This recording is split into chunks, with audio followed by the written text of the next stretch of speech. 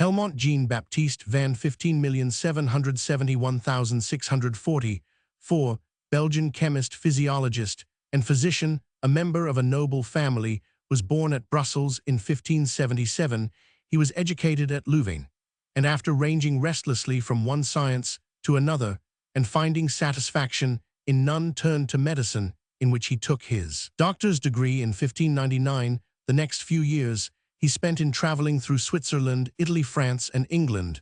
Returning to his own country, he was at Antwerp at the time of 250, the Great Plague, in 1605, and having contracted a rich marriage, settled in 1609 at Vilvoorde near Brussels, where he occupied himself with chemical experiments and medical practice until his death on the 30th of December 1644. Van Helmont presents curious contradictions. On the one hand, he was a disciple of Paracelsus, though he scornfully repudiates his errors, as well as those of most other contemporary authorities. Mystic with strong leanings to the supernatural, and alchemist who believed that with a small piece of the philosopher's stone he had transmuted 2,000 times as much mercury into gold. On the other hand, he was touched with the new learning that was producing men like Harvey Galileo and Bacon, a careful observer of nature and an exact experimenter who in some cases realized that matter can neither be created nor destroyed.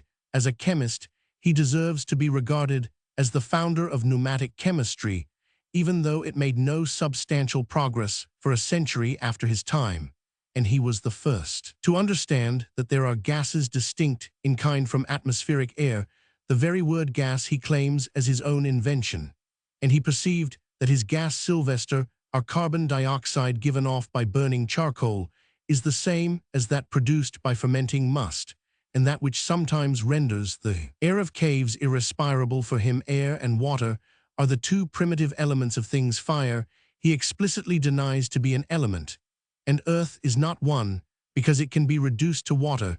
That plants, for instance, are composed of water he sought to show by the ingenious quantitative experiment of planting a willow weighing 5 in 200 of dry soil, and allowing it to grow for 5 years. At the end of that time, it had become a tree weighing 169, and since it had received nothing but water, and the soil weighed practically the same as at the beginning, he argued that the increased weight of wood, bark, and roots had been formed from water alone.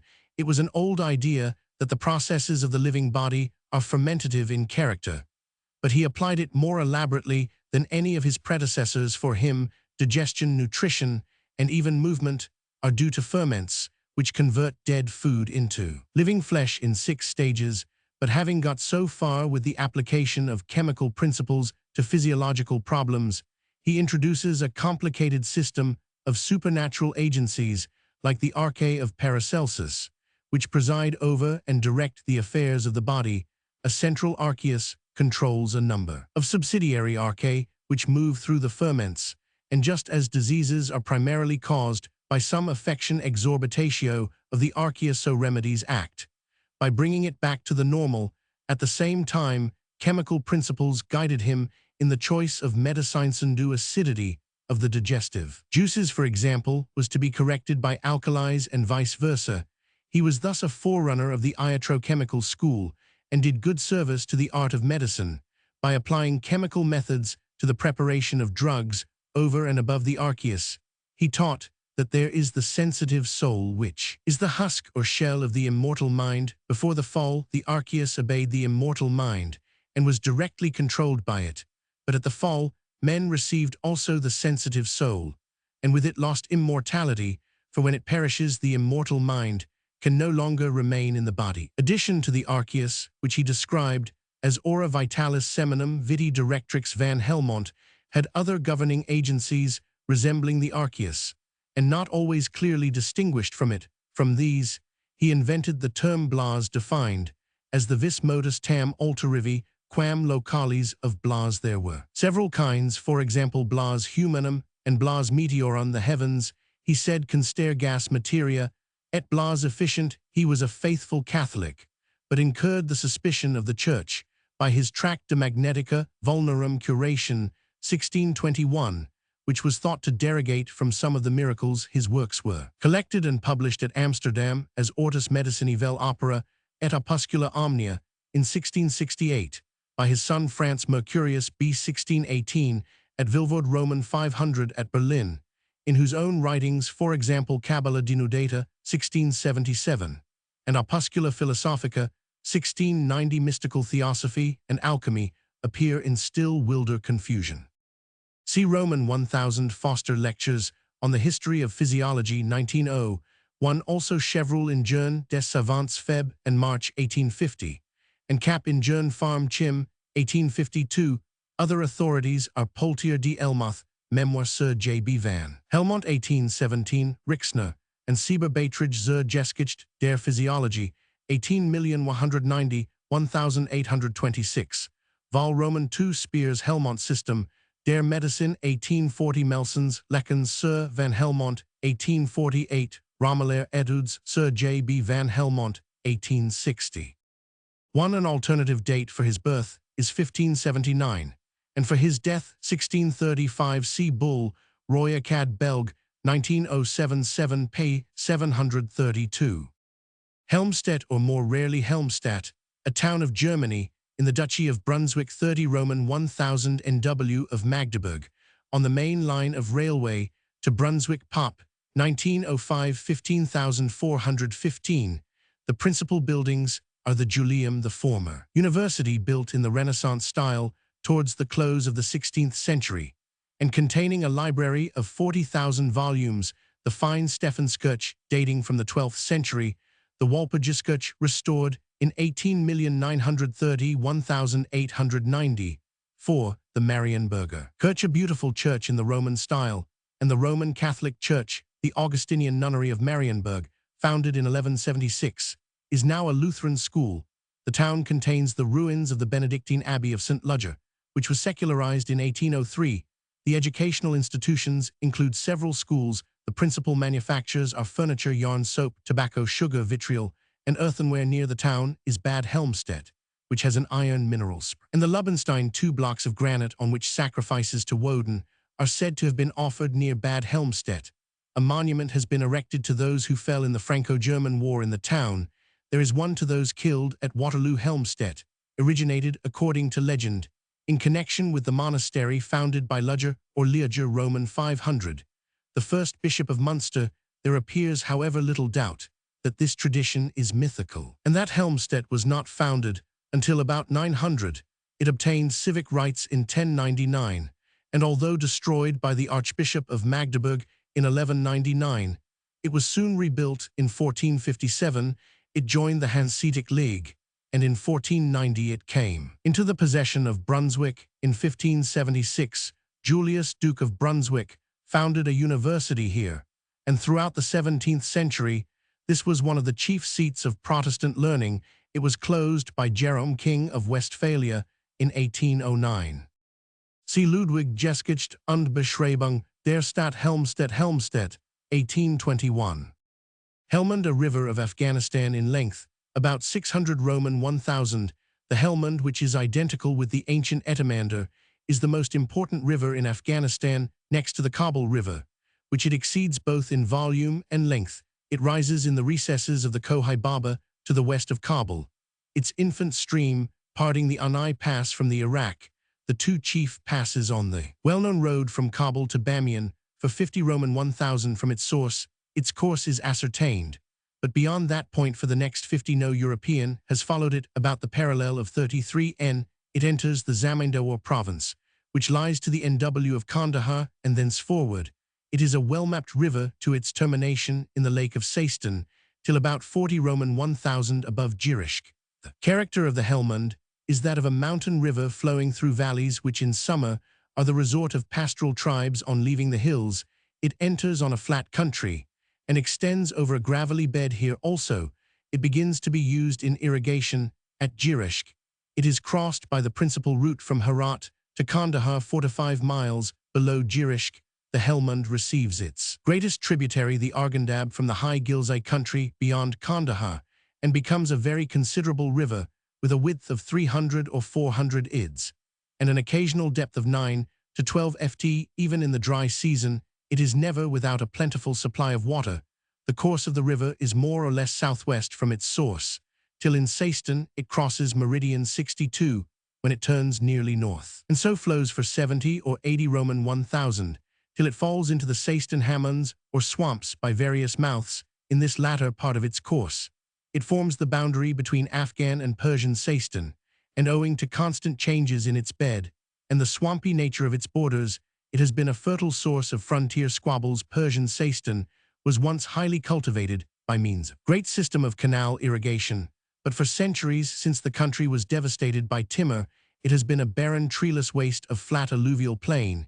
In years of exceptional flood, the Seiston Lake spread southwards into an overflow channel called the 251 Schelag, which, running parallel to the northern course of the Helmont in the opposite direction, finally loses its waters in the Gaadizure swamp, which thus becomes the final bourne of the river throughout its course from its confluence with the Arghandab to the ford of Chahar Burjak, where it bends northward. The Helmont Valley is a narrow green belt of fertility sunk in the midst of a wide alluvial desert, with many thriving villages interspersed amongst the remains of ancient cities, relics of Kayani rule. The recent political mission to Seiston under Sir Henry McMahon 19,040,1905 added much information respecting the ancient and modern channels of the lower Helmont, proving that river to have been constantly shifting its bed over a vast area, changing the level of the country by silt deposits, and in conjunction with the terrific action of Seiston winds,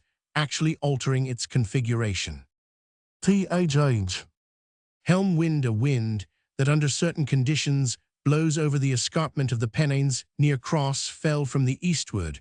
When a helmet cloud covers the summit, the helm bar is a roll of cloud that forms in front of it to leeward. See Report on the Helm Wind Inquiry by W. Marriott Court Jern Roy, Metz Soch Roman 15.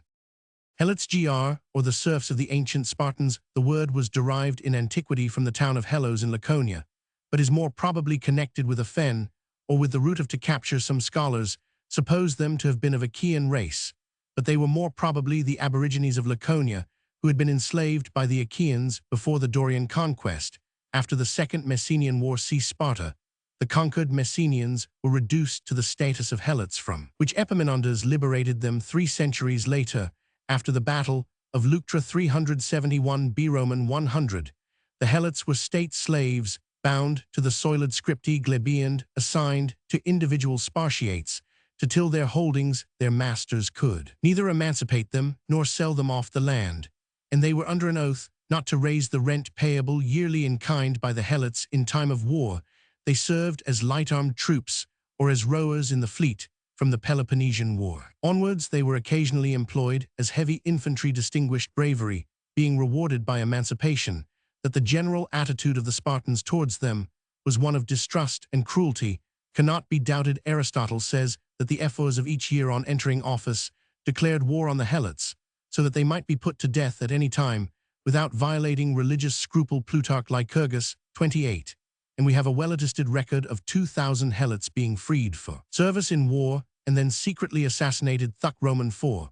But when we remember the value of the helots from a military and agricultural point of view, we shall not readily believe that the cryptia was really, as some authors represent it, an organized system of massacre. We shall see in it a good police training inculcating hardihood and vigor in the young, while at the same time getting rid of any helots who were found to be plotting against the state. See further. Cryptia. Intermediate between helots and spartiates were the 2 classes of neodamodes and mathons. The former were emancipated helots, or possibly their descendants, and were much used in war from the end of the 5th century. They served especially on foreign campaigns, as those of Thibron 400,399 B. Roman 100, and Agesilaus 396,394 B. Roman 100. In Asia Minor, the Mathons or Mathics were usually the sons of spartiates and helot mothers. They were free men sharing the Spartan training, but were not full citizens, though they might become such in recognition of special merit. See Roman 100 O. Muller, History and Antiquities of the Doric Race, Eng Trans, B.K. Roman 3 ch. 3, G. Gilbert, Greek Constitutional Antiquities, Eng Trans, pp. 30-35. A H. J. Greenidge Handbook of Greek Constitutional History, pp. 83-85, G. Busolt die Greich, Stats Urich Saltertumer 80, 4 Greikisch Geschichte Roman 12, 525,528, G. F. Scaman Antiquities of Greece, The State Eng Trans, pp. 194 ff. Roman 1000 NT. Help Sir Arthur 18,130,1875, English writer and clerk of the Privy Council, youngest son of Thomas. Helps a London merchant, was born near London on the 10th of July 1813. He was educated at Eton and at Trinity College, Cambridge. Coming out 31st Wrangler in the mathematical tripos in 1835, he was recognized by the ablest of his contemporaries there as a man of superior gifts, and likely to make his mark in after life as a member of the Conversazioni Society, better known as the Apostles, a society established in 1820 for the purposes of discussion on social and literary questions by few young men attracted to each other by a common taste for literature and speculation. He was associated with Charles Buller, Frederick Morris, Richard Chenevix, Trench Monckton Milnes, Arthur Hallam, and Alfred Tennyson. His first literary effort, Thoughts in the Cloister, and the Crowd 1835, was a series of aphorisms upon life, character, politics, and manners. Soon after leaving the university, Arthur Helps became private secretary to Spring Rice, afterwards Lord Monteagle, then Chancellor of the Exchequer. This appointment he filled till 1839, when he went to Ireland as private secretary to Lord Morpeth, afterwards Earl of Carlisle, Chief Secretary for Ireland. In the meanwhile, 28 October 1836, Helps had married Bessie, daughter of Captain Edward Fuller. He was one of the commissioners for the settlement of certain Danish claims, which dated so far back as the Siege of Copenhagen. But with the fall of the Melbourne administration, 1841, his official experience closed for a period of nearly 20 years. He was not, however, forgotten by his political friends. He possessed admirable tact and sagacity. His fitness for official life was unmistakable. And in 1860, he was appointed clerk of the Privy Council on the recommendation of Lord Granville. His essays, written in the intervals of business, had appeared in 1841, and his claims of labor and on the duties of the employers to the employed in 1844, 2 plays King Henry II, an historical drama, and Catherine Douglas, a tragedy published in 1843, have no particular merit, neither in these nor in his only other dramatic effort, Ulita the Serf, 1858, did he show any real qualifications as a playwright. Helps possessed, however, enough dramatic power to give life and individuality to the dialogues, with which he enlivened many of his other books. In his Friends in Council, a series of readings and discourse, thereon 18,471,859, Helps varied his presentment of social and moral problems by dialogues between imaginary personages who, under the names of Milverton, Ellesmere, and Dunsford, grew to be almost as real to Helps' readers as they certainly became to himself. The book was very popular, and the same expedient was resorted to in Conversations on War and General Culture, published in 1871. The Familiar Speakers with Others Added also appeared in his Realm 1868, and in the best of its authors, later works Talk About Animals and Their Masters, 1873. A long essay on slavery in the first series of Friends in Council was subsequently elaborated into a work in 2 volumes published in 1848 and 1852, called The Conquerors of the New World and Their Bondsmen. Helps went to Spain in 1847 to examine the numerous MSS bearing upon his subject at Madrid. The fruits of these researches were embodied in an historical work based upon his Conquerors of the New World and called The Spanish Conquest in America and its relation to the history of slavery and the government of colonies, 4 vols 180, 5,518,571,861. But in spite of his scrupulous efforts after accuracy, the success of the book was marred by its obtrusively moral purpose and its discursive character. The Life of Las Casas, the Apostle of the Indians, 1868, The Life of Columbus, 1869, The Life of Pizarro, 1869, and The Life of Hernando Cortes, 1871, when extracted from the work and published separately, proved successful. Besides the books, which have been already mentioned, he wrote Organization in Daily Life, an essay, 1862, Casimir Maremma, 1870, Brevia Short Essays and Aphorisms, 1871, Thoughts upon Government, 1872, Life and Labors of Mr. Thomas Brassey, 1872, Ivan de Bayern, 1874, Social Pressure, 1875. His appointment as Clerk of the Council brought him into personal communication with Queen Victoria and the Prince 252 consort, both of whom came to regard him with confidence and respect after the prince's death. The Queen early turned to Helps to prepare an appreciation of her husband's life and character. In his introduction to the collection 1862 of the Prince Consort's speeches and addresses, Helps adequately fulfilled his task. Some years afterwards, he edited and wrote a preface to the Queen's Leaves from a Journal of Our Life in the Highlands, 1868. In 1864, he received the honorary degree of Roman 500 Roman 100 Roman 50 from the University of Oxford. He was made a Roman 100B in 1871 and K Roman 100B in the following year. His later years were troubled by financial embarrassments, and he died on the 7th of March, 1875. Helsingborg, a seaport of Sweden in the district land of Malmöhus, 35 Roman 1000 N by E of Copenhagen by rail, and water pop 1924,670. It is beautifully situated at the narrowest part of Öresund, or the Sound, here only 3 Roman 1000 wide, opposite Helsingør Elsinore in Denmark, above the town. The brick tower of a former castle crowns a hill commanding a fine view over the Sound. On the outskirts are the Öresund Park Gardens, containing iodide and bromide springs and frequented sea baths. On the coast to the north is the Royal Chateau of Sofiro. To the south, the small spa of Ramlösa. A system of electric trams is maintained north and east of Helsingborg. Lies the only coalfield in Sweden, extending into the lofty Kullen Peninsula, which forms the northern part of the east shore of the Sound. Potter's clay is also found. Helsingborg ranks among the first manufacturing towns of Sweden, having copper works using ore from Sulitelma. In Norway, Inderubber works and breweries. The artificial harbor has a depth of 24 ft, and there are extensive docks. The chief exports are timber, butter, and iron. The town is the headquarters of the 1st Army Division. The original site of the town is marked by the tower of the old fortress, which is first mentioned in 1135 in the 14th century.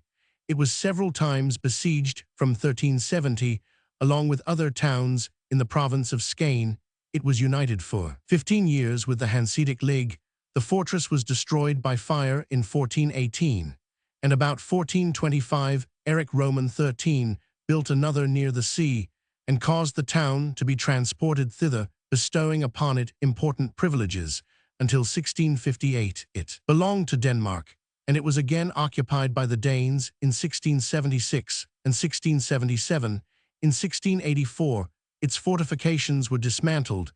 It was taken by Frederick Roman IV of Denmark in November 1709, but on the 28th of February 1710, the Danes were defeated. The neighborhood and the town came finally into the possession of Sweden, though in 1711 it was again bombarded by the Danes. A tablet on the quay commemorates the landing of Bernadotte after his election as successor to the throne in 1810. Helsingfors, Finnish Helsinki, a seaport and the capital of Finland, and of the province of Nyland, center of the administrative, scientific, educational, and industrial life of Finland.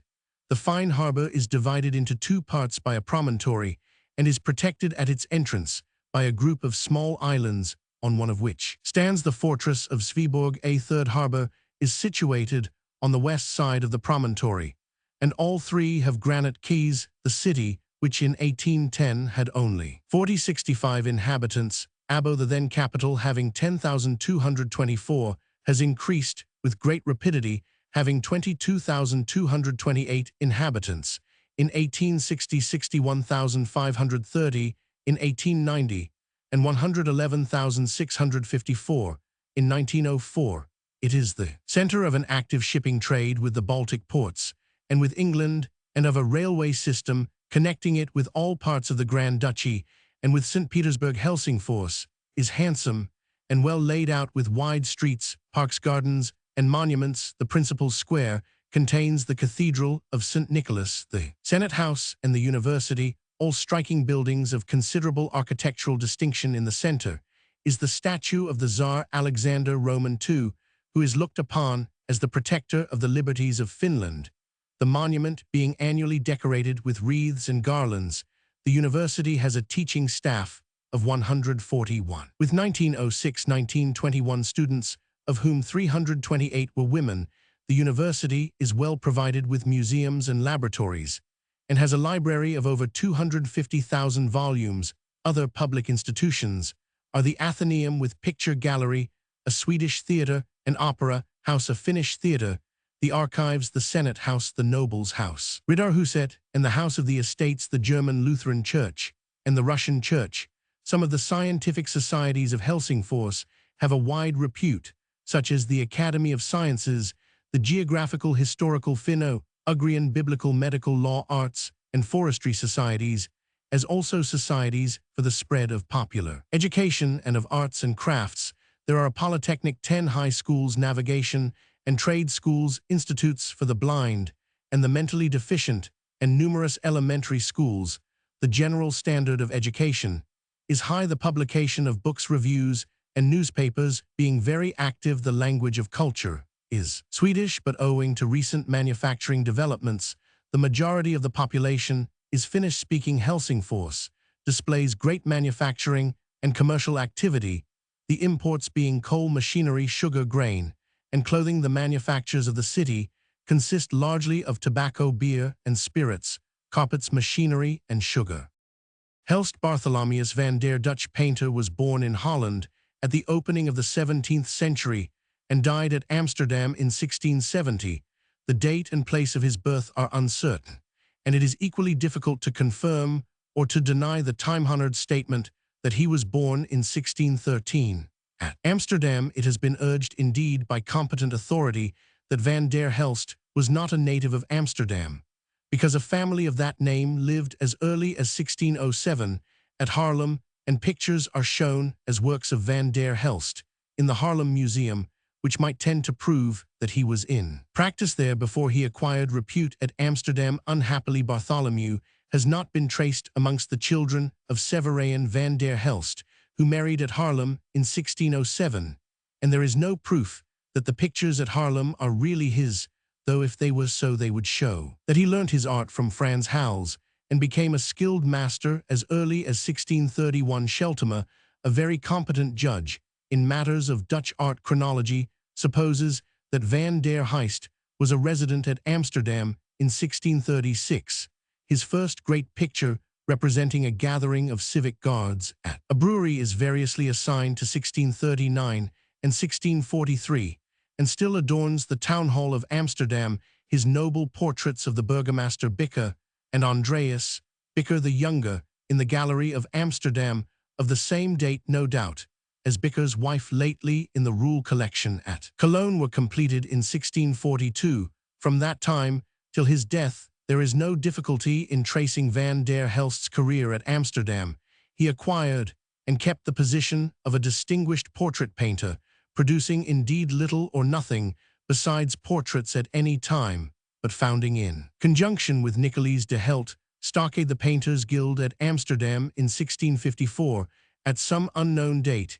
He married Constance Reinst of a good patrician family in the Netherlands, bought himself a house in the Dolenstrasse, and ended by earning a competence, his likeness of Paul Potter at The Hague, executed in 1654, and his partnership with Bakhuizen, who laid in the backgrounds of some of his pictures in 1668, indicate a constant companionship with the best artists of the time. Wagen has said that his portrait of Admiral Kortenaar in the Gallery of Amsterdam betrays the teaching of Frans Hals, and the statement need not be gainsaid. Yet on the whole, van der Helst's career as a painter was mainly a protest against the systems of Hals and Rembrandt.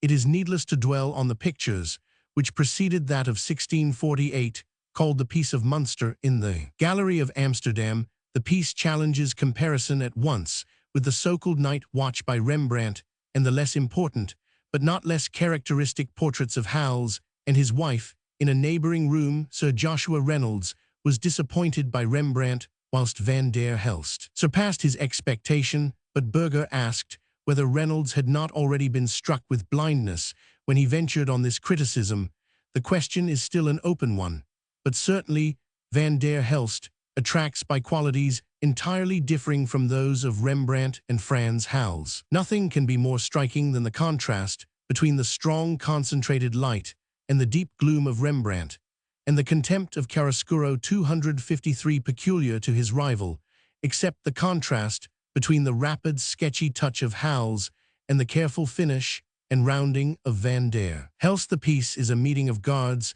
to celebrate the signature of the Treaty of Munster.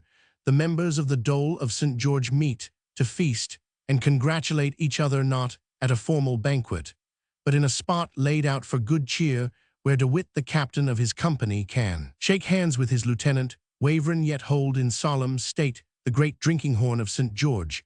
The rest of the company sit, stand, or busy themselves around, some eating, others drinking, others carving or serving, an animated scene on a long canvas, with figures large as life well has. Berger said the heads are full of life, and the hands admirable, the dresses and subordinate parts are finished to a nicety, without sacrifice of detail or loss of breadth in touch or impaste, but the eye glides from shape to shape, arrested here by expressive features, there by a bright stretch of colors, nowhere at perfect rest, because of the lack of a central thought in light and shade harmonies or composition. Great as the qualities of van der Helst undoubtedly are, he remains below the line of demarcation which separates the second from the first-rate masters of art.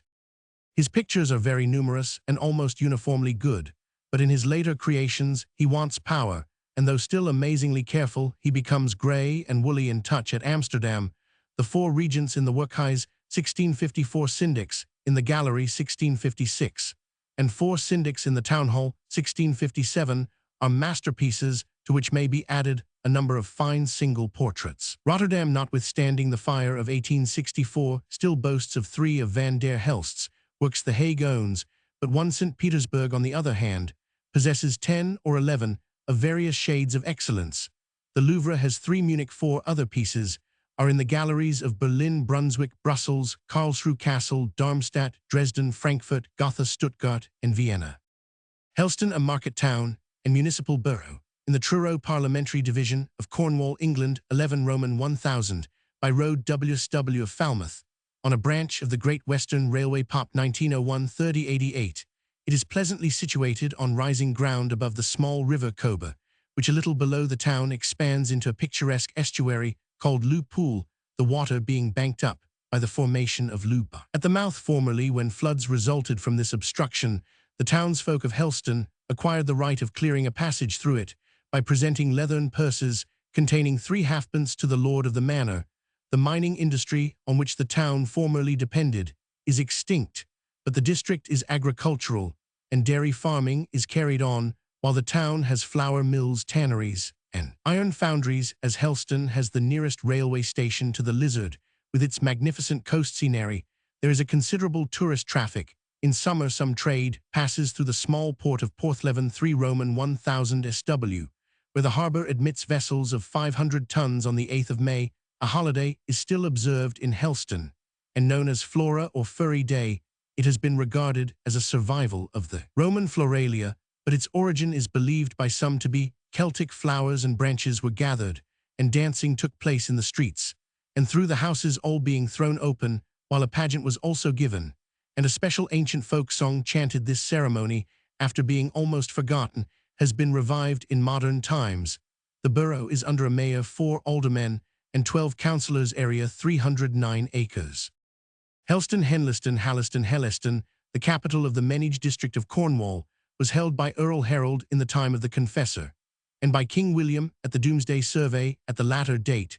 Besides 73 villeins, bordars, and serfs, there were 40 servisarii, a species of unfree tenants, who rendered their custom in the form of beer. King John 1201 constituted Helleston a free borough, established a guild merchant, and granted the burgesses freedom from toll and other similar dues throughout the realm, and the cognizance of all pleas within the borough, except crown pleas. Richard, king of the Romans 1260, extended the boundaries of the borough, and granted permission for the erection of an additional Roman 1099.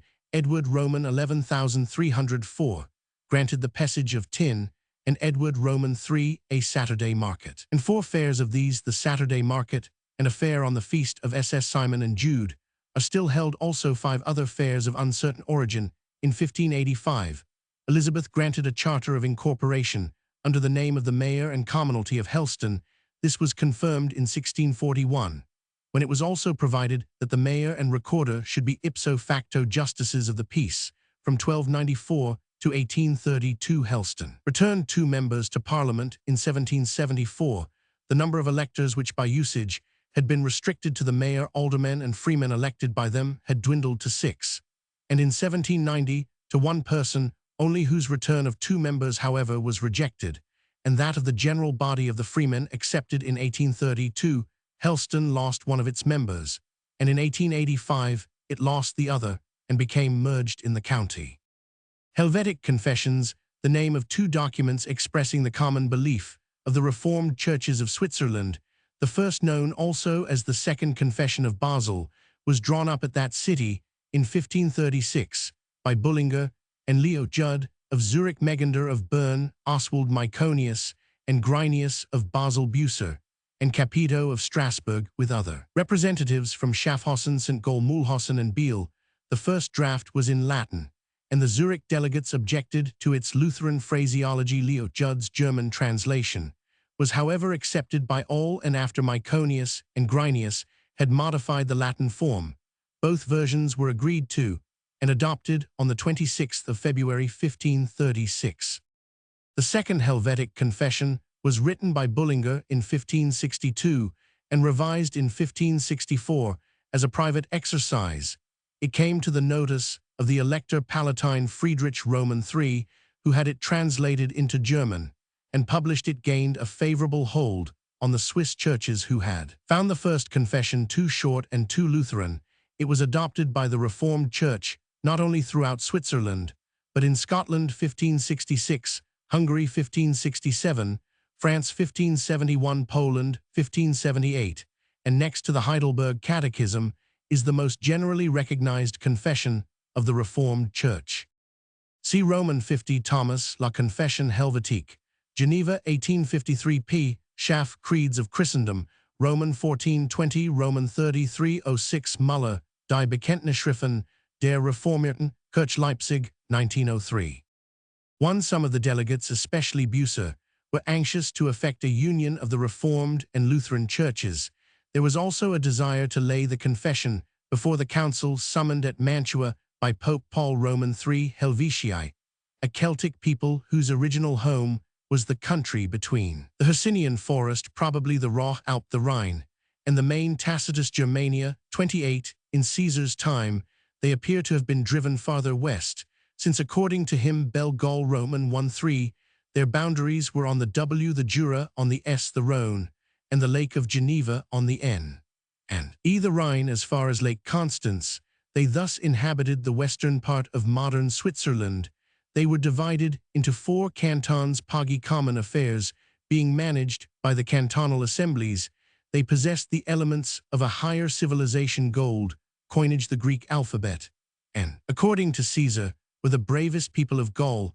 The reports of gold and plunder spread by the Cimbri and Teutons on their way to southern Gaul induced the Helvetii to follow their example. In 107, under Divico, 2 of their tribes, the Taugini and Tigurini, crossed the Jura and made their way as far as Agenum Agen on the Garonne, where they utterly defeated the Romans under Roman 50 Cassius Longinus, and forced them to pass under the yoke. Livy Epit 65.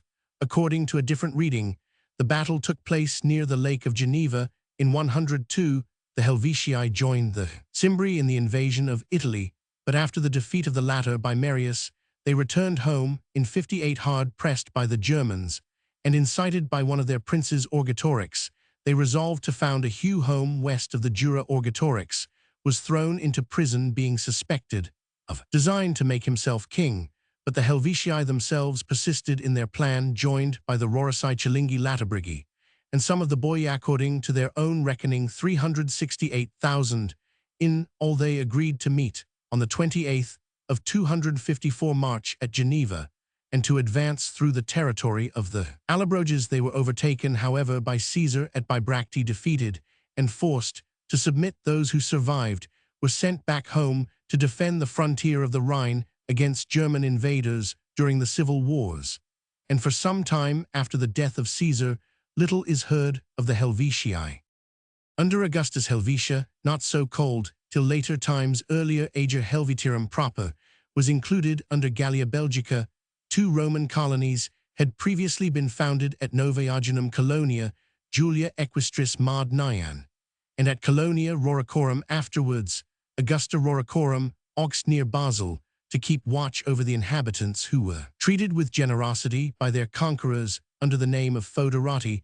They retained their original constitution and division into 4 cantons. They were under an obligation to furnish a contingent to the Roman army for foreign service, but were allowed to maintain garrisons of their own, and their magistrates had the right to call out militia. Their religion was not interfered with. They managed their own local affairs and kept their own language. Although Latin was used officially, their chief towns were Aventicum Avenches and Vindonissa Windisch. Under Tiberius, the Helvetii were separated from Gallia Belgica and made part of Germania Superior after the death of Galba. A Roman 500, having refused submission to Vitellius, their land, was devastated by Alienus Caecina, and only the eloquent appeal of one of their leaders named Claudius Casus saved them from annihilation under Vespasian.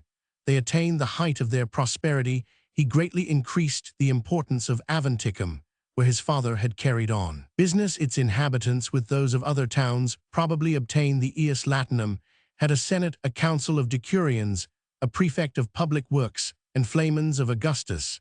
After the extension of the eastern frontier, the troops were withdrawn from the garrisons and fortresses, and Helvetia, free from warlike disturbances, gradually became completely Romanized. Aventicum had an amphitheater, a public gymnasium, and an academy with Roman professors. Roads were made wherever possible, and commerce rapidly developed. The old Celtic religion was also supplanted by the Roman. The west of the country, however, was more susceptible to Roman influence, and hence preserved its independence against barbarian invaders longer than its eastern portion. During the reign of Gallienus 260,268, the Alemanni overran the country, and although Probus Constantius Chlorus Julian Valentinian Roman I, and Gratian to some extent, checked the inroads of the barbarians, it never regained its former prosperity in the subdivision of Gaul. In the 4th century, Helvetia, with the territory of the Sequani and Rorici, formed the Provincia Maxima Sequanorum, the chief town of which was Vesontio Besançon, under Honorius 395,423. It was probably definitely occupied by the Alemanni, except in the west, where the small portion remaining to the Romans was ceded in 436 by Aetius to the Burgundians. See Roman 50, Von Holler Helvetischen unter den Römern Bern, 1811 T. Mommsen die Schweiz, in Römischer Zeit Zurich, 1854, J. Brosi die Kelten und Althelvetier Zollotern, 1851, Roman 50 Hug and Arstead. Switzerland in Story of the Nations, Roman 26, Roman 100 Dandlicher Geschichte der Schweiz, 18,921,895.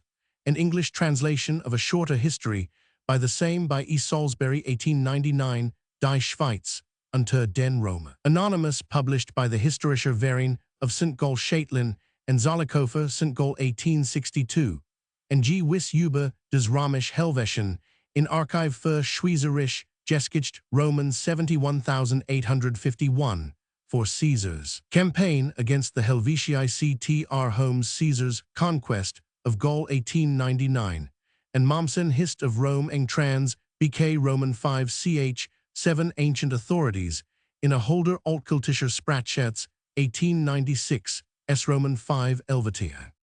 Helvetius Claude Adrien 17,151,771, French philosopher and litterateur, was born in Paris in January 1715. He was descended from a family of physicians whose original name was Schweitzer Latinized as Helvetius. His grandfather introduced the use of ipecacuanha. His father was first physician to Queen Marie Leczinska of France. Claude Adrien was trained for a financial career.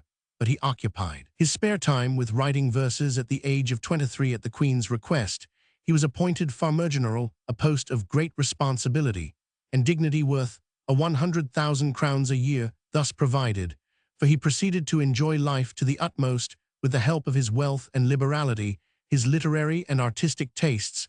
As he grew older, however, his social successes ceased, and he began to dream of more lasting distinctions, stimulated by the success of Maupertuis, as a mathematician of Voltaire, as a poet of Montesquieu, as a philosopher. The mathematical dream seems to have produced nothing. His poetical ambitions resulted in the poem called Le Ben Hur, published posthumously, with an account of Helvetius' life and works, by Roman 100 F. de Saint Lambert, 1773, in which he develops the idea that true happiness is only to be found in making the interest of one. That of all his philosophical studies ended in the production of his famous book De l'Esprit.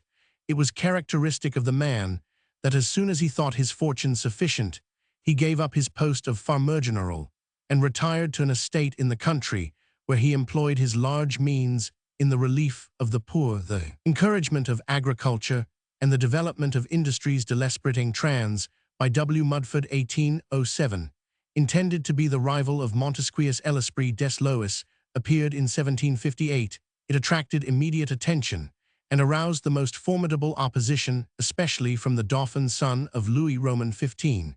The Sorbonne condemned the book. The priests persuaded the court that it was full of the most dangerous doctrines, and the author, terrified at the storm he had raised, wrote 3 separate retractations. Yet in spite of his protestations of orthodoxy, he had to give up his office at the court, and the book was publicly burned by the hangman. The virulence of the attacks upon the work, as much as its intrinsic merit, caused it to be widely read. It was translated into almost all the languages of Europe. Voltaire said that it was full of commonplaces, and that what was original was false or problematical. Rousseau declared that the very benevolence of the author gave the lie to his principles. Grimm thought that all the ideas in the book were borrowed from Diderot. According to Madame du Deffand, Helvetius had raised such a storm by saying openly what everyone thought in secret. Madame de Graffigny averred that all the good things in the book had been picked up in her own salon. In 1764, Helvetius visited England, and the next year, on the invitation of Frederick Roman II, he went to Berlin, where the king paid him marked attention. He then returned to his country estate and passed the remainder of his life in perfect tranquility. He died on the 26th of December, 1771. His philosophy belongs to the utilitarian school. The 4 discussions of which his book consists have been thus summed up. 1. All man's faculties may be reduced to physical sensation, even memory, comparison, judgment. Our only difference from the lower animals lies in our external organization. 2. Self-interest, founded on the love of pleasure and the fear of pain, is the sole spring of judgment. Action, affection, self-sacrifice is prompted by the fact that the sensation of pleasure outweighs the accompanying pain. It is thus the result of deliberate calculation. We have no liberty of choice between good and evil. There is no such thing as absolute right. Ideas of justice and injustice change according to customs. 3. All intellects are equal. Their apparent inequalities do not depend on a more or less perfect organization, but have their cause in the unequal desire for instruction. And this desire springs from passions of which all men, commonly well organized, are susceptible to the same degree. And we can therefore all love glory with the same enthusiasm, and we owe all to education. 4. In this discourse, the author treats of the ideas which are attached to such words as genius, imagination, talent, taste, good sense. Roman 100. The only original ideas in his system are those of the natural equality of intelligences and the omnipotence of education, neither of which, however, is generally accepted, though both were prominent in the system of J.S. Roman 1099. There is no doubt that his thinking was unsystematic, but many of his critics have entirely misrepresented him. For example, Cairnes, in his Unbelief in the 18th century, as J. Roman 1000. Robertson, Short History of Free Thought, points out he had great influence upon Bentham, and Roman 100. Beccaria states that he himself was largely inspired by Helvetius in his attempt to modify penal laws. The keynote of his thought was 255, that public ethics has a utilitarian basis, and he insisted strongly on the importance of culture in national development.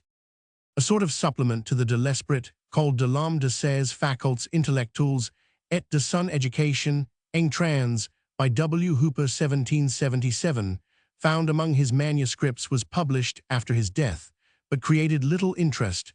There is a complete edition of the works of Helvetius, published at Paris 1818, for an estimate of his work, and his place among the philosophers of the 18th century. See Victor Cousin's Philosophy, Sensualiste, 1863, p. Roman 50, Les Audes, Resumes philosophiques, 1853, f. Roman 500. Morris in his Modern Philosophy, 1862, pp. 537, Sec. J. Morley Diderot, and the Encyclopedists, London, 1878, Roman 500, Gimo Stratos, Die Pädagogik des Helvetius, Berlin, 1891, Agilwa le Salon de Madame Helvetius, 1894, a Poésie le idée philosophique. Specialment Pädagogique de Roman, 100a Helvetius, Milan, 1889. G. Plekhanov Beitridge, zur Geschichte des Materialismus, Stuttgart, 1896, Roman 50. Limentani, La Théorie psychologique de Roman, 100a Helvetius, Verona, 1902,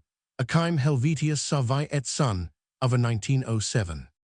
Helvidius Priscus, Stoic philosopher and statesman, lived during the reigns of Nero, Galba, Otho, Vitellius, and Vespasian. Like his father-in-law Thrasea he was distinguished for his ardent and courageous republicanism.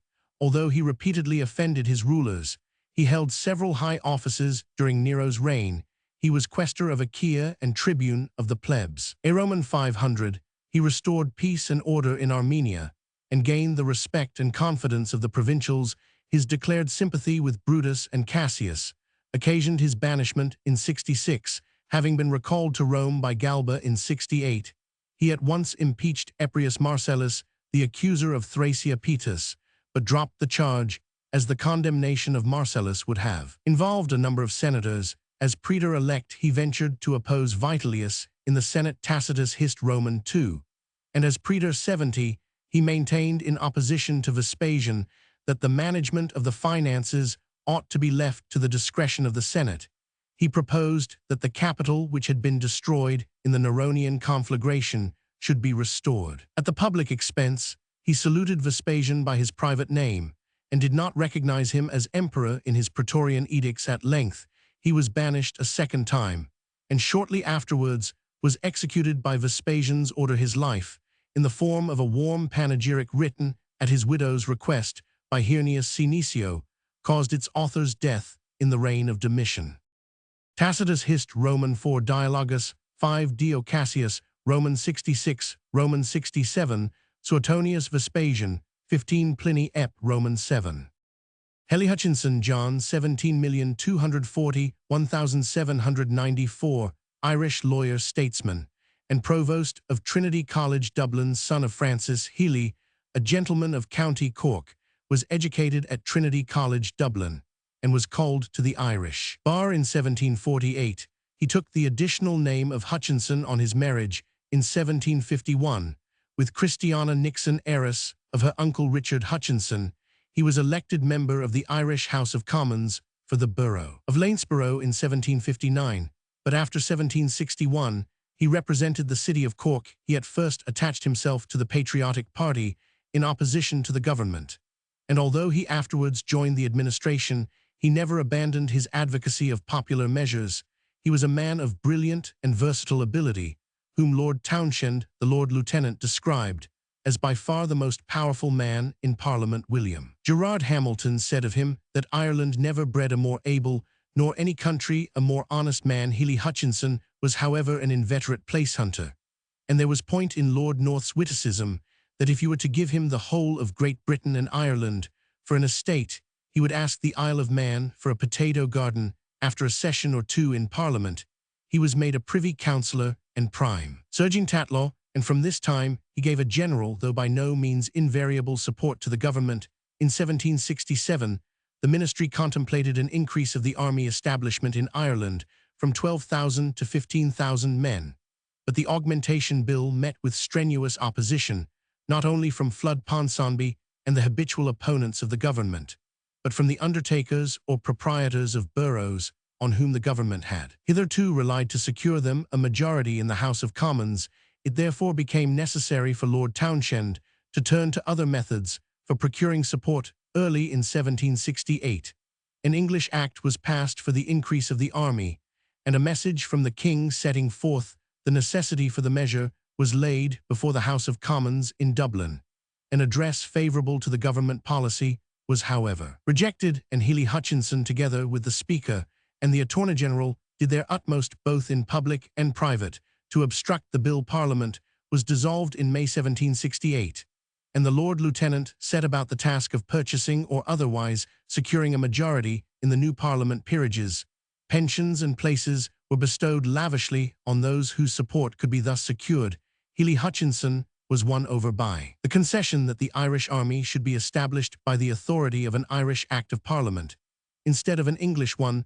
The augmentation bill was carried in the session of 1769 by a large majority. Hely Hutchinson's support had been so valuable that he received as reward an addition of 1,000 a year to the salary of his sinecure of Ulnaga, a major's commission in a cavalry regiment, and a promise of the Secretaryship of State. He was at this time one of the most brilliant debaters in the Irish Parliament, and he was enjoying an exceedingly lucrative practice at the bar. This income, however, together with his well-salaried sinecure and his place as prime sergeant, he surrendered in 1774 to become provost of Trinity College, although the statute requiring the provost to be in holy orders had to be dispensed with in his favor. For this great academic position, Hely Hutchinson was in no way qualified, and his appointment to it for purely political service to the government was justly criticized with much asperity. His conduct in using his position as provost to secure the parliamentary representation of the university for his eldest son brought him into conflict with Duignan, who attacked him in Lacrimae Academicae and involved him in a duel. Mr. Doyle, while a similar attempt on behalf of his second son in 1790 led to his being accused before a select committee of the House of Commons of impropriety as returning officer. But although without scholarship, Hely Hutchinson was an efficient provost during whose rule material benefits were conferred on Trinity College. He continued to occupy a prominent place in Parliament, where he advocated free trade, the relief of Catholics from penal legislation, and the reform of Parliament. He was one of the very earliest politicians to recognize the soundness of Adam Smith's views on trade, and he quoted from The Wealth of Nations, adopting some of its principles in his Commercial Restraints of Ireland, published in 1779, which Lecky pronounces one of the best specimens of political literature produced in Ireland in the latter half of the 18th century. In the same year, the economic condition of Ireland being the cause of great anxiety, the government solicited from several leading politicians their opinion on the state of the country, with suggestions for a remedy. Hely Hutchinson's response was a remarkably able state paper, MS, in the Record Office, which also showed clear traces of the influence of Adam Smith. The Commercial Restraints, condemned by the authorities as seditious, went far to restore Hely Hutchinson's popularity, which had been damaged by his greed of office. Not less enlightened were his views on the Catholic question. In a speech in Parliament on Catholic education in 1782, the provost declared that Catholic students were in fact to be found at Trinity College, but that he desired their presence there to be legalized on the largest scale. My opinion, he said, is strongly against sending Roman Catholics abroad for education, nor would I establish popish colleges at home. The advantage of being admitted into the University of Dublin will be very great to Catholics. They need not be obliged to attend the divinity professor, they may have one of their own, and I would have a part of the public money applied to their use, to the support of a number of poor lads as sizars, and to provide premiums for persons of merit, for I would have them go into examinations and make no distinction between them and the Protestants, but such as merit might claim, and after sketching a scheme for increasing the number of diocesan schools where Roman Catholics might receive free education, he went on to 256 urge that it is certainly a matter of importance that the education of their priests should be as perfect as possible, and that if they have any prejudices they should be prejudices in favor of their own country. The Roman Catholics should receive the best education in the established university at the public expense, but by no means should popish colleges be allowed, for by them we should again have the press groaning with themes of controversy, and subjects of religious disputation that have long slept in oblivion would again awake, and awaken with them all the worst passions of the human mind. 1. In 1777, Hely Hutchinson became Secretary of State, when Grattan in 1782 moved an address to the King, containing a declaration of Irish legislative independence. Hely Hutchinson supported the Attorney General's motion postponing the question, but on the 16th of April after the Easter recess, he read a message from the Lord Lieutenant, the Duke of Portland, giving the King's permission for the House to take the matter into consideration, and he expressed his personal sympathy with the popular cause, which Grattan on the same day brought to a triumphant issue. C. Grattan Henry Hely Hutchinson supported the opposition on the Regency question in 1788, and one of his last votes in the House was in favor of parliamentary reform in 1790. He exchanged the constituency of Cork for that of Tagman in County Wexford, for which borough he remained member till his death at Buxton on the 4th of September 1794. In 1785, his wife had been created Baroness Donoughmore, and on her death in 1788, his eldest son, Richard 17,561,825, succeeded to the title Lord Donoughmore, was an ardent advocate of Catholic emancipation. In 1797, he was created Viscount Donoughmore II, and in 1800 having voted for the Union hoping to secure Catholic emancipation from the United Parliament, he was further created Earl of Donoughmore of Knocklofty, being succeeded first by his brother John Hely Hutchinson, 17,571,832, and then by his nephew John III Earl, 17,871,851, from whom the title descended. C.W.E.H. Lecky Hist of Ireland in the 18th century, 5 vols London 1892, J.A. Froude the English in Ireland in the 18th century, 3 vols London 18,721,874, H. Grattan Memoirs of the Life and Times of Henry Grattan, 8 vols London 18,391,846, Beretariana, by various writers, Dublin 1773. R.J. Roman 1000. 1 Irish Paul, Debates Roman 1310. 2 It is generally supposed that the title conferred by this patent was that of Viscount Suerdale, and such is the courtesy title by which the heir apparent of the Earls of Donoughmore is usually styled. This, however, appears to be an error in all the 3 creations: barony 1783, viscountcy 1797, earldom 1800. The title is Donoughmore of Knocklofty. In 1821, the first earl was further created Viscount Hutchinson of Knocklofty. In the peerage of the United Kingdom, the courtesy title of the earl's eldest son should therefore apparently be either Viscount Hutchinson or Viscount Knocklofty. C.G.E. Roman 100, Complete Peerage, London, 1890. Heliot Peer 16,601,716, Franciscan friar and historian, was born at Paris in January 1660, of supposed English ancestry. After spending his youth in study, he entered, in his 21st year, the convent of the Third Order of St. Francis, founded at Picpus near Paris by his uncle Jerome Heliot, canon of St. Sepulchre. There he took the name of Pier Hippolyte. 2 journeys to Rome on monastic business afforded him the opportunity of traveling over most of Italy, and after his final return, he saw much of France, while acting as secretary to various provincials of his order there, both in Italy and France. He was engaged in collecting materials for his great work, which occupied him about 25 years. L'Histoire des ordres monastiques, religia et militaires, et des congrégations séculières de l'un, et de l'autre sexe qui ont été établies jusqu'à present, published in 8 volumes, in 17,140,1721. Heliot died on the 5th of January 1716, before the 5th volume appeared, but his friend Maximilian Bullot completed the edition. Heliot's only other noteworthy work is Lucretian, Murrant 1695. The Histoire is a work of first importance, being the great repertory of information for the general history of the religious orders up to the end of the 17th century. It is profusely illustrated by large plates exhibiting the dress of the various orders. And in the edition of 1792, the plates are colored. It was translated into Italian 1737, and into German 1753. The material has been arranged in dictionary form in Means Encyclopaedia Theologique, under the title Dictionnaire des ordres religieux, 4 vols 1858. Hemans Felicia Dorothea, 17,930,1835, English poet, was born in Duke Street, Liverpool, on the 25th of September 1793.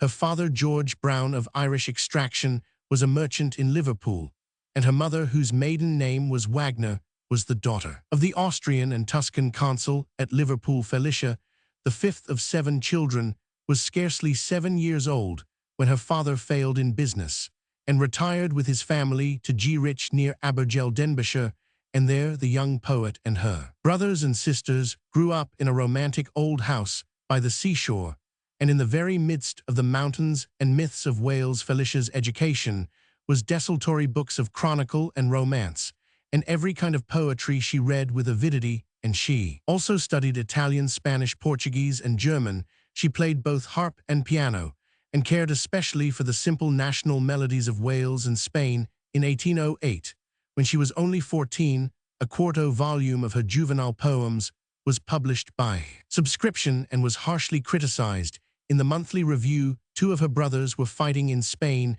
under Sir John Moore, and Felicia, fired with military enthusiasm, wrote England and Spain, or Valor and Patriotism, a poem afterwards translated into Spanish. Her second volume, The Domestic Affections and Other Poems, appeared in 1812, on the eve of her marriage to Captain Alfred Hemans. She lived for some time at Daventry, where her husband was adjutant of the Northamptonshire militia. About this time her father went to Quebec on business and died there, and after the birth of her first son, she and her husband went to live with her mother at Bronwulfa, a house near St. Asaph. Here, during the next 6 years, 4 more children, all boys, were born. But in spite of domestic cares, arid, failing health, she still read and wrote indefatigably. Her poem, entitled The Restoration of Works of Art to Italy, was published in 1816, her Modern Greece in 1817, and in 1818, translations from Camoens and other poets. In 1818, Captain Hemans went to Rome, leaving his wife shortly before the birth of their 5th child with her mother at Bronwulfa.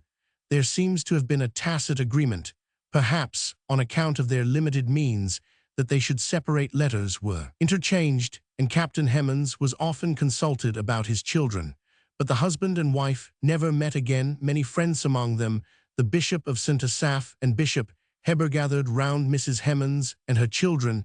In 1819, she published tales and historic scenes in verse, and gained a prize of 50, offered for the best poem. On the meeting of Wallace and Bruce on the banks of the Carron in 1820, appeared The Skeptic and Stanzas to the Memory of the Late King. In June 1821, she won the prize awarded by the Royal Society of Literature for the best poem on the subject of Dartmoor, and began her play, The Vespers of Palermo. She now applied herself to a course of German reading. Corner was her favorite German poet, and her lines on the grave of Corner were one of the first English tributes to the genius of the young soldier poet. In the summer of 1823, a volume of her poems was published by Murray, containing The Siege of Valencia, The Last Constantine, and Belshazzar's Feast.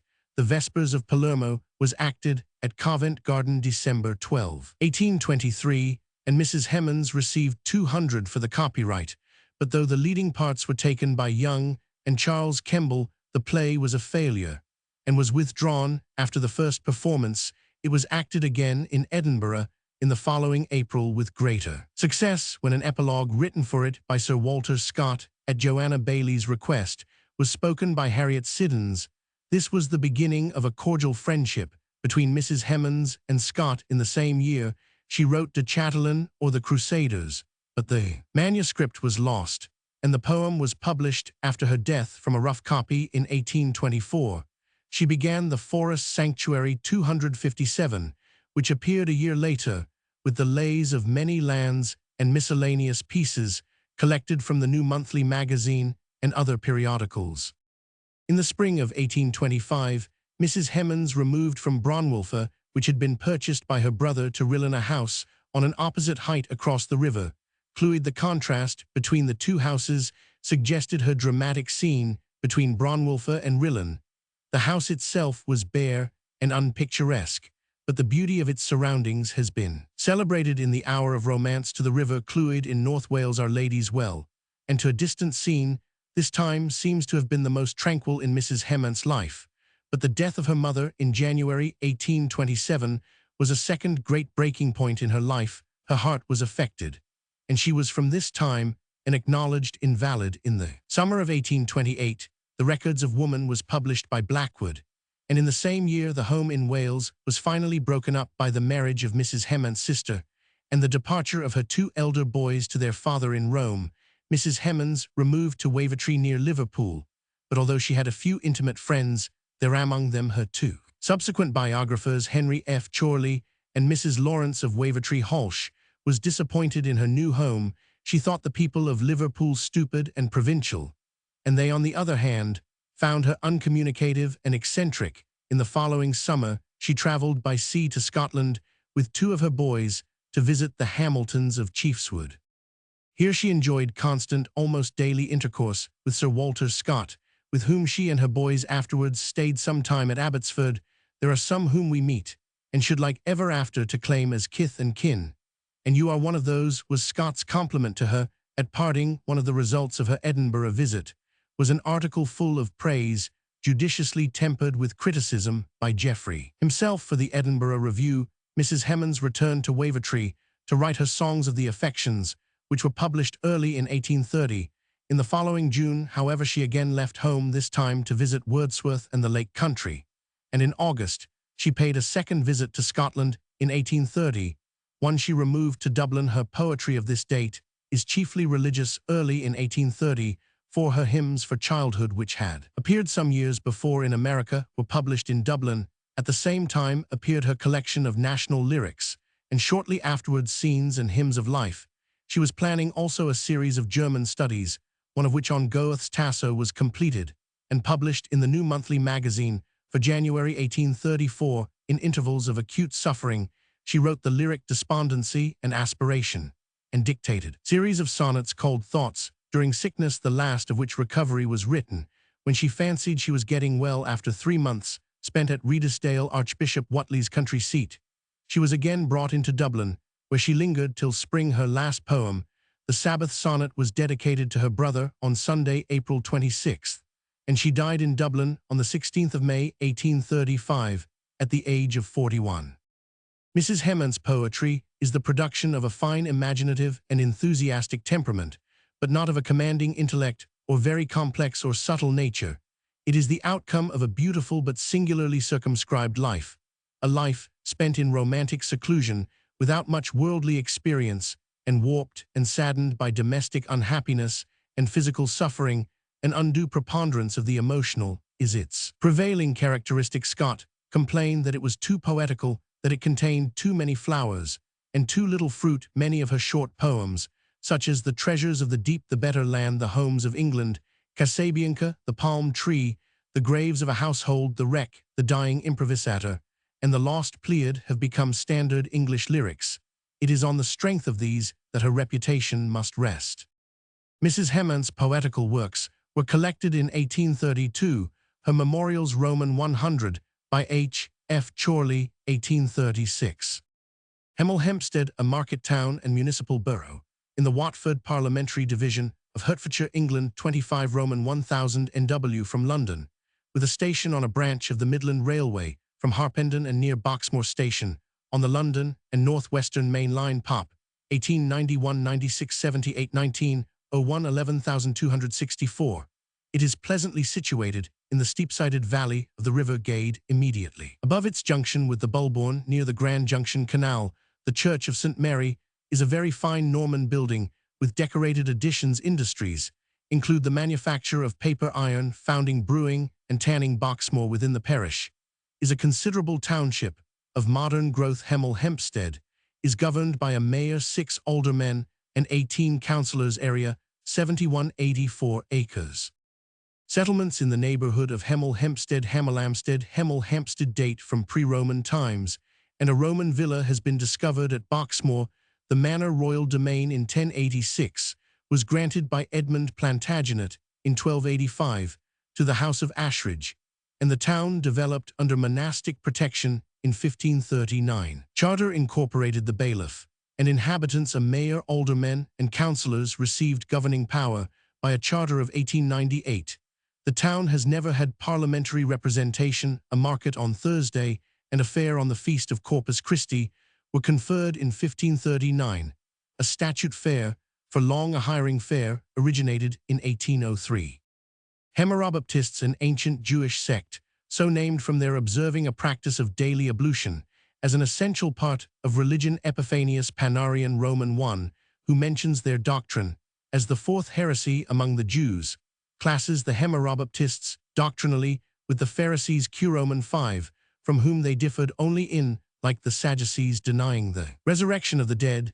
The name has been sometimes given to the Mandeans on account of their frequent ablutions, and in the Clementine Homilies, Roman 2, St. John the Baptist is spoken of as a Hemerobaptist. Mention of the sect is made by Hegesippus C. Euseb Hist. Eccl. Roman 4, and by Justin Martyr in the dialogue with Trypho 80. They were probably a division of the Essenes. Hemichorda or hemichordata, a zoological term introduced by W. Bateson in 1884, without special definition, as equivalent to Enteropnusta, which then included the single genus Balanoglossus, and now generally employed to cover a group of marine, worm-like animals believed by many zoologists to be related to the lower vertebrates, and so to represent the invertebrate stock from which vertebrates have been derived. Vertebrates, or as they are sometimes termed chordates, are distinguished from other animals by several important features. The chief of these is the presence of an elastic rod, the notochord, which forms the longitudinal axis of the body, and which persists throughout life in some of the lowest forms, but which appears only in the embryo of the higher forms, being replaced by the jointed backbone or vertebral column. A second feature is the development of outgrowths of the pharynx, which unite with the skin of the neck and form a series of perforations leading to the exterior. These structures are the gill slits, which in fishes are lined with vascular tufts, but which in terrestrial breathing animals appear only in the embryo. The third feature of importance is the position of structure of the central nervous system, which in all the chordates lies dorsally to the alimentary canal, and is formed by the sinking in of a longitudinal media-dorsal groove of these structures. The vertebrata or craniata possess all three in a typical form.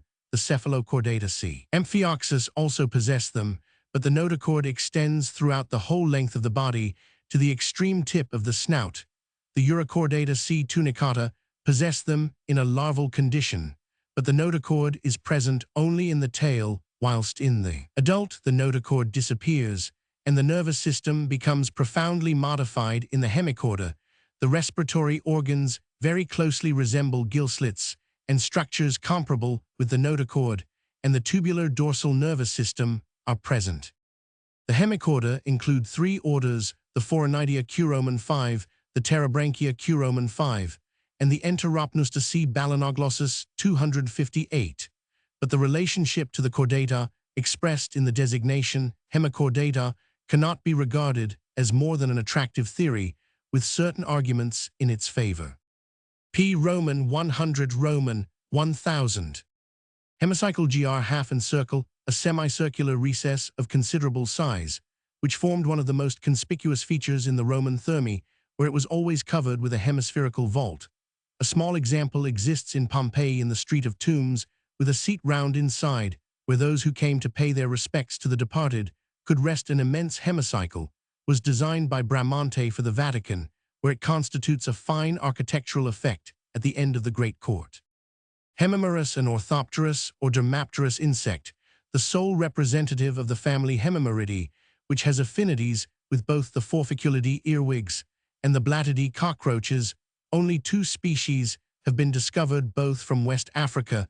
The better known of these, H. hanseni, lives upon a large rat-like rodent Chrystomes gambianus, feeding perhaps upon its external parasites, perhaps upon scurf and other dermal products. Like many epizoic or parasitic insects, Hemimerus is wingless, eyeless, and has relatively short and strong legs. Correlated also with its mode of life is the curious fact that it is viviparous, the young being born in an advanced stage of growth. Hemimorphite, a mineral consisting of hydrous zinc silicate H2Zn2C, O5 of importance as an ore of the metal of which it contains 54. It is interesting crystallographically by reason of the hemimorphic development of its orthorhombic crystals. These are prismatic in habit and are differently terminated at the two ends in the figure. The faces at the upper end of the crystal are the basal plane K and the domes OPLM, whilst at the lower end there are only the four faces of the pyramid P. Connected with this polarity of the crystals is their pyroelectric character. When a crystal is subjected to changes of temperature, it becomes positively electrified at one end, and negatively at the opposite end. There are perfect cleavages parallel to the prism faces D in the figure. Crystals are usually colorless, sometimes yellowish or greenish and transparent. They have vitreous luster, the hardness is 5, and the specific gravity 3. The mineral also occurs as stalactitic or botryoidal masses with a fibrous structure, or in a massive cellular or granular condition intermixed with calamine and clay. It is decomposed by hydrochloric acid with gelatinization. This property affords a ready means of distinguishing hemimorphite from calamine zinc carbonate, these two minerals being, when not crystallized, very like each other in appearance. The water contained in hemimorphite is expelled only at a red heat, and the mineral must therefore be considered as a basic metasilicate ZnO2CO3. The name hemimorphite was given by Gia Kengot in 1853 because of the typical hemimorphic development of the crystals. The mineral had long been confused with calamine curoman 5, and even now this name is often applied to it on account of its pyroelectric properties. It was called electric calamine by J. Smithson in 1803. Hemimorphite occurs with other ores of zinc calamine and blend, forming veins and beds in sedimentary limestones. British localities are Matlock, Alston, Mendip Hills, and Lead Hills at Rottengill, Coldbeck, Fells, Cumberland. It occurs as marmorated incrustations of a sky blue color. Well-crystallized specimens have been found in the zinc mines at Oltenburg near Aachen, in Rhenish Prussia, Nerchinsk mining district in Siberia, and Elkhorn in Montana. Roman 50 J.S. Hemingberg Walter, of also commonly but erroneously called Walter Hemingford, a Latin chronicler of the 14th century, was a canon regular of the Austin Priory of Gisborne in Yorkshire. Hence, he is sometimes known as Walter of Gisborne. Walterus Gisbornensis Bale seems to have been the first to give him the name, by which he became more commonly known. His chronicle embraces the period of English history from the Conquest 1066 to the 19th year of Edward Roman III, with the exception of the years 13,161,326. It ends with the title of a chapter in which it was proposed to describe the Battle of Crécy 1346, but the chronicler seems to have died before the required information reached him. There is, however, some controversy as to whether the later portions, which are lacking in some of the MSS, are by him. In compiling the first part, Hemingberg apparently used the histories of Eadmer Hovden Henry of Huntingdon and William of Newburgh, but the reigns of the three Edwards are original, composed from personal observation and information. There are several manuscripts of the history extant, best perhaps being that presented to the College of Arms by the Earl of Arundel. The work is correct and judicious and written in a pleasing style. One of its special features is the preservation in its pages of copies of the great charters, and Hemingberg's versions have more than once supplied deficiencies and cleared up obscurities in copies from other sources. The first three books were published by Thomas Gale in 1687 in his Historiae Anglicanae Scriptures Quinque, and the remainder by Thomas Hearne in 1730. The first portion was again published in 1848 by the English Historical Society under the title Chronicon Walteri de Hemingberg vulgo Hemingford Nuncupati de Gestis Regum Angliae, edited by H. Roman 100 Hamilton. Hemiptera gr half and a wing, the name applied in zoological classification to that order of the class Hexapoda Curoman 5, which includes bugs, cycads, aphids, and scalinsects. The name was first used by Linnaeus 1735, who derived it from the half coriaceous and half membranous condition of the forewing in many members of the order, but the wings vary considerably in different families, and the most distinctive feature is the structure of the jaws, which form a beak-like organ with stylets adapted for piercing and sucking. Hence, the name Ringota or Rinchota, proposed by J. Roman 100 Fabricius 1775, is used by many writers in preference to hemiptera. After Marlet Bull 14, NS Roman 504, ent. U.S. Department Ager. Fig 1 head and prothorax of Sicard from side. Roman 1 Franz. Roman 2 base of mandible. Roman 3 base of first maxillae. Roman 4 second maxillae forming rostrum. Roman 5 pronotum. Structure: the head varies greatly in shape, and the feelers have usually but few segments, often only 4 or 5. The arrangement of the jaws is remarkably constant throughout the order. If we exclude from it the lice Anapleura, taking as our type the head of a Sicard, we find a jointed rostrum or beak. Figs 1 and 2 Roman 4 BC with a deep groove on its anterior face. This organ is formed by the second pair of maxillae and corresponds therefore to the labium or lower lip of biting insects. Within the groove of the rostrum, 2 pairs of slender piercers, often barbed at the tip, work to and fro one of these pairs. Fig 2 Roman 2 ABC represents the mandibles, the other Fig 2 Roman 3 ABC, the first maxillae, the piercing portions of the latter representing their inner lobes, or lacinally median to the mandibular piercers, in the natural position of the organs. These homologies of the hemipterous jaws were determined by J. Roman 100 Savigny in 1816, and though disputed by various subsequent writers, they have been lately confirmed by the embryological researches of R. Heymans 1899. Vestigial palps have been described in various species of hemiptera, but the true nature of these structures is doubtful. In front of the rostrum and the piercers lies the pointed flexible labrum, and with its base a small hypopharynx. Fig 2 Roman 4D, consisting of paired conical processes, which lie dorsal to the syringe of the salivary glands. This latter organ injects a secretion into the plant, or 259 animal tissue, from which the insect is sucking. The point of the rostrum is pressed against the surface to be pierced. Then the stylets come into play, and the fluid food is believed to pass into the mouth by capillary attraction.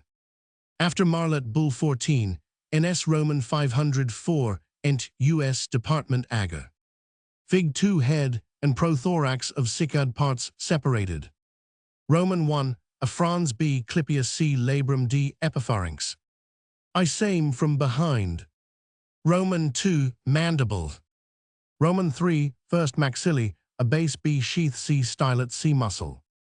Roman 4 second, maxillae, a submentum B. mentum C. ligula forming beak D. hypopharynx, shown also from front D and behind D. Roman 5 prothorax, B. hauncha trochanter. The prothorax, Figs 1 and 2 Roman 5 in hemiptera, is large and free, and the mesothoracic scutellum is usually extensive. The number of tarsal segments is reduced, often 3-2, or only 1 may be present instead of the typical insecton. Number 5, the wings will be described in connection with the various suborders, but an interesting peculiarity of the hemiptera is the occasional presence of winged and wingless races of the same species. 11 abdominal segments can be recognized at least in the early stages. As the adult condition is reached, the hinder segments become reduced or modified in connection with the external reproductive organs, and show in some male hemiptera a marked asymmetry. The typical insecton ovipositor, with its 3 pairs of processes, 1 pair belonging to the 8th and 2 pairs to the 9th abdominal segment, can be distinguished in the female. After Marlet Bull 4, NS Roman 504, ent. U.S. Department Ager. Fig 3 a cast-off nymphal skin of bedbug Cymex lectularius, B. second instar, after emergence from a C, the same after a meal. In the nervous system, the concentration of the trunk ganglia into a single nervous center situated in the thorax is remarkable. The digestive system has a slender gullet, a large crop, and no gizzard. In some hemiptera, the hinder region of the midgut forms a twisted loop with the gullet. Usually there are 4 excretory Malpighian tubes, but there are only 2 in the coccidae, and none in the aphidae. Stink glands, which secrete a nauseous fluid with a defensive function, are present in many hemiptera. In the adult, there is a pair of such glands opening ventrally on the hindmost thoracic segment or at the base of the abdomen, but in the young insect, the glands are situated dorsally and open to the exterior on a variable number of the abdominal turgor. Development: in most hemiptera, the young insect Fig 3 resembles its parents, except for the absence of wings, and is active through all stages of its growth in all hemiptera. The wing rudiments develop externally on the nymphal cuticle, but in some familist cycads, for example, young insect Fig 10, is a larva differing markedly in form from its parent and adapted for a different mode of life, while the nymph before the final molt is sluggish and inactive in the male coccidae. Scalinsects, the nymph Fig 4 remains passive and takes no food. The order of the hemiptera affords, therefore, some interesting transition stages towards the complete metamorphosis of the higher insects. After Riley and Howard, Insect Life, Vol. Roman 1, Us Department Agar. Fig 4, passive nymph, or pupa, of male scalinsect Isria. Distribution and habits. Hemiptera are widely distributed and are plentiful in most quarters of the globe, though they probably have not penetrated as far into remote and inhospitable regions as have the Coleoptera, Diptera, and Aptera. They feed entirely by suction, and the majority of the species pierce plant tissues and suck sap. The leaves of plants are for the most part the objects of attack, but many aphids and scalinsects pierce stems, and some go underground and feed on roots. The enormous rate at which aphids multiply under favorable conditions makes them of the greatest economic importance, since the growth of immense numbers of the same kind of plant in close proximity is, in ordinary Pharmacopsis, especially advantageous to the insects that feed on them. Several families of bugs are predaceous in habit, attacking other insects, often members of their own order, and sucking their juices. Others are scavengers feeding on decaying organic matter. The pond skaters, for example, live mostly on the juices of dead floating insects, and some, like the bedbugs, are parasites of vertebrate animals on whose bodies they live temporarily or permanently, and whose blood they suck. The hemiptera are especially interesting as an order from the variety of aquatic insects, included therein some of the Seth Hydromtridae or pond skaters, for example, move over the surface film, on which they are supported by their elongated slender legs, the body of the insect being raised clear of the water. They are covered with short hairs, which form a velvet-like pile so dense that water cannot penetrate. Consequently, when the insect dives, an air bubble forms around it. A supply of oxygen is thus secured for breathing, and the water is kept away from the spiracles in many of these insects, while most individuals of the species are wingless. Winged specimens are now and then met with the occasional development of wings, is probably of service to the species in enabling the insects to reach new freshwater breeding grounds.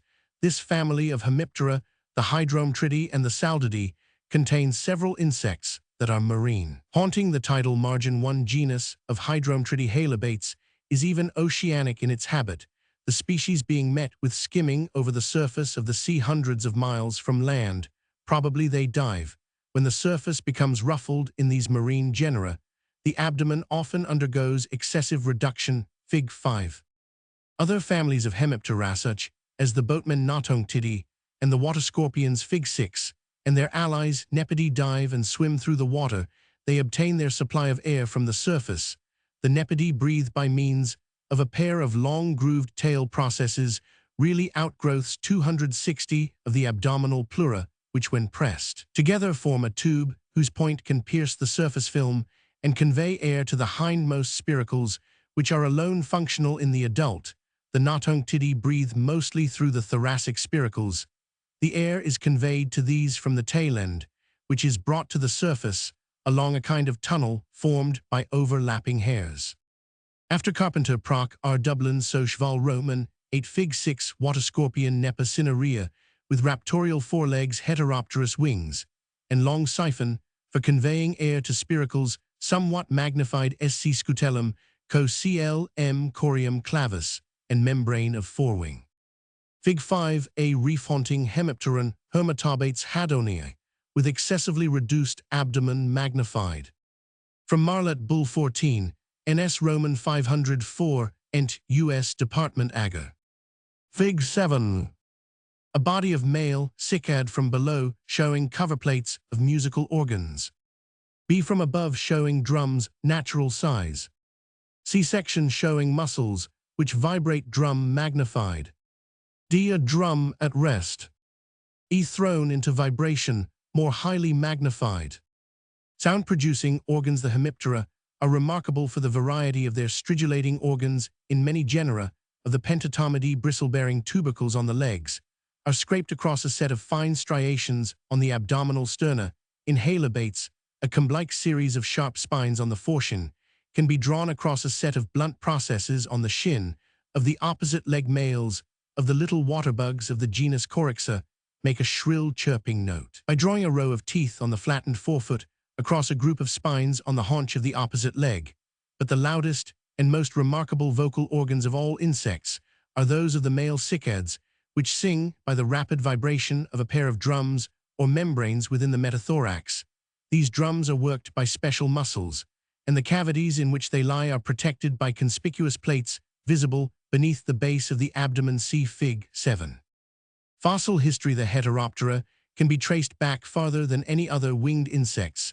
If the fossil Protocymex silurica Moberg from the Ordovician slates of Sweden is rightly regarded as the wing of a bug, but according to the recent researches of a Handlush, it is not insectan at all. Both Heteropterus and Homopterus genera have been described from the Carboniferous, but the true nature of some of these is doubtful. Eudrian is a remarkable Permian fossil with jaws that are typically hemipterous, except that the second maxillae are not fused, and with cockroach-like wings. In the Jurassic period, many of the existing families, such as the Cicadidae, Fulgoridae, Aphidae, Nepidae, Reduviidae, Hydromtridae, Lygiidae, and Choridae, had already become differentiated.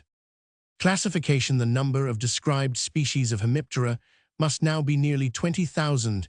The order is divided into two suborders, the Heteroptera and the Homoptera. The Anapleura or lice should not be included among the hemiptera, but it has been thought convenient to refer briefly to them at the close of this article. Heteroptera. In this suborder are included the various families of bugs and their aquatic relations. The front of the head is not in contact with the haunches of the forelegs. There is usually a marked difference between the wings of the two pairs. The forewing is generally divided into a firm coriaceous basal region occupying most of the area and a membranous terminal portion, while the hindwing is delicate and entirely membranous. See Fig. 6. In the firm portion of the forewing, two distinct regions can usually be distinguished. Most of the area is formed by the corium. Fig. 6 co, which is separated by a longitudinal suture from the clavus. Fig. 6 cl on its hinder edge, and in some families there is also a cuneus. Fig. 9 cu external to and an embolium in front of the corium. After Marlet Bull 4, NS Roman 504, Ent US Department Ager. Fig. 8 Bedbug Cymex, Lectularius L. A female from above. B. From beneath. C. Vestigial wing. D. Jaws very highly magnified tips of mandibles, and first maxillae still more highly magnified. Most Heteroptera are flattened in form, and the wings lie flat, or nearly so. When closed, the young Heteropteran is hatched from the egg. In a form not markedly different from that of its parent, it is active and takes food through all the stages of its growth. It is usual to divide the Heteroptera into two tribes, the Gymnocerata and the Cryptocerata. After Roman 1000, Roman 5, Slingerland Cornell Univ, Ent Bull 58. Fig. 9 Capsid leafbug, Poecilocapsis lineatus, N. America, magnified Cucuneus. Gymnocerata. This tribe includes some 18 families of terrestrial, arboreal, and marsh-haunting bugs, as well as those aquatic Heteroptera that live on the surface film of water. The feelers are elongate and conspicuous. The Pentatamidae shieldbugs, some of which are metallic or otherwise brightly colored, are easily recognized by the great development of the scutellum, which reaches at least halfway back towards the tip of the abdomen, and in some genera covers the whole of the hind body and also the wings. When these are closed, the Choridae have a smaller scutellum, and the feelers are inserted high on the head, while in the Lygiidae they are inserted lower down. These three families have the foot with three segments in the curious little Tingidae, whose integuments exhibit a pattern of network-like ridges. The feet are two-segmented, and the scutellum is hidden by the pronotum. The Arididae have two segmented feet and a large visible scutellum. The Hydromtridae are a large family, including the pond skaters and other dwellers on the surface film of fresh water, as well as the remarkable oceanic genus Halobates already referred to the Reduviidae, are 261 a family of predaceous bugs that attack other insects and suck their juices. The beak is short and carried under the head in a hook-like curve. Notice in the preceding families lying close against the breast, the Cimicidae have the feet three-segmented and the forewings greatly reduced. Most of the species are parasites on birds and bats, but one Cimex lectidarius figs 3-8 is the well-known bedbug which abounds in unclean dwellings and sucks human blood. Sea bug, the Anthocoridae, are nearly related to the Cimicidae, but the wings are usually well developed, and the forewing possesses cuneus and embolium, as well as corium and clavus. The Capsidae are a large family of rather soft-skinned bugs, mostly elongate in form, with the two basal segments of the feelers stouter than the two terminal. The forewing in this family has a cuneus fig 9 coup, but not an embolium.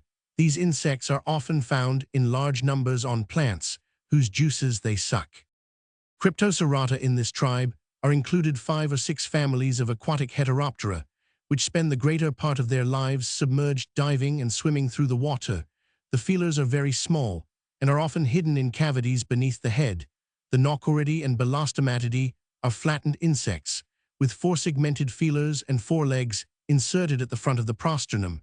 2 species of the former family inhabit our islands. But the Belostomatidae are found only in the warmer regions of the globe, some of them attaining a length of 4 to 5.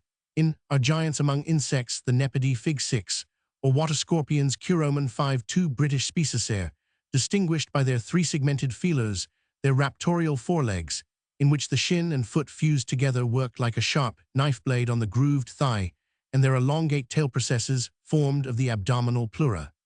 Used for respiration, the Notonctidae or water boatmen Curomen 5 have convex ovoid bodies admirably adapted for aquatic life. By means of the oar-like hind legs, they swim actively through the water with the ventral surface upwards. The forelegs are inserted at the hinder edge of the prosternum. The Coryxidae are small flattened waterbugs with very short unjointed beak, the labrum being enclosed within the second maxillae and the foot in the fore and intermediate leg, having but a single segment. The hinder abdominal segments in the male show a curious asymmetrical arrangement, the 6th segment bearing on its upper side a small stalked plate strigil of unknown function, furnished with rows of teeth. On account of the reduction and modification of the jaws in the Coryxidae, Roman 100 Borner has lately suggested that they should form a special suborder of Hemipterathe sandaluge. From Marriott Bull 14, NS Roman 504, Ent. U.S. Department Agar. Fig 10 a nymph, 4th stage of cicad, magnified CD inner and outer faces of front leg, magnified B teeth on thigh more highly magnified. Homoptera. This suborder includes the cicads, lanternflies, froghoppers, aphids, and scalinsects. The face has such a marked backward slope, see fig 1, as to bring the beak into close contact with the haunches of the forelegs. The feelers have 1 or more thickened basal segments, while the remaining segments are slender and thread-like. The forewings are sometimes membranous like the hindwings.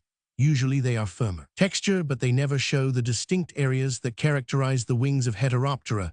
When at rest, the wings of Homoptera slope roofwise across the back of the insect. In their life history, the Homoptera are more specialized than the Heteroptera. The young insect often differs markedly from its parent and does not live in the same situations, while in some families there is a passive stage before the last molt. After Weed, Riley, and Howard, Insect Life, Vol. Roman 3, Fig. 11, Cabbage, Aphid of Fispersici, a male C, female, wingless magnified B and D head, and feelers of male and female, more highly magnified. After Howard, Yearbook, U.S. Department, Agar 1894. Fig. 12, Apple Scale Insect, Mytolaspes, Pomorum, a male E, female C larva, magnified B, foot of male D, feeler of larva, more highly magnified. The Cicadidae are for the most part large insects with ample wings. They are distinguished from other Homoptera by the front thighs being thickened and toothed beneath the broad head caries. In addition to the prominent compound eyes, 3 simple eyes ocelli on the crown, while the feeler consists of a stout basal segment, followed by 5 slender segments. The female, by means of her serrated ovipositor, lays her eggs in slits cut in the twigs of plants. the young have simple feelers. And stout forelegs, Fig 10, adapted for digging. They live underground and feed on the roots of plants in the case of a North American species. It is known that this larval life lasts for 17 years. The song of the male cicads is notorious, and the structures by which it is produced have already been described. See also cicada. There are about 900 known species, but the family is mostly confined to warm countries. Only a single cicad is found in England, and that is restricted to the south. After Howard Yearbook, U.S. Department, Agar 1894. Fig 13 apple scale insect Mytolaspes pomorum, a scale from beneath showing female and eggs, B from above magnified, C and E female, and male scales on twigs natural size, D male scale magnified. From Osborne after Denny Bull 5, NS Roman 504, Ent. U.S. Department Agar. Fig 14, Laus pediculus vestimenti, magnified. The Fulguridae and Membricidae are two allied families, most of whose members are also natives of hot regions. The Fulguridae 262 have the head with two ocelli and three segmented feelers frequently, as in the tropical lanternflies Curoman 5. The head is prolonged into a conspicuous bladder or trunk-like process. The Membricidae are remarkable on account of the backward prolongation of the pronotum into a process or hood-like structure, which may extend far behind the tail end of the abdomen. Two other allied families, the Cercopidae and Jacidae, are more numerously represented in our islands. The young of many of these insects are green and soft-skinned, protecting themselves by the well-known frothy secretion that is called cucuspit. From Osborne after Sciot Bull 5, NS Roman 504, Ent. U.S. Department Agar. Fig 15, proboscis, of pediculus highly magnified. In all the above-mentioned families of Homoptera, there are 3 segments in each foot. The remaining 4 families have feet with only 2 segments. They are of very great zoological interest on account of the peculiarities of their life historioparthenogenesis, being of normal occurrence among most of them. The families Psyllidae, or jumpers with 8 or 10 segments in the feeler, and the Illyrodidae or snowflies distinguished by their white mealy wings, are of comparatively slight importance. The 2 families to which special attention has been paid are the Aphidae or plantless green fly, and the Coccidae or scale insects.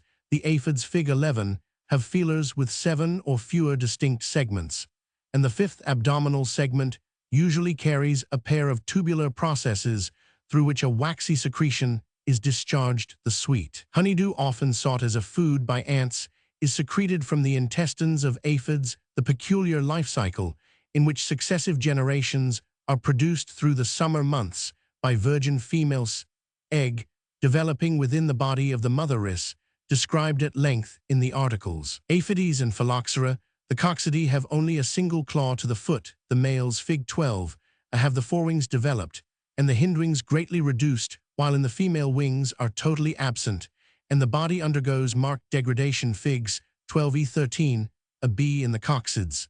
Formation of a protective waxy secretion present in many genera of Homopterariaceae, its most extreme development in some coccids, Mealybugs Dactylopius Roman 100. For example, secretion forms a white thread-like or plate-like covering which the insect carries about, but in most members of the family, the secretion united with cast cuticles and excrement forms a firm scale closely attached by its edges to the surface of the plant on which the insect lives, and serving as a shield beneath which the female coccid with her eggs, Fig 13, and brood finds shelter. The male coccid passes through a passive stage, Fig 4, before attaining the perfect condition. Many scale insects are among the most serious of pests, but various species have been utilized by man for the production of wax lac and red dye cochineal. See Economic Entomology, Scale insect. Anapleura. The Anapleura or Lycae louse are wingless parasitic insects, Fig 14, forming an order distinct from the Hemiptera, their sucking and piercing mouth organs being apparently formed on quite a different plan from those of the Heteroptera and Homoptera. In front of the head is a short tube armed with strong recurved hooks, which can be fixed into the skin of the host, and from the tube an elongate, more slender sucking trunk can be protruded. Fig 15. Each foot is provided with a single strong claw, which opposed to a process on the shin, serves to grasp a hair of the host, all the lice being parasites on different mammals, although G. Enderlein has recently shown that the jaws of the Hemiptera can be recognized in a reduced condition. In connection with the louse's proboscis, the modification is so excessive that the group certainly deserves ordinal separation. Bibliography: a recent standard work on the morphology of the Hemiptera by R. Heymans, Nova Acta, Acad. Leop Carroll, Roman 74, 1899, contains numerous references to older literature. An excellent survey of the order is given by Roman 500 Sharp, Cambridge, Nat Hist. Vol. Roman 6, 1898. For internal structure of Heteroptera, see R. Dufa, Mem Savans, Etrangers, Paris, Roman 4, 1833. Of Homoptera, E. Whitlicksil Arb Zul Inst. Wien, Roman 4, 1882. Zeitz, F. Wis Zul, Roman 43, 1885. The development of aphids has been dealt with by T. H. Huxley Trans, Lin Soch, Roman 22, 1858. And E. Whitlicksil Zeitz, F. Wis Zul. Roman 40, 1884. Fossil Hemiptera are described by S. H. Scudder in K. Zittle's Paleontology, French, translation, Vol. Roman 2, Paris, 1887, and English edition, Vol. Roman 1, London, 1900, and by a Handlersch ver Zul Bot Jessel Wien, Roman 52, 1902. Among general systematic works on Heteroptera may be mentioned J. Roman 100 Skiart and Magnat Hist. 4 Roman 6, 1870, Roman 100 Stals, Enumeratio Hemipterorum K. Svensk, Vet Acad Handel Roman 9, Roman 14, 18,701,876, Roman 50 Lethery, and G. Severin's Catalogue Generale des Hemipters, Brussels, 1893. Roman 100, G. Roman 100 Champions Volumes in the Biologia. Centralia Americana, W. Roman 50 Distance Oriental Cicadidae, London 18,890,1892, and many other papers. Roman 1000 E. Fernald's Catalogue of the Coccidae, Amherst, USA, 1903, European Hemiptera, have been dealt with in numerous papers. By a Putin for British species, we have E. Saunders Hemiptera Heteroptera. Of the British Isles, London, 1892, J. Edwards Hemiptera Homoptera. Of the British Isles, London, 1896, J. B. Buckton's British Aphidae, London Ray Society, 18,751,882, and R. Newstead's British Coccidae, London Ray Society, 19,011,903. Aquatic Hemiptera are described by Roman 50, Roman 100, Mile Nat History Aquatic. Insects, London, 1895, and by G. W. Kirkcaldy in numerous recent papers. Entomologist, Roman 100, for marine Hemiptera halobates, C. F. B. White Challenger, reports Roman 7, 1883, J. J. Walker, Entmo Mag, 1893, N. Nasanov, Warsaw, 1893, and G. H. Carpenter Knowledge, 1901, and report Pearl Oyster Fisheries Royal Society, 1906. Sound-producing organs of Heteroptera are described by a Handlersch and Hofmas Wien, Roman 15, and G. W. Kirkcaldy Jern Quecket Club 2, Roman 8 of Sicads, by G. Carlet and Sinat Zul 6, Roman 5, for the Anaplura C. E. Pygats Pediculans, Leiden 18,801,905, and G. Enderlein Zul Ants, Roman 28, 1904.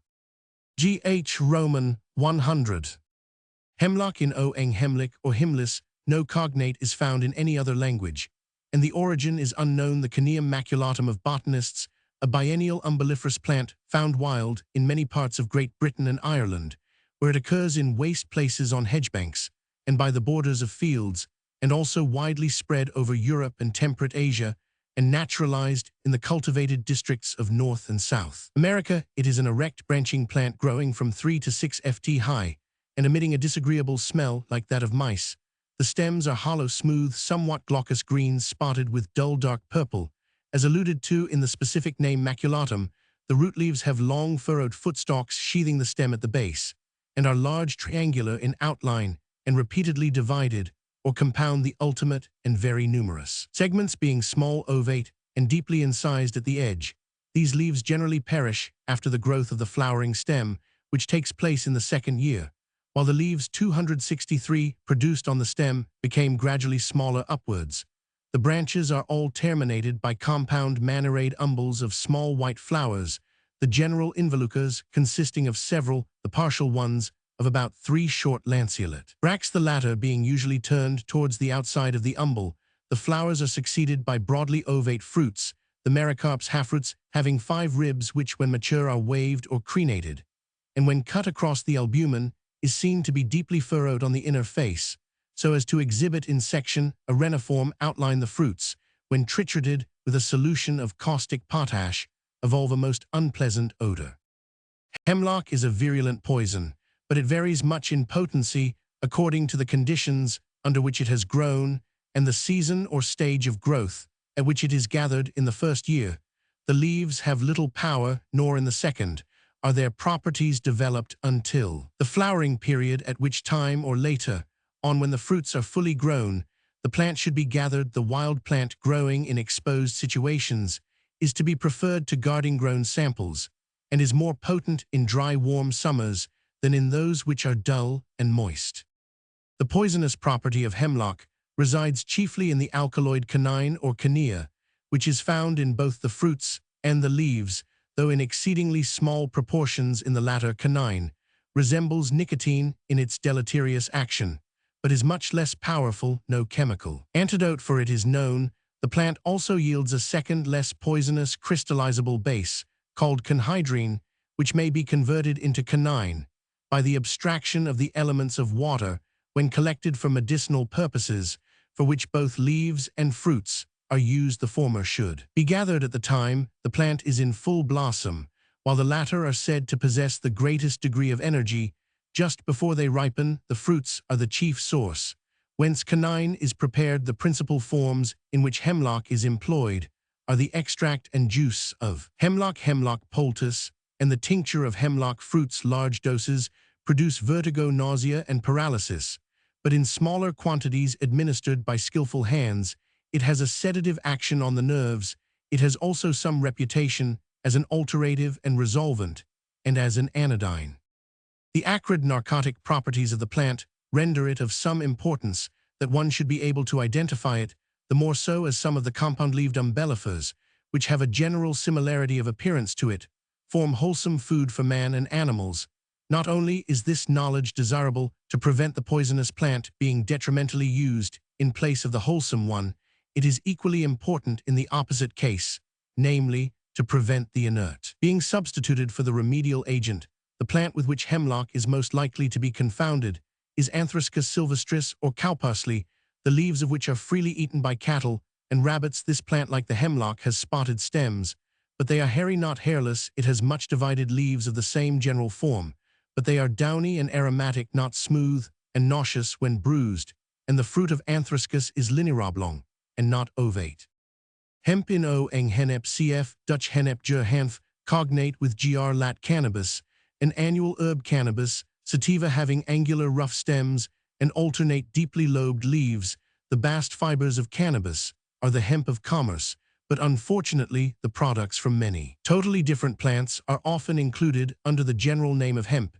In some cases, the fiber is obtained from the stem, while in others it comes from the leaf. Sun hemp Manila, hemp sisal hemp, and Phormium New Zealand flax, which is neither flax nor hemp, are treated separately. All these, however, are often classed under the above general name, and so are the following: Deccan or Ambari hemp, Hibiscus cannabinus, an Indian and East Indian malvaceous plant, the fiber from which is often known as brown hemp or Bombay hemp, pite hemp, which is obtained from the American aloe, Agave americana, and morva or bowstring hemp, Sansevieria zeylanica, which is obtained from an aloe-like plant and is a native of India and Ceylon. Then there are Canada hemp, Opossum cannabinum, Kentucky hemp, Urtica cannabina, and others. The hemp plant, like the hop, which is of the same natural order Cannabinaceae, is dioecious Roman 1. The male and female flowers are borne on separate plants. The female plant grows to a greater height than the male, and its foliage is darker and more luxuriant, but the plant takes from 5 to 6 weeks longer to ripen. When the male plants are ripe, they are pulled, put up into bundles, and steeped in a similar manner to flax, but the female plants are allowed to remain until the seed is perfectly ripe. They are then pulled, and after the seed has been removed, are retted in the ordinary way. The seed is also a valuable product. The finest is kept for sowing. A large quantity is sold for the food of birds, while the remainder is sent to the oil mills to be crushed. The extracted oil is used in the manufacture of soap, while the solid remains known as oilcake are valuable as a food for cattle. The leaves of hemp have 5 to 7 leaflets, the form of which is lanceolate acuminate, with a serrate margin, the loose panicles of male flowers, and the short spikes of female flowers arise from the axils of the upper leaves. The height of the plant varies greatly with seasoned soil and manuring in some districts. It varies from 3 to 8 ft, but in the Piedmont province, it is not unusual to see them from 8 to 16 ft in height, whilst a variety Cannabis sativa variety gigantea has produced specimens over 17 ft in height. All cultivated hemp belongs to the same species Cannabis sativa. The special varieties, such as Cannabis indica, Cannabis chinensis, Roman 100, owe their differences to climate and soil, and they lose many of their peculiarities when cultivated in temperate regions. Rumphius, in the 17th century, had noticed these differences between Indian and European hemp. Wild hemp still grows on the banks of the lower Ural and the Volga near the Caspian Sea. It extends to Persia, the Altai Range, and northern and western China. The authors of the Pharmacographia say it is found in Kashmir and in the Himalaya, growing 10 to 12 ft high and thriving vigorously at an elevation of 6,000 to 10,000 ft. Wild hemp is, however, of very little use as a fiber producer, although a drug is obtained from it. It would appear that the native country of the hemp plant is in some part of temperate Asia, probably near the Caspian Sea. It spread westward throughout Europe and southward through the Indian peninsula. The names given to the plant and to its products in different countries are of interest in connection with the utilization of the fiber and resin in sands. It is called Goni Sana Shanapu Banga and Ganjika in Bengali Gunga Pers Bang, and Kana Arab Kinub or Canub Gr Cannabis, Lat Cannabis Ital Canapa. Fr Chanva Span Canamo, Portuguese Canamo, Rus Canopal Lettish, and Lithuanian Canapes, Slav Kanopi Urs Canabe, and Canub a Sax Honep, Dutch Henep Jur Hanf, Eng Hemp Danish, and Norwegian Hamp, Icelandic Hamper, and in Swede Hampa, the English word canvas sufficiently reveals its derivation from cannabis. Very little hemp is now grown in the British Isles, although this variety was considered to be of very good quality and to possess great strength. The chief continental hemp-producing countries are Italy, Russia, and France. It is also grown in several parts of Canada and the United States and India. The central provinces Bengal and Bombay are the chief centers of hemp cultivation in India, where the plant is of most use for narcotics. The satisfactory growth of hemp demands a light, rich, and fertile soil, but unlike most substances, it may be reared for a few years in succession. The time of sowing, the quantity of seed per acre, about 3 bushels, and the method of gathering and retting are very similar to those of flax. But as a rule, it is a hardier plant than flax, does not possess the same pliability, is much coarser and more brittle, and does not require the same amount of attention during the first few weeks of its growth. The very finest hemp that grown in the province of Piedmont 264, Italy, is however very similar to flax, and in many cases the two fibers are mixed in the same material. The hemp fiber has always been valuable for the rope industry, and it was at one time very extensively used in the production of yarns for the manufacture of sail cloth, sheeting, covers, bagging, sacking. Roman 100. Much of the finer quality is still made into cloth, but almost all the coarser quality finds its way into ropes and similar material. A large quantity of hemp cloth is still made for the British Navy. The cloth, when finished, is cut up into lengths, made into bags and tarred. They are then used as coal sacks. There is also a quantity made into sacks, which are intended to hold very heavy material. Hemp yarns are also used in certain classes of carpets, for special bags for use in cop dyeing, and for similar special purposes. But for the ordinary bagging and sacking, the employment of hemp yarns has been almost entirely supplanted by yarns made from the jute fiber. Hemp is grown for 3 products: 1. The fiber of its stem; 2. The resinous secretion, which is developed in hot countries upon its leaves and flowering heads; 3. Its oily seeds. Hemp has been employed for its fiber from ancient times. Herodotus Roman 4 mentions the wild and cultivated hemp of Scythia and describes the hempen garments made by the Thracians as equal to linen in fineness. Hesychius says the Thracian women made sheets of hemp Moschian about 200 B. Roman 100, records the use of hempen ropes for rigging the ship Syracusa built for Hiero. Roman 2. The hemp plant has been cultivated in northern India from a considerable antiquity, not only as a drug, but for its fiber. The Anglo-Saxons were well acquainted with the mode of preparing hemp. Hempen cloth became common in Central and Southern Europe in the 13th century. Hemprocin, hemp as a drug or intoxicant for smoking and chewing, occurs in the three forms of bang, ganja, and charas. Bang, the Hindustani siddhi or sabzi, consists of the dried leaves and small stalks of the hemp. A few fruits occur in it. It is of a dark brownish-green color and has a faint, peculiar odor, and but a slight taste. It is smoked with or without tobacco, or it is made into a sweetmeat with honey, sugar, and aromatic spices, or it is powdered and infused in cold water, yielding a turbid drink. Subsky, hashish, is one of the Arabic names given to the Syrian and Turkish preparations of the resinous hemp. Leaves, one of the commonest of these preparations, is made by heating the bang with water and butter, the butter becoming thus charged with the resinous and active substances of the plant. Ganja, the guaza of the London brokers, consists of the flowering and fruiting heads of the female plant. It is brownish-green and otherwise resembles bang as in odor and taste. Some of the more esteemed kinds of hashish are prepared from this ganja. Ganja is met with in the Indian bazaars in dense bundles of 24 plants or heads apiece. The hashish, in such extensive use in Central Asia, is often seen in the bazaars of large cities in the form of cakes, 1 to 3 in thick, 5 to 10 in broad, and 10 to 15 in long. Charas or charas is the resin itself collected, as it exudes naturally from the plant in different ways. The best sort is gathered by the hand like opium.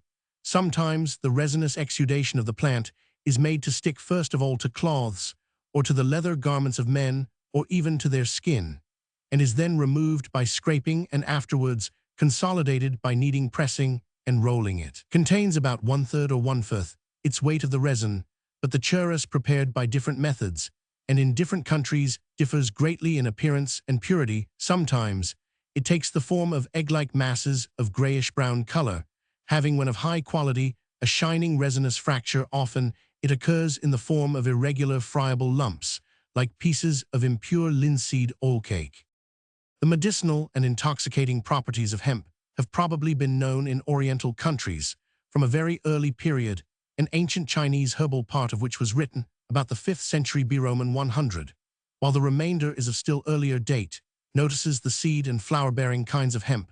Other early writers refer to hemp as a remedy. The medicinal and dietetic use of hemp spread through India, Persia, and Arabia in the early Middle Ages. The use of hemp bang in India was noticed by Garcia de Orta in 1563. Burlew, in his Treasury of Drugs 1690, describes it as of an infatuating quality and pernicious use. Attention was recalled to this drug in consequence of Napoleon's Egyptian expedition by de Sacy 1809 and Rouger 1810. Its modern medicinal use is chiefly due to trials by Dr. O'Shaughnessy in Calcutta 18,381,842. The plant is grown partly and often mainly for the sake of its resin in Persia, northern India, and Arabia, in many parts of Africa, and in Brazil. Pharmacology and therapeutics. The composition of this drug is still extremely obscure, partly perhaps because it varies so much in individual specimens. It appears to contain at least 2 alkaloids, cannabinine and tetanocanabinol, which the former is volatile. The chief active principle may possibly be neither of these, but the substance cannabinol. There are also resins of volatile oil and several other constituents. Cannabis indicas. The drug is termed in the Pharmacopoeias may be given as an extract, dose 141 gr, or tincture, dose 515 minims. The drug has no external action. The effects of its absorption, whether it be swallowed or smoked, vary within wide limits in different individuals and races. So great is this variation as to be inexplicable, except on the view that the nature and proportions of the active principles vary greatly in different specimens. But typically the drug is an intoxicant resembling alcohol in many features of its action. but differing in others. The early symptoms are highly pleasurable, and it is for these, as in the case of other stimulants, that the drug is so largely consumed in the East. There is a subjective sensation of mental brilliance. But as in other cases, this is not borne out by the objective results. It has been suggested that the incoordination of nervous action under the influence of Indian hemp may be due to independent and non-concerted action on the part of the two halves of the cerebrum following on a decided lowering of the pain and touch senses, which may even lead to complete loss of cutaneous sensation. There comes a sleep, which is often accompanied by pleasant dreams. There appears to be no evidence in the case of either the lower animals or the human subject that the drug is an aphrodisiac. Excessive indulgence in cannabis indica is very rare, but may lead to general ill health and occasionally to insanity. The apparent impossibility of obtaining pure and trustworthy samples of the drug has led to its entire abandonment in therapeutics. When a good sample is obtained, it is a safe and efficient hypnotic. At any rate, in the case of a European, the tincture should not be prescribed unless precautions are taken to avoid the precipitation of the resin, which follows its dilution with water. See Watt Dictionary of the Economic Products of India. Hemsterhuis, François 17,211,790, Dutch writer on aesthetics and moral philosophy, son of Tiberius Hemsterhuis, was born at Franeker in Holland on the 27th of December 1721. He was educated at the University of Leiden, where he studied Plato. Failing to obtain a professorship, he entered the service of the state, and for many years acted as secretary to the State Council of the United Provinces. He died at The Hague on the 7th of July 1790. Through his philosophical writings, he became acquainted with many distinguished persons. Goethe, Herder, Princess Amalia of Galitzin, and especially Jacobi, with whom he had much in common. Both were idealists, and their works suffer from a similar lack of arrangement. Although distinguished by elegance of form and refined sentiment, his most valuable contributions are in the department of aesthetics, or the general analysis of feeling. His philosophy has been characterized as Socratic in content and Platonic in form. Its foundation was the desire for self-knowledge and truth, untrammeled by the rigid bonds of any particular system. His most important works, all of which were written in French, are Lettres sur la sculpture 1769, in which occurs the well-known definition of the beautiful as that which gives us the greatest number of 265 ideas in the shortest space of time. Its continuation, Lettres sur les désirs 1770, Lettres sur l'âme et ses rapports 1772, in which the moral organ and the theory of knowledge are discussed. Sopil 1778, a dialogue on the relation between the soul and the body, and also an attack on materialism. Aristide 1779, the Theodicy of Hemsterhuis, discussing the existence of God and his relation to man. Simon 1787, on the four faculties of the soul, which are the will, the imagination, the moral principle, which is both passive and active. Alexis 1787, an attempt to prove that there are three golden ages, the last being the life beyond the grave. Lettres sur l'atheisme 1787. The best collected edition of his works is by P. S. Maedboom, 18,461,850. See also S. Groenman F. Hemsterhuis de Nederlandisch Weesgier Utrecht, 1867. E. Grucke, François Hemsterhuis Soviet Says, Others Paris, 1866. E. Mayer der Philosophe, Franz Hemsterhuis Breslau, 1893, with bibliographical notice. Hemsterhuis Tiberius, 16,851,766, Dutch philologist and critic, was born on the 9th of January 1685 at Groningen in Holland. His father, a learned physician, gave him so good an early education that, when he entered the university of his native town in his 15th year, he speedily proved himself to be the best student of mathematics. After a year or two at Groningen, he was attracted to the University of Leiden by the fame of Perizonius, and while there, he was entrusted with the duty of arranging the manuscripts in the library.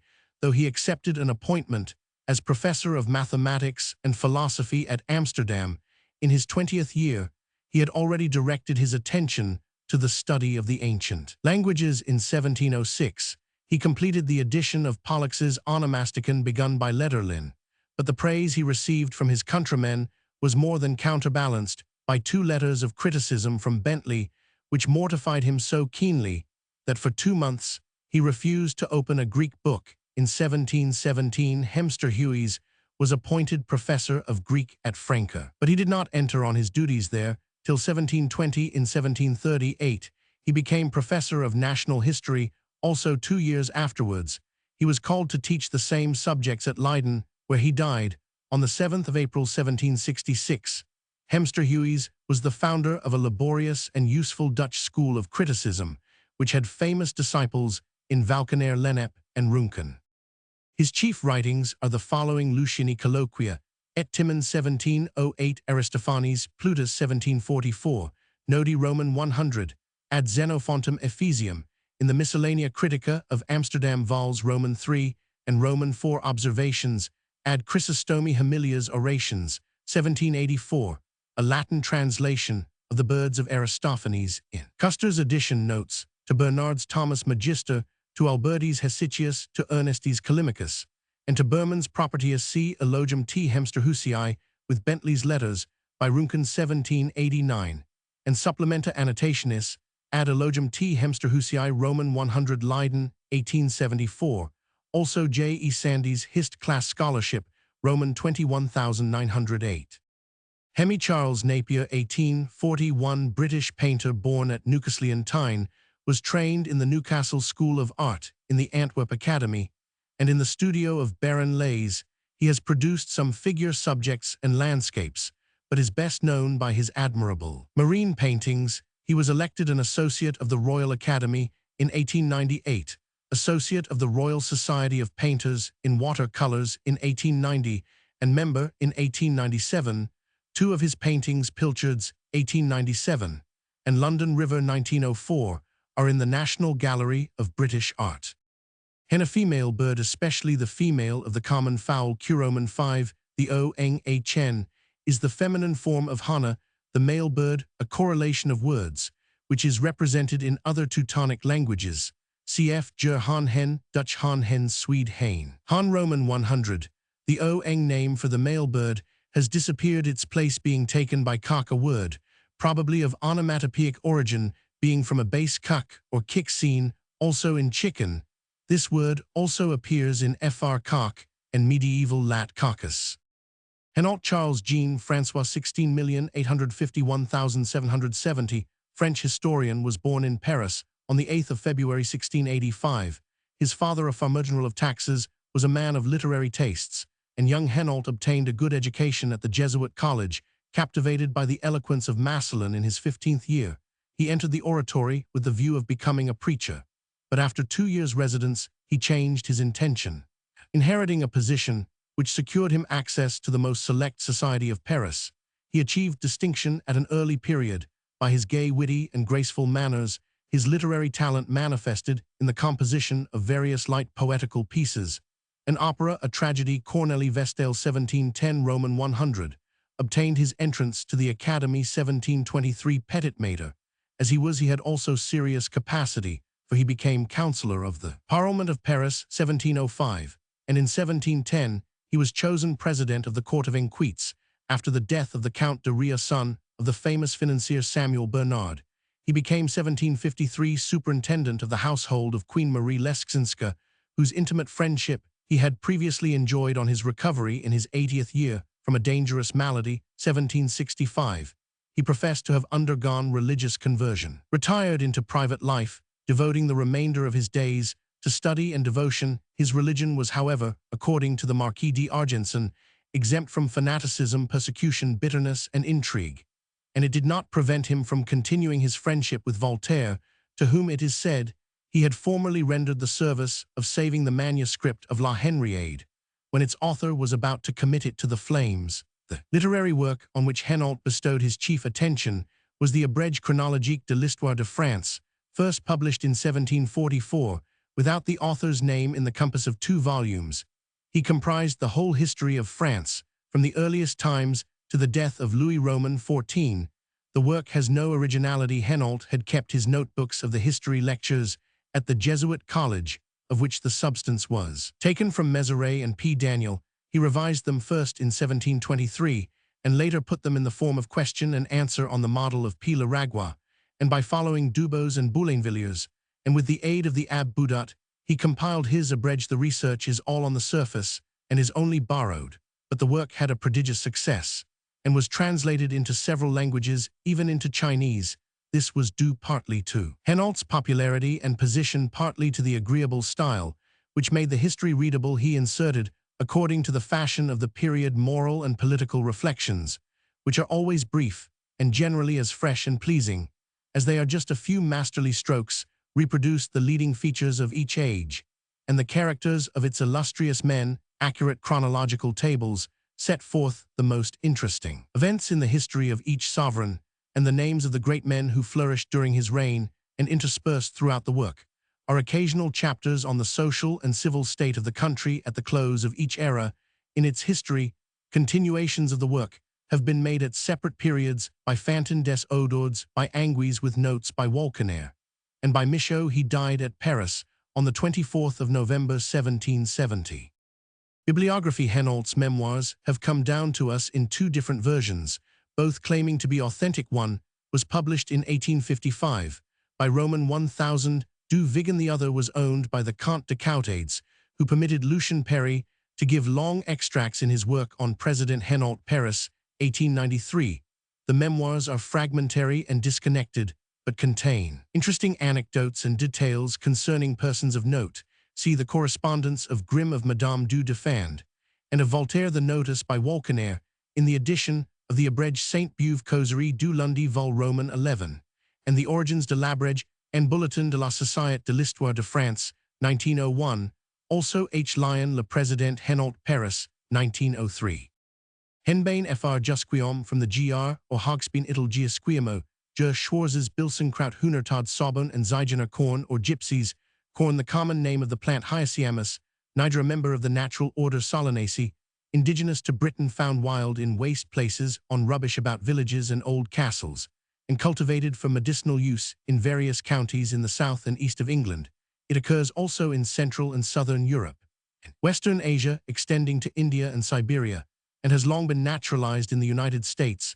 There are two forms of the plant, an annual and a biennial, which spring indifferently from the same crop of seed, the one growing on during summer to a height of from 1 to 2 ft, and flowering and perfecting seed, the other producing the first season only a tuft of radical leaves, which disappear in winter, leaving underground 266 a thick fleshy root, from the crown of which arises in spring a branched flowering stem, usually much taller and more vigorous than the flowering stems of the annual plants.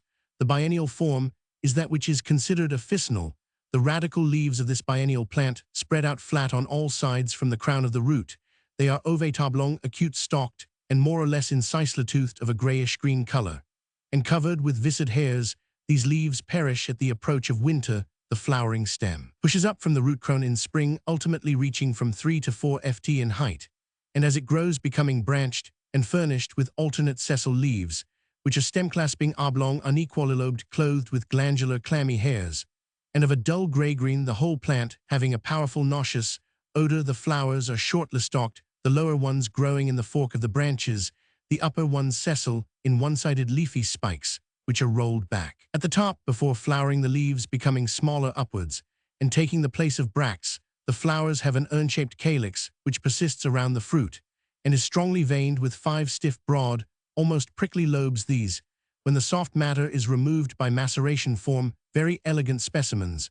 When associated with leaves prepared in a similar way, the corollas are obliquely funnel-shaped, of a dirty yellow or buff, marked with a close reticulation of purple veins. The capsule opens transversely by a convex lid, and contains numerous seeds. Both the leaves and the seeds are employed in pharmacy.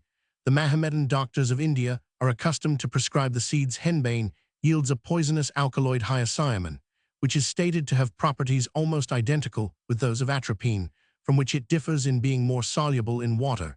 It is usually obtained in an amorphous, scarcely ever in a crystalline state. Its properties have been investigated in Germany by T. Husemann Schroff. Hone Roman 100 Hone finds its chemical composition expressed by C. 18H 28 N203. Compare Helmont Beiträge zur Kenntnis der Physiologie Wirkung des Hyoscyamins. Roman 100 Jena, 1874. In small and repeated doses, henbane has been found to have a tranquilizing effect upon persons affected by severe nervous irritability in poisonous doses. It causes loss of speech distortion and paralysis in the form of extract or tincture. It is a valuable remedy in the hands of a medical man, either as an anodyne, a hypnotic, or a sedative. The extract of henbane is rich in nitrate of potassium and other inorganic salts. The smoking of the seeds and capsules of henbane is noted in books as a somewhat dangerous remedy adopted by country people for toothache. Accidental poisoning from henbane occasionally occurs, owing sometimes to the apparent edibility and wholesomeness of the root. See Bentley and Truman, Medicinal Plants, 194, 1880. Henchman, originally probably one who attended on a horse, a groom, and hence, like groom, curoman. 5. A title of a subordinate official in royal or noble households. The first part of the word is the o-eng hengist, a horse, a word which occurs in many Teutonic languages, cf. Ger, and Dutch hengst. The word appears in the name hengist of the Saxon chieftain, see hengist and horsa, and still survives in English in place, and other names beginning with hingst or hinks. Henchmen, pages of honor or squires, rode or walked at the side of their master in processions, and the like, and appear in the English royal household from the 14th century till Elizabeth abolished the royal henchmen, known also as the children of honor. The word was obsolete in English from the middle of the 17th century, and seems to have been revived through Sir Walter Scott, who took the word and its derivation, according to the New English Dictionary, from Edward Burt's Letters from a Gentleman in the North of Scotland, together with its erroneous derivation from haunch. The word is in this sense used as synonymous with gillie, the faithful personal follower of a Highland chieftain, the man who stands at his master's haunch ready for any emergency. It is this sense that usually survives in modern usage of the word, where it is often used of an outanded adherent or partisan ready to do anything. Henderson Alexander, 15,830,1646, Scottish ecclesiastic, was born in 1583 at Craich, Fifeshire. He graduated at the University of St Andrews in 1603, and in 1610 was appointed professor of rhetoric and philosophy and quaestor of the Faculty of Arts. Shortly after this, he was presented to the living of Leuchars, as Henderson was forced upon his parish by Archbishop George Gladstanes, and was known to sympathize with episcopacy. His settlement was at first extremely unpopular, but he subsequently changed his views and became a Presbyterian in doctrine and church government, and one of the most esteemed ministers in Scotland. He early made his mark as a church leader and took an active part in petitioning against the 5 Acts, and later against the introduction of a service book and canons drawn up on the model of the English prayer book. On the 1st of March, 1638, the public signing of the National Covenant began in Greyfriars Church, Edinburgh. Henderson was mainly responsible for the final form of this document, which consisted of 1. The King's Confession, drawn up in 1581 by John Craig; 2. A recital of the Acts of Parliament against superstitious and papistical rites; and 3. An elaborate oath to maintain the true Reformed religion. Owing to the skill shown on this occasion, he seems to have been applied to when any manifesto of unusual ability was required. In July of the same year, he proceeded to the north to debate on the Covenant with the famous Aberdeen doctors, but he was not well received by them. The void church was made fast, and the keys kept by the magistrate, says Bailey. Henderson's next public opportunity was in the famous assembly which met in Glasgow on the 21st of November, 1638. He was chosen moderator by acclamation, being, as Bailey says, incomparably the ablest man of us all for all things. James Hamilton, 3rd Marquess of Hamilton, was the King's commissioner, and when the assembly insisted on proceeding with the trial of the bishops, he formally dissolved the meeting under pain of treason, acting on the constitutional principle that the king's right to convene did not interfere with the church's independent right to hold assemblies. They sat till the 20th of December, deposed all the Scottish bishops, excommunicated a number of them, repealed all acts favoring episcopacy, and reconstituted the Scottish Kirk on thorough Presbyterian principles. During the sitting of this assembly, it was carried by a majority of 7 to 5 votes that Henderson should be transferred to Edinburgh. He had been at Leuchars for about 23 years and was extremely reluctant to leave it. While Scotland and England were preparing for the First Bishops' War, Henderson drew up two papers entitled respectively The Remonstrance of the Nobility and Instructions for Defensive Arms. The first of these documents he published himself. The second was published against his wish by John Corbett, 1630–1641. A deposed minister, the First Bishops' War did not last long. At the pacification of Berks, the king virtually granted all the demands of the Scots. In the negotiations for peace, Henderson was one of the Scottish commissioners and made a very favorable impression on the king. In 1640, Henderson was elected by the town council rector of Edinburgh University, an office to which he was annually re-elected.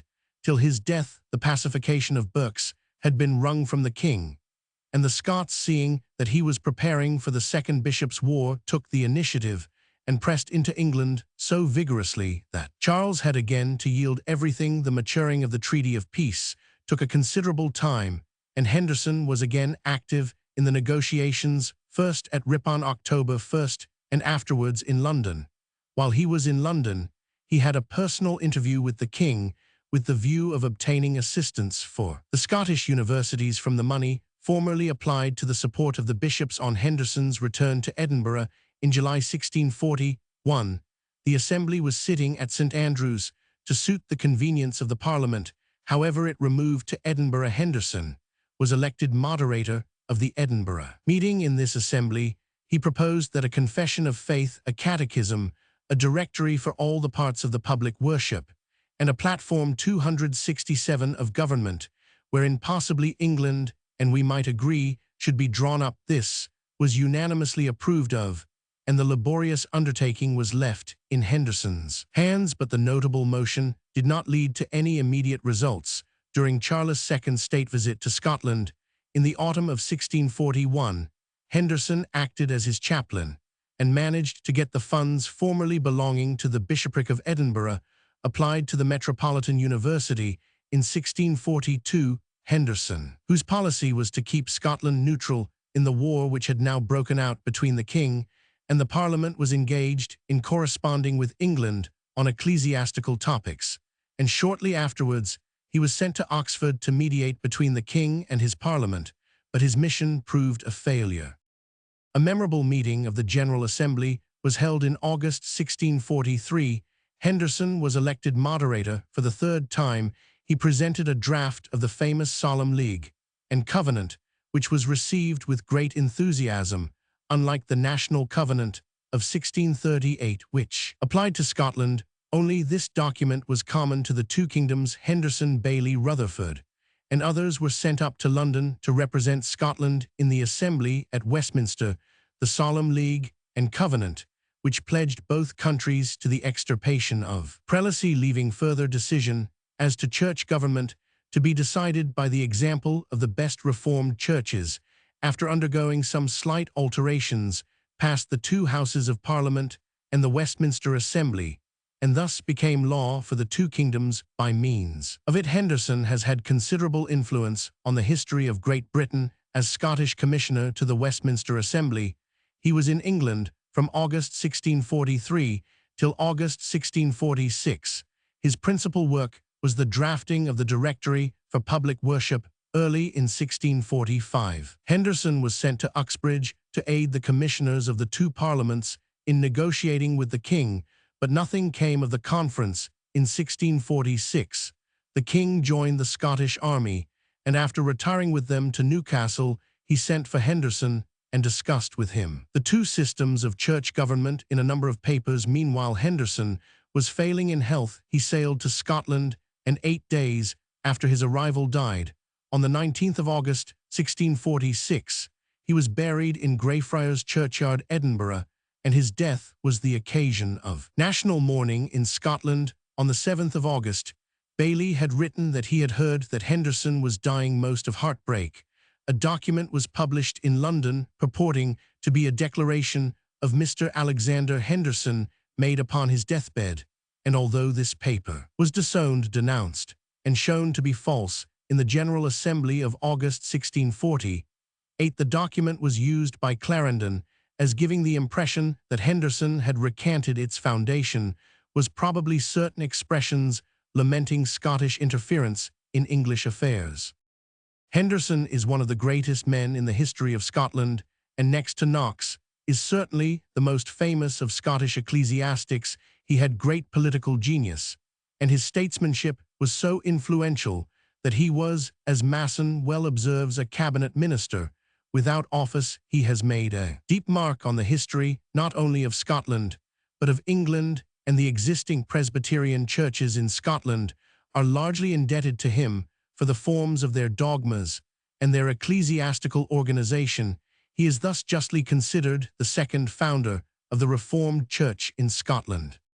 C. M. Cry's Life of Alexander Henderson 1846, Ayton's Life and Times of Alexander Henderson 1836, The Letters and Journals of Robert Bailey 18,411,842, an exceedingly valuable work, from an historical point of view. J. H. Burton's History of Scotland Roman 500, Masson's Life of Drummond of Hawthornden, and above all Masson's Life of Milton Andrew Lang Hist of Scotland 1907, Vol. Roman 3. Henderson's own works are chiefly contributions to current controversies, speeches, and sermons.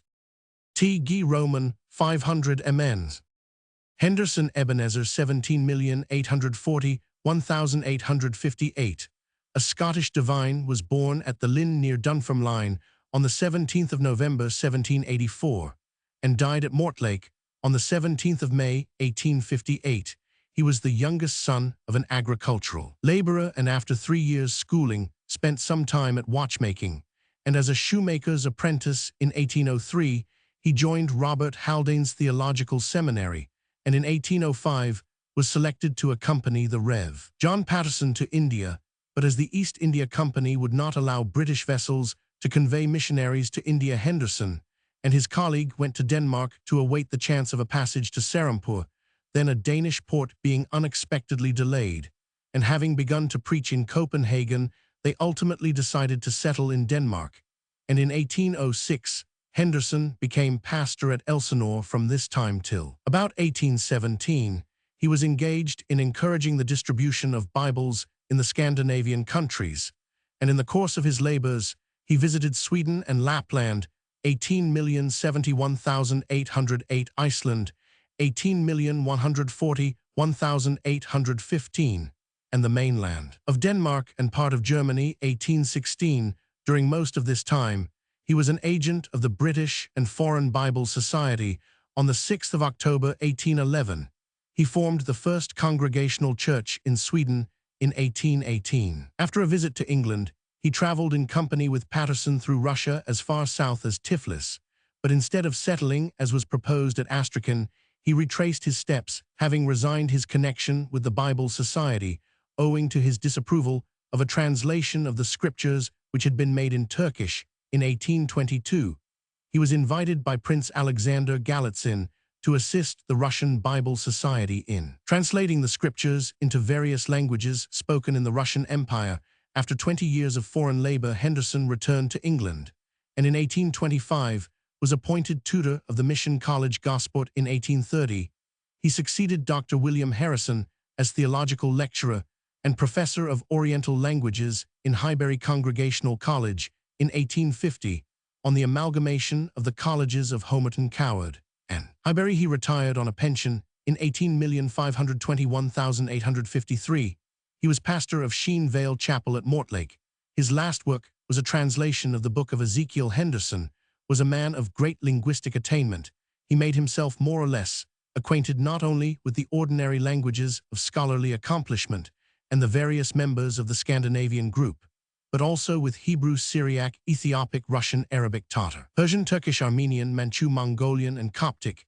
He organized the first Bible Society in Denmark 1814 and paved the way for several others in 1817. He was nominated by the Scandinavian Literary Society, a corresponding member, and in 1840 he was made Roman 500 by the University of Copenhagen. He was honorary secretary for life of the Religious Tract Society, and one of the first promoters of the British Society for the Propagation of the Gospel among the Jews.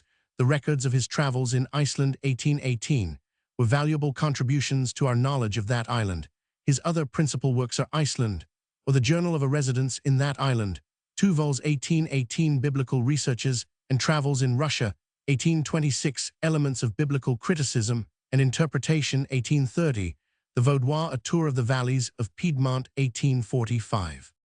See Memoirs of Ebenezer Henderson by Thulia S. Henderson, His Daughter London, 1859, Congregational Year Book, 1859. Henderson George Francis Robert, 18,540,1903, British soldier and military writer, was born in Jersey in 1854, educated at Leeds Grammar School, of which his father, afterwards Dean of Carlisle, was headmaster. He was early attracted to the study of history and obtained a scholarship at St. John's College, Oxford, but he soon left the university for Sandhurst, whence he obtained his first commission in 1878. 1 year later, after a few months' service in India, he was promoted lieutenant and returned to England, and in 1882 he went on active service with his regiment, the York and Lancaster 65th, 84th. To Egypt he was present at Tel el-Mahuta and Kassasin, and at Tel el-Kebir was the first man of his regiment to enter the enemy's works. His conduct attracted the notice of Sir Garnet, afterwards Lord Wolseley, and he received the 5th class of the Mejidi Order. His name was further noted for a brevet majority, which he did not receive till he became captain in 1886. During these years, he had been quietly studying military art and history at Gibraltar in Bermuda and in Nova Scotia, in spite of the difficulties of research, and in 1889 appeared 268, anonymously, his first work, The Campaign of Fredericksburg. In the same year, he became instructor in tactics, military law, and administration at Sandhurst. From this post, he proceeded as professor of military art and history to the Staff College, 18,921,899, and there exercised profound influence on the younger generation of officers. His study on Spicheren had been begun some years before, and in 1898 appeared, as the result of 8 years' work, his masterpiece Stonewall Jackson and the American Civil War. In the South African War, Lieutenant Colonel Henderson served with distinction on the staff of Lord Roberts as Director of Intelligence, but overwork and malaria broke his health, and he had to return home, being eventually selected to write the official history of the war, but failing health obliged him to go to Egypt, where he died at Assuan on the 5th of March 1903. He had completed the portion of the history of the South African War, dealing with the events up to the commencement of hostilities, amounting to about a volume, but the War Office decided to suppress this, and the work was begun de novo and carried out by Sir F. Morris. Various lectures and papers by Henderson were collected and published in 1905 by Captain Malcolm Roman 500 SO under the title The Science of War. To this collection, a memoir was contributed by Lord Roberts. See also Journal of the Royal United Service Institution, Vol. Roman 47 No. 302. Henderson John, 17,471,785, English actor of Scottish descent, was born in London. He made his first appearance on the stage at Bath on the 6th of October 1772. As Hamlet, his success in this and other Shakespearean parts led to his being called the Bath Roscius. He had great difficulty in getting a London engagement. Finally appeared at the Haymarket in 1777 as Shylock, and his success was a source of considerable profit to Colman. The manager Sheridan then engaged him to play at Drury Lane, where he remained for 2 years. When the companies joined forces, he went to Covent Garden, appearing as Richard Roman III in 1778 and creating original parts in many of the plays of Cumberland, Shirley Jeffson, and others. His last appearance was in 1785 as Horatius in The Roman Father, and he died on the 25th of November of that year and was buried in Westminster Abbey. Garrick was very jealous of Henderson, and the latter's power of mimicry separated him also from Colman, but he was always gratefully remembered by Mrs. Siddons and others of his profession, whom he had encouraged. He was a close friend of Gainsborough, who who painted his portrait, as did also Stewart and Romney. He was co-author of Sheridan and Henderson's Practical Method of Reading and Writing English Poetry. Henderson, a city, and the county-seat of Henderson County, Kentucky, USA, on the S-bank of the Ohio River, about 142 Roman 1000 WSW of Louisville Pop, 1890-80, 835 1900 10,272, of whom 4029 were Negroes. 1910 census, 11,452. It is served by the Illinois Central, the Louisville-Nashville, and the Louisville-Henderson-St. Louis Railways, and has direct communication by steamboat with Louisville, Evansville, Cairo, Memphis, and New Orleans. Henderson is built on the high bank of the river above the flood level. The river is spanned here by a fine steel bridge designed by George W. G. Ferris, 18,590,1896. The designer of the Ferris wheel. The city has a public park of 80 acres and a Carnegie Library. It is situated in the midst of a region whose soil is said to be the best in the world for the raising of dark, heavy fibered tobacco, and is well adapted also for the growing of fruit, wheat, and Indian corn. Bituminous coal is obtained from the surrounding country. Immense quantities of stem tobacco are shipped from here, and the city is an important market for Indian corn. The manufactures of the city include cotton and woolen goods, hominy, meal, flour, tobacco, and cigars, carriages, baskets, chairs, and other furniture, bricks, ice, whiskey, and beer. The value of the city's factory products in 1905 was $1,365,120.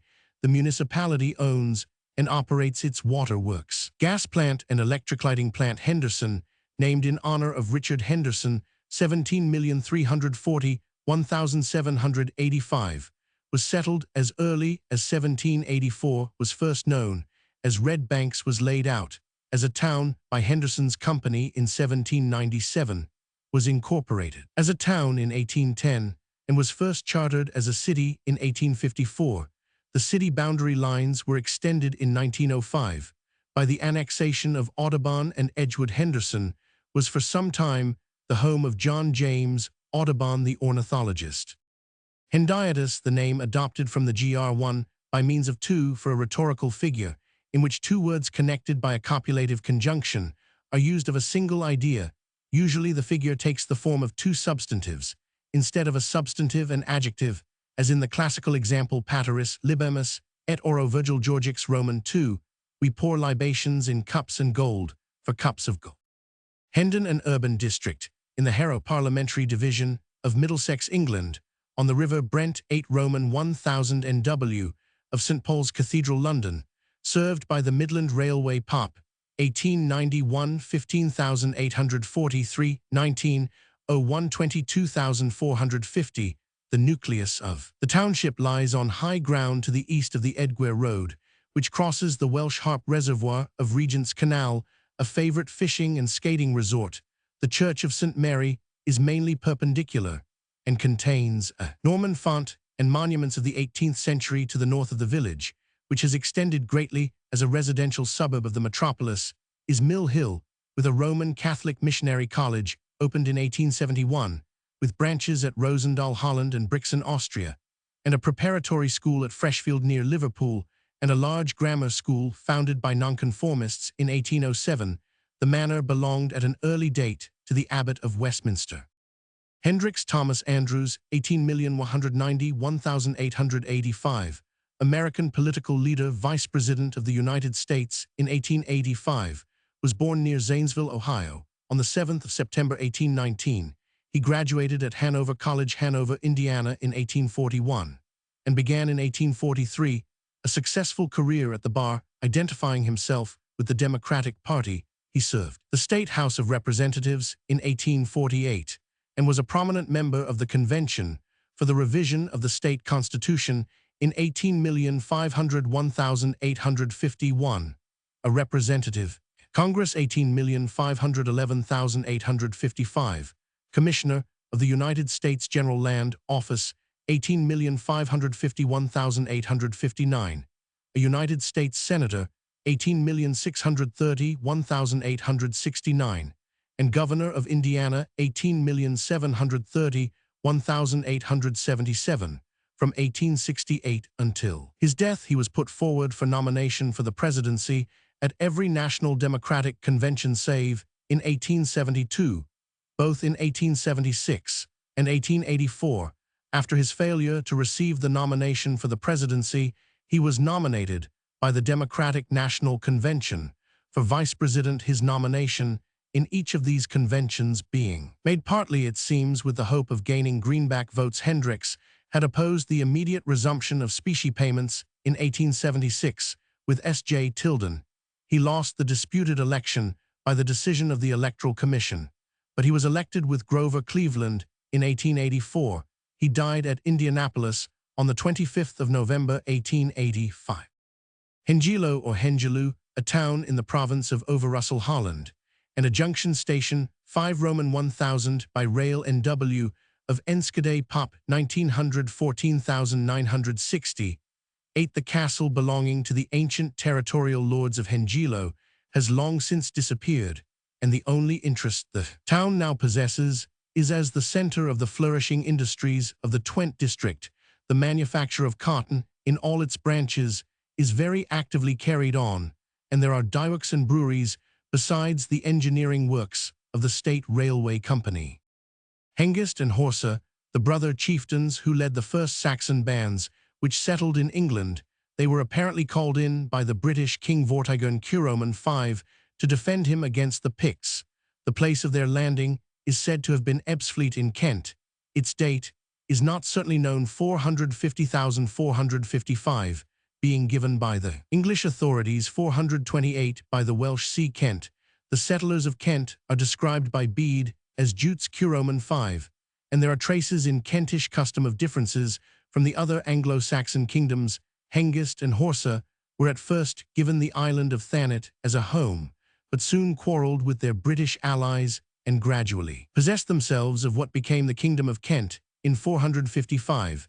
The Saxon Chronicle records a battle between Hengist and Horsa and Vortigern at a place called Eaglesthrep, in which Horsa 269 was slain. Thenceforward Hengist reigned in Kent, together with his son Esk Oisk.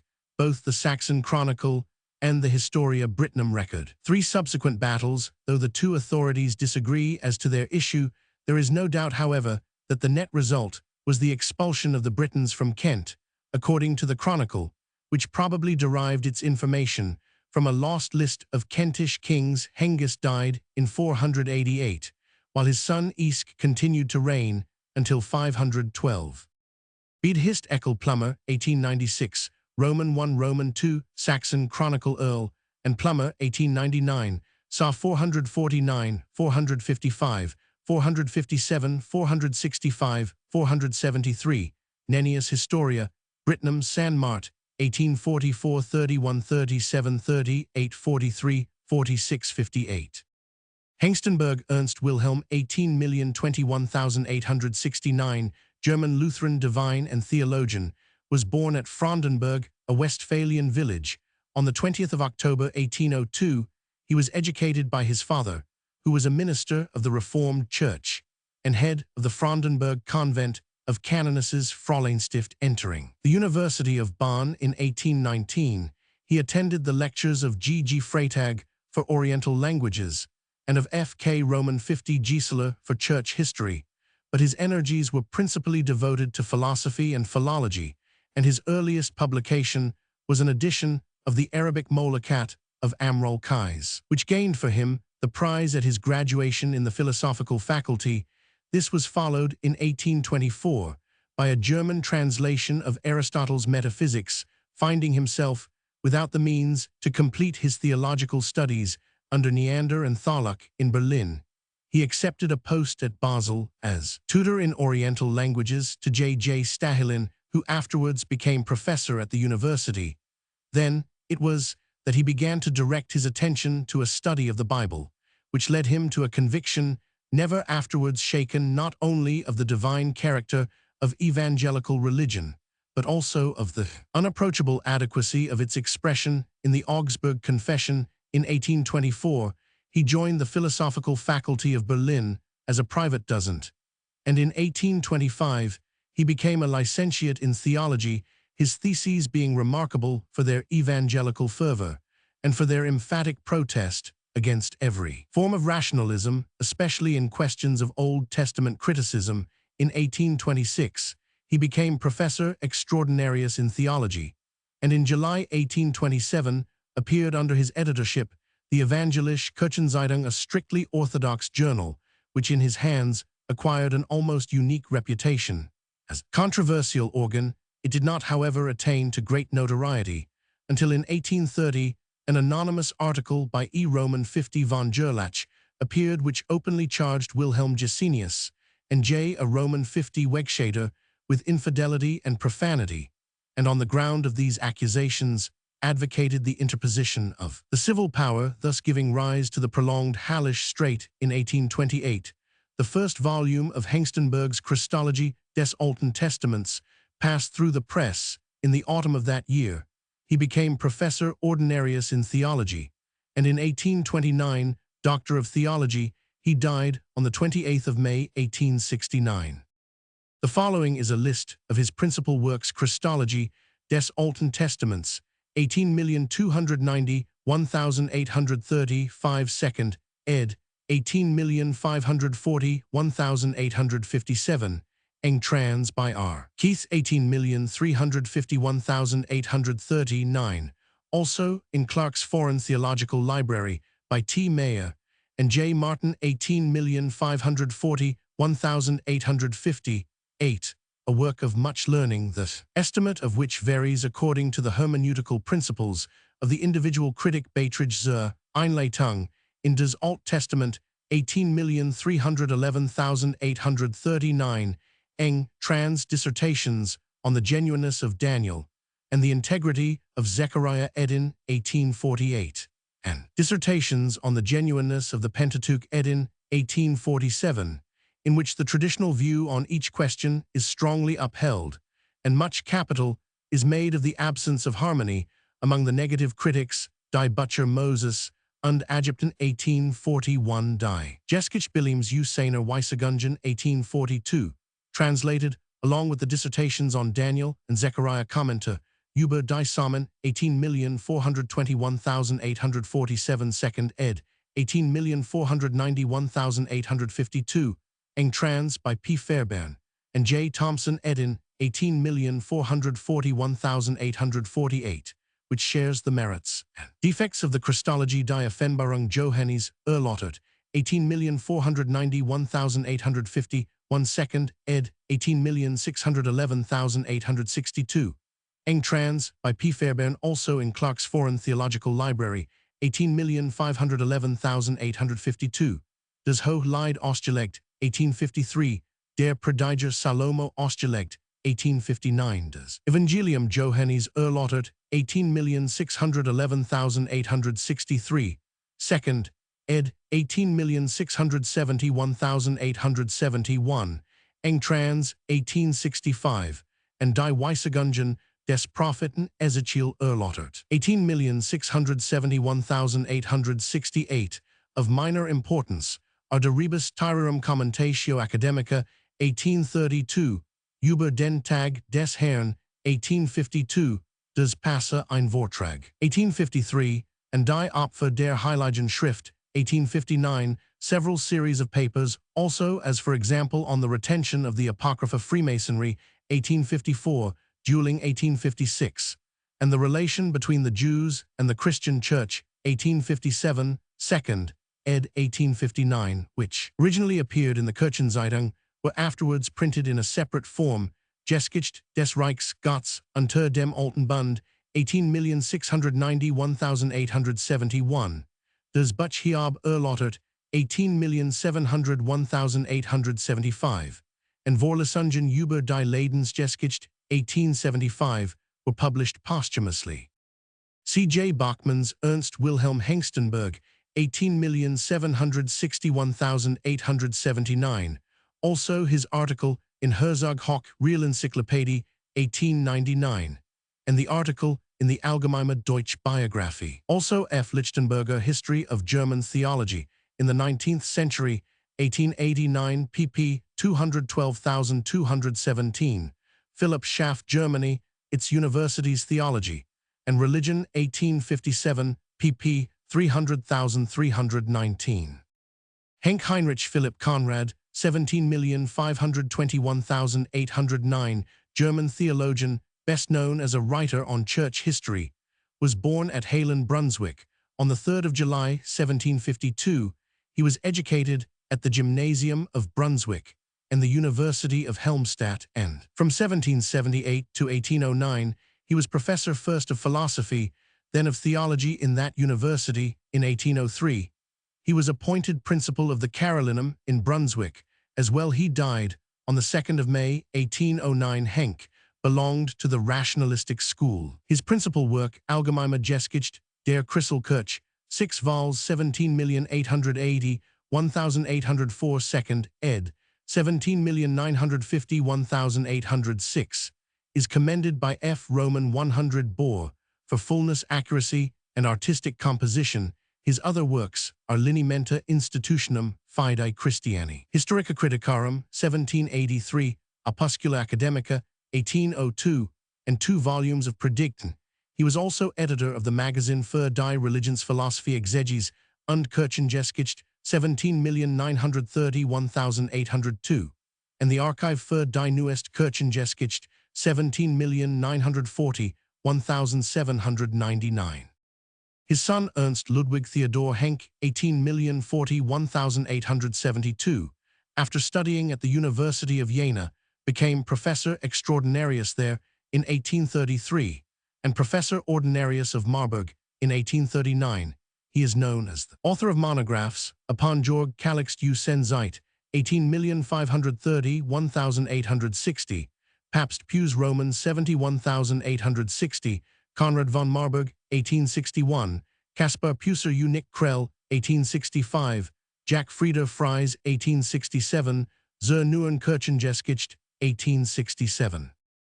Henel Friedrich Gustav Jakob, 18,090, 1885, German pathologist and anatomist, was born on the 9th of July, 1809 at Fürth in Franconia, after studying medicine at Heidelberg and at Bonn, where he took his doctor's degree in 1832. He became prosector in anatomy to Johannes Müller at Berlin. During the 6 years he spent in that position, he published a large amount of work, including 3 anatomical monographs on new species of animals and papers on the structure of the lacteal system, the distribution of epithelium in the human body, the structure and development of the hair, the formation of mucus and pus. Roman 100. In 1840, he accepted the chair of anatomy at Zurich, and in 1844 he was called to Heidelberg, where he taught not only anatomy but physiology and pathology. About this period, he was engaged on his complete system of general anatomy, which formed the 6th volume of the new edition of St. von Sommering's treatise, published at Leipzig between 1841 and 1844.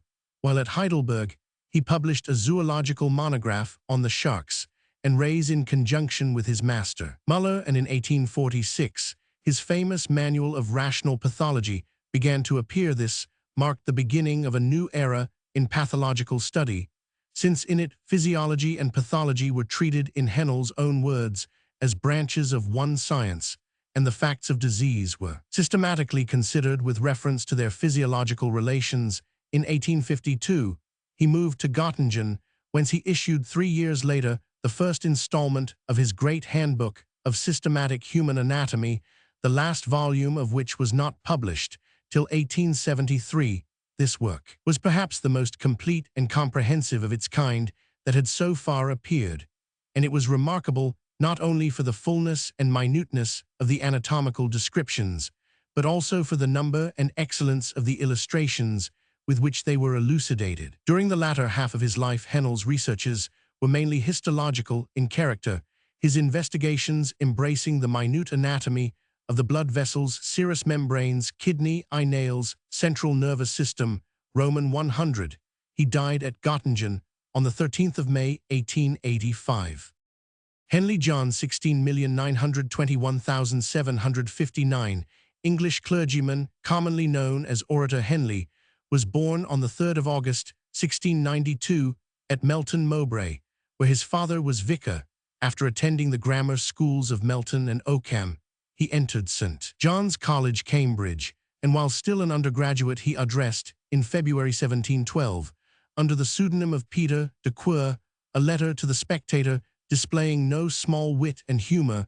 After graduating B.A., he became assistant and then headmaster of the grammar school of his native town, uniting to these duties those of assistant curate. His abundant energy found still further expression in a poem entitled Esther, Queen of Persia 1714, and in the compilation of a grammar of 10 languages entitled The Complete Linguist, 2 vols, London, 17,190,1721.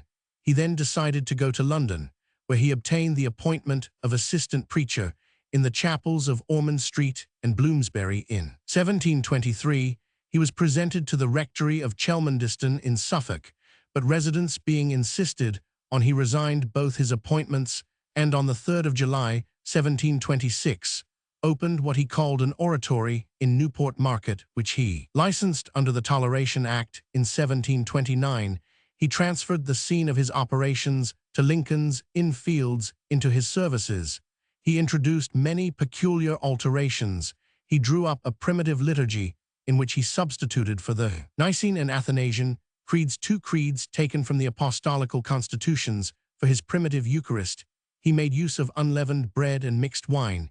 He distributed at the price of 1 shilling medals of admission to his oratory, with the device of a sun rising to the meridian with the motto Ad Summa, and the words Inveniam viam aut faciam below. But the most original element in the services was Henley himself, who is described by Pope in the Dunciad. Preacher at once and zany of his age, he possessed some oratorical ability and adopted a very theatrical style of elocution. Tuning his voice and balancing his hands, and his addresses were a strange medley of solemnity and buffoonery, of clever wit and the wildest absurdity, of able and original disquisition and the worst artifices of the oratorical charlatan. His services were much frequented by the freethinkers, and he himself expressed his determination to die a rational. Besides his Sunday sermons, he delivered Wednesday lectures on social and political subjects, and he also projected a scheme for connecting with the oratory a university on quite a utopian plan. For some time, he edited the Hip Doctor, a weekly paper established in opposition to the Craftsman, and for this service he enjoyed a pension of 100 a year from Sir Robert Walpole. At first the orations of Henley drew great crowds, but although he never discontinued his services, his audience latterly dwindled almost entirely away. He died on the 13th of October, 1759.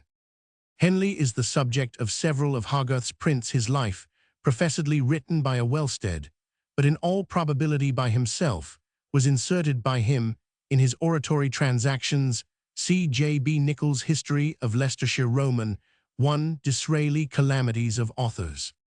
Henley William Ernest, 18,491,903, British poet, critic, and editor, was born on the 23rd of August, 1849 at Gloucester, and was educated at the Crypt Grammar School in that city.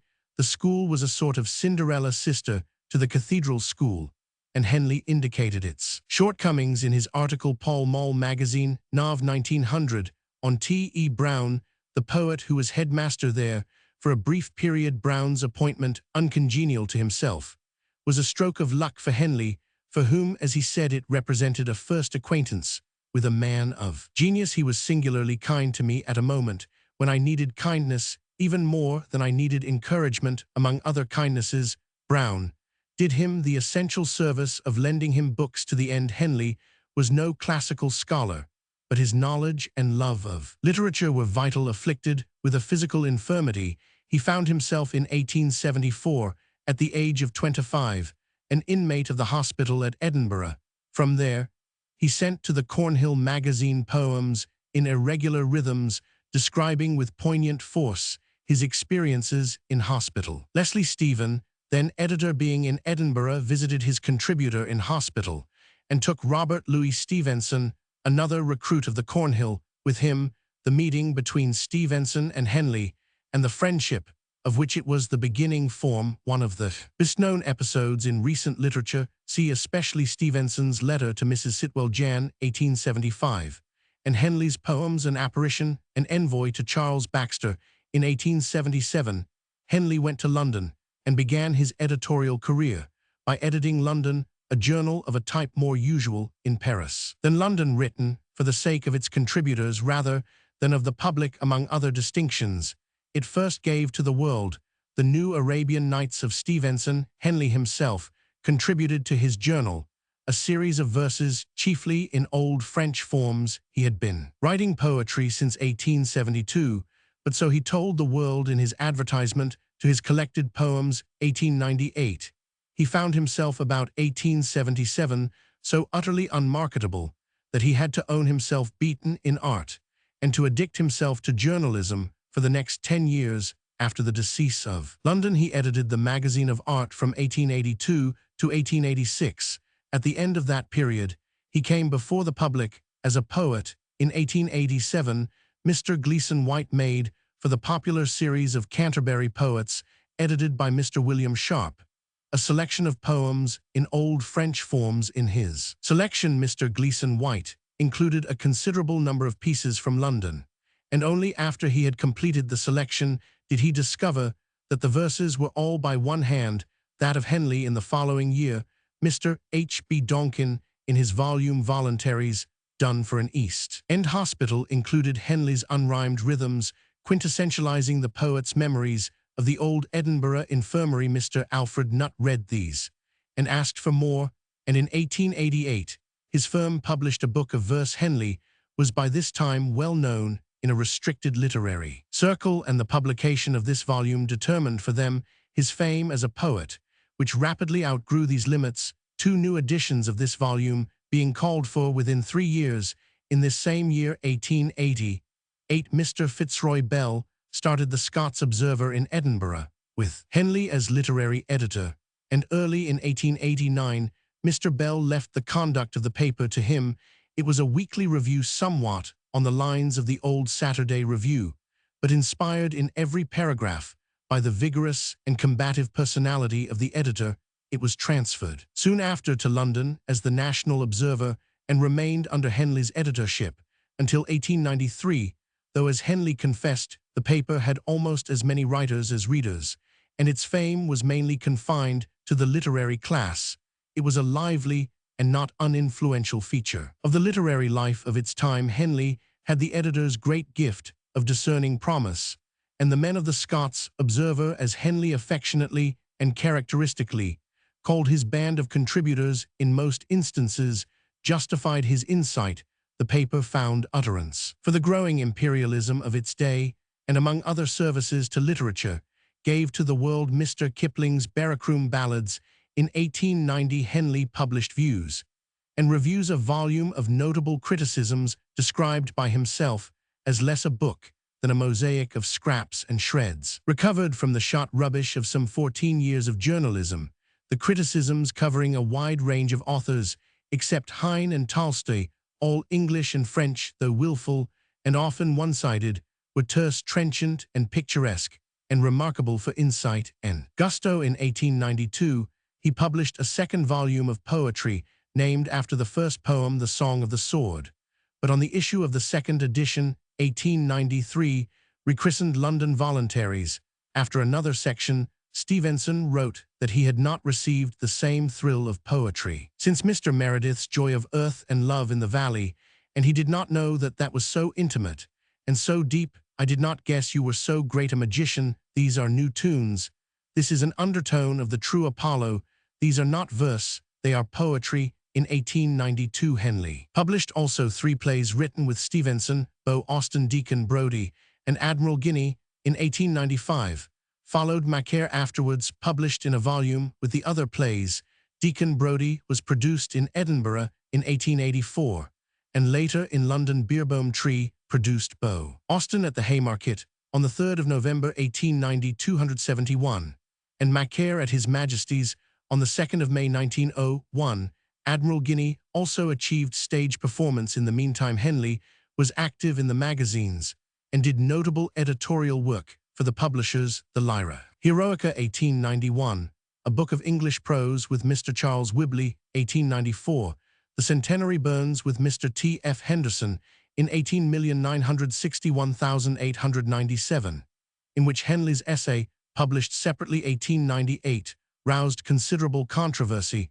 In 1892, he undertook for Mr. Nutt the general editorship of the Tudor translations, and in 1897 began for Mr. Heinemann an edition of Byron, which did not proceed beyond one volume of letters. In 1898.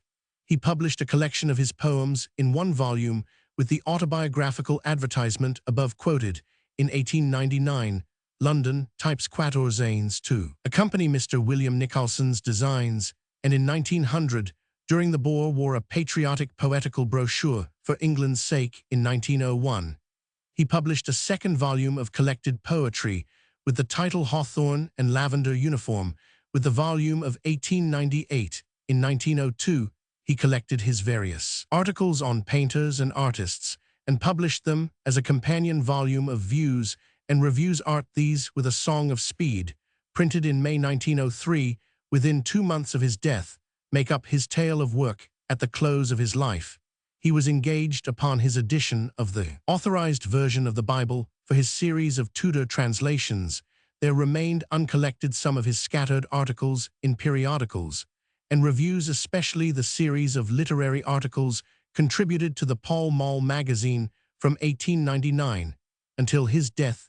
These contain the most outspoken utterances of a critic, never mealy-mouthed, and include the splenetic attack on the memory of his dead friend R. Roman 50 Stevenson, which aroused deep regret and resentment. In 1894, Henley lost his little 6-year-old daughter Margaret. He had borne the bludgeonings of chance with the unconquerable soul of which he boasted not unjustifiably in a well-known poem, but this blow broke his heart. With the knowledge of this fact, some of these outbursts may be better understood, yet we have the evidence of a clear-eyed critic who knew Henley well, that he found him more generous, more sympathetic at the close of his life than he had been before he died on the 11th of July 1903. In spite of his too boisterous mannerism and prejudices, he exercised, by his originality, independence, and fearlessness, an inspiring and inspiriting influence on the higher class of journalism. This influence he exercised by word of mouth, as well as by his pen, for he was a famous talker, and figures as Burley in Stevenson's essay on Talk and Talkers. As critic, he was a good hater and a good fighter. His virtue lay in his vital and vitalizing love of good literature and the vivid and pictorial phrases he found to give it expression. But his fame must rest on his poetry. He excelled alike in his delicate experiments in complicated meters and the strong impressionism of hospital sketches and London voluntaries. The influence of Heine may be discerned in these unrhymed rhythms, but he was perhaps a truer and more successful disciple of Heine in his snatches of passionate song, the best of which should retain their place in English literature. See also references in Stevenson's Letters, Cornhill Magazine, 1903, Sydney Low Fortnightly Review, August 1892, Arthur Symonds. And for bibliography, English Illustrated Magazine, Vol. Roman 29, p. 548. W. P. J. Henley-on-Thames, a market town and municipal borough in the Henley Parliamentary Division of Oxfordshire, England, on the left bank of the Thames, the terminus of a branch of the Great Western Railway, by which it is 3534 Roman 1000 W of London, while it is 5712 Roman 1000 by River Pop 1901 5984. It occupies one of the most beautiful situations on the Thames, at the foot of the finely wooded Chiltern Hills. The river is crossed by an elegant stone bridge of 5 arches, constructed in 1786. The parish church, decorated and perpendicular, possesses a lofty tower of intermingled flint and stone, attributed to Cardinal Wolsey, but more probably erected by Bishop Longland. The grammar school, founded in 1605, is incorporated with a Blue Coat School. Henley is a favorite summer resort and is celebrated for the annual Henley Royal Regatta, the principal gathering of amateur oarsmen in England first held in 1839, and usually taking place in July. Henley is governed by a mayor, 4 aldermen, and 12 councillors. Area 549 acres. Henley-on-Thames, Hanligang Hennel Handley, not mentioned in Doomsday, was a manor or ancient domain of the Crown, and was granted 1337 to John de Molins, whose family held it for about 250 years. It is said that members for Henley sat in parliaments of Edward Roman I and Edward Roman III, but no writs have been found. Henry Roman VIII, having granted the use of the titles mayor and burgess, the town was incorporated in 15,701,571 by the name of the Warden Portreves Burgesses and Commonalty. Henley suffered from both parties in the Civil War. William Roman III, on his march to London 1688, rested here and received a deputation from the Lords. The period of prosperity in the 17th and 18th centuries was due to manufactures of glass and malt, and to trade in corn and wool. The existing Thursday market was granted by a charter of John, and the existing Corpus Christi Fair by a charter of Henry Roman VI. C. J. S. Byrne, History of Henley-on-Thames, London, 1861. Henna, the Persian name for a small shrub found in India, Persia, the Levant, and along the African coasts of the Mediterranean, where it is frequently cultivated. It is the Lawsonia alba of botanists, and from the fact that young trees are spineless, while older ones have the branchlets hardened into spines, it has also received the names of Lawsonia inermes and Roman 50 spinosa. It forms a slender shrubby plant of from 8 to 10 ft high, with opposite lancer-shaped smooth leaves, which are entire at the margins, and bears small white 4-petalled sweet-scented flowers, disposed in panicles. Its Egyptian name is Kenna, its Arabic name Alkana, its Indian name Mendi, while in England it is called Egyptian privet, and in the West Indies, where it is naturalized, Jamaica mignonette. Henna or hen is of ancient repute as a cosmetic. This consists of the leaves of the Lawsonia powdered and made up into a paste. This is employed by the Egyptian women and also by the Mohammedan women in India to dye their fingernails and other parts of their hands and feet of an oranged color, which is considered to add to their beauty. The color lasts for 3 or 4 weeks, when it requires to be renewed. It is moreover used for dyeing the hair and beard, and even the manes of horses, and the same material is employed for dyeing skins and morocco leather, a reddish yellow, but it contains no tannin. The practice of dyeing the nails was common amongst the Egyptians, and not to conform to it would have been considered indecent. It has descended from very remote ages, as is proved by the evidence afforded by Egyptian mummies, the nails of which are most commonly stained of a reddish hue. Henna is also said to have been held in repute amongst the Hebrews, being considered to be the plant referred to as camphire in the Bible's Song of Solomon, Roman 1 Roman, for the custom of dyeing the nails and palms of the hands and soles of the feet of an iron rust color with henna. Observes Dr. J. Forbes. Royal exists throughout the East, from the Mediterranean to the Ganges, as well as in northern Africa. In some parts, the practice is not confined to women and children, but is also followed by men, especially in Persia.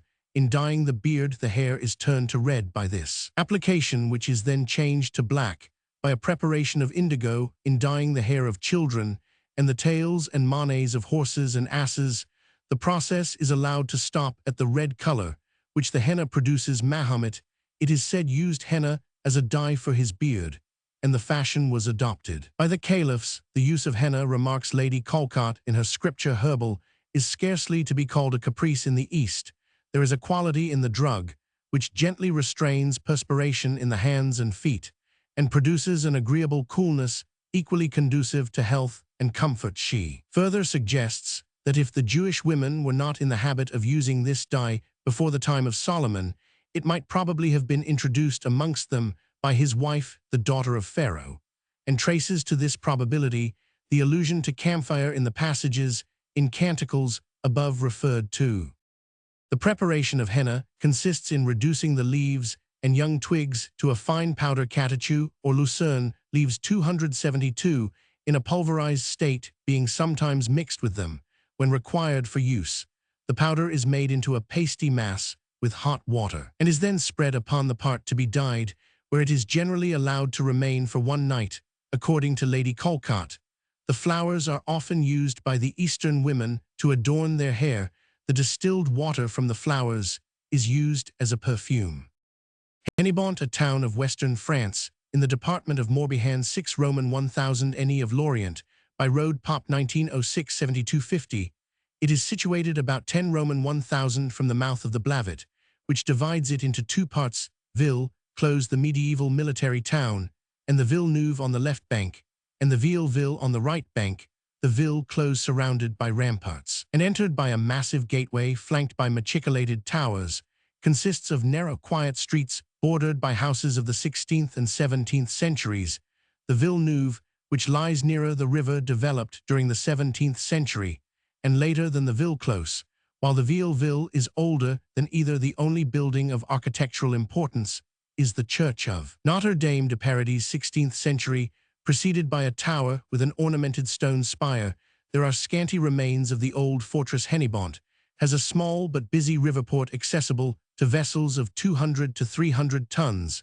An important foundry in the environs of the town employs 1,400 workpeople in the manufacture of tinplate for sardine boxes and other purposes, boat building, tanning, distilling, and the manufacture of earthenware. White lead and chemical manures are also carried on. Granite is worked in the neighborhood. Helmont is famed for the resistance which it made under the widow of Jean de Montfort when besieged in 1342 by the armies of Philip of Valois and Charles of Blois during the War of the Succession in Brittany. See Brittany. Hennequin Philippe Auguste 17,630,1833, French painter, was a pupil of David. He was born at Lyon in 1763, distinguished himself early by winning the Grand Prix, and left France for Italy. The disturbances at Rome during the course of the Revolution obliged him to return to Paris, where he executed the Federation of the 14th of July, and he was at work on a large design commissioned for the Town Hall of Lyon. When in July 1794, he was accused before the Revolutionary Tribunal and thrown into prison. Hennequin escaped only to be anew accused and imprisoned in Paris, and after running great danger of death, seems to have devoted himself thenceforth wholly to his profession. At Paris, he finished the picture ordered for the municipality of Lyon, and in 1801 produced his chief work, Orestes Pursued by the Furies. Louvre engraved by Landon, Annals du Musée Vol Roman 1p 105. He was one of the 4 painters who competed when in 1802 Gros carried off the official prize for a picture of the Battle of Nazareth, and in 1808 Napoleon himself ordered Hennequin to illustrate a series of scenes from his German campaigns, and commanded that his picture of the death of General Salomon should be engraved after 1815. Hennequin retired to Liege, and there, aided by subventions from the government, carried out a large historical picture of the death of the 300. In defense of Liege, a sketch, of which he himself engraved in 1824, Hennequin settled at Tournai and became director of the Academy. He exhibited various works at Lille in the following year, and continued to produce actively up to the day of his death in May 1833. Henner Jean-Jacques 18,291,905, French painter, was born on the 5th of March 1829 at Dornach, Alsace. At first a pupil of Drolling and of Picot, he entered the École des Beaux-Arts in 1848 and took the Prix de Rome with a painting of Adam and Eve finding the body of Abel 1858. Rome he was guided by Flandrin, and among other works, painted 4 pictures for the gallery at Colmar.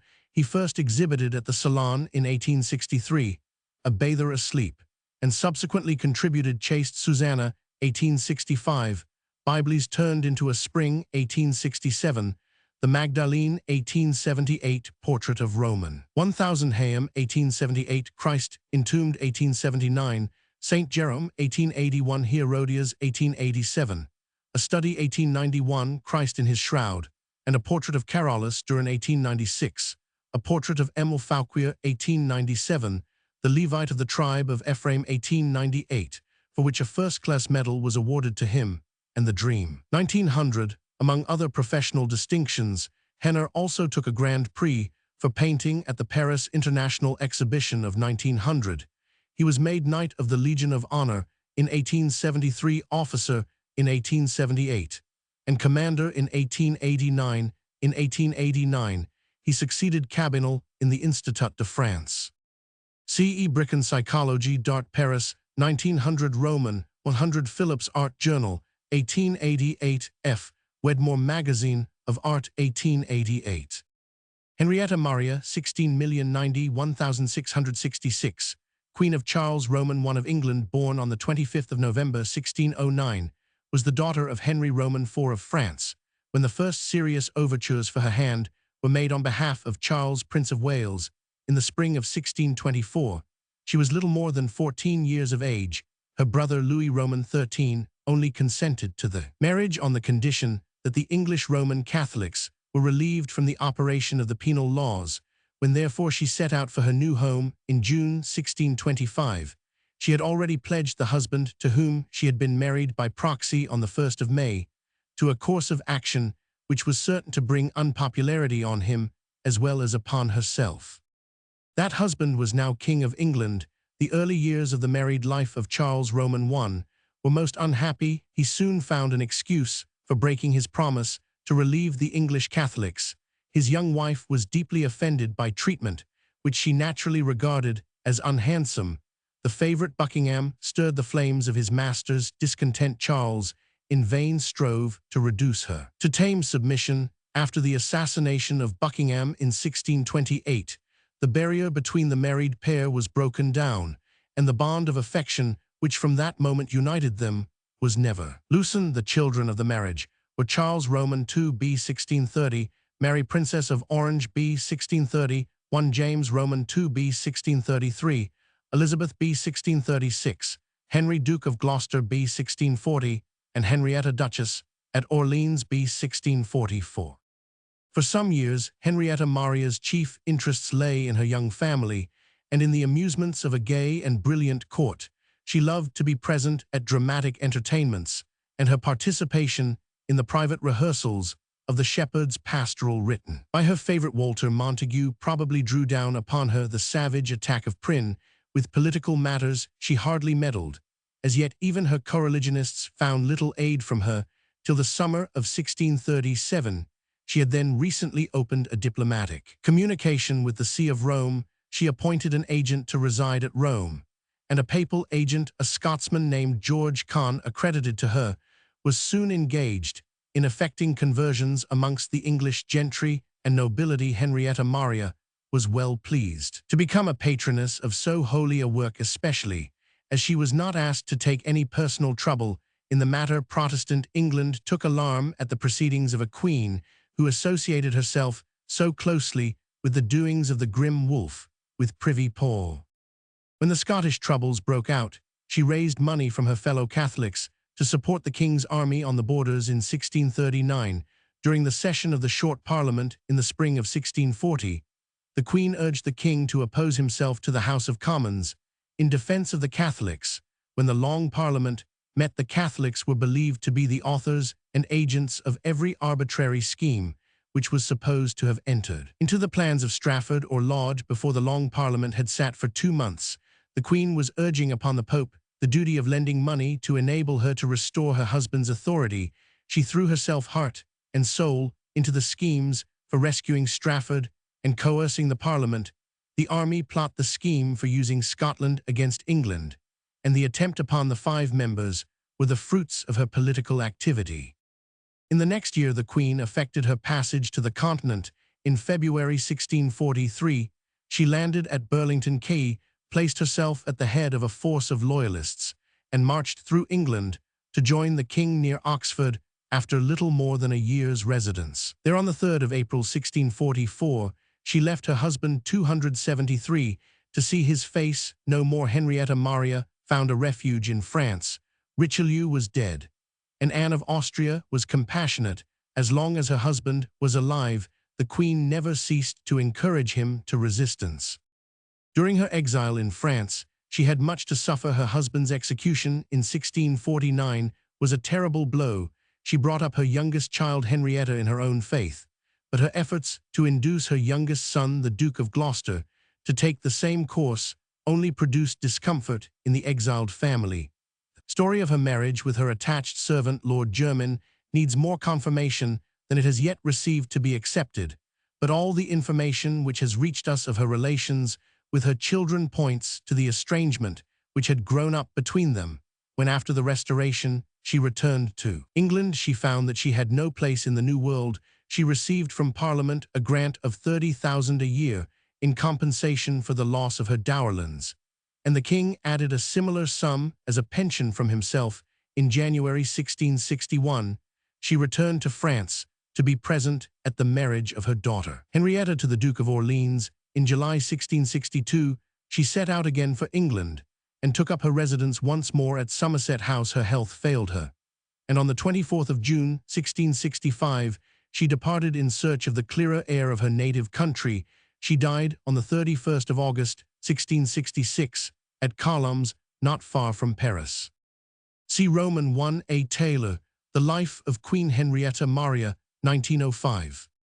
Henry Fr. Henry Span Enrique J. Heinrich Roman 1499, H. J. Heinrich and Heinrich O.H.G. Jaime, or Heimery, Roman 1e Prince or Chief of the House, from O.H.G. Heim the Eng Home, and Re Goth Rakes compare Lat Rex Kingrich, therefore mighty and so. A ruler compare Sans Raj to shine forth rule Roman 100, and Mad Raj rule, and Raja King the name of many European sovereigns, the more important of whom are noticed below in the following order: 1 emperors, and German kings, 2 kings of England, 3 other kings, in the alphabetical order of their states, 4 other reigning princes, in the same order, 5 non-reigning princes, 6 bishops, nobles, chroniclers, Roman 100 Henry, Roman 1, Roman 100,936, surnamed the Fowler, German king, son of Otto the illustrious Duke of Saxony, grew to manhood amid the disorders which witnessed to the decay of the Carolingian Empire, and in early life shared in various campaigns for the defense of Saxony. He married Hatburg, a daughter of Erwin, Count of Merseburg, but as she had taken the veil on the death of a former husband, this union was declared illegal by the Church, and in 909 he married Matilda, daughter of a Saxon count named Theodorich, and a reputed descendant of the hero Widukind. On his father's death in 912, he became Duke of Saxony, which he ruled with considerable success, defending it from the attacks of the Slavs, and resisting the claims of the German king Conrad, Roman 1c Saxony. He afterwards won the esteem of Conrad to such an extent that in 918 the king advised the nobles to make the Saxon duke his successor. After Conrad's death, the Franks and the Saxons met at Fritzlar in May 919 and chose Henry as German king, after which the new king refused to allow his election to be sanctioned by the Church. His authority, save in Saxony, was merely nominal, but by negotiation rather than by warfare, he secured a recognition of his sovereignty from the Bavarians and the Swabians. A struggle soon took place between Henry and Charles Roman III, the simple king of France, for the possession of Lorraine. In 921, Charles recognized Henry as king of the East Franks, and when in 923 the French king was taken prisoner by Herbert, Count of Vermandois, Lorraine came under Henry's authority, and Giselbert, who married his daughter Gerberga, was recognized as duke. Turning his attention to the east, Henry reduced various Slavonic tribes to subjection, took Brenneber, the modern Brandenburg, from the Hevelli, and secured both banks of the Elbe for Saxony. In 923,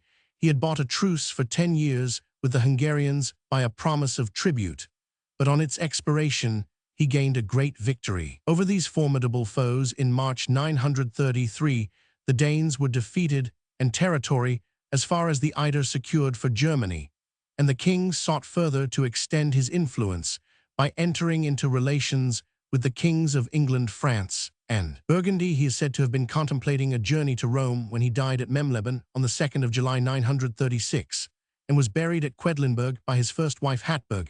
He left a son, Thankma, who was excluded from the succession as illegitimate, and by Matilda he left 3 sons, the eldest of whom, Otto, afterwards the Emperor Otto the Great, succeeded him, and 2 daughters. Henry was a successful ruler, probably because he was careful to undertake only such enterprises as he was able to carry through, laying more stress on his position as Duke of Saxony than King of Germany.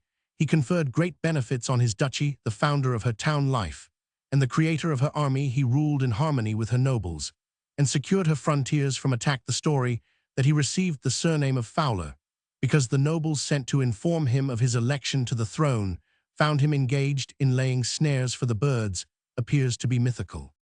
See Widukind of Corvey, Res Gesti Saxonici, edited by G. Waits, in the Monumenta Germaniae Historica Scriptures Band Roman III Hanover, and Berlin 1826, Sek die Urkund des Deutschen Königs Heinrichs, Roman I, edited by T. von Sickel, in the Monumenta Germaniae Historica Diplomata Hanover, 1879, W. von Giesebrecht Geschichte der Deutschen Kaiserzeit, Band Roman I Roman II Leipzig 1881 G. Waits, Jahrbucher des Deutschen Reichs, unter König Heinrich Roman I Leipzig 1885 and F.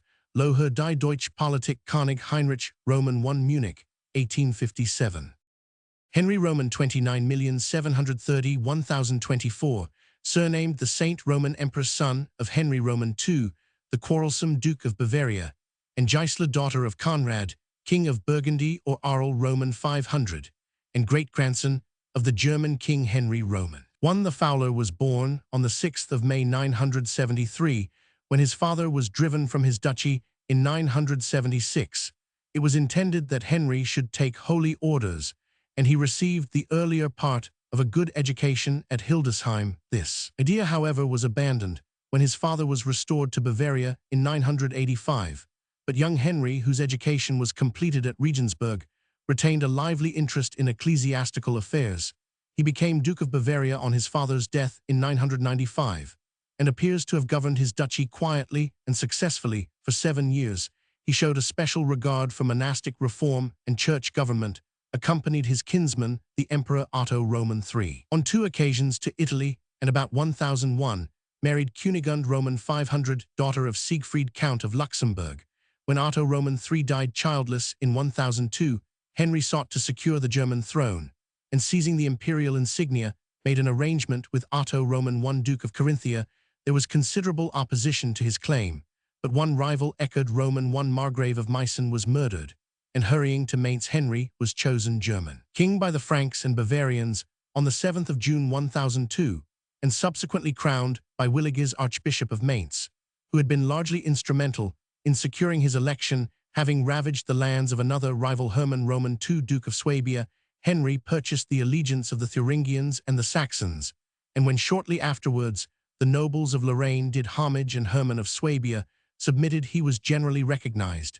King danger soon arose from Boleslaus, Roman I, the great king of Poland, who had extended his authority over Meissen and Lusatia, seized Bohemia, and allied himself with some discontented German nobles, including the king's brother Bruno, Bishop of Augsburg. Henry easily crushed his domestic foes, but the incipient war with Boleslaus was abandoned in favor of an expedition into Italy, where Arduin, Margrave of Ivrea, had been elected king. Crossing the Alps, Henry met with no resistance from Arduin, and in May 1004 he was chosen and crowned king of the Lombards at Pavia. But a tumult caused by the presence of the Germans soon arose in the city, and having received the homage of several cities of Lombardy, the king returned to Germany. He then freed Bohemia from the rule of the Poles, led an expedition into Friesland, and was successful in compelling Boleslaus to sue for peace. In 1005, a struggle with Baldwin Roman IV, Count of Flanders, in 1006 and 1007 was followed by trouble with the king's brothers-in-law Dietrich and Adalbero of Luxembourg, who had seized respectively the bishopric of Metz and the 274 archbishopric of Trier-Treves. Henry sought to dislodge them, but aided by their elder brother Henry, who had been made Duke of Bavaria in 1004, they held their own in a desultory warfare in Lorraine in 1009. However, the eldest of the 3 brothers was deprived of Bavaria, while Adalbero had in the previous year given up his claim to Trier, but Dietrich retained the bishopric of Metz. The Polish War had been renewed in 1007, but it was not until 1010 that the king was able to take a personal part in these campaigns. Meeting with indifferent success, he made peace with Boleslaus early in 1013, when the duke retained Lusatia, but did homage to Henry at Merseburg. In 1013, the king made a second journey to Italy, where 2 popes were contending for the papal chair, and meeting with no opposition, was received with great honor at Rome. Having recognized Benedict Roman VIII as the rightful pope, he was crowned emperor on the 14th of February 1014, and soon returned to Germany laden with treasures from Italian cities, but the struggle with the Poles now broke out afresh, and in 1015 and 1017, the king, having obtained assistance from the heathen Liutisci, led formidable armies against Boleslaus. During the campaign of 1017, he had as an ally the Grand Duke of Russia, but his troops suffered considerable loss, and on the 30th of January 1018, he made peace at Botzen with Boleslaus, who again retained Lusatia. As early as 1006, Henry had concluded a succession treaty with his uncle Rudolf Roman III, the childless king of Burgundy or Arles. But when Rudolf desired to abdicate in 1016, Henry's efforts to secure possession of the territory were foiled by the resistance of the nobles. In 1020, the emperor was visited at Bamberg by Pope Benedict, in response to whose entreaty for assistance against the Greeks of southern Italy. He crossed the Alps in 1021. For the third and last time, with the aid of the Normans, he captured many fortresses and seriously crippled the Greeks, but was compelled by the ravages of pestilence among his troops to return to Germany in 1022. It was probably about this time that Henry gave Benedict the diploma, which ratified the gifts made by his predecessors to the papacy, spending his concluding years in disputes over church reform. He died on the 13th of July 1024 at Grona near Göttingen, and was buried at Bamberg, where he had founded and richly endowed a bishopric. Henry was an enthusiast for church reform, and under the influence of his friend Odilo, abbot of Cluny, sought to further the principles of the Cluniacs, and seconded the efforts of Benedict Roman VIII to prevent the marriage of the clergy and the sale of spiritual dignities. He was energetic and capable, but except in his relations with the church, was not a strong ruler, but though devoted to the church and a strict observer of religious rites, he was by no means the slave of the clergy. He appointed bishops without the formality of an election, and attacked clerical privileges.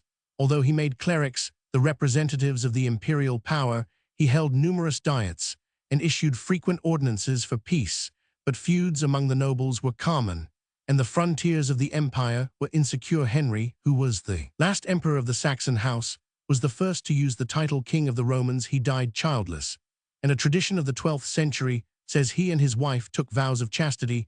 He was canonized in 1146 by Pope Eugenius Roman III C. Adalbald of Utrecht, Vita Heinrici Roman II Thietmar of Mersburg, Chroniken, both in the Monumenta Germaniae Historica Scriptures Band Roman III and Roman IV Hanover, and Berlin 1826. Sek W. von Giesebrecht Geschichte der Deutschen Kaiserzeit Leipzig 18,811,890.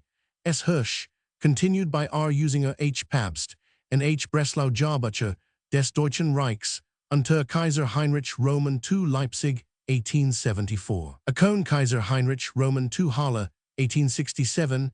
H. Zeisberg Die Krieg Kaiser Heinrichs Roman II mit Boleslow Roman I von Polen Vienna 1868. And G. Matthäi Die Klosterpolitik Kaiser Heinrichs Roman II Göttingen 1877. Henry Roman 310,171,056, surnamed the Black Roman Emperor, only son of the Emperor Conrad Roman II, and Gisela, widow of Ernest Roman I Duke of Swabia, was born on the 28th of October 1017, designated as his father's successor in 1026, and crowned German king at Aix-la-Chapelle by Pilgrim Archbishop of Cologne on the 14th of April 1028. In 1027, he was appointed Duke of Bavaria, and his early years were mainly spent in this country, where he received an excellent education under the care of Bruno, Bishop of Augsburg, and afterwards of Egilbert, Bishop of Freising. He soon began to take part in the business of the empire. In 1032, he took part in a campaign in Burgundy. In 1033, led an expedition against Ulrich, Prince of the Bohemians, and in June 1036 was married at Nijmegen to Gunhilda, afterwards called Kunigund, daughter of Canute, King of Denmark and England. In 1038, he followed his father to Italy, and in the same year the emperor formally handed over to him the kingdom of Burgundy or Arles and appointed him Duke of Swabia, in spite of the honors which Conrad heaped upon Henry. The relations between father and son were not uniformly friendly, as Henry disapproved of the emperor's harsh treatment of some of his allies and adherents. When Conrad died in June 1039, Henry became sole ruler of the empire, and his authority was at once recognized in all parts of his dominions. 3 of the duchies were under his direct rule, no rival appeared to contest his claim, and the outlying parts of the empire as well as Germany were practically free from disorder. This peaceful state of affairs was however soon broken by the ambition of Bretislaus, Prince of the Bohemians, who revived the idea of an independent Slavonic state and conquered various Polish towns. Henry took up arms, and having suffered 2 defeats in 1040, renewed the struggle with a stronger force in the following year, when he compelled Bretislaus to sue for peace and to do homage for Bohemia at Regensburg. In 1042, he received the homage of the Burgundians, and his attention was then turned to the Hungarians, who had driven out their King Peter and set up in his stead one Abbas Samuel or Ovo, who attacked the eastern border of Bavaria. In 1043, and the 2 following years, Henry crushed the Hungarians, restored Peter, and brought Hungary completely under the power of the German king. In 1038, Queen Cunigund had died in Italy, and in 1043, the king was married at Ingelheim to Agnes, daughter of William Roman V, Duke of Guienne, a union which drew him much nearer to the reforming party in the church. In 1044, Gothelin Gazilo, Duke of Lorraine, died, and some disturbance arose over Henry's refusal to grant the whole of the duchy to his son Godfrey, called the Bearded. Godfrey took up arms, but after a short imprisonment was released and confirmed in the possession of Upper Lorraine in 1046, which however he failed to secure. About this time, Henry was invited to Italy, where 3 popes were contending for power, and crossing the Alps with a large army, he marched to Rome. Councils held at Sutri, and at Rome, having declared the popes deposed, the king secured the election of Suger, Bishop of Bamberg, who took the name of Clement Roman II, and by this pontiff Henry was crowned as emperor on the 25th of December 1046. He was immediately recognized by the Romans as patricius, an office which carried with it at this time the right to appoint the Pope supreme in church and state, alike ruler of Germany, Italy, and Burgundy, overlord of Hungary and Bohemia. Henry occupied a commanding position, and this time may be regarded as marking the apogee of the power of the Roman Empire of the Germans. The emperor assisted Pope Clement in his efforts to banish simony. He made a victorious progress in southern Italy, where he restored Pandulf Roman IV to the Principality of Capua, and asserted his authority over the Normans in Apulia and Aversa. Returning to Germany in 1047, he appointed 2 popes, Damasus Roman II and Leo Roman IX, in quick succession, and turned to face a threatening combination in the west of the empire, where Godfrey of Lorraine was again in revolt, and with the help of Baldwin Roman V, Count of Flanders, and Dirk Roman IV, Count of Holland, who had previously caused trouble to Henry, was ravaging the lands of the emperors. Representatives in Lorraine, assisted by the kings of England and Denmark. Henry succeeded with some difficulty in bringing the rebels to submission. In 1050, Godfrey was deposed, but Baldwin soon found an opportunity for a further revolt, which an expedition undertaken by the emperor in 1054 was unable to crush. Meanwhile, a reaction against German influence had taken place in Hungary. King Peter had been driven out in 1046, and his place taken by Andreas Roman. Inroads into Bavaria followed, and in 1051 and 1052 Henry led his forces against the Hungarians, and after the Pope had vainly attempted to mediate, peace was made in 1053. It was quickly broken, however, and the emperor, occupied elsewhere, soon lost most of his authority in the east, although in 1054 he made peace between Brestislav of Bohemia and Casimir Roman I, Duke of the Poles. Henry had not lost sight of affairs in Italy during these years, and had received several visits from the Pope, whose aim was to bring southern Italy under his own dominion. Henry had sent military assistance to Leo, and had handed over to him the government of the Principality of Benevento in return for the bishopric of Bamberg. But the Pope's defeat by the Normans was followed by his death. Henry then nominated Gebhard, Bishop of Eichstätt, who took the name of Victor Roman II, to the vacant chair, and promised his assistance to the reluctant candidate. In 1055, the emperor went a second time to Italy, where his authority was threatened by Godfrey of Lorraine, who had married Beatrice, widow of Boniface Roman III, Margrave of Tuscany, and was ruling her vast estates. Godfrey fled, however, on the appearance of Henry, who only remained a short time in Italy, during which he granted the Duchy of Spoleto to Pope Victor and negotiated for an attack upon the Normans. Before the journey to Italy, Henry had found it necessary to depose Conrad, Roman III Duke of Bavaria, and to suppress a rising in southern Germany during his absence. Conrad formed an alliance with Welf, Duke of Carinthia, and Gebhard, Roman III Bishop of Regensburg. A conspiracy to depose the emperor's support, for which was found in Lorraine, was quickly discovered, and Henry, leaving Victor as his representative in Italy, returned in 1055 to Germany to receive the submission of his foes. In 1056, the emperor was visited by the Pope, and on the 5th of October in the same year, he died at Bodfeld and was buried at Spires. Henry was a pious and peace-loving prince who favored church reform, sought earnestly to suppress private warfare, and alone among the early emperors is said to have been innocent of simony, although under his rule Germany enjoyed considerable tranquility, and a period of wealth and progress set in for the towns, yet his secular and ecclesiastical policy showed signs of weakness, unable or unwilling seriously to curb the increasing power of the church. He alienated the sympathies of the nobles as a class, and by allowing the southern duchies to pass into other hands, restored a power which, true to its traditions, was not always friendly to the royal house. Henry was a patron of learning, a founder of schools, and built or completed cathedrals at Spires, Worms, and Mainz. The chief original authorities for the life and reign of Henry Roman III are the Chroniken of Hermann of Reichenau, the Annals Sangalenses, Majors, the Annals Hildesheimenses, all in the Monumenta Germaniae Historica, Scriptures Hanover, and Berlin 1826.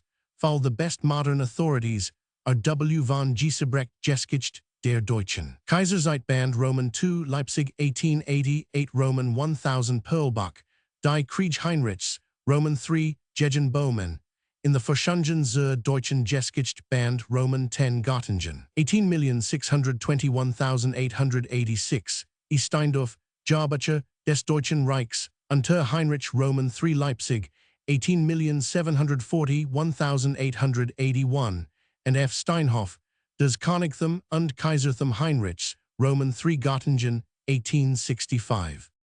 Henry Roman 410,501,106, Roman Emperor, son of the Emperor Henry Roman III, and Agnes, daughter of William Roman V, Duke of Guienne, was born on the 11th of November 1050, chosen German king at Triber in 1053, and crowned at Aix-la-Chapelle on the 17th of July 1054. In 1055, he was appointed Duke of Bavaria, and on his father's death in October 1056, inherited the kingdoms of Germany, Italy, and Burgundy.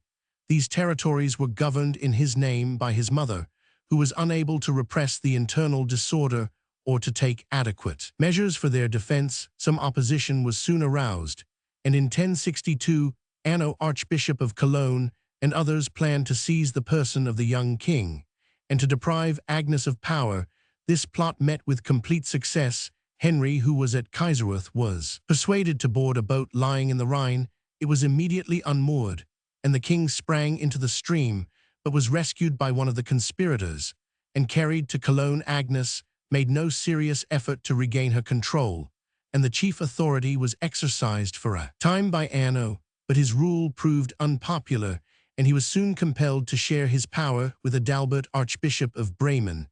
The education and training of Henry was supervised by Anno, who was called his magister, while Adalbert was styled patronus, but Anno was disliked by Henry, and during his absence in Italy, the chief power passed into the hands of Adalbert. Henry's education seems to have been neglected, and his willful and headstrong nature was developed by the conditions under which his early years were passed. In March 1065, he was declared of age, and in the following year, a powerful coalition of ecclesiastical and lay nobles brought about the banishment of Adalbert from court and the return of Anno to power. In 1066, Henry was persuaded to marry Bertha, daughter of Arto, Count of Savoy, to whom he had been betrothed since 1055.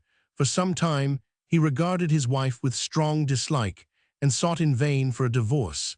But after she had borne him a son in 1071, she gained his affections and became his most trusted friend and companion. In 1069, the king took the reins of government into his own hands. He recalled Adalbert to court-led expeditions against the Liutisci and against Dido or Dedi Roman II Margrave of a district east of Saxony, and soon afterwards quarreled with Rudolf, Duke of Swabia, and Berthold, Duke of Carinthia. Much more serious was Henry's struggle with Otto of Nordheim, Duke of Bavaria. This prince, who occupied an influential position in Germany, was accused in 1070 by a certain Egino of being privy to a plot to murder the king. It was decided that a trial by battle should take place at Goslar.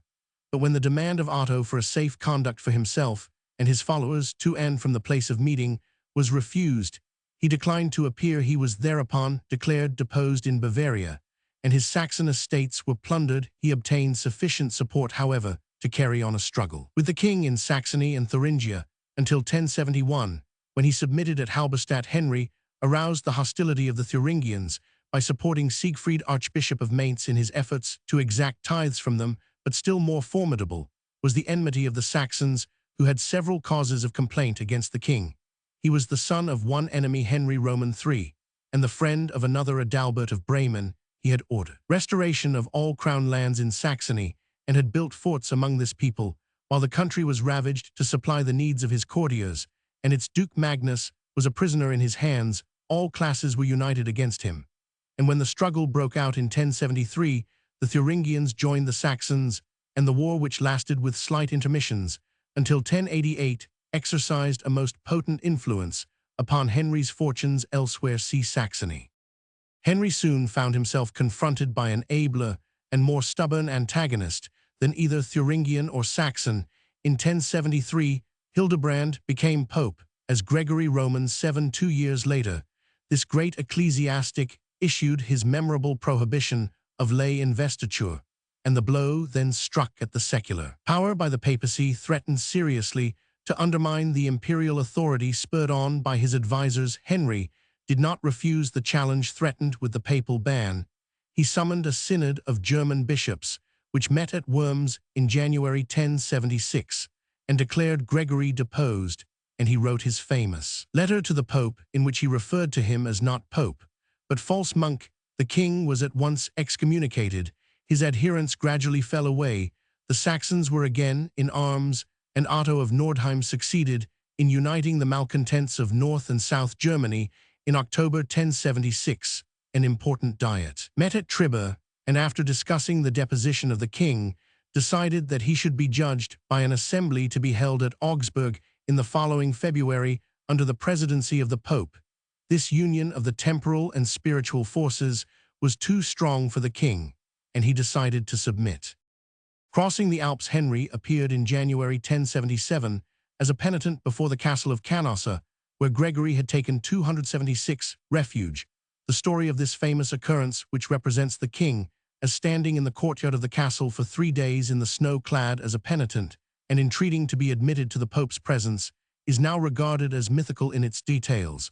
But there is no doubt that the king visited the castle at intervals and prayed for admission for 3 days until the 28th of January, when he was received by Gregory and absolved, after promising to submit to the Pope's authority and to secure for him a safe journey to Germany. No historical incident has more profoundly impressed the imagination of the Western world. It marked the highest point reached by papal authority and presents a vivid picture of the awe inspired during the Middle Ages by the supernatural powers supposed to be wielded by the Church. Scorned by his Lombard allies, Henry left Italy to find that in his absence, Rudolf, Duke of Swabia, had been chosen German king, and although Gregory had taken no part in this election, Henry sought to prevent the Pope's journey to Germany and, regaining courage, tried to recover his former position, supported by most of the German bishops and by the Lombards, now reconciled to him and recognized in Burgundy, Bavaria, and Franconia. Henry, who at this time is referred to by Bruno, the author of De Bello Saxonico, as ex-rex, appeared stronger than his rival Rudolf. But the ensuing war was waged with varying success.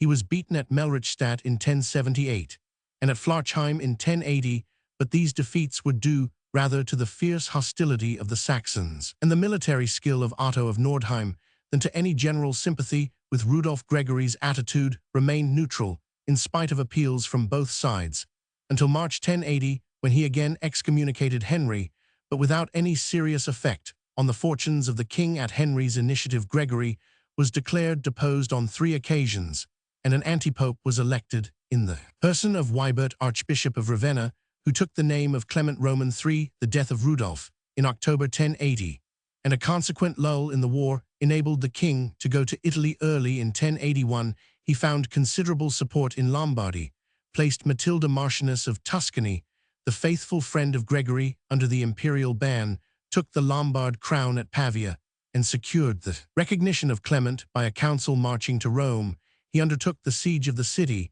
but was soon compelled to retire to Tuscany, where he granted privileges to various cities, and obtained monetary assistance from a new ally, the Eastern Emperor Alexius Roman I.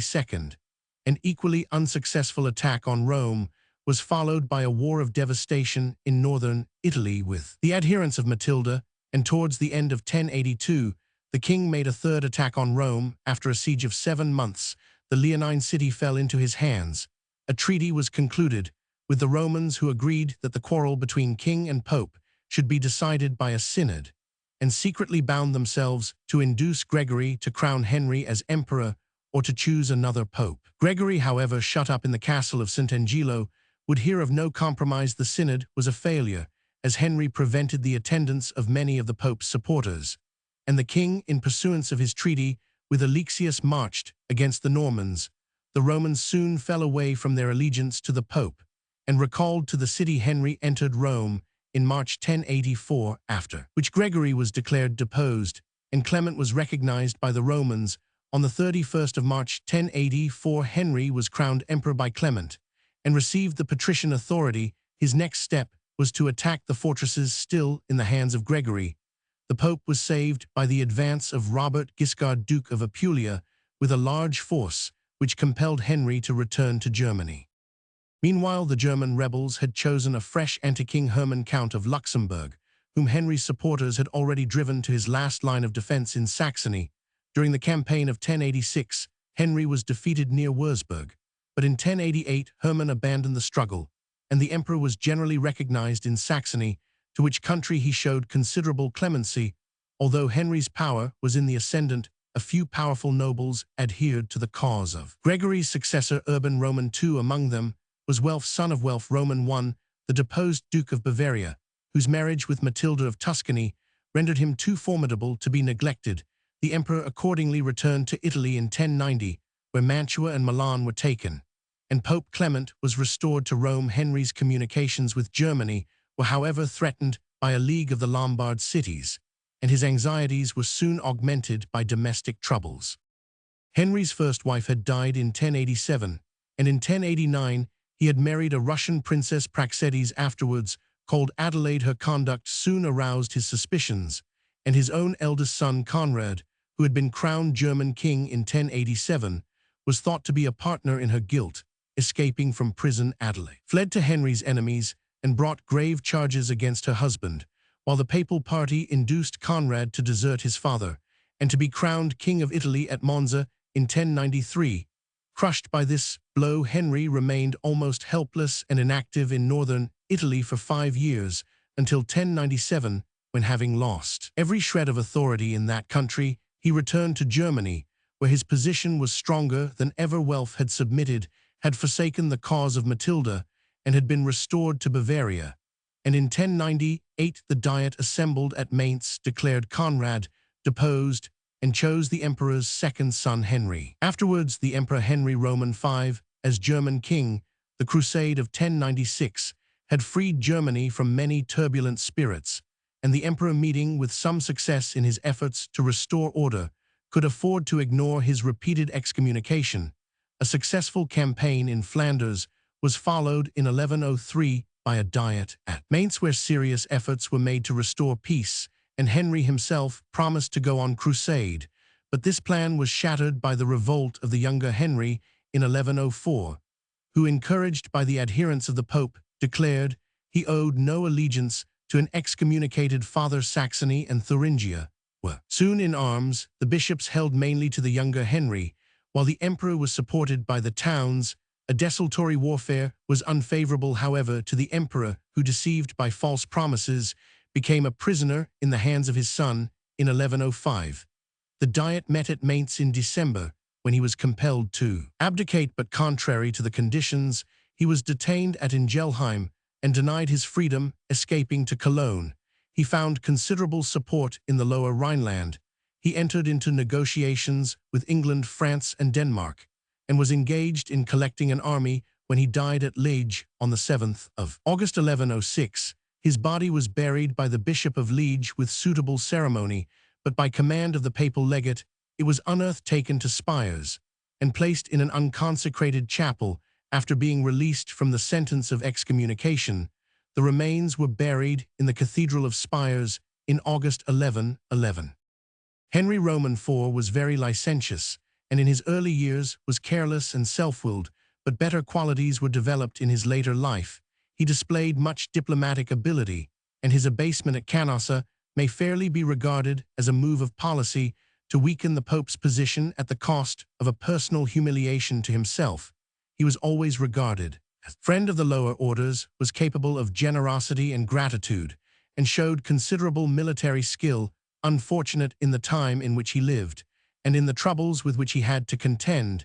He holds an honorable position in history as a monarch who resisted the excessive pretensions both of the papacy and of the ambitious feudal lords of Germany.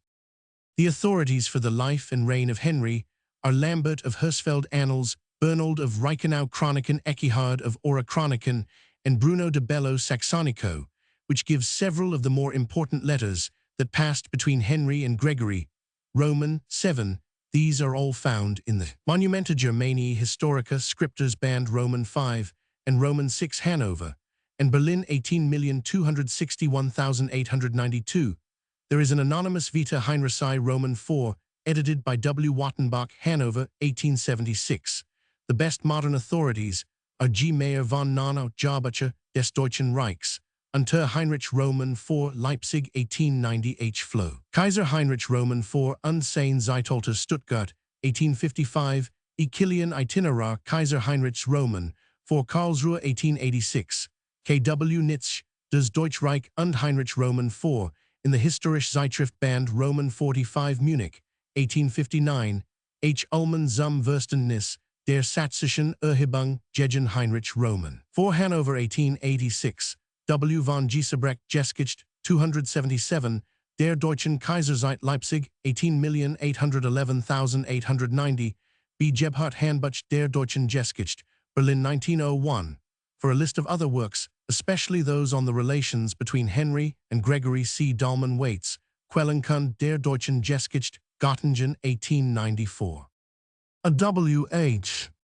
Henry Roman 510,811,125, Roman Emperor, son of the Emperor Henry Roman IV, was born on the 8th of January 1081, and after the revolt and deposition of his elder brother, the German King Conrad Roman 500, was chosen as his successor in 1098. He promised to take no part in the business of the empire during his father's lifetime, and was crowned at Aix-la-Chapelle on the 6th of January 1099. In spite of his oath, Henry was induced by his father's enemies to revolt in 1104, and some of the princes did homage to him at Mainz in January 1106. In August of the same year, the elder Henry died. When his son became sole ruler of the empire, order was soon restored in Germany. The citizens of Cologne were punished by a fine, and an expedition against Robert Roman II, Count of Flanders, brought this rebel to his knees in 1107. A campaign which was only partially successful was undertaken to restore Bořiwaj Roman II to the dukedom of Bohemia, and in the year following the king led his forces into Hungary, where he failed to take Pressburg in 1109. He was unable to compel the Poles to renew their accustomed tribute, but in 1110 he succeeded in securing the dukedom of Bohemia for Ladislaus Roman I. The main interest of Henry's reign centers in the controversy over lay investiture, which had caused a serious dispute during the previous reign. The papal party, who had supported Henry in his resistance to his father, hoped he would assent to the decrees of the Pope, which had been renewed by Paschal Roman II at the Synod of Guastalla in 1106. The king, however, continued to invest the bishops, but wished the Pope to hold a council in Germany to settle the question. Paschal, after some hesitation, preferred France to Germany, and after holding a council at Troyes, renewed his prohibition of lay investiture. The matter slumbered until 1110, when negotiations between king and pope having failed, Paschal renewed his decrees, and Henry went to Italy with a large army. The strength of his forces helped him to secure general recognition in Lombardy, and at Sutri he concluded an arrangement with Paschal by which he renounced the right of investiture in return for a promise of coronation, and the restoration to the empire of all lands given by kings, emperors to the German church since the time of Charlemagne.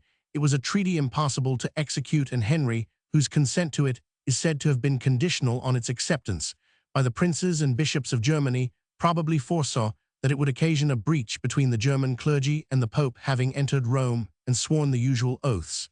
The king presented himself at St. Peter's on the 12th of February 1111 for his coronation and the ratification of the treaty. The words commanding the clergy to restore the fiefs of the crown to Henry were read amid a tumult of indignation, whereupon the Pope refused to crown the king, who in return declined to hand over his renunciation of the right of investiture. Paschal was seized by Henry's soldiers, and in the general disorder into which the city was thrown, an attempt to liberate the pontiff was thwarted in a struggle during which the king himself was wounded. Henry then left the city carrying the Pope with him, and Paschal's failure to obtain assistance drew from him a confirmation of the king's right of investiture and a promise to crown him emperor. The coronation ceremony accordingly took place on the 13th of April 1111, after which the emperor returned to Germany, where he sought to strengthen his power by granting privileges to the inhabitants of the region of the Upper Rhine. In 1112, Lothair, Duke of Saxony, rose in arms against Henry, but was easily quelled in 1113. However, a quarrel over the succession to the counties of Weimar and Orlemund gave occasion for a fresh outbreak on the part of Lothair, whose troops were defeated at Warnstadt, after which the Duke was pardoned, having been married at Mainz on the 7th of January 1114 to Matilda, or Maud, daughter of Henry Roman I, King of England. The emperor was confronted with a further rising initiated by the citizens of Cologne, who were soon joined by the Saxons and others. Henry failed to take Cologne. His forces were defeated at Welfischals on the 11th of February 1115, and complications in Italy compelled him to leave Germany to the care of Frederick Roman II of Hohenstaufen, Duke of Swabia, and his brother Conrad. Afterwards, the German king Conrad Roman III, after the departure of Henry from Rome in 1111. A council had declared the privilege of lay investiture, which had been extorted from Paschal, to be invalid, and Guido, Archbishop of Vienne, excommunicated the emperor and called upon the Pope to ratify this sentence. Paschal, however, refused to take so extreme a step, and the quarrel entered upon a new stage in 1115, when Matilda, daughter and heiress of Boniface Margrave of Tuscany, died, leaving her vast estates to the papacy. Crossing the Alps in 1116, Henry won the support of town and noble by privileges to the one, and presents to the other, took possession of Matilda's lands, and was gladly received in Rome. By this time, Paschal had withdrawn his consent to lay investiture, and the excommunication had been published in Rome. But the Pope was compelled to fly from the city. Some of the cardinals withstood the emperor, but by means of bribes he broke down the opposition, and was crowned a second time by Burden as Archbishop of Braga. Meanwhile, the defeat at Welfischals had given heart to Henry's enemies. Many of his supporters, especially among the bishops, fell away. The excommunication was published at Cologne, and the Pope, with the assistance of the Normans, began to make war. In January 1118, Paschal died, and was succeeded by Gelasius Roman II. The emperor immediately returned from northern Italy to Rome, but as the new pope escaped from the city, Henry, despairing of making a treaty, secured the election of an antipope, who took the name of Gregory Roman VIII, and who was left in possession of Rome. When the emperor returned across the Alps in 1118, the opposition in Germany was gradually crushed, and a general peace declared at Triba, while the desire for a settlement of the investiture dispute was growing. Negotiations begun at Wurzburg were continued at Worms, where the new Pope Calixtus Roman II was represented by Cardinal Lambert, Bishop of Ostia, in the Concordat of Worms signed in September 1122. Henry renounced the right of investiture with ring and crozier, recognized the freedom of election of the clergy, and promised to restore all church property. The Pope agreed to allow elections to take place in presence of the imperial envoys, and the investiture with the scepter to be granted by the emperor, as a symbol that the estates of the church were held under the crown. Henry, who had been solemnly excommunicated at Reims by Calixtus in October 1119, was received again into the communion of the church, after he had abandoned his nominee Gregory to defeat and banishment. The emperor's concluding years were occupied with a campaign in Holland, and with a quarrel over the succession to the Margraviate of Meissen, two disputes, in which his enemies were aided by Lothair of Saxony. In 1124, he led an expedition against King Louis Roman VI of France, turned his arms against the citizens of Worms, and on the 23rd of May, 1125, died at Utrecht and was buried at Spires. Having no children, he left his possessions to his nephew Frederick Roman II of Hohenstaufen, Duke of Swabia, and on his death, the line of Franconian or Salian emperors became extinct. The character of Henry is unattractive. His love of power was inordinate. He was wanting in generosity, and he did not shrink from treachery in pursuing his ends. The chief authority for the life and reign of Henry Roman V is Echihard of Orachronicon, edited by G. Waits, in the Monumenta Germani Historica Scriptures Band, Roman VI, Hanover, and Berlin, 18,261,892. See also W. von Giesebrecht, Geschichte der Deutschen Kaiserzeit Band, Roman III, Leipzig, 18,811,890. Roman 50 von Rank, Weltgeschichte Pt. Roman 7, Leipzig, 1886, Roman 1000, Manisches Deutsche Geschichte Stuttgart, 1889, G. Mayer von Nana, Jahrbucher des Deutschen Reichs, unter Heinrich Roman IV und Heinrich Roman V, Leipzig, 1890, E. Gerweis, Politische Geschichte Deutschlands, unter der Regierung der Kaiser. Heinrich Roman V und Lothar Roman III, Leipzig, 18,411,842. G. Peiser der Deutsche Investiturstreit unter Kaiser Heinrich Roman V, Berlin, 1883, Roman 100, Stutzer, zur Kritik der Investiturverhandlungen im Jahr 1119. In the Forschungen zur Deutschen Geschichte Band, Roman 18, Göttingen, 18,621,886. T. von Sickel. H. Breslau died 278, Kaiserliche Ausfertigung des Wormser Konkordats, in the Mitteilungen des Instituts für Österreichische Geschichtsforschung, Innsbruck, 1880. B. Gebhard Handbuch der Deutschen Geschichte Band, Roman 1, Berlin, 1901, and E. Bernheim zur Geschichte des Wormser Konkordats, Göttingen, 1878. Henry Roman 611,651,197, Roman Emperor, son of the Emperor Frederick Roman I, and Beatrix, daughter of Renaud Roman III, Count of Upper Burgundy, was born at Nijmegen and educated under the care of Conrad of Querfurt, afterwards Bishop of Hildesheim and Würzburg, chosen German king or king of the Romans at Bamberg in June 1169. He was crowned at Aix-la-Chapelle on the 15th of August, 1169, invested with lands in Germany in 1179, and at Whitsuntide 1184, his knighthood was celebrated in the most magnificent manner at Mainz. Frederick was anxious to associate his son with himself in the government of the empire, and when he left Germany in 1184, Henry remained behind as regent, while his father sought to procure his coronation from Pope Lucius Roman III.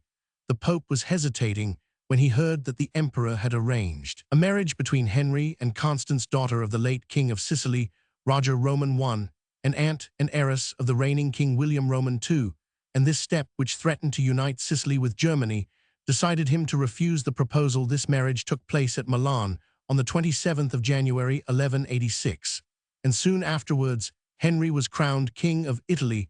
The claim of Henry and his wife on Sicily was recognized by the barons of that kingdom, and having been recognized by the Pope as Roman Emperor-elect, Henry returned to Germany and was again appointed regent when Frederick set out on crusade in May 1189. His attempts to bring peace to Germany were interrupted by the return of Henry, the Lion Duke of Saxony, in October 1189, and a campaign against him was followed by a peace made at Fulda in July 1190. Henry's desire to make this peace was due to the death of William of Sicily, which was soon followed by that of the Emperor Frederick. Germany and Italy alike seemed to need the king's presence.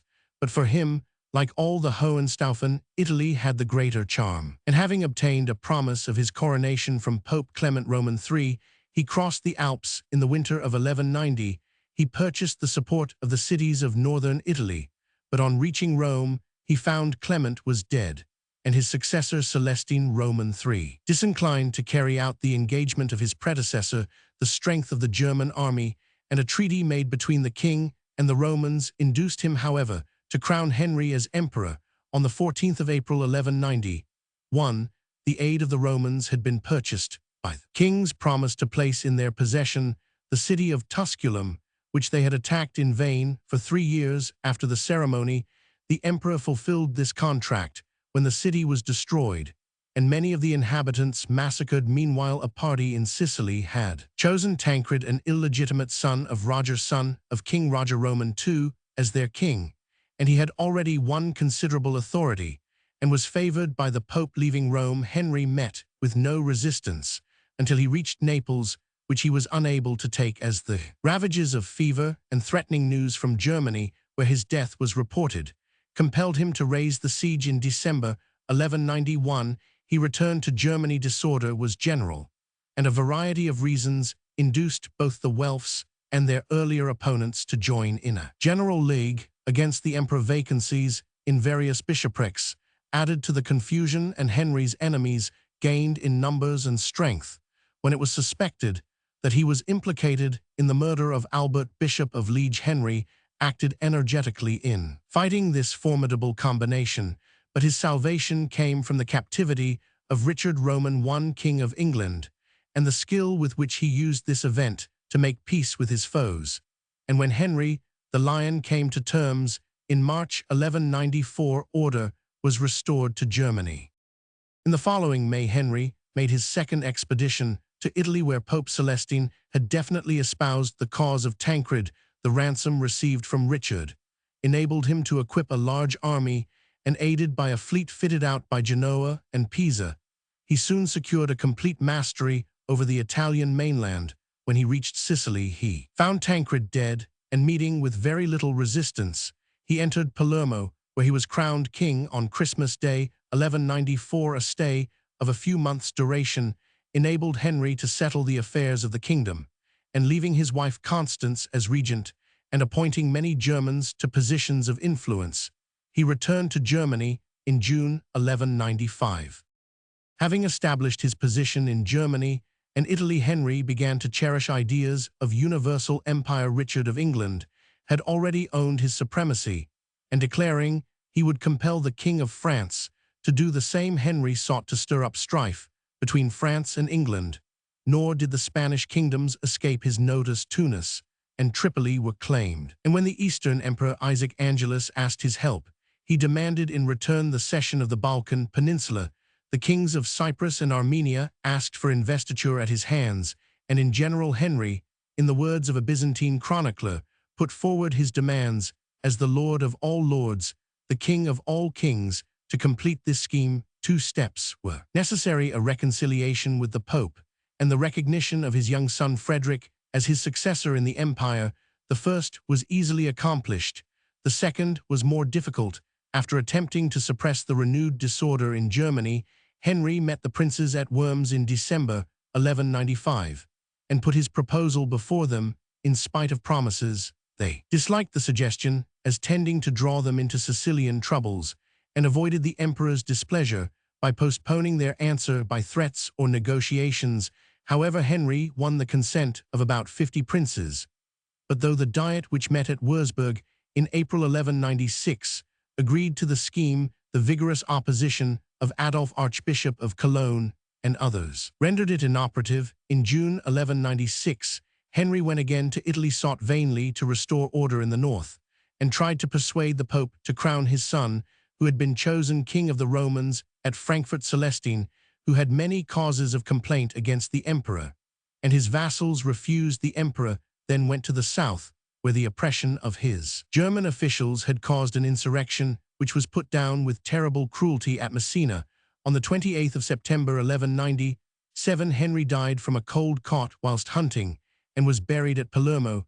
He was a man of small frame and delicate constitution, but possessed considerable mental gifts, and was skilled in knightly exercises. His ambition was immense, and, to attain his ends, he often resorted deliberately to cruelty and treachery. His chief recreation was hunting, and he also found pleasure in the society of the Minnesingers, and in writing poems which appear in F. H. von der Hagen's Minnesinger, Leipzig, 1838. He left an only son, Frederick, afterwards the Emperor Frederick Roman II, the chief authorities for the life and reign of Henry Roman VI, Otto of Freising Chroniken, continued by Otto of St. Blasius Godfrey of Viterbo, Gesta Friedrichsai Roman I, and Gesta Heinrichsai Roman VI, Giselbert of Mons Chroniken Hannonians, all of which appear in the Monumenta Germani Historica Scriptures band Roman 20, Roman 21, Roman 22 Hanover, and Berlin 18,261,892, and the various annals of the time. The best modern authorities are W. von Giesebrecht Geschichte der Deutschen Kaiserzeit band Roman 4 Brunswick, 1877 T. Toch, Kaiser Heinrich Roman 6 Leipzig, 1867, H. Bloch Forschungen zur Politik Kaiser Heinrichs Roman 6, Berlin 1892, and K. Neller des Richard Lowenherz, Deutsche Gefangenschaft, Freiburg, 1893. Henry Roman 7 Roman 1,001,313, Roman Emperor, son of Henry Roman III Count of Luxembourg, was knighted by Philip Roman IV King of France, and passed his early days under French influences. While the French language was his mother tongue, his father was killed in battle. 1288, and Henry ruled his tiny inheritance with justice and prudence, but came into collision with the citizens of Trier over a question of tolls. In 1292, he married Margaret Roman 500, daughter of John Roman I, Duke of Brabant, and after the death of the German King Albert Roman I, he was elected to the vacant throne on the 27th of November 1308, recognized at once by the German princes and by Pope Clement Roman V. The aspirations of the new king turned to Italy, where he hoped, by restoring the imperial authority, to prepare the way for the conquest of 279, the Holy Land. Meanwhile, he strove to secure his position in Germany. The Rhenish archbishops were pacified by the restoration of the Rhine tolls. Negotiations were begun with Philip Roman IV, King of France, and with Robert, King of Naples, and the Habsburgs were confirmed in their possessions. At this time, Bohemia was ruled by Henry Roman V, Duke of Carinthia, but the terrible disorder which prevailed induced some of the Bohemians to offer the crown together with the hand of Elizabeth, daughter of the late King Wenceslas Roman II, to John, the son of the German King. Henry accepted the offer, and in August 1310, John was invested with Bohemia, and his marriage was celebrated before John's coronation at Prague. However, in February 1311, Henry had crossed the Alps. His hopes of reuniting Germany and Italy and of restoring the empire of the Hohenstaufen were flattered by an appeal from the Ghibellines to come to their assistance, and by the fact that many Italians, sharing the sentiments expressed by Dante in his De Monarchia, looked eagerly for a restoration of the imperial authority. In October 1310, he reached Turin, where on receiving the homage of the Lombard cities, he declared that he favored neither Guelphs nor Ghibellines, but only sought to impose peace. Having entered Milan, he placed the Lombard crown upon his head on the 6th of January 1311, but trouble soon showed itself. His poverty compelled him to exact money from the citizens. The peaceful professions of the Guelphs were insincere, and Robert, King of Naples, watched his progress with suspicion. Florence was fortified against him, and the mutual hatred of Guelph and Ghibelline was easily renewed. Risings took place in various places, and after the capture of Brescia, Henry marched to Rome only to find the city in the hands of the Guelphs and the troops of King Robert. Some street fighting ensued, and the king, unable to obtain possession of St. Peter's, was crowned emperor on the 29th of June 1312 in the Church of St. John Lateran by some cardinals who declared they only acted under compulsion. Failing to subdue Florence, the emperor from his headquarters at Pisa prepared to attack Robert of Naples, for which purpose he had allied himself with Frederick Roman III, King of Sicily. But Clement, anxious to protect Robert, threatened Henry with excommunication. Undeterred by the threat, the emperor collected fresh forces, made an alliance with the Venetians, and set out for Naples on the march. He was, however, taken ill and died at Buonconvento near Siena on the 24th of August 1313, and was buried at Pisa. His death was attributed, probably without reason, to poison given him by a Dominican friar.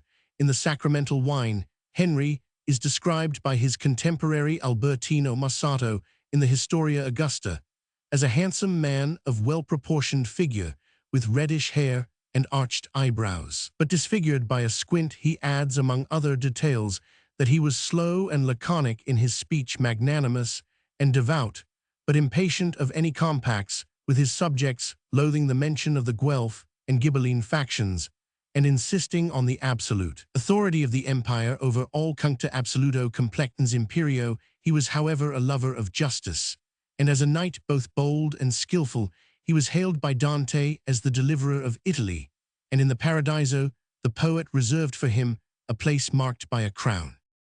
The contemporary documents for the life and reign of Henry Roman VII are very numerous. Many of them are found in the Rerum Italicarum Scriptures, edited by Roman 50a. Muratori Milan, 17,230,1751. Others, in Fontes Rerum Germanicarum, edited by J. F. Boehmer, Stuttgart, 18,430,1868. And in Die Geschichte der Deutschen Vorzeit, Band 79 and 80, Leipzig, 1884. The following modern works may also be consulted: Acta Henrici Roman Imperatoris Romanorum, edited by G. Donages, Berlin, 1839. F. Bonini, Acta Henrici Roman 7 Romanorum Imperatoris, Florence, 1877. T. Lindner, Deutsche Geschichte unter den Habsburgern und Luxemburgern, Stuttgart, 1880-1893. J. Heidemann, Die Königswahl Heinrichs von Luxemburg in the Forschungen zur Deutschen Geschichte, Band Roman 11, Göttingen, 18,621,886. B. Thomas zur Königswahl des Grafen Heinrich von Luxemburg, Strasbourg, 1875. Roman 500, König, kritische Erörterungen zu einigen italienischen Quellen für die Geschichte des Römerzuges Königs Heinrich Roman 7, Göttingen, 1874. K. Wenck Clemens, Roman 5 und Heinrich Roman 7, Halle, 1882. F. W. Barthold, der Römerzug König Heinrichs von Lutzelburg, Königsburg, 18,301,830.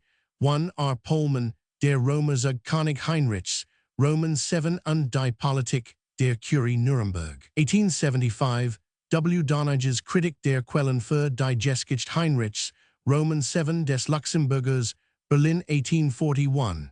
And G. Sommerfeld, Die Raumfahrt Kaiser Heinrichs, Roman 7, Königsburg, 1888.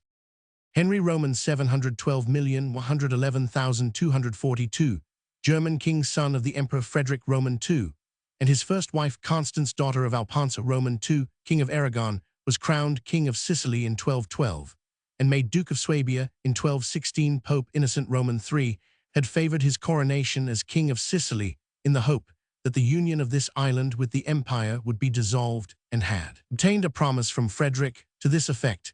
In spite of this, however, Henry was chosen king of the Romans, or German king, at Frankfurt in April 1220, and crowned at Aix-la-Chapelle on the 8th of May 1222 by his guardian Engelbert, Archbishop of Cologne.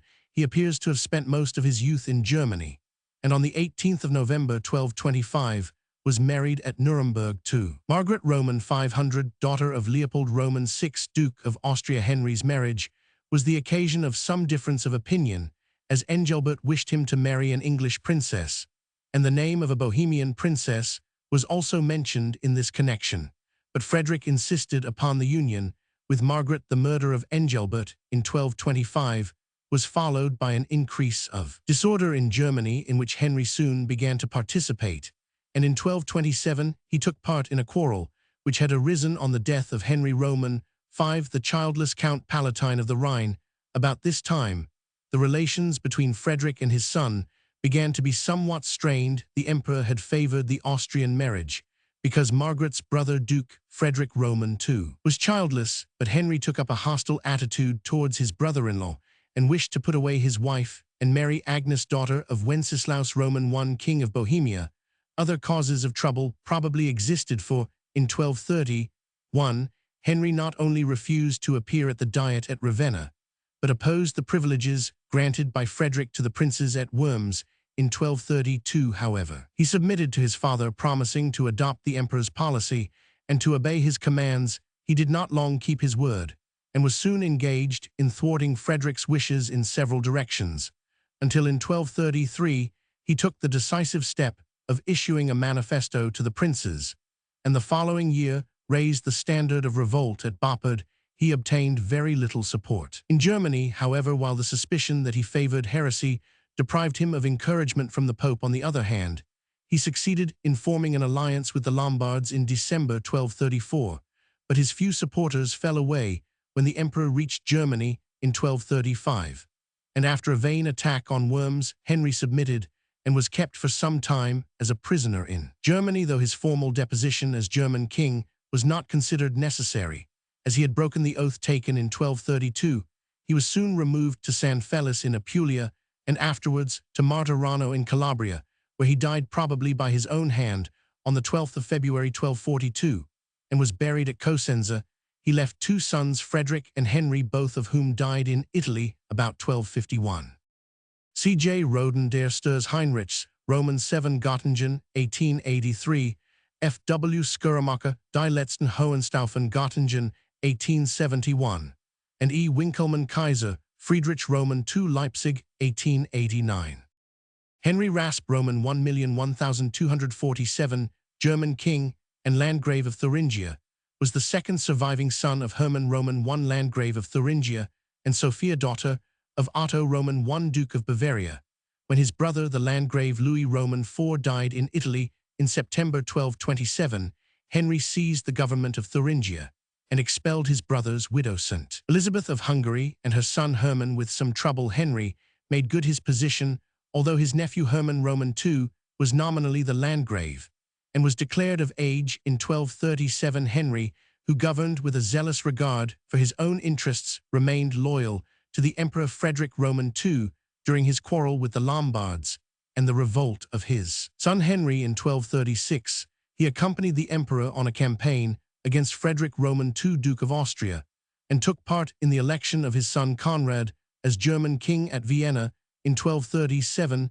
He appears, however, to have become somewhat estranged from Frederick after this 280 expedition, for he did not appear at the Diet of Verona in 1238, and it is not improbable that he disliked the betrothal of his nephew Hermann to the emperor's daughter Margaret. At all events, when the projected marriage had been broken off, the Landgrave publicly showed his loyalty to the emperor in 1239, in opposition to a plan formed by various princes to elect an anti-king. Henry, whose attitude at this time was very important too. Frederick was probably kept loyal by the influence which his brother Conrad, Grand Master of the Teutonic Order, exercised over him, for after the death of this brother in 1241, Henry's loyalty again wavered, and he was himself mentioned as a possible anti-king.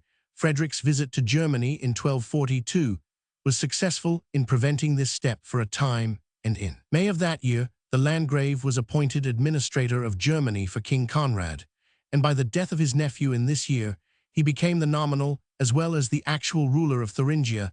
Again, he contemplated deserting the cause of Frederick, and in April 1246, Pope Innocent Roman IV wrote to the German princes advising them to choose Henry as their king in place of Frederick, who had just been declared deposed. Acting on these instructions, Henry was elected at Weichenheim on the 22nd of May 1246, and owing to the part played by the spiritual princes in this election, was called the Pfaffenkönig, or Parson's King. Collecting an army, he defeated King Conrad near Frankfurt on the 5th of August 1246, and then, after holding a diet at Nuremberg, undertook the siege of Ulm, but he was soon compelled to give up this enterprise, and returning to Thuringia died at the Wartburg. On the 17th of February 1247, Henry married Gertrude, sister of Frederick Roman II, Duke of Austria, but left no children, and on his death, the male line of his family became extinct. Cf. Rus die Wahl Heinrich Rasps Ludenscheid, 1878, a Rubesamen Landgraf Heinrich Rasp von Thuringen-Halle, 1885, F.W. Skurramacher Die letzten Hohenstaufen Göttingen, 1871, E. Winkelmann Kaiser Friedrich Roman II Leipzig, 1889, and T. Nachenhauer Jeskich Thuringens zur Zeit des ersten Landgrafenhauses, Gotha, 1871. Henry Roman 1,001,216, Emperor of Romania or Constantinople, was a younger son of Baldwin, Count of Flanders, and Hainaut Roman 500. Having joined the Fourth Crusade about 1201, he distinguished himself at the Siege of Constantinople in 1204 and elsewhere, and soon became prominent among the princes of the new Latin Empire of Constantinople. When his brother, the Emperor Baldwin Roman I, was captured at the Battle of Adrianople in April 1205, Henry was chosen regent of the empire, succeeding to the throne. When the news of Baldwin's death arrived, he was crowned on the 20th of August, 1205. Henry was a wise ruler whose reign was largely passed in successful struggles with the Bulgarians, and with his rival Theodore Lascaris Roman I, Emperor of Nicaea. Henry appears to have been brave, but not cruel, and tolerant, but not weak, possessing the superior courage to oppose in a superstitious age the pride and avarice of the clergy. The emperor died poisoned, it is said, by his Greek wife on the 11th of June, 1216. See Gibbon's Decline and Fall of the Roman Empire, Vol. Roman 6, J. B. Berry, 1898. Henry Roman 110,681,135, King of England, nicknamed Beauclerc, the fourth and youngest son of William Roman I by his Queen Matilda of Flanders, was born in 1068 on English soil of his life, before 1086, when he was solemnly knighted by his father at Westminster. We know little. He was his mother's favourite, and she bequeathed to him her English estates, which, however, he was not permitted to hold in his father's lifetime. Henry received a good education, of which in later life he was proud. He is credited with the saying that an unlettered king is only a crowned ass. His attainments included Latin, which he could both read and write. He knew something of the English laws and language, and it may have been from an interest in natural history that he collected during his reign the Woodstock Menagerie, which was the admiration of his subjects. But from 1087 his life was one of action and vicissitudes, which left him little leisure receiving, under the conqueror's last dispositions, a legacy of £5,000 of silver, but no land. He traded upon the pecuniary needs of Duke Robert of Normandy, from whom he purchased for the small sum of 3,000 the district of the Cotentin. He negotiated with Rufus to obtain the possession of their mother's inheritance, but only incurred thereby the suspicions of the Duke, who threw him into prison in 1090. The prince vindicated his loyalty by suppressing on Robert's behalf a revolt of the citizens of Rouen, which Rufus had fomented, but when his elder brothers were reconciled in the next year, they combined to evict Henry from the Cotentin. He dissembled his resentment for a time, and lived for nearly 2 years in the French Vexin in great poverty. He then accepted from the citizens of Domfront an invitation to defend them against Robert of Bellême, and subsequently coming to an agreement with Rufus, assisted the king in making war on their elder brother Robert. When Robert's departure for the First Crusade left Normandy in the hands of Rufus 1096, Henry took service under the latter, and he was in the royal hunting train on the day of Rufus' death, August 2, 1100. Had Robert been in Normandy, the claim of Henry to the English crown might have been effectually opposed, but Robert only returned to the duchy a month after Henry's coronation. In the meantime, the new king, by issuing his famous charter, by recalling Anselm, and by choosing the Anglo-Scottish princess Edith Matilda, daughter of Malcolm Roman III, King of the Scots, as his future queen, had cemented that alliance with the Church and with the native English which was the foundation of his greatness. Anselm preached in his favor. English levies marched under the royal banner both to repel Robert's invasion 1101 and to crush the revolt of the Montgomerys headed by Robert of Bellême 1102. The alliance of crown and church was subsequently imperiled by the question of investitures 11,031,106. Henry was sharply criticized for his ingratitude to Anselm Curoman V, in spite of the marked respect which he showed to the archbishop at this juncture. A sentence of excommunication would have been a dangerous blow to Henry's power in England, but the king's diplomatic skill enabled him to satisfy the church without surrendering any rights of consequence 1106, and he skillfully threw the blame of his previous conduct upon his counsellor Robert of Meulan, although the Peterborough Chronicle accuses Henry of oppression in his early years. The nation soon learned to regard him with respect William of Malmesbury, about 1125, already treats Tinchebrai 1106 as an English victory, and the revenge for Hastings Henry was disliked but feared by the baronage towards whom he showed gross bad faith in his disregard of his coronation promises in 1110. He banished the more conspicuous malcontents, and from that date was safe against the plots of his English feudatories. With Normandy he had more trouble, and the military skill which he had displayed at Tinchebrai was more than once put to the test. Against Norman rebels, his Norman, like his English administration, was popular with the non-feudal classes, but doubtless oppressive towards the barons. The latter had abandoned the cause of Duke Robert, who remained a prisoner in England till his death 1134, but they embraced that of Robert's son, William the Clito, whom Henry, in a fit of generosity, had allowed to go free after Tinchebrai. The Norman conspiracies of 1112-1118 and 112,324 were all formed in the Clito's interest. Both France and Anjou supported this pretender's cause from time to time. He was always a thorn in Henry's side, till his untimely death at a last 1128. But more especially after the catastrophe of the White Ship 1120 deprived the king of his only lawful son. But Henry emerged from these complications with enhanced prestige. His campaigns had been uneventful. His chief victory, Bremule 1119, was little more than a skirmish, but he had held his own as a general, and as a diplomatist he had shown surpassing skill. The chief triumphs of his foreign policy were the marriage of his daughter Matilda to the Emperor Henry Roman 51,114, which saved Normandy in 1124, the detachment of the Pope Calixtus Roman II from the side of France, and the Clito 1119, and the Angevin marriages, which he arranged for his son William Etheling 1119, and for 281 the widowed Empress Matilda 1129 after her brother's death. This latter match, though unpopular in England and Normandy, was a fatal blow to the designs of Louis Roman VI, and prepared the way for the expansion of English power beyond the Loire after 1124. The disaffection of Normandy was crushed. The severity with which Henry treated the last rebels was regarded as a blot upon his fame, but the only case of merely vindictive punishment was that of the poet Luc de la Barre, who was sentenced to lose his eyes for a lampoon upon the king, and only escaped the sentence by committing suicide. Henry's English government was severe and grasping, but he kept good peace, and honorably distinguished himself among contemporary statesmen.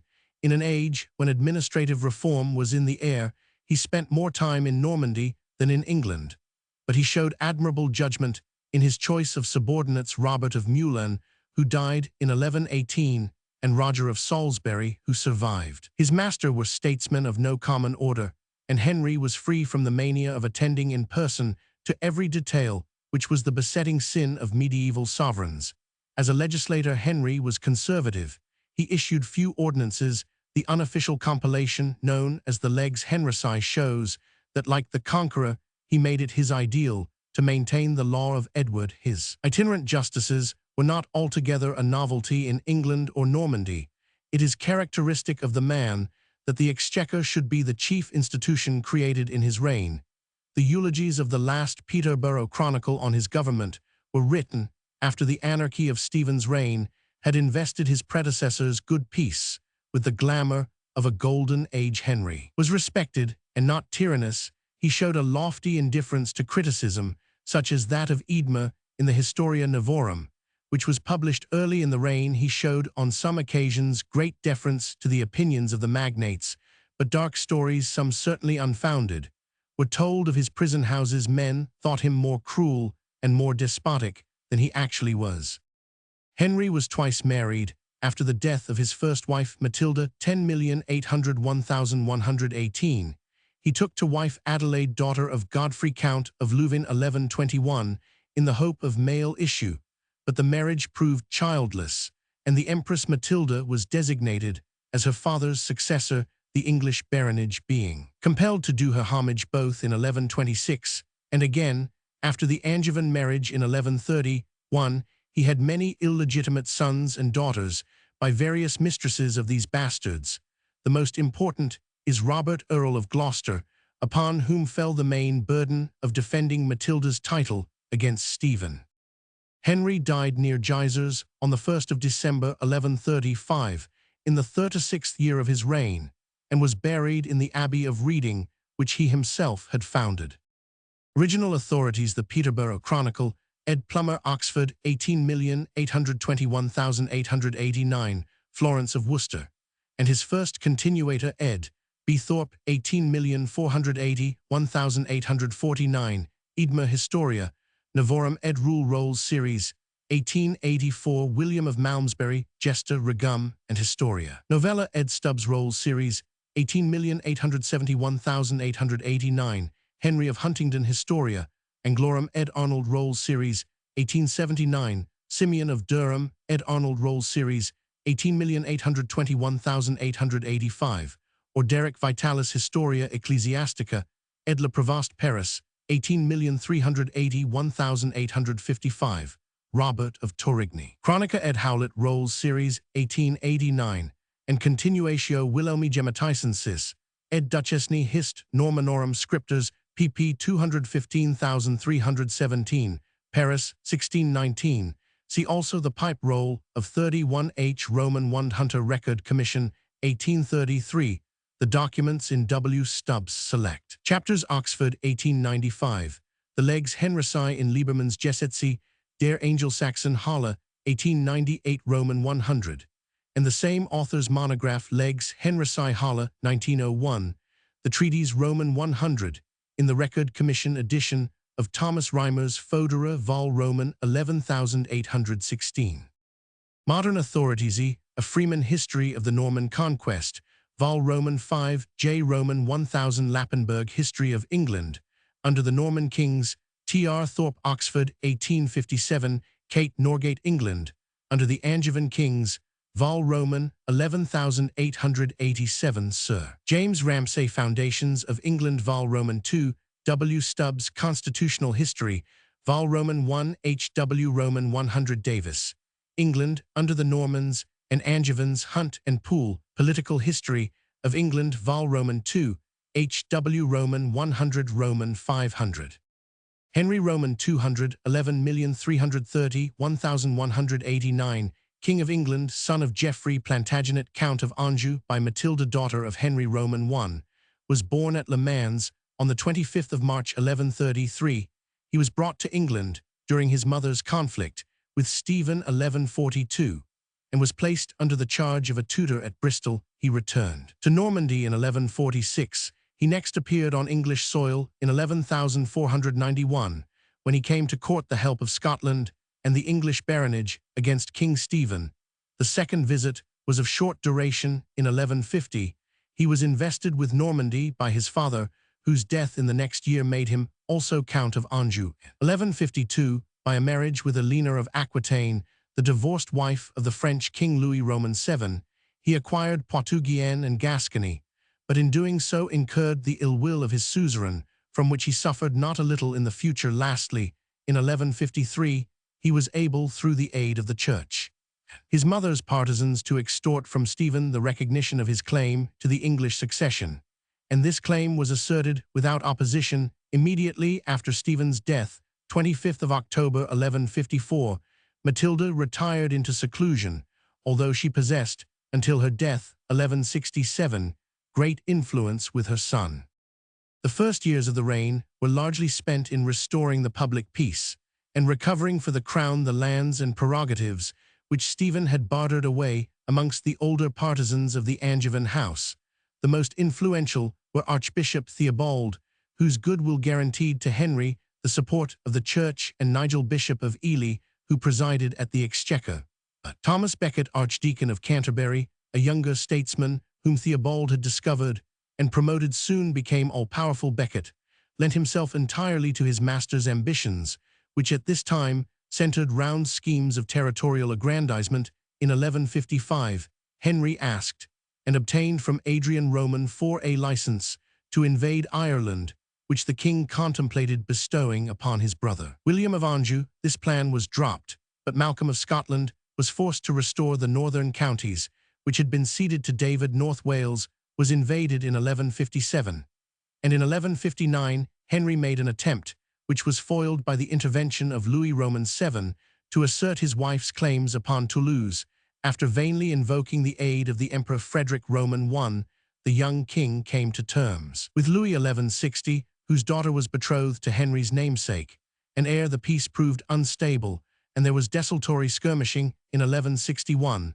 The following year was chiefly spent in reforming the government of the continental provinces. In 1163, Henry returned to England, and almost immediately embarked on that quarrel with the Church, which is the keynote to the middle period of the reign. Henry had good cause to complain of the ecclesiastical courts, and had only awaited a convenient season to correct abuses which were admitted by all reasonable men. But he allowed the question to be complicated by personal issues. He was bitterly disappointed that Becket, on whom he bestowed the primacy left vacant by the death of Theobald, 1162, at once became the champion of clerical privilege. He and the archbishop were no longer on speaking terms when the constitutions of Clarendon came up for debate. The king's demands were not intrinsically irreconcilable with the canon law, and the papacy would probably have allowed them to take effect sub silentio if Becket Roman V had not been goaded to extremity by persecution in the forms of law. After Becket's flight 1164, the king put himself still further in the wrong by impounding the revenues of Canterbury and banishing, at one stroke, a number of the archbishop's friends and connections. He showed, however, considerable dexterity in playing off the emperor against Alexander Roman III and Louis Roman VII, and contrived for 5 years, partly by these means, partly by insincere negotiations with Becket, to stave off a papal interdict upon his dominions, when in July 1170 he was forced by Alexander's threats to make terms with Becket. The king contrived that not a word should be said of the constitutions. He undoubtedly hoped that in this matter he would have his way when Becket should be more in England and within his grasp. For the murder of Becket Dec. 29 1170, the king cannot be held responsible, though the 282 deed was suggested by his impatient words.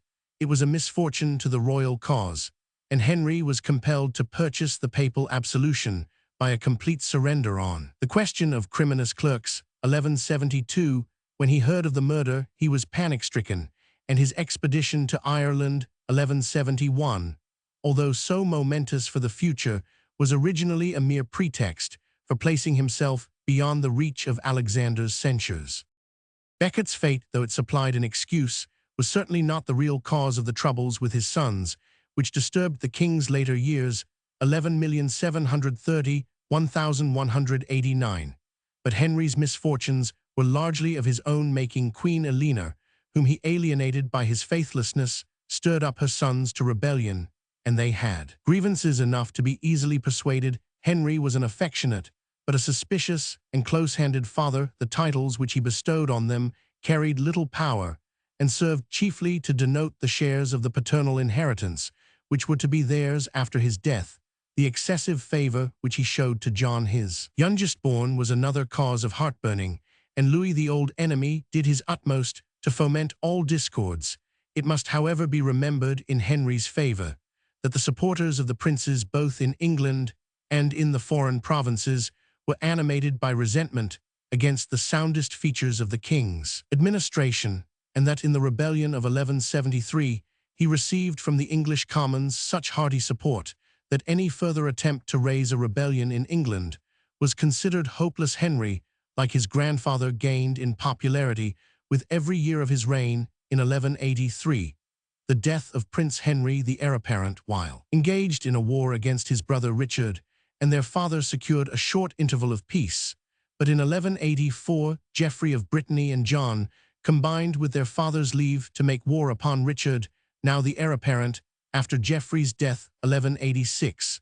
The feud between John and Richard drove the latter into an alliance with Philip Augustus of France.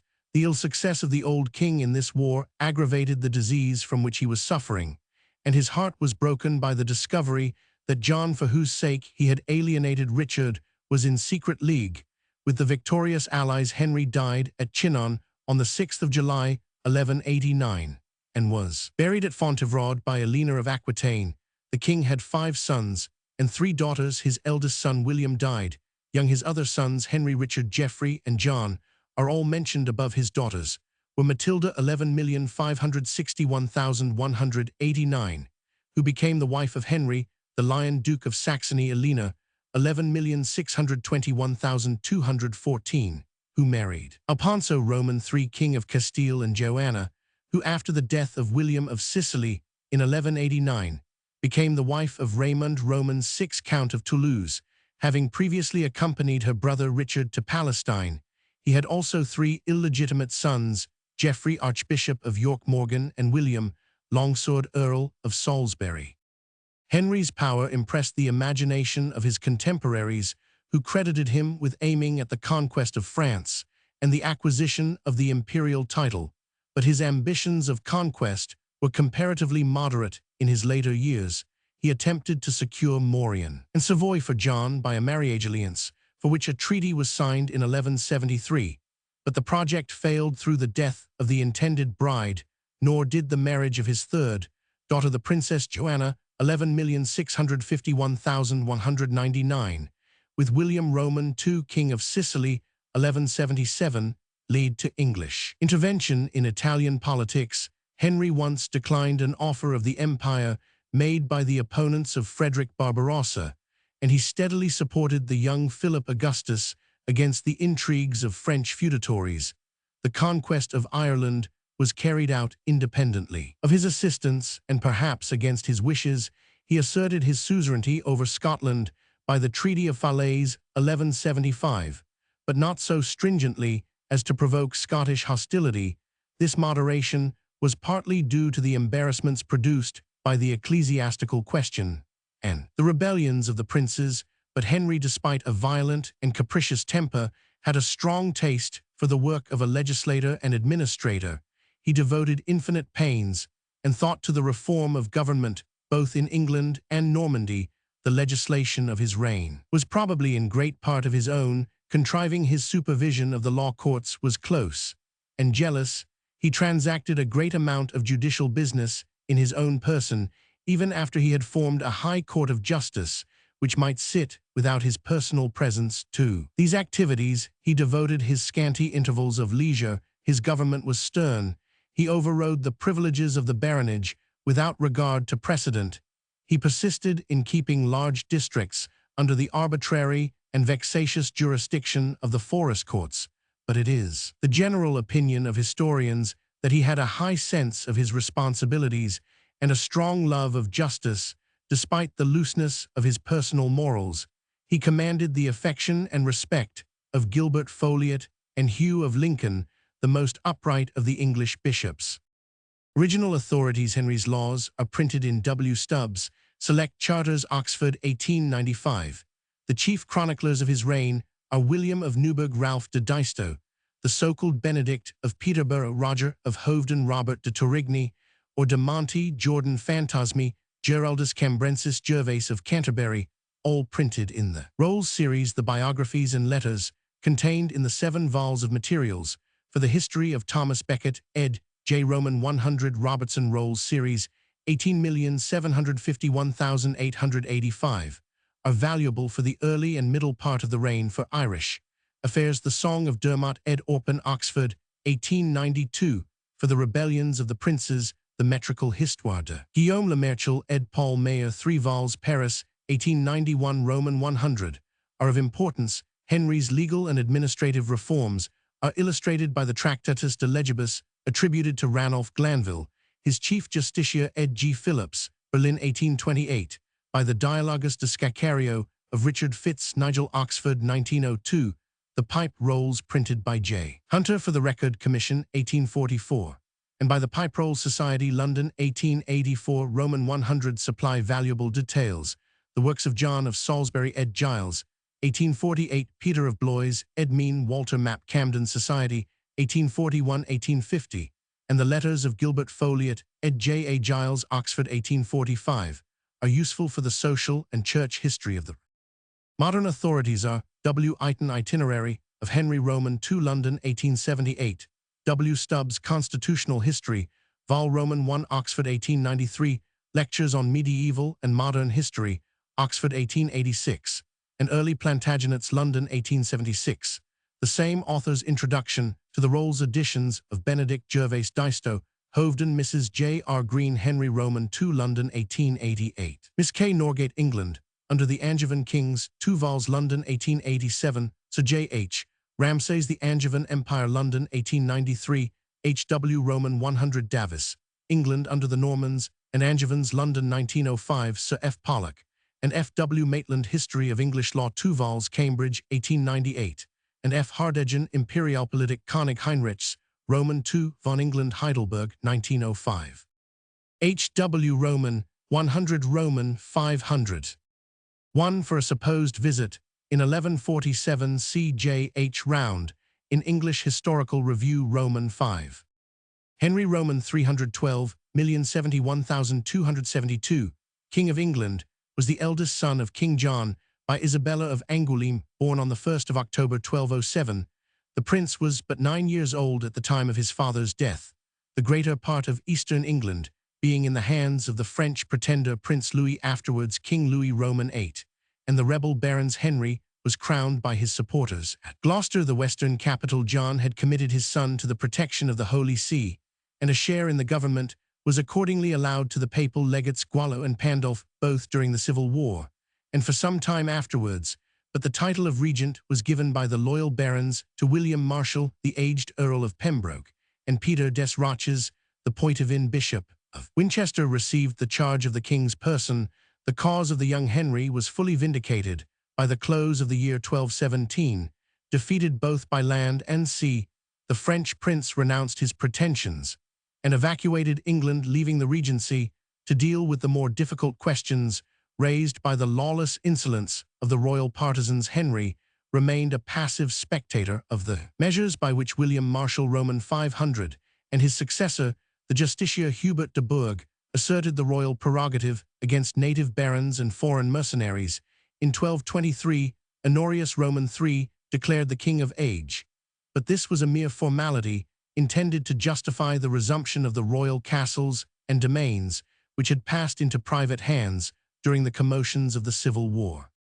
The personal rule of Henry Roman III began in 1227, when he was again proclaimed of age. Even then, he remained for some time under the influence of Hubert de Burgh, whose chief rival Peter des Roches found it expedient to quit the kingdom for 4 years.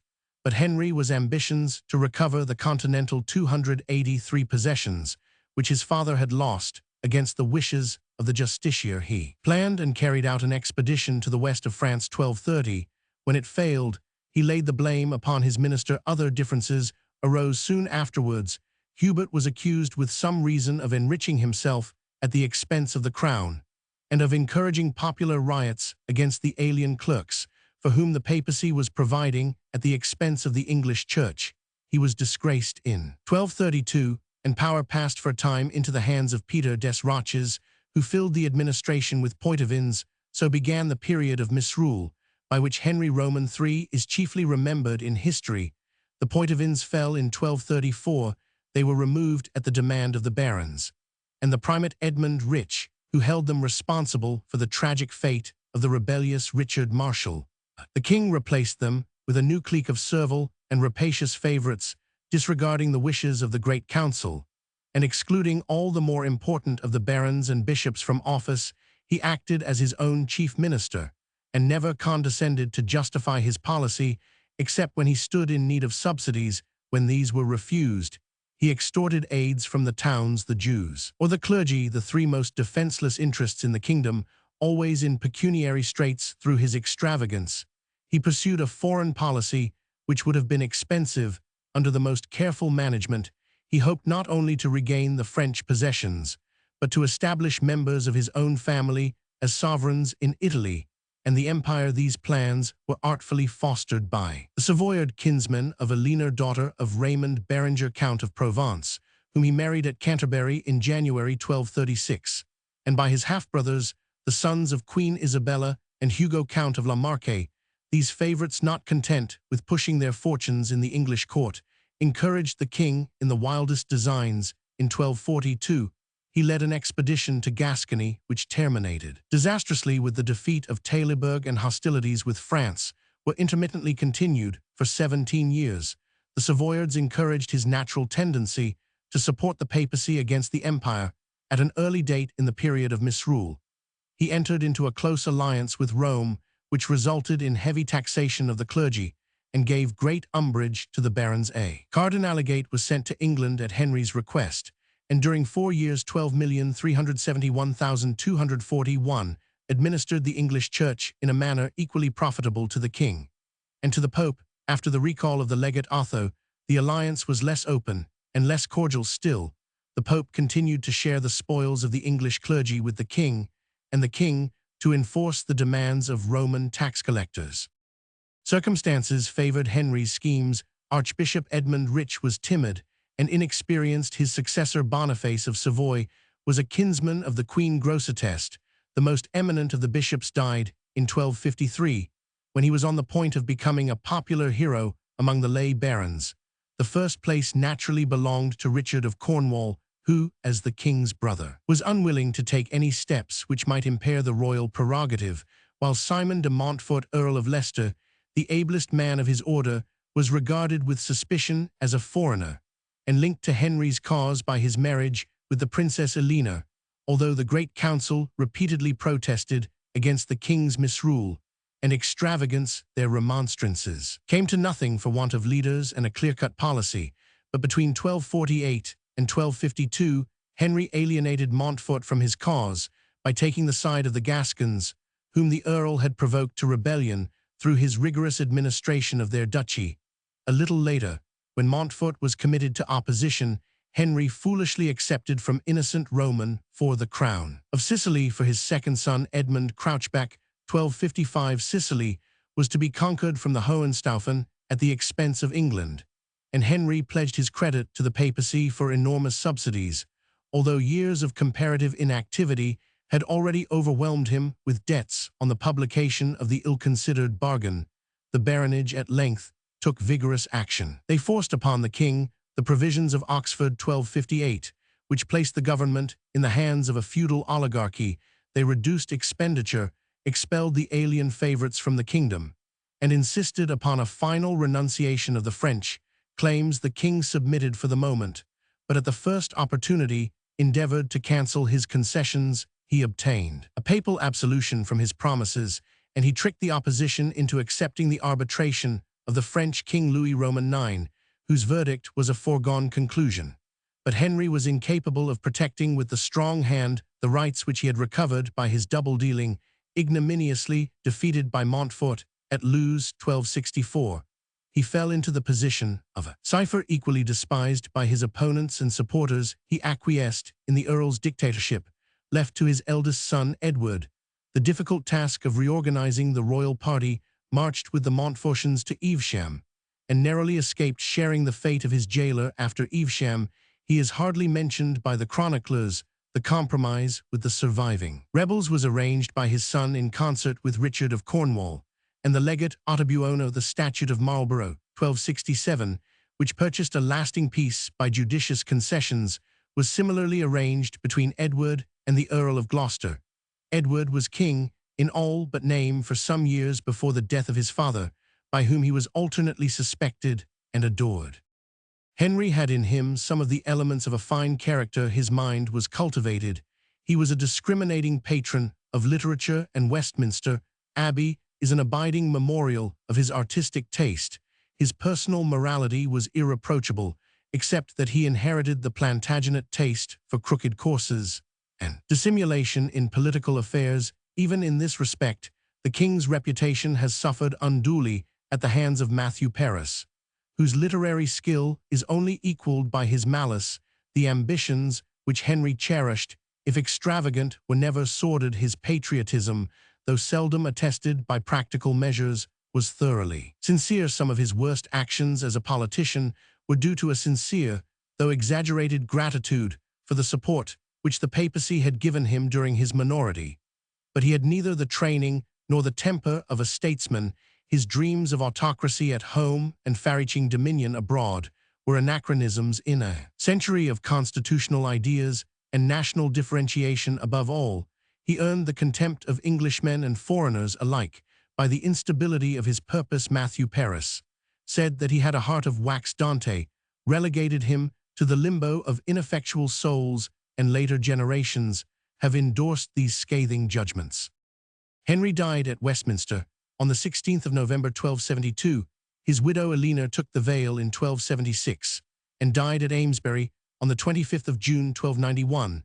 Their children were the future King Edward Roman I, Edmund Earl of Lancaster, Margaret 12,401,275, the wife of Alexander Roman III, King of Scotland, Beatrice and Catherine. Original authorities: Roger of Wendover, Florus Historiarum, ed. H. O. Cox, 4 vols. 18,411,844, and Matthew of Paris, Chronica Majora, ed. H. R. Luard Rolls Series, 7 vols. 18,721,883, are the chief narrative sources. See also the Annals Monastici, ed. H. R. Luard Rolls Series, 5 vols. 18,640,1869, the collection of royal and other historical letters edited by W. Shirley Rolls, Series 2 vols. 18,621,866, the Close and Pat Rolls edited for the Record Commission, and the Master of the Rolls, the Epistolae Roberti Grosseteste, ed. H. R. Luard Rolls Series, 1861, the Monumenta Franciscana Vol. Roman I, J. S. Brewer Rolls Series, 1858, the documents in the New Fodera Vol. Roman I Record Commission, 1816. Modern works: G. J. Turner's article on the King's Minority in Transactions of the Royal Historical Society, New Series, Vol. Roman 18, Dom Gasquet's Henry Roman III, and the Church, 1905, The Lives of Simon de Montfort, by G. W. Prothero, 1871, R. Pauli Eng ed. 1876, and Roman 100 Beaumont, Paris, 1884, W. Stubbs, Constitutional History of England, Vol. Roman 21880, 7 R. Pauli's Geschichte von England, Vol. Roman 3, Hamburg, 1853, T. F. Tout, in the Political History of England, Vol. Roman 31905, and H. W. Roman 100 Davis, in England, under the Normans and Angevins, 1905. H. W. Roman 100 Roman 500. Henry Roman 413,671,413, King of England, son of John of Gaunt by Blanche, daughter of Henry, Duke of Lancaster, was born on the 3rd of April 1367 at Bolingbroke in Lincolnshire. As early as 1377, he is styled Earl of Derby, and in 1380 he married 284 Mary de Bohun Roman 501 of the co-heiresses of the last Earl of Hereford. In 1387, he supported his uncle Thomas, Duke of Gloucester, in his armed opposition to Richard Roman II, and his favorites afterwards, probably through his father's influence. He changed sides. He was already distinguished for his knightly prowess, and for some years devoted himself to adventure. He thought of going on the crusade to Barbary, but instead in July 1390 went to serve with the Teutonic Knights in Lithuania. He came home in the following spring, but next year went again to Prussia, whence he journeyed by way of Venice to Cyprus and Jerusalem. After his return to England, he sided with his father and the king against Gloucester, and in 1397 was made Duke of Hereford. In January 1398, he quarreled with the Duke of Norfolk, who charged him with treason. The dispute was to have been decided in the lists at Coventry in September, but at the last moment Richard intervened and banished them both. When John of Gaunt died in February 1399, Richard, contrary to his promise, confiscated the estates of Lancaster. Henry then felt himself free and made friends with the exiled Arundels early in July. Whilst Richard was absent in Ireland, he landed at Ravenspoor in Yorkshire. He was at once joined by the Percys, and Richard, abandoned by his friends, surrendered at Flint on the 19th of August. In the Parliament which assembled on the 30th of September, Richard was forced to abdicate. Henry then made his claim as coming by right line of blood from King Henry Roman III, and through his right to recover the realm, which was in point to be undone for default of governance and good law. Parliament formally accepted him, and thus Henry became king not so much by title of blood as by popular election. Capgrave, the new dynasty, had consequently a constitutional basis, with this Henry's own political sympathies well accorded. But though the Revolution of 1399 was popular in form, its success was due to an oligarchical faction. From the start, Henry was embarrassed by the power and pretensions of the Percys, nor was his hereditary title so good as that of the Mortimers to domestic. Troubles was added the complication of disputes with Scotland and France. The first danger came from the friends of Richard, who plotted prematurely and were crushed in January 1400. During the summer of 1400, Henry made a not over-successful expedition to Scotland. The French court would not accept his overtures, and it was only in the summer of 1401 that a truce was patched up by the Restoration. Of Richard's child, Queen Isabella of Valois, meantime, a more serious trouble had arisen through the outbreak of the Welsh revolt under Owen Glendower Curoman V in 1400, and again, in each of the two following autumns, Henry invaded Wales in vain. The success of the Percys over the Scots at Homildon Hill, sept. 1402, was no advantage. Henry Percy Hotspur and his father, the Earl of Northumberland, thought their services ill-requited and finally made common cause with the partisans of Mortimer and the Welsh. The plot was frustrated by Hotspur's defeat at Shrewsbury 21st of July 1403, and Northumberland, for the time, submitted. Henry had, however, no one on whom he could rely outside his own family, except Archbishop Arundel. The Welsh were unsubdued, the French were plundering the southern coast. Northumberland was fomenting trouble in the north. The crisis came in 1405. A plot to carry off the young Mortimers was defeated, but Mowbray, the Earl Marshal, who had been privy to it, raised a rebellion in the north, supported by Archbishop Scrope of York. Mowbray and Scrope were taken and beheaded. Northumberland escaped into Scotland.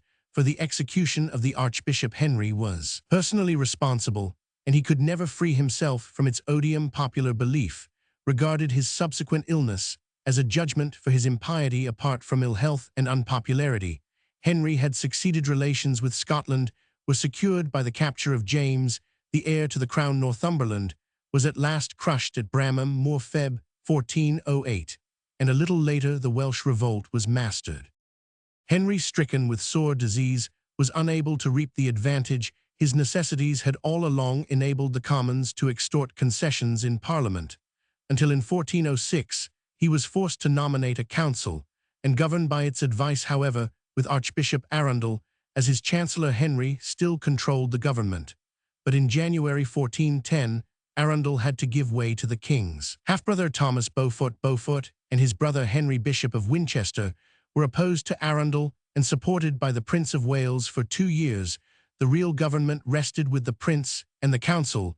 Under the prince's influence, the English intervened in France in 1411 on the side of Burgundy. In this, and in some matters of home politics, the king disagreed with his ministers. There is good reason to suppose that the Beauforts had gone so far as to contemplate a forced abdication on the score of the king's ill health. However, in November 1411, Henry showed that he was still capable of vigorous action. By discharging the prince and his supporters, Arundel again became chancellor, and the king's second son, Thomas, took his brother's place. The change was further marked by the sending of an expedition to France in support of Orleans, but Henry's health was failing steadily. On the 20th of March 1413, whilst praying in Westminster Abbey, he was seized with a fainting fit, and died that same evening in the Jerusalem chamber. At the time, he was believed to have been a leper, but as it would appear, without sufficient reason. As a young man, Henry had been chivalrous and adventurous, and in politics anxious for good government and justice. As king, the loss and failure of friends made him cautious, suspicious, and cruel. The persecution of the Lollards, which began with the burning statute of 1401, may be accounted for by Henry's own orthodoxy, or by the influence of Archbishop Arundel, his one faithful friend. But that political lollardry was strong is shown by the proposal in the Parliament of 1410 for a wholesale confiscation of ecclesiastical property. Henry's faults may be excused by his difficulties throughout. He was practical and steadfast, and he deserved credit for maintaining his principles as a constitutional ruler. So after all his troubles, he founded his dynasty firmly, and passed on the crown to his son with a better title. He is buried under a fine tomb at Canterbury. By Mary Bohun, Henry had 4 sons. His successor, Henry Roman, 5, Thomas, Duke of Clarence, John, Duke of Bedford, and Humphrey, Duke of Gloucester. and two daughters, Blanche, who married Louis Roman III, Elector Palatine of the Rhine, and Philippa, who married Eric Roman XIII, King of Sweden. Henry's second wife was Joan, or Joanna Roman 1,001,437, daughter of Charles, the Bad, King of Navarre, and widow of John Roman IV, or Roman V, Duke of Brittany, who survived until July 1437. By her he had no children. The chief contemporary authorities are the Annals Henrici Quarti and T. Walsingham's Historia Anglicana Rolls series, Adam of Usk's Chronicle, and the various Chronicles of London. The Life, by John Capgrave de Illustribus Henricis, is of little value. Some personal matter is contained in wardrobe accounts of Henry, Earl of Derby Camden Soch. For documents, consult T. Rymer's Fodera, Sir N. H. Nicholas' Proceedings and Ordinances of the Privy Council, Sir H. Ellis' Original Letters. Illustrative of English History, London, 18,251,846. Rolls of Parliament, Royal, and Historical Letters, Henry Roman IV Rolls Series, and the Calendars of Patent Rolls of Modern Authorities. The foremost is J. H. Wiley's Minute and Learned Hist. of England under Henry Roman 40, 4 vols, London, 18,840, 1898. See also W. Stubbs' Constitutional History, Sir J. Ramsay Lancaster, and York, 2 vols, Oxford, 1892, and Roman 100 W. Roman 100, Oman, The Political History of England, vol. Roman 4 Roman 100 Roman 50 K. Henry Roman 513,871,422, King of England, son of Henry Roman IV by Mary de Bohun, was born at Monmouth in August 1387. On his father's exile in 1398, Richard Roman II took the boy into his own charge and treated him kindly. Next year, the Lancastrian Revolution forced Henry into precocious prominence as heir to the throne. From October 1400, the administration of Wales was conducted in his name. Less than 3 years later, he was in actual command of the English forces and fought against the Percys at Shrewsbury. The Welsh revolt absorbed his energies till 1408. Then, through the king's ill health, he began to take a wider share in politics. From January 1410, helped by his uncles Henry and Thomas Beaufort, he had practical control of the government, both in foreign and domestic policy. He 285 differed from the king, who in November 1411 discharged the prince from the council. The quarrel of father and son was political, only though it is probable that the Beauforts had discussed the abdication of Henry Roman IV, and their opponents certainly endeavored to defame the prince. It may be that to political enmity, the tradition of Henry's riotous youth immortalized by Shakespeare is partly due to that tradition. Henry's strenuous life in war and politics is a sufficient general contradiction. The most famous incident, his quarrel with the Chief Justice, has no contemporary authority and was first related by Sir Thomas Eliot in 1531. The story of Falstaff originated partly in Henry's early friendship for Oldcastle Curoman V. That friendship and the prince's political opposition to Archbishop Arundel perhaps encouraged Lollard hopes. If so, their disappointment may account for the statements of ecclesiastical writers like Walsingham that Henry, on becoming king, was changed suddenly into a new man. Henry succeeded his father on the 20th of March 1413, with no past to embarrass him, and with no dangerous rivals. His practical experience had full scope. He had to deal with 3 main problems: restoration of domestic peace, the healing of schism in the church, and the recovery of English prestige in Europe. Henry grasped them all together and gradually built upon them a yet wider policy. From the first, he made it clear that he would rule England as the head of a united nation, and that past differences were to be forgotten. Richard Roman II was honorably reinterred. The young Mortimer was taken into favor. The heirs of those who had suffered in the last reign were restored gradually to their titles and estates. With Oldcastle, Henry used his personal influence in vain, and the gravest domestic danger was Lollard discontent. But the king's firmness nipped the movement in the bud. Jan 1414, and made his own position as ruler secure. Save for the abortive Scrope and Cambridge plot in favor of Mortimer in July 1415, the rest of his reign was free from serious trouble at home. Henry could now turn his attention to foreign affairs. A writer of the next generation was the first to allege that Henry was encouraged by ecclesiastical statesmen to enter on the French war as a means of diverting attention from home troubles. For this story, there is no foundation. The restoration of domestic peace was the king's first care, and until it was assured he could not embark on any wider enterprise abroad, nor was that enterprise one of idle conquest, old commercial disputes, and the support which the French had lent to Glendower gave a sufficient excuse for war, whilst the disordered state of France afforded no security for peace. Henry may have regarded the assertion of his own claims as part of his kingly duty, but in any case, a permanent settlement of the national quarrel was essential to the success of his world policy. The campaign of 1415, with its brilliant conclusion at Agincourt October 25, was only the first step. 2 years of patient preparation followed. The command of the sea was secured by driving the Genoese allies of the French out of the Channel. A successful diplomacy detached the Emperor Sigismund from France, and by the Treaty of Canterbury paved the way to end the schism in the Church. So in 1417, the war was renewed. Larger-scale Lower Normandy was quickly conquered. Rouen, cut off from Paris, and besieged. The French were paralyzed by the disputes of Burgundians and Armagnacs. Henry skillfully played them off one against the other, without relaxing his warlike energy. In January 1419, Rouen fell. By August, the English were outside the walls of Paris. The intrigues of the French parties culminated in the assassination of John of Burgundy by the Dauphin's partisans at Montereau. September 10, 1419, Philip the new Duke and the French court threw themselves into Henry's arms. After 6 months' negotiation, Henry was by the Treaty of Troyes recognized as heir and regent of France, and on the 2nd of June 1420, married Catherine, the king's daughter. He was now at the height of his power.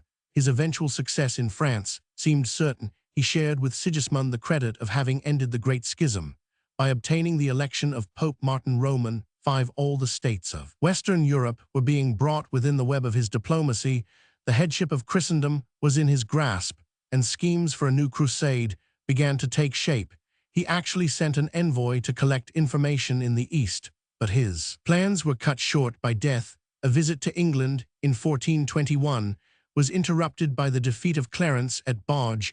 The hardships of the longer winter siege of Meaux broke down his health, and he died at Bois de Vincennes on the 31st of August, 1422. Henry's last words were a wish that he might live to rebuild the walls of Jerusalem. They are significant. His ideal was founded consciously on the models of Arthur and Godfrey as national king and leader of Christendom. So he is the typical medieval hero. For that very reason, his schemes were doomed to end in disaster, since the time was come for a new departure.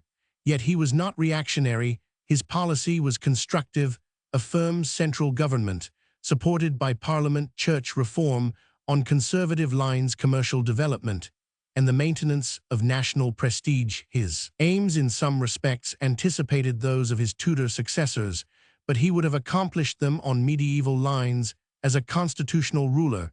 His success was due to the power of his personality. He could train able lieutenants, but at his death, there was no one who could take his place. As leader, war diplomacy and civil administration were all dependent on his guidance. His dazzling achievements as a general have obscured his more sober qualities as a ruler, and even the sound strategy with which he aimed to be master of the narrow seas. If he was not the founder of the English Navy, he was one of the first to realize its true importance. Henry had so high a sense of his own rights that he was merciless to disloyalty, but he was scrupulous of the rights of others, and it was his eager desire to further the cause of justice that impressed his French contemporaries. He has been charged with cruelty as a religious persecutor, but in fact he had as prince opposed the harsh policy of Archbishop Arundel, and as king sanctioned a more moderate course. Lollard executions during his reign had more often a political than a religious reason to be just. With sternness was in his eyes a duty, so in his warfare, though he kept strict discipline and allowed no wanton violence, he treated severely all who had, in his opinion, transgressed in his personal conduct. He was chaste, temperate, and sincerely pious. He delighted in sport and all manly exercises. At the same time, he was cultured, with a taste for literature, art, and music. Henry lies buried in Westminster Abbey. His tomb was stripped of its splendid adornment. During the Reformation, the shield, helmet, and saddle, which formed part of the original funeral equipment, still hang above it. Of original authorities, the best on the English side is the Gesta Henrici Quinti down to 1416, printed anonymously for the English Historical Society, but probably written by Thomas Elmham. one of Henry's chaplains, 2 lives edited by Thomas Hearne under the names of Helmont and Titus Livius Forajuliensis come from a common source. The longer, which Hearne ascribed incorrectly to Helmont, is perhaps the original work of Livius, who was an Italian in the service of Humphrey of Gloucester, and wrote about 1440. Other authorities are the Chronicles of Walsingham and Otterbourne, the English Chronicle or Brut, and the various London Chronicles on the French side. The most valuable are Chronicles of Montstrelet and Saint-Remy, both Burgundian, and the Chronique du Religieux de S. denies the official view of the French court. For documents and modern authorities, see under Henry Roman IV. See also Sir N.H. Nicholas' Hist of the Battle of Agincourt, and the Expedition of 1415 London 1833 Roman 100 Roman 50, Kingsford Henry Roman V, The Typical Medieval Hero, New York 1901, where a fuller bibliography will be found. Roman 100, Roman 50 K.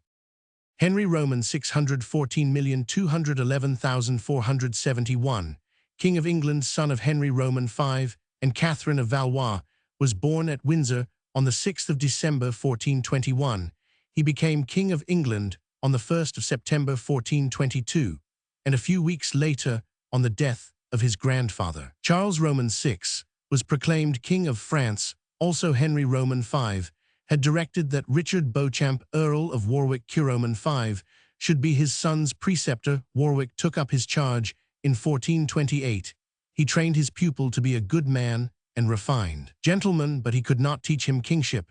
As early as 1423, the baby king was made to appear at public functions and take his place in Parliament.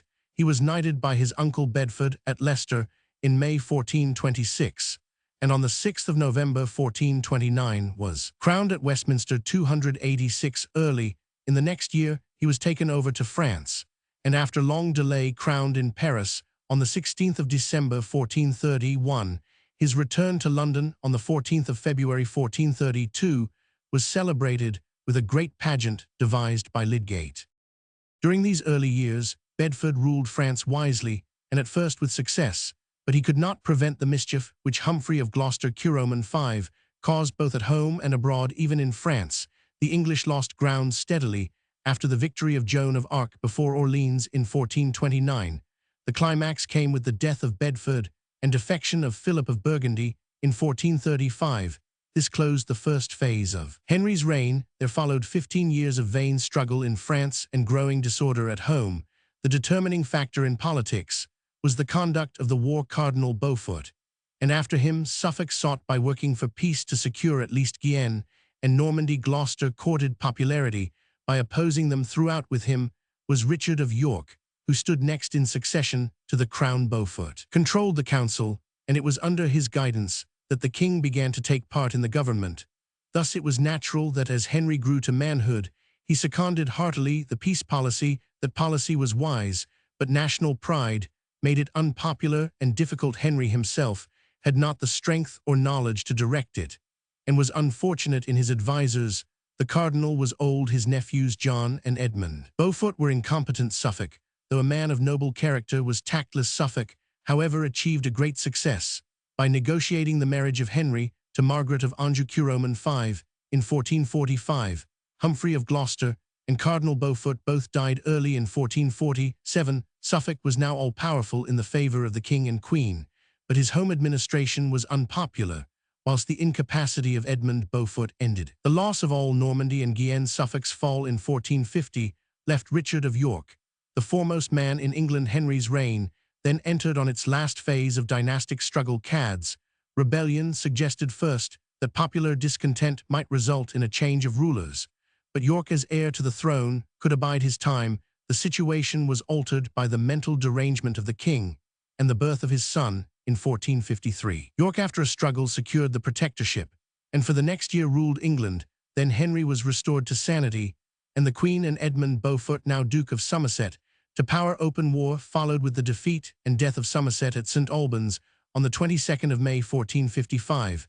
Nevertheless, a hollow peace was patched up, which continued during 4 years, with lack of all governance. In 1459 war broke out again. On the 10th of July 1460, Henry was taken prisoner at Northampton, and forced to acknowledge York as heir to the exclusion of his own son Richard of York's death at Wakefield Deck 29 1460, and the Queen's victory at St. Albans Feb 17 1461 brought Henry his freedom, and no more Edward of York had himself proclaimed king, and by his decisive victory at Towton on the 29th of March, put an end to Henry's reign for over 3 years. Henry was a fugitive in Scotland. He returned to take part in an abortive rising in 1464. A year later, he was captured in the north and brought a prisoner to the Tower for 6 months in 14,701,471. He emerged to hold a shadowy kingship, as Warwick's puppet Edward's final victory at Tewkesbury was followed by Henry's death on the 21st of May 1471, certainly by violence perhaps, at the hands of Richard of Gloucester. Henry was the most hapless of monarchs. He was so honest and well-meaning that he might have made a good ruler in quiet times, but he was crushed by the burden of his inheritance. He had not the genius to find a way out of the French entanglement, or the skill to steer a constitutional monarchy between rival factions, so the system and policy which were the creations of Henry Roman IV and Henry Roman V led under Henry Roman VI to the ruin of their dynasty. Henry's very virtues added to his difficulties. He was so trusting that anyone could influence him, so faithful that he would not give up a minister who had become impossible. Thus, even in the middle period, he had no real control of the government. In his latter years, he was mentally too weak for independent action at his best. He was a good and gentle creature, but too kindly and generous to rule others. Religious observances and study were his chief occupations. His piety was genuine, simple, and pure. He was shocked at any suggestion of impropriety, but his rebuke was only fie for shame. Forsooth, ye are to blame for education. He was really zealous even as a boy. He was concerned for the upbringing of his half-brothers, his mother's children, by Owen Tudor later. The planning of his great foundations at Eton and King's College, Cambridge, was the one thing which absorbed his interest to both. He was more than a royal founder, and the credit of the whole scheme belongs to him. The charter for Eton was granted on the 11th of October 1440, and that for King's College in the following February. Henry himself laid the foundation stones of both buildings. He frequently visited Cambridge to superintend the progress of the work. When at Windsor, he loved to send for the boys from his school and give them good advice. Henry's only son was Edward, Prince of Wales, 14,530,1471, who, having shared the many journeys and varying fortunes of his mother Margaret, was killed after the Battle of Tewkesbury, May 4, 1471, by some noblemen in attendance on Edward Roman IV.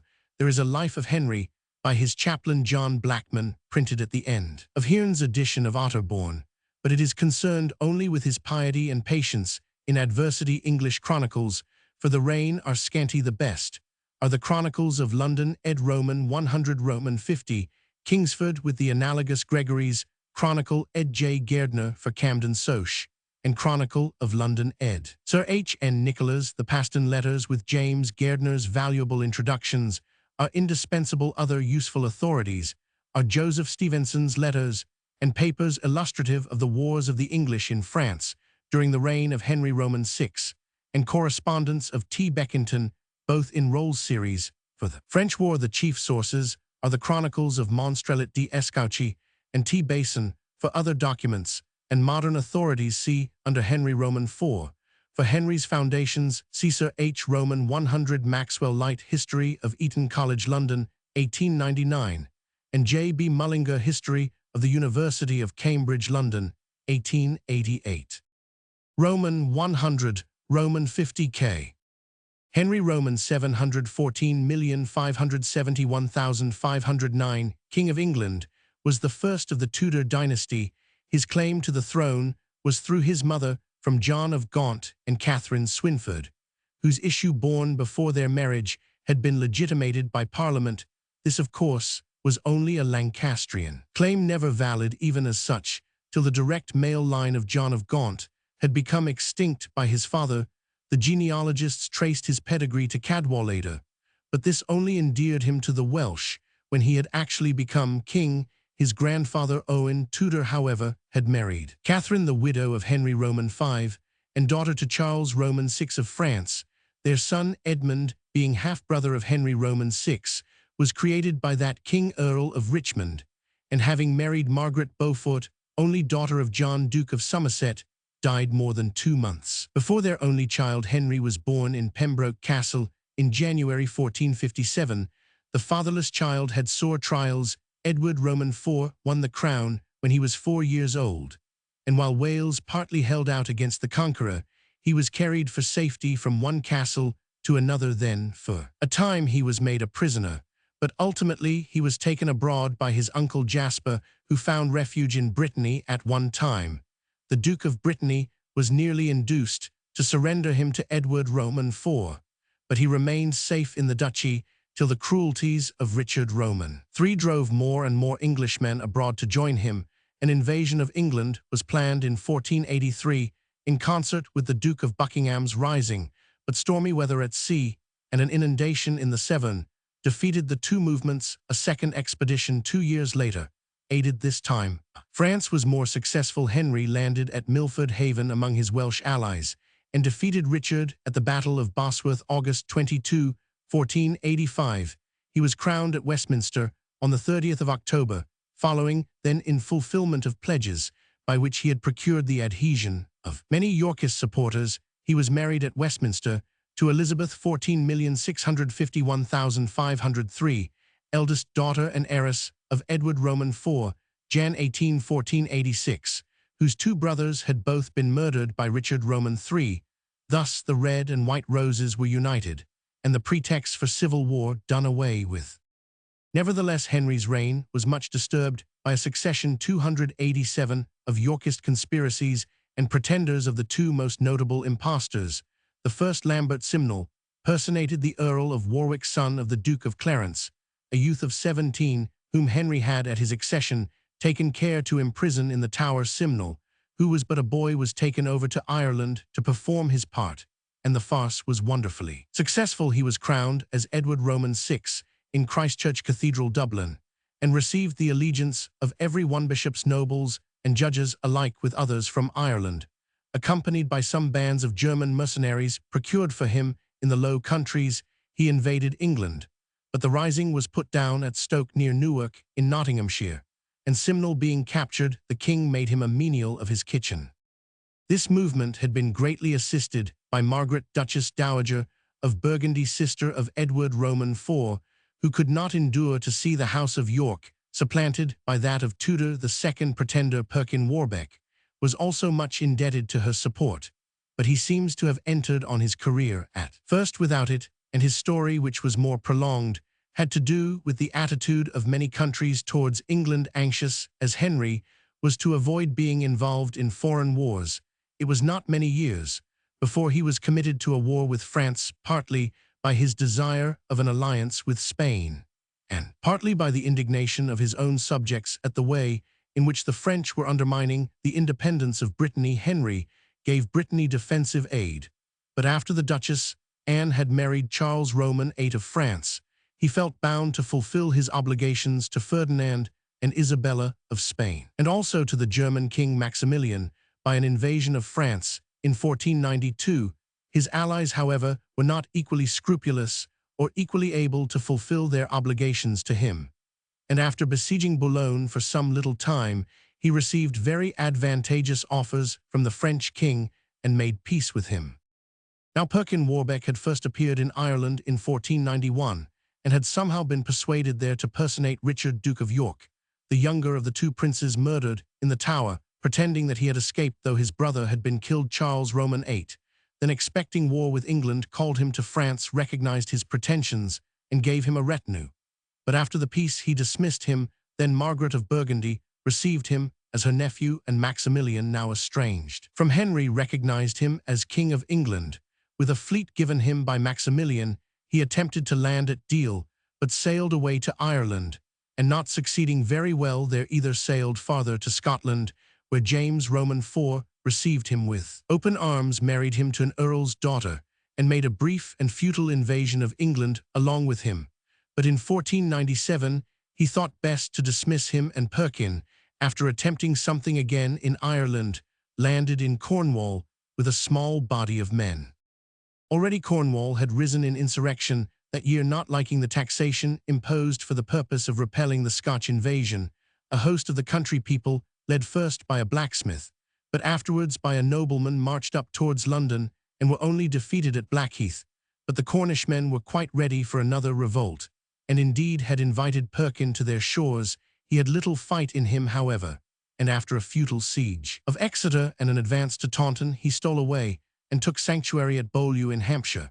But being assured of his life, he surrendered, was brought to London, and was only executed 2 years later, when being imprisoned near the Earl of Warwick in the Tower, he inveigled that simple-minded youth into a project of escape. For this Warwick, too, was tried, condemned, and executed, no doubt, to deliver Henry from repeated conspiracies in his favor. Henry had by this time several children, of whom the eldest, Arthur, had been proposed in infancy for a bridegroom to Catherine, daughter of Ferdinand of Aragon. The match had always been kept in view, but its completion depended greatly on the assurance Ferdinand and Isabella could feel of Henry's secure position upon the throne. At last, Catherine was brought to England and was married to Prince Arthur at St. Paul's on the 14th of November 1501. The lad was just over 15, and the cohabitation of the couple was wisely delayed, but he died on the 2nd of April, following another match was presently proposed for Catherine with the king's second son Henry, which only took effect when the latter had become king himself. Meanwhile, Henry's eldest daughter Margaret was married to James Roman IV of Scotland, a match distinctly intended to promote international peace and make possible that ultimate union, which actually resulted from it. The espousals had taken place at Richmond in 1502, and the marriage was celebrated in Scotland the year after. In the interval between these two events, Henry lost his queen, who died on the 11th of February 1503, and during the remainder of his reign, he made proposals in various quarters for a second marriage, proposals in which political objects were always the chief consideration, but none of them led to any result. In his latter years, he became unpopular from the extortions practiced by his two instruments, Empson and Dudley, under the authority of antiquated statutes. From the beginning of his reign, he had been accumulating money mainly for his own security against intrigues and conspiracies, and avarice had grown upon him. With success, he died in April 1509. Undoubtedly the richest prince in Christendom, he was not a niggard, however, in his expenditure. Before his death, he had finished the Hospital of the Savoy and made provision for the magnificent chapel at Westminster, which bears his name. His money-getting was but part of his statesmanship, and for his statesmanship his country owes him not a little gratitude. He not only terminated a disastrous civil war and brought under control the spirit of ancient feudalism, but with a clear survey of the conditions of foreign powers, he secured England in almost uninterrupted peace, while he developed her commerce, strengthened her slender navy, and built, apparently for the first time, a naval dock at Portsmouth. In addition to his sons, Arthur and Henry, Henry Roman VII had several daughters, one of whom, Margaret, married James Roman IV, King of Scotland, and another, Mary, became the wife of Louis Roman XII of France and afterwards of Charles Brandon, Duke of Suffolk. The popular view of Henry Roman VII's reign has always been derived from Bacon's History of that King. This has been edited by J.R. Lumby, Cambridge, 1881, but during the last half-century large accessions to our knowledge have been made from foreign and domestic archives, and the sources of Bacon's work have been more critically examined. For a complete account of those sources, the reader may be referred to W. Bush, England, under the Tudors, published in German in 1892, and in an English translation in 1895. Some further information of a special kind will be found in Roman 1000 Oppenheim's naval accounts and inventories, published by the Navy Records Society in 1896. See also J. Gairdner's Henry Roman 71,889. J. Gall. Henry Roman 814,911,547, King of England and Ireland, the third child and second son of Henry Roman VII and Elizabeth of York, was born on the 28th of June 1491, and like all the Tudor sovereigns, except Henry Roman VII at Greenwich, his two brothers Prince Arthur and Edmund, Duke of Somerset, and two of his sisters predeceased their father Henry, was the only son, and Margaret, afterwards Queen of Scotland, and Mary, afterwards Queen of France and Duchess of Suffolk, were the only daughters who survived Henry, is said on authority, which has not been traced farther back than Paolo Sarpi to have been destined for the church, but the story is probably a mere surmise from his theological accomplishments, and from his earliest years high secular posts, such as the Viceroyalty of Ireland, were conferred upon the child. He was the first English monarch to be educated under the influence of the Renaissance, and his tutors included the poet Skelton. He became an accomplished scholar, linguist, musician, and athlete, and when by the death of his brother Arthur in 1502 and of his father on the 22nd of April 1509, Henry Roman VIII succeeded to the throne, his accession was hailed with universal acclamation. He had been betrothed to his brother's widow Catherine of Aragon, and in spite of the protest which he had been made to register against the marriage, and of the doubts expressed by Julius Roman II and Archbishop Warham as to its validity, it was 288 completed in the first few months of his reign. This step was largely due to the pressure brought to bear by Catherine's father Ferdinand upon Henry's council. He regarded England as a tool in his hands, and Catherine as his resident ambassador. The young king himself, at first, took little interest in politics, and for 2 years affairs were managed by the pacific Richard Fox Roman V and Warham. Then Wolsey became supreme, while Henry was immersed in the pursuit of sport and other amusements. He took, however, the keenest interest from the first in learning and in the navy, and his inborn pride easily led him to support Wolsey's and Ferdinand's warlike designs on France.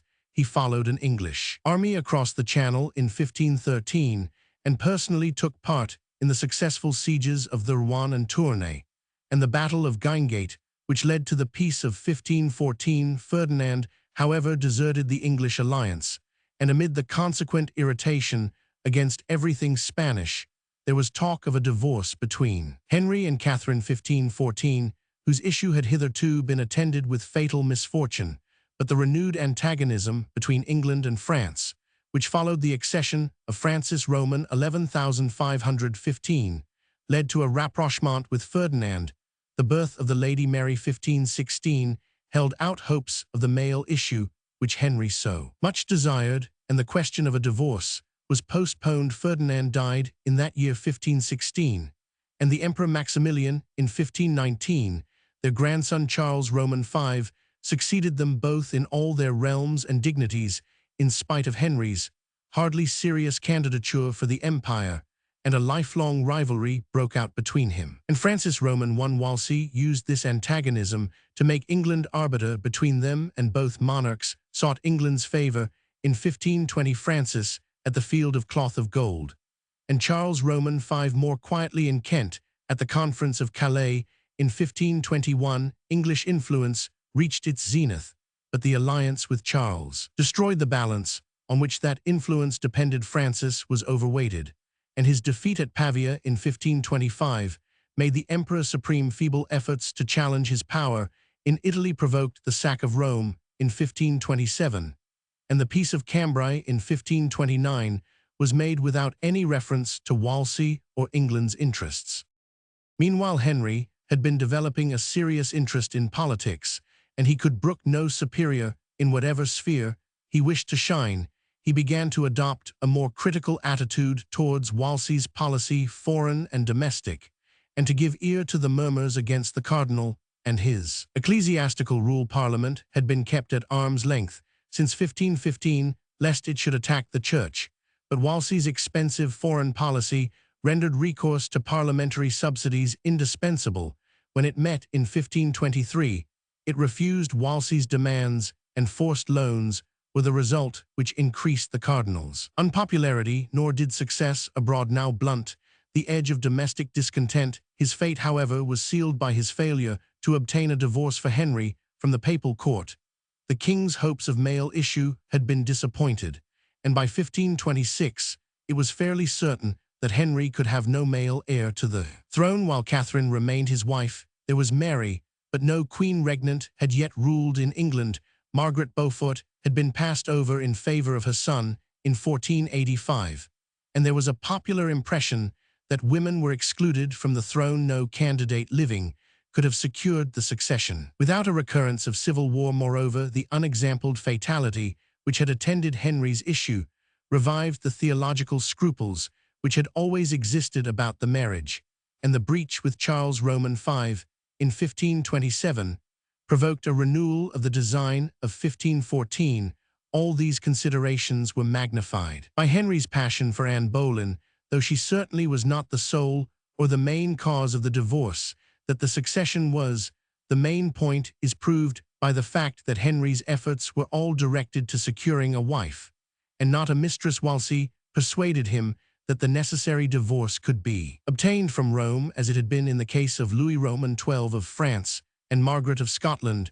For a time Clement Roman VII was inclined to concede the demand, and Campeggio in 1528 was given ample powers, but the prospect of French success in Italy, which had encouraged the Pope, proved delusive, and in 1529 he had to submit to the yoke of Charles Roman V.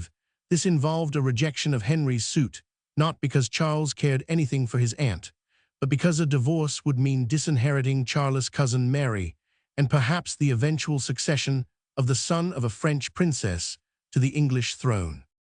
Wolsey fell when Campeggio was recalled, and his fall involved the triumph of the anti-ecclesiastical party in England. Laymen who had resented their exclusion from power were now promoted to offices such as those of Lord Chancellor and Lord Privy Seal, which they had rarely held before, and Parliament was encouraged to propound lay grievances against the Church.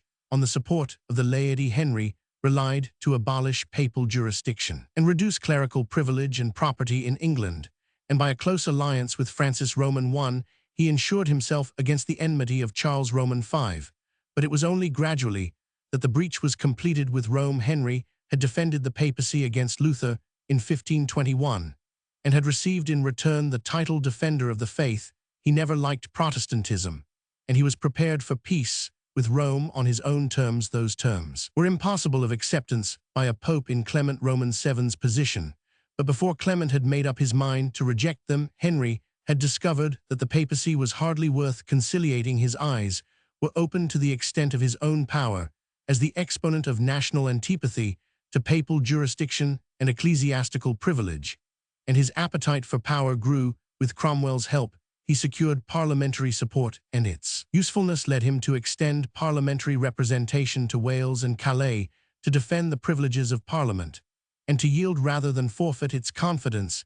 He had little difficulty in securing the Acts of Annats Appeals and Supremacy, which completed the separation from Rome, or the dissolution of the monasteries, which by transferring enormous wealth from the Church to the Crown, really in Cecil's opinion, ensured the Reformation.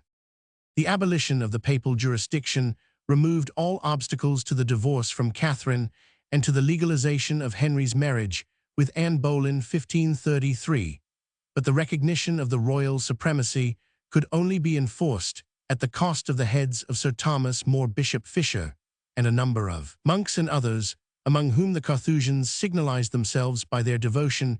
15,351,536. Anne Boleyn fared no better than the Catholic martyrs.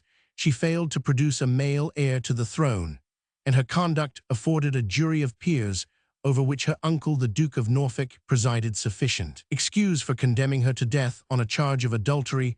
1536. Henry then married Jane Seymour, who was obnoxious to no one, gave birth to Edward Roman VI, and then died 1537. The dissolution of the monasteries had meanwhile evoked a popular protest in the north, and it was only by skillful and unscrupulous diplomacy that Henry was enabled to suppress so easily the pilgrimage of grace. Foreign intervention was avoided through the renewal of war between Francis and Charles, and the insurgents were hampered by having no rival candidate for the throne and no means of securing the execution of their program. Nevertheless, their rising warned Henry against further doctrinal change. He had authorized the English Bible, and some approach towards Protestant doctrine in the 10 Articles. He also considered the possibility of a political and theological alliance with the Lutheran princes of Germany, but in 1538 he definitely rejected their theological terms, while in 15,391,540 they rejected his political proposals. By the Statute of 6 Articles 1539, he took his stand on Catholic doctrine, and when the Lutherans had rejected his alliance and Cromwell's nominee Anne of Cleves had proved both distasteful on personal grounds and unnecessary, because Charles and Francis were not really projecting a Catholic crusade against England. Anne was divorced, and Cromwell beheaded the new Queen Catherine Howard, represented the triumph of the reactionary party under Gardiner and Norfolk, but there was no idea of returning to the papal obedience, and even Catholic orthodoxy, as represented 289 by the 6 Articles, was only enforced by spasmodic outbursts of persecution and vain attempts to get rid of Cranmer.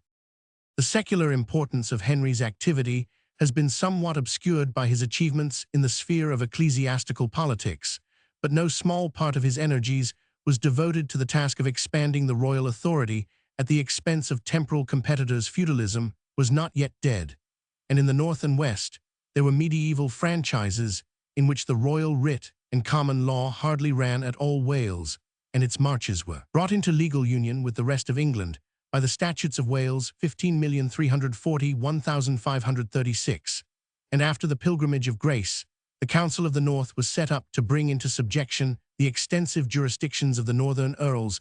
Neither they nor the lesser chiefs who flourished on the lack of common law and order could be reduced by ordinary methods, and the councils of Wales and of the North were given summary powers derived from the Roman civil law similar to those exercised by the Star Chamber at Westminster, and the Court of Castle Chamber at Dublin. Ireland had been left by Wolsey to wallow in its own disorder, but disorder was anathema to Henry's mind, and in 1535 Sir William Skeffington was sent to apply English methods and artillery to the government of Ireland.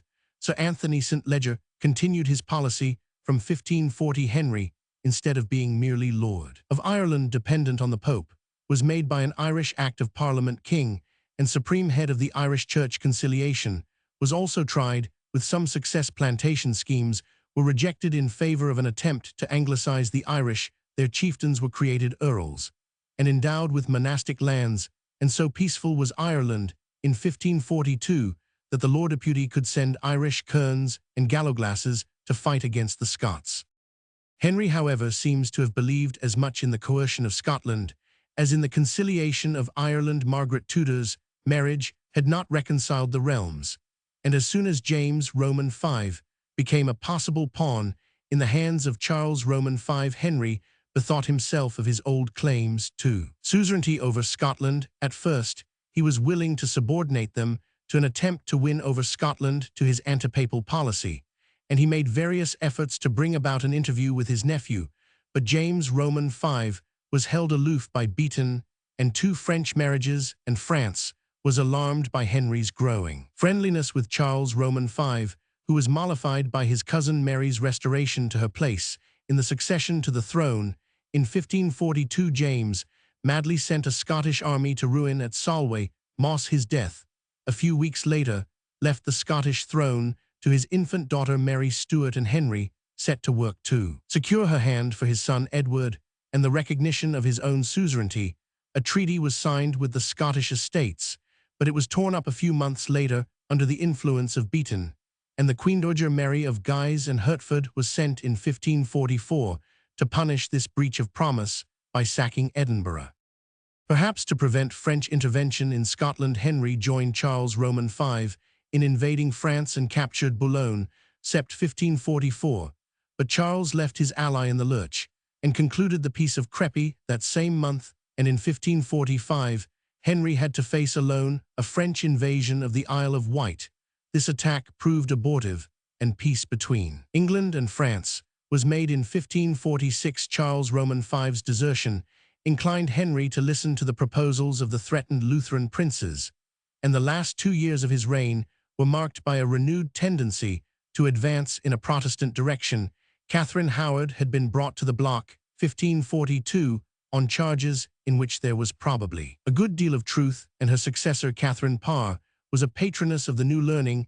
An Act of 1545 dissolved chantries, colleges, and other religious foundations, and in the autumn of 1546, the the Spanish ambassador, was anticipating further anti-ecclesiastical measures, Gardiner had almost been sent to the Tower, and Norfolk and Surrey were condemned to death, while Cranmer asserted that it was Henry's intention to convert the Mass into a communion service. An opportunist, to the last, he would readily have sacrificed any theological convictions he may have had in the interests of national uniformity.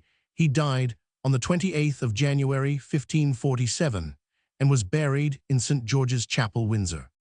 The atrocity of many of Henry's acts, the novelty and success of his religious policy, the apparent despotism of his methods, or all combined, have made it difficult to estimate calmly the importance of Henry's work, or the conditions which made it possible. Henry's egotism was profound, and personal motives underlay his public action, while political and ecclesiastical conditions made the breach with Rome possible. In the view of most Englishmen, desirable Henry Roman VIII was led to adopt the policy by private considerations.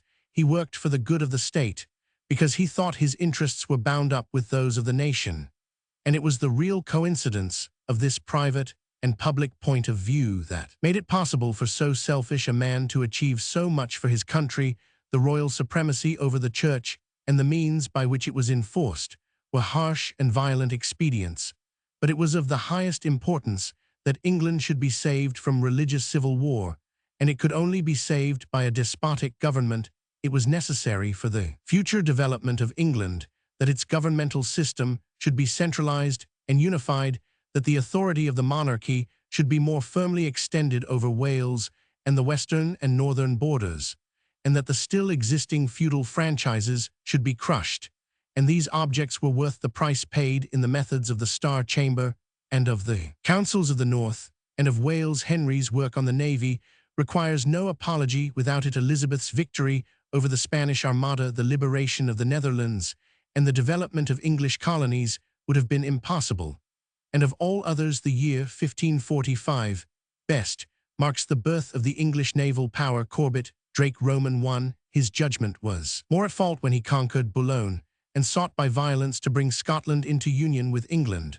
But at least Henry appreciated the necessity of union within the British Isles, and his work in Ireland relayed the foundations of English rule. No less important was his development of the parliamentary system. Representation was extended to Wales, Cheshire, Berwick and Calais, and parliamentary authority was enhanced largely that it might deal with the Church, until men began to complain of this new parliamentary infallibility. The privileges of the two houses were encouraged and expanded, and Parliament was led to exercise ever wider powers. This policy was not due to any belief on Henry's part in parliamentary government, but to opportunism, to the circumstance that Parliament was willing to do most of the things which Henry desired, while competing authorities, the Church and the old nobility, were not nevertheless to the encouragement given by Henry Roman VIII. Parliament owed not a little of its future growth, and to the aid rendered by Parliament Henry owed his success. He has been described as a despot under the forms of law, and it is apparently true that he committed no illegal act. His despotism consists not in any attempt to rule unconstitutionally, but in the extraordinary degree to which he was able to use constitutional means in the furtherance of his own personal ends. His industry, his remarkable political insight, his lack of scruple, and his combined strength of will and subtlety of intellect enabled him to utilize all the forces which tended at that time towards strong government throughout Western Europe. In Michelet's words, "Le nouveau Messie est le roi," and the monarchy alone seemed capable of guiding the state through the social and political anarchy which threatened all nations in their transition from medieval to modern organization. The king was the emblem, the focus, and the bond of national unity, and to preserve it men were ready to put up with vagaries which to other ages seem intolerable. Henry could thus behead ministers and divorce wives with comparative impunity, because the individual appeared to be of little importance. Compared with the state, this impunity provoked a license, which is responsible for the unlovely features of Henry's reign and character. The elevation and the isolation of his position fostered a detachment from ordinary virtues and compassion. 290. And he was a remorseless incarnation of Machiavelli's prince. He had an elastic conscience, which was always at the beck and call of his desire, and he cared little for principle. but he had a passion for efficiency and for the greatness of England and himself.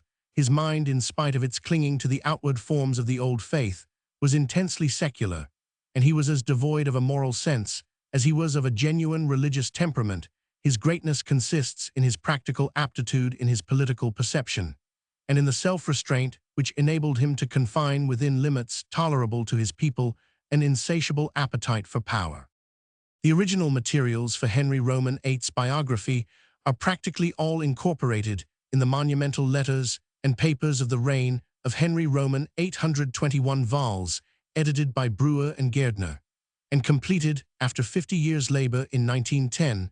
A few further details may be gleaned from such contemporary sources as Hall's Chronicle, Cavendish's Life of Wolsey, W. Thomas, The Pilgrim, and others, and some additions have been made to the documentary sources contained in the letters and papers by recent works such as Ace's Romish Document and Merriman's Life and Letters of Thomas Cromwell, Lord Herbert of Cherbury's Life and Reign of Henry Roman, AD 1649, while good for its time, is based upon a very partial knowledge of the sources and somewhat antiquated principles of historical scholarship. Froude's famous portraiture of Henry is colored by the ideas of hero worship and history which the author imbibed from Carlyle, and the rival portraits in Lingard R. W. Dixon's Church History and Gasquet's Henry Roman VIII, and the monasteries by strong religious feeling. A more discriminating estimate is attempted by H. A. Roman 50 Fisher in Messrs. Longman's Political History of England, Vol. Roman 51,906, of the numerous paintings of Henry. None is by Holbein, who however executed the striking chalk drawing of Henry's head now at Munich, and the famous but decaying cartoon at Devonshire House. The well-known three-quarter length at Windsor, usually attributed to Holbein, is by an inferior artist.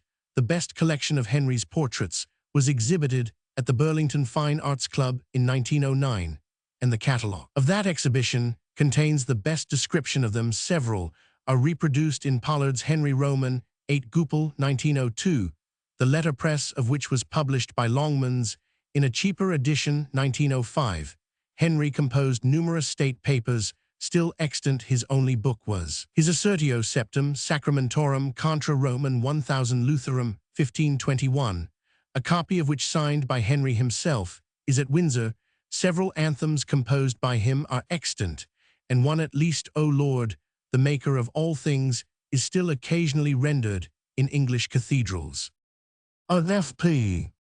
Henry Roman 112,140,217, King of Castile, son of Alfonso Roman VIII of Castile, and his wife Elena of Aquitaine, daughter of Henry Roman II of England, after whom he was named, was born about 1207.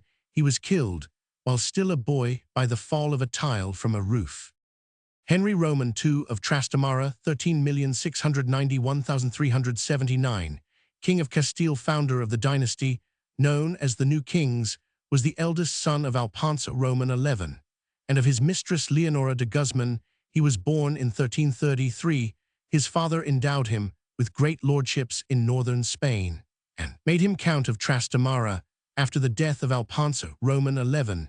In 1350, Leonora was murdered to satisfy the revenge of the king's neglected wife. Several of the numerous children she had borne to Alfonso were slain at different times by Peter the Cruel. The king's legitimate son and successor, Henry, preserved his life by submissions and by keeping out of the king's way. At last, after taking part in several internal commotions, he fled to France in 1356.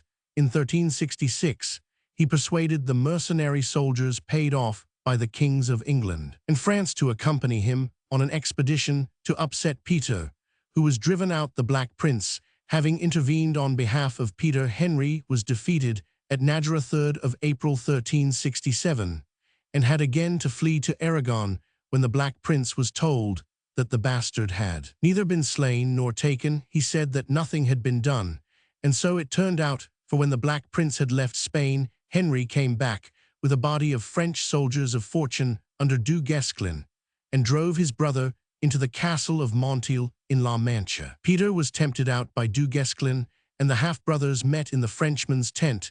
They rushed at one another, and Peter the stronger man threw Henry down and fell on him.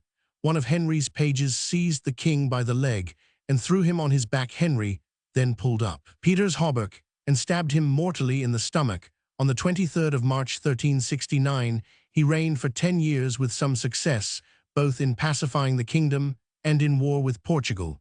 But as his title was disputed, he was compelled to purchase support by vast grants to the nobles and concessions to the cities, by which he gained the title of El de las Mercedes of the largesse. Henry was a strong ally of the French king in his wars with the English, who supported the claims of Peter's natural daughters. He died on the 30th of May 1379.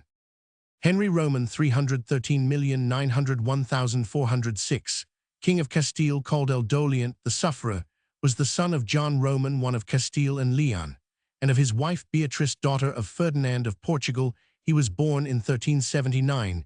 The period of minority was exceptionally anarchical even for Castile, but as the cities always the best supporters of the royal authority were growing in strength, Henry was able to reduce his kingdom to obedience, and when he took the government into his own hands after 1393, to compel his nobles with comparative ease to surrender the crown lands they had seized. The meeting of the Cortes summoned by him at Madrid in 1394 marked a great epoch in the establishment of a practically despotic royal authority based on the consent of the commons, who looked to the crown to protect them against the excesses of the nobles.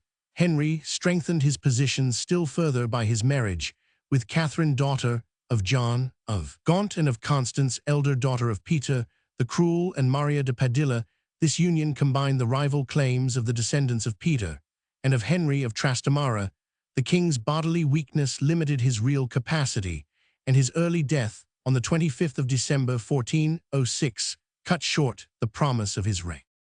Henry Roman 414,530,1474, King of Castile, surnamed the Impotent or the Spendthrift, was the son of John Roman II of Castile and Leon, and of his wife Mary, daughter of Ferdinand Roman I of Aragon and Sicily.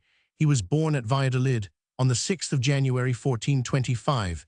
The surnames given to this king by his subjects are of much more than usual accuracy. His personal character was one of mere weakness, bodily and mental. Henry was an undutiful son, and his reign was one long period of confusion, marked by incidents of the most ignominious kind.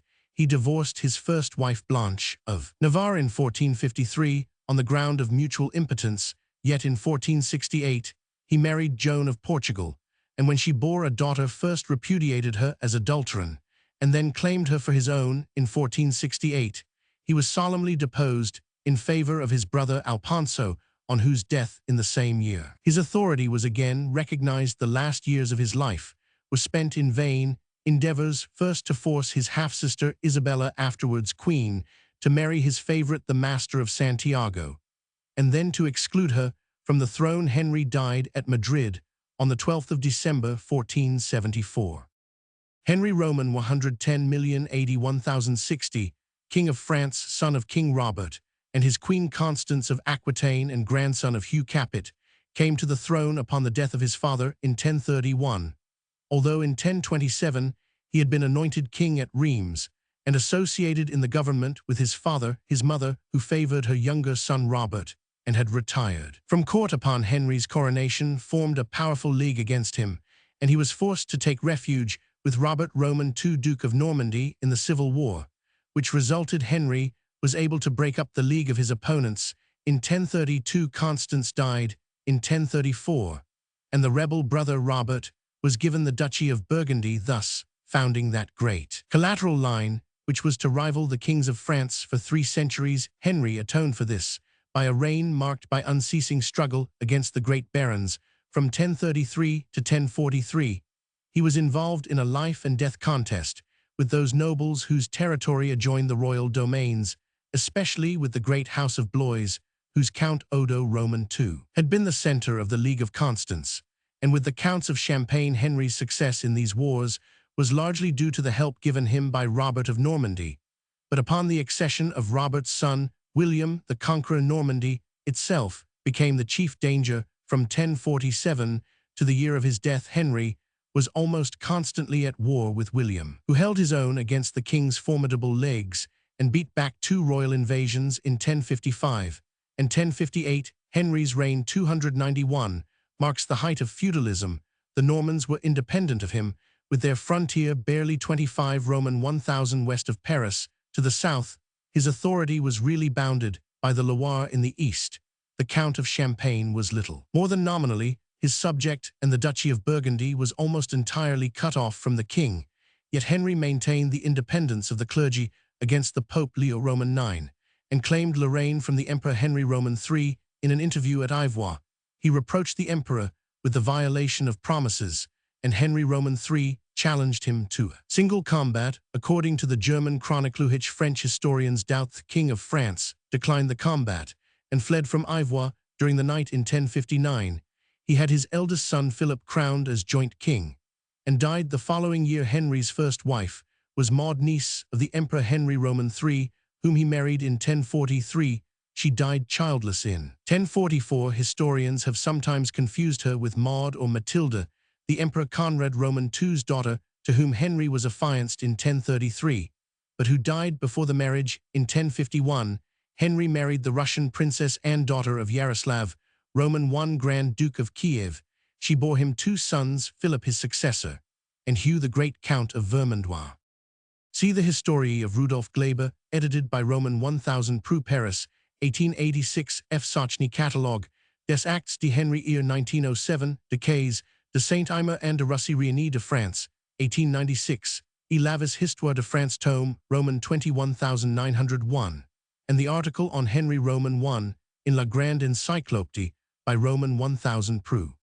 Henry Roman 215,191,559, King of France, the second son of Francis Roman I, and Claude succeeded to the throne in 1547.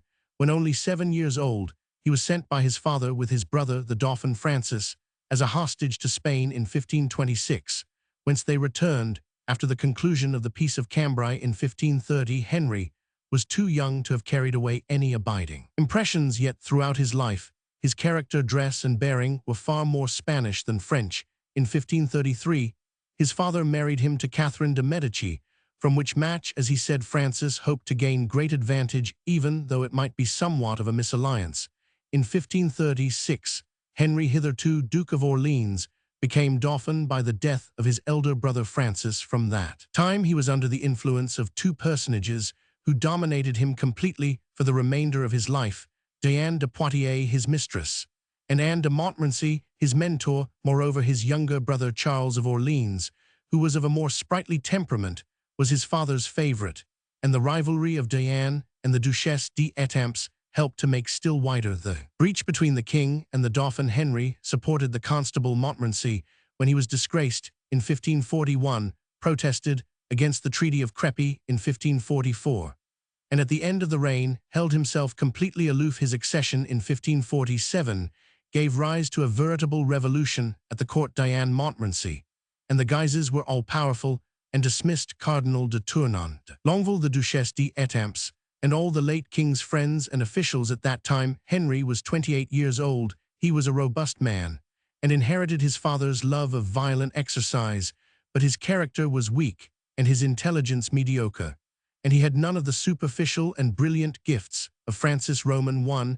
He was cold, haughty, melancholy, and dull. He was a bigoted Catholic and showed to the Protestants even less mercy than his father. During his reign, the royal authority became more severe and more absolute than ever. Resistance to the financial extortions of the government was cruelly chastised, and the Chamber Ardent was instituted against the reformers abroad. The struggle was continued against Charles Roman V and Philip Roman II, which ended in the much-discussed Treaty of Cadeau-Cambrésis. Some weeks afterwards, high feast was held on the occasion of the double marriage of the king's daughter Elizabeth with the King of Spain, and of his sister Margaret with the Duke of Savoy, on the 30th of June, 1559, when tilting with the Count of Montgomery. Henry was wounded in the temple by a lance. In spite of the attentions of Ambroise Père, he died on the 10th of July by his wife Catherine de' Medici.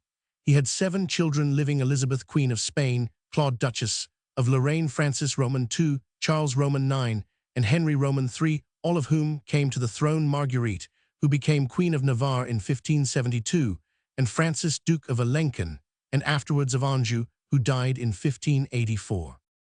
The bulk of the documents for the reign of Henry Roman II are unpublished, and are in the Bibliothèque Nationale Paris. Of the published documents, see especially the correspondence of Catherine de' Medici, ed. by de la Ferrière Paris, 1880 of Diane de Poitiers, ed. by Giffry Paris, 1866 of Antoine de Bourbon and Jean d'Albret, ed. by Rochambeau Paris, 1877 of Audit de Selve Ambassador to England, ed. by Lefebvre Pontalis Paris, 1888, and of Dominique du Gabber Ambassador to Venice, ed. by Vitalis Paris, 1903, Ribier Letters et Mémoires d'Estat Paris, 1666, Relations des Ambassadeurs Venetians. Roman 100, of the Contemporary Memoirs and Histories, C. Brantome, ed. by Lalande Paris, 18,640,1882, François de Lorraine, ed. by Michaud and Paugelat Paris, 1839, Montluc, ed. by de Roubel Paris, 1864, F. de Boivin du Villers Michaud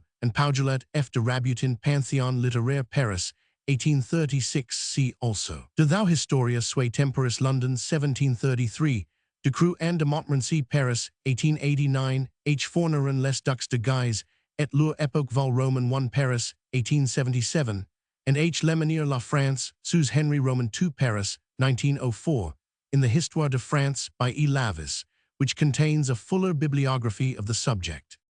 Henry Roman 315,511,589, King of France, third son of Henry Roman II and Catherine de' Medici, was born at Fontainebleau on the 19th of September 1551, and succeeded to the throne of France on the death of his brother Charles Roman IX in 1574.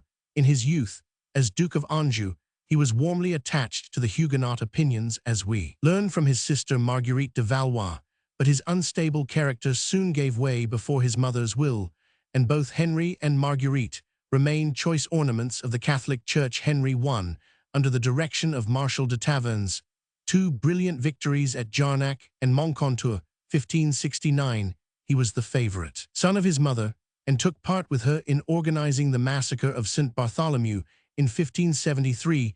Catherine procured his election to the throne of Poland. Passionately enamored of the Princess of Condé, he set out reluctantly to Warsaw. But on the death of his brother Charles Roman IX in 1574, he escaped from his Polish subjects, who endeavored to retain him by force, came back to France, and assumed the crown. He returned to a wretched kingdom torn with civil war. In spite of his good intentions, he was incapable of governing, and abandoned the power to his mother and his favorites. Yet he was no dullard. He was a man of keen intelligence and cultivated mind, and deserves, as much as Francis Roman, won the title of patron of letters and art, but his incurable indolence and love of pleasure prevented him from taking any active part in affairs. Surrounded by his mignons, he scandalized the people by his effeminate manners. He dressed himself in women's clothes, made collection of little dogs, and hid in the cellars. When it thundered, the disgust aroused by the vices and effeminacy of the king increased the popularity of Henry of Guise. After the day of the barricades, the 12th of May 1588, the king, perceiving that his influence was lost, resolved to rid himself of Guise by assassination. And on the 23rd of December 1588, his faithful bodyguard, the 4-5, carried out his design at the chateau of Blois, but the fanatical preachers of the League clamored furiously for vengeance. And on the 1st of August, 1589, while Henry Roman III was investing Paris with Henry of Navarre, Jacques Clement, a Dominican friar, was introduced into his presence on false letters of recommendation, and plunged a knife into the lower part of his body. He died a few hours afterwards, with great fortitude, by his wife Louise of Lorraine, daughter of the Count of Vaudemont. He had no children, and on his deathbed he recognized Henry of Navarre as his successor. See the Memoirs and Chronicles of Elistole Villeroy, Ph. Hurault de Cheverny, Brantome Marguerite de Valois, La Hugre du Plessis, Mornay Roman 100 Archives Curieuses of Cimber and d'Anjouval's Roman 10 and Roman 11 Memoirs de la Ligue, Nieuw Amsterdam, 1758, the Histories of T.A. d'Aubaine, and J.A. de Thou Correspondence of Catherine de' Medici, and of Henry Roman IV in the collection de Documents Inédits, and of the Venetian ambassadors Roman 100 p. Matthew Histoire de France, Vol Roman 11630, 1 Scipien Dupleix Histoire de Henry Roman 3 1633, Robiquet Paris et la Ligue 1886, and J. H. Mariel La Réforme et la Ligue in the Histoire de France by Lavis Paris 1904, which contains a more complete bibliography. Henry Roman 415,530,1610, King of France, the son of Antoine de Bourbon, Duke of Vendôme, head of the younger branch of the Bourbons, descendant of Robert of Clermont, sixth son of St. Louis, and of Jeanne d'Albret, Queen of Navarre, was born at Pau Basses, Pyrenees, on the 14th of December 1553.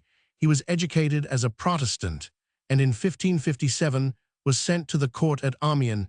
In 1561, he entered the Collège de Navarre at Paris, returning in 1565 to Béarn during the Third War of Religion in France, 15,681,570. He was taken by his mother to Gaspard de Coligny, leader of the Protestant forces, since the death of Louis Roman I, Prince of Condé, at Jarnac, and distinguished himself at the Battle of Arnel-Duc in Burgundy in 1569.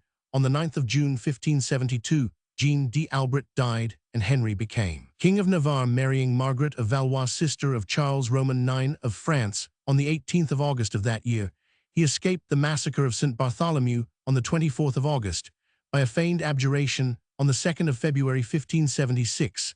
After several vain attempts, he escaped from the court, joined the combined forces of Protestants and of opponents of the king, and obtained by the Treaty of Beaulieu 1576 the government of Guyenne. In 1577, he secured the Treaty of Bergerac, which foreshadowed the Edict of Nantes, as a result of quarrels with his unworthy wife and the unwelcome intervention of Henry Roman III. He undertook the Seventh War of Religion, known as the War of the Lovers des Amoureux, seized Cahors on the 5th of May 1580, and signed the Treaty of Flakes on the 26th of November 1580. On the 10th of June 1584, the death of Monsieur, the Duke of Anjou, brother of King Henry Roman III, made Henry of Navarre heir presumptive to the throne of France. Excluded from it by the Treaty of Nemours 1585, he began the War of the Three Henries by a campaign in Guyenne 1586, and defeated Anne-Duc de Joyeuse at Coutres on the 20th of October 1587. Then Henry Roman III, driven from Paris by the League on account of his murder of the Duke of Guise at Blois 1588, sought the aid of the King of Navarre to win back his capital, recognizing him as his heir. The assassination of Henry Roman III on the 1st of August 1589 left Henry King of France, but he had to struggle for 10 more years against the League and against Spain before he won his kingdom. The main events in that long struggle were the victory of Arques over Charles, Duke of Mayenne, on the 28th of September 1589, of Ivry on the 14th of March 1590, the siege of Paris 1590, of Rouen 1592, the meeting of the Estates of the League 1593, which the satire Menapie turned to ridicule, and finally the conversion of Henry Roman IV to Catholicism in July 1593, an act of political wisdom, since it brought about the collapse of all opposition. Paris gave in to him on the 22nd of March 1594, and province by province yielded to arms or negotiations, while the victory of Fontaine-Francaise 1595 and the capture of Amiens forced Philip Roman II of Spain to sign the Peace of Vervins on the 2nd of May 1598. On the 13th of April of that year, Henry Roman IV had promulgated the Edict of Nantes. Then Henry set to work to pacify and restore prosperity to his kingdom, convinced by the experience of the wars that France needed an energetic central power.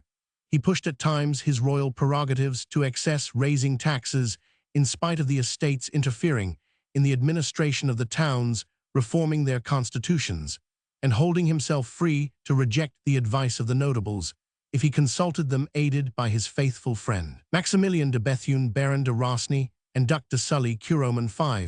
He reformed the finances, repressed abuses, suppressed useless offices, extinguished the formidable debt, and realized a reserve of 18 millions to alleviate the distress of the people. He undertook to develop both agriculture and industry, planting colonies of Dutch and Flemish settlers, to drain the marshes of Saintonge, issuing prohibitive measures against the importation of foreign goods. 1597, introducing the silk industry, encouraging the manufacture of cloth, of glassware, of tapestries, gobelins, and under the direction of Sully named Granville de France, improving and increasing the routes for commerce, a complete system of canals was planned that of briar partly dug new capitulations were concluded with the Sultan Ahmed Roman 11,604, and treaties of commerce with England 1606, with Spain and Holland. Attempts were made in 1604 and 1608 to colonize Canada. See Champlain Samuel to the army was reorganized, its pay raised, and assured a school of cadets,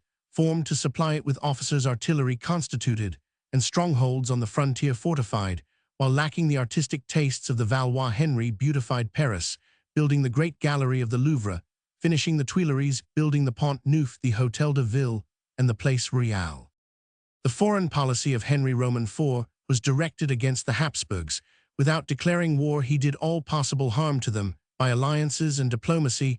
In Italy, he gained the Grand Duke of Tuscany, marrying his niece Marie de' Medici in 1600, the Duke of Mantua, the Republic of Venice, and Pope Paul Roman V, the Duke of Savoy, who had held back from the Treaty of Vervins in 1598. Signed the Treaty of Lyon in 1601, in exchange for the Marquisate of Saluzzo. France acquired Bresse-Bugey-Valromey and the bailliage of Gex. In the Low Countries, Henry sent subsidies to the Dutch in their struggle against Spain. He concluded alliances with the Protestant princes in Germany, with the Duke of Lorraine, the Swiss cantons Treaty of Soleure, 1602, and with Sweden.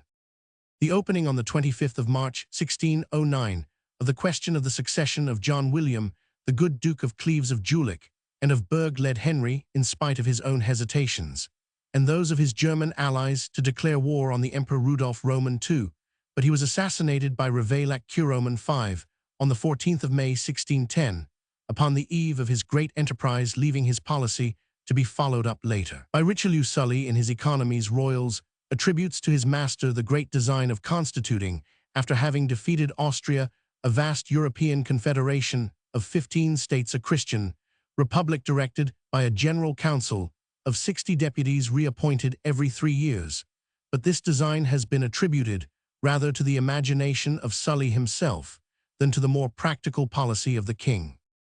No figure in France has been more popular than that of Henry the Great. He was affable to the point of familiarity, quick-witted like a true Gascon, good-hearted, indulgent, yet skilled in reading the character of those around him, and he could at times show himself severe and unyielding. His courage amounted almost to recklessness. He was a better soldier than strategist, although at bottom authoritative. He surrounded himself with admirable advisers, Sully, Sillery, Villeroy-Jeanin, and profited from their cooperation. His love affairs, undoubtedly too numerous, notably with Gabrielle d'Estrees and Henriette d'Entraigues, if they injure his personal reputation, had no bad effect on his policy as king, in which he was guided only by an exalted ideal of his royal office, and by a sympathy for the common people, his reputation for which has perhaps been exaggerated somewhat in popular tradition by the circumstances of his reign. Henry Roman IV had no children. By his first wife Margaret of Valois, by Marie de' Medici, he had Louis, later Louis Roman XIII, Gaston Duke of Orleans, Elizabeth, who married Philip Roman IV of Spain, Christine Duchess of Savoy, and Henrietta, wife of Charles Roman I of England. Among his bastards, the most famous were the children of Gabrielle d'Estrees, Caesar Duke of Vendôme, Alexander of Vendôme, and Catherine Henriette, Duchess of Elbeuf. Several portraits of Henry are preserved at Paris in the Bibliothèque Nationale CF Bouchat, portraits au crayon p. 189, at the Louvre by Probu's bust, by Barthélemy Prieur at Versailles, Geneva. Henry, at the age of 15, at Hampton Court, at Munich, and at Florence. The works dealing with Henry Roman IV and his reign are too numerous to be enumerated here. For sources, see the Recueil des Lettres Missives de Henry Roman IV, published from 1839 to 1853 by B. de Zivry in the collection de Documents Inédits Relatifs à l'Histoire de France, and the various researches of Galitzin, Bautiat, Halphen, Dussia, and others. Besides their historic interest, the letters written personally by Henry, whether love notes or letters of state, reveal a charming writer. Mention should be made of Auguste Poisson's Histoire du Règne de Henry Roman IV, 2nd ed., 4 vols, Paris, 18,621,867, and of J. H. Mariel's Volume 6, in the Histoire de France, edited by Ernest Lavis, Paris, 1905, where main sources and literature 293 are given, with each chapter a review Henry Roman IV has been founded. At Paris 1905, finally a complete survey of the sources for the period 14,941,610 is given by Henry Hosser in Vol Roman 7 of Sources de l'Histoire de France, Paris, 1906, in continuation of a Molinier's collection of the sources for French history during the Middle Ages. Henry Roman 1,001,274, surnamed Le Gros, King of Navarre and Count of Champagne, was the youngest son of Theobald Roman I, King of Navarre, by Margaret of Foix, and succeeded his eldest brother Theobald Roman III as King of Navarre and Count of Champagne in December 1270. His proclamation at Pamplona, however, did not take place till March of the following year, and his coronation was delayed until May 1273, after a brief reign characterized, it is said, by dignity and talent. He died in July 1274, suffocated according to the generally received accounts by his own fat in him. The male line of the Counts of Champagne and Kings of Navarre became extinct. He married, in 1269, Blanche, daughter of Robert, Count of Artois and niece of King Louis Roman IX, and was succeeded by his only legitimate child, Jean or Joanna, by whose marriage to Philip Roman IV, afterwards King of France, in 1284, the crown of Navarre became united to that of France.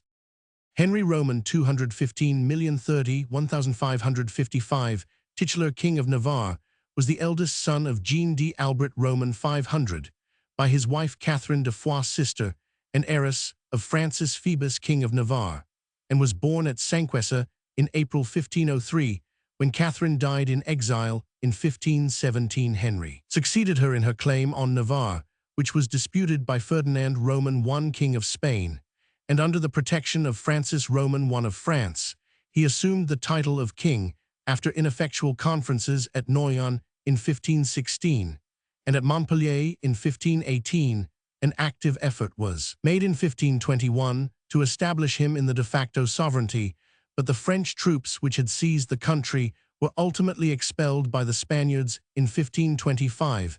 Henry was taken prisoner at the Battle of Pavia, but he contrived to escape, and in 1526 married Margaret, the sister of Francis Roman I and widow of Charles, Duke of Alencon. By her he was the father of Jean d'Albret Roman 500, and was consequently the grandfather of Henry Roman IV of France. Henry, who had some sympathy with the Huguenots, died at Pau on the 25th of May 1555. Henry Roman 115,121,580, King of Portugal, third son of Emmanuel the Fortunate, was born in Lisbon on the 31st of January 1512. He was destined for the church, and in 1532 was raised to the archiepiscopal see of Braga.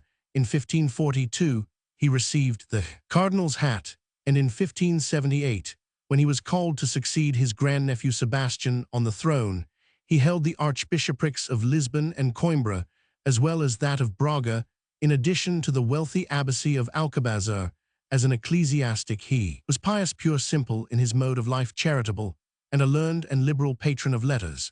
But as a sovereign he proved weak, timid, and incapable. On his death in 1580, after a brief reign of 17 months, the male line of the royal family, which traced its descent from Henry I, Count of Portugal, Roman 100, came to an end, and all attempts to fix the succession during his lifetime, having ignominiously failed, Portugal became an easy prey to Philip Roman II of Spain. Henry Roman 214,890,1568, Duke of Brunswick-Wolfenbüttel, was a son of Duke Henry Roman I, and was born on the 10th of November 1489. He began to reign in 1514, but his brother William objected to the indivisibility of the duchy, which had been decreed by the elder Henry, and it was only in 1535, after an imprisonment of 11 years, that William recognized his brother's title. Sharing in an attack on John, Bishop of Hildesheim, Henry was defeated at the Battle of Soltau in June 1519, but afterwards he was more successful, and when peace was made received some lands from the bishop. In 1525, he assisted Philip Landgrave of Hesse to crush the rising of the peasants in North Germany, and in 1528 took help to Charles Roman V in Italy, where he narrowly escaped capture. As a pronounced opponent of the Reformed doctrines, he joined the Catholic princes in concerting measures for defense at Dessau and elsewhere, but on the other hand promised Philip of Hesse to aid him in restoring his own brother-in-law Ulrich, Duke of Württemberg, to his duchy. However, he gave no assistance when this enterprise was undertaken in 1534. Subsequently, the hostility between Philip and himself was very marked. Henry was attacked by Luther with unmeasured violence in a writing wider Hans Wurst, but more serious was his isolation in North Germany.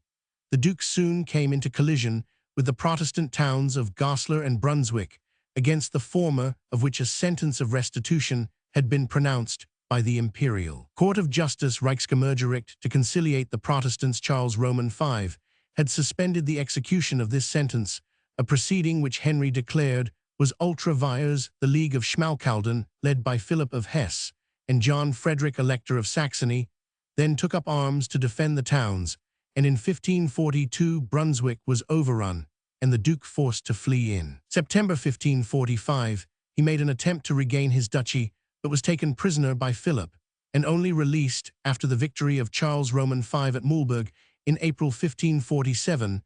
Returning to Brunswick, where he was very unpopular, he soon quarreled with his subjects, both on political and religious questions.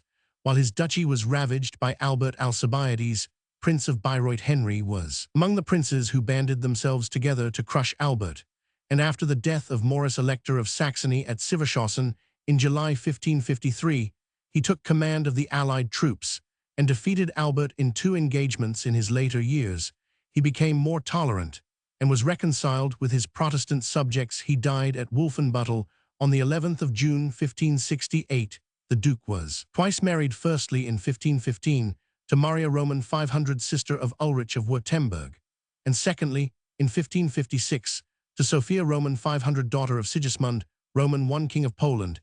He attained some notoriety through his romantic attachment to Eva von Trott, whom he represented as dead, and afterwards kept concealed at Stauffenberg. Henry was succeeded by his only surviving son Julius 15,280,1589. Cf. Coldwey Heinz, von Wolfenbüttel Halle, 1883, and F. Bruns die Vertreibung Herzog Heinrichs, von Braunschweig durch den Schmalkaldischen Bund Marburg, 1889.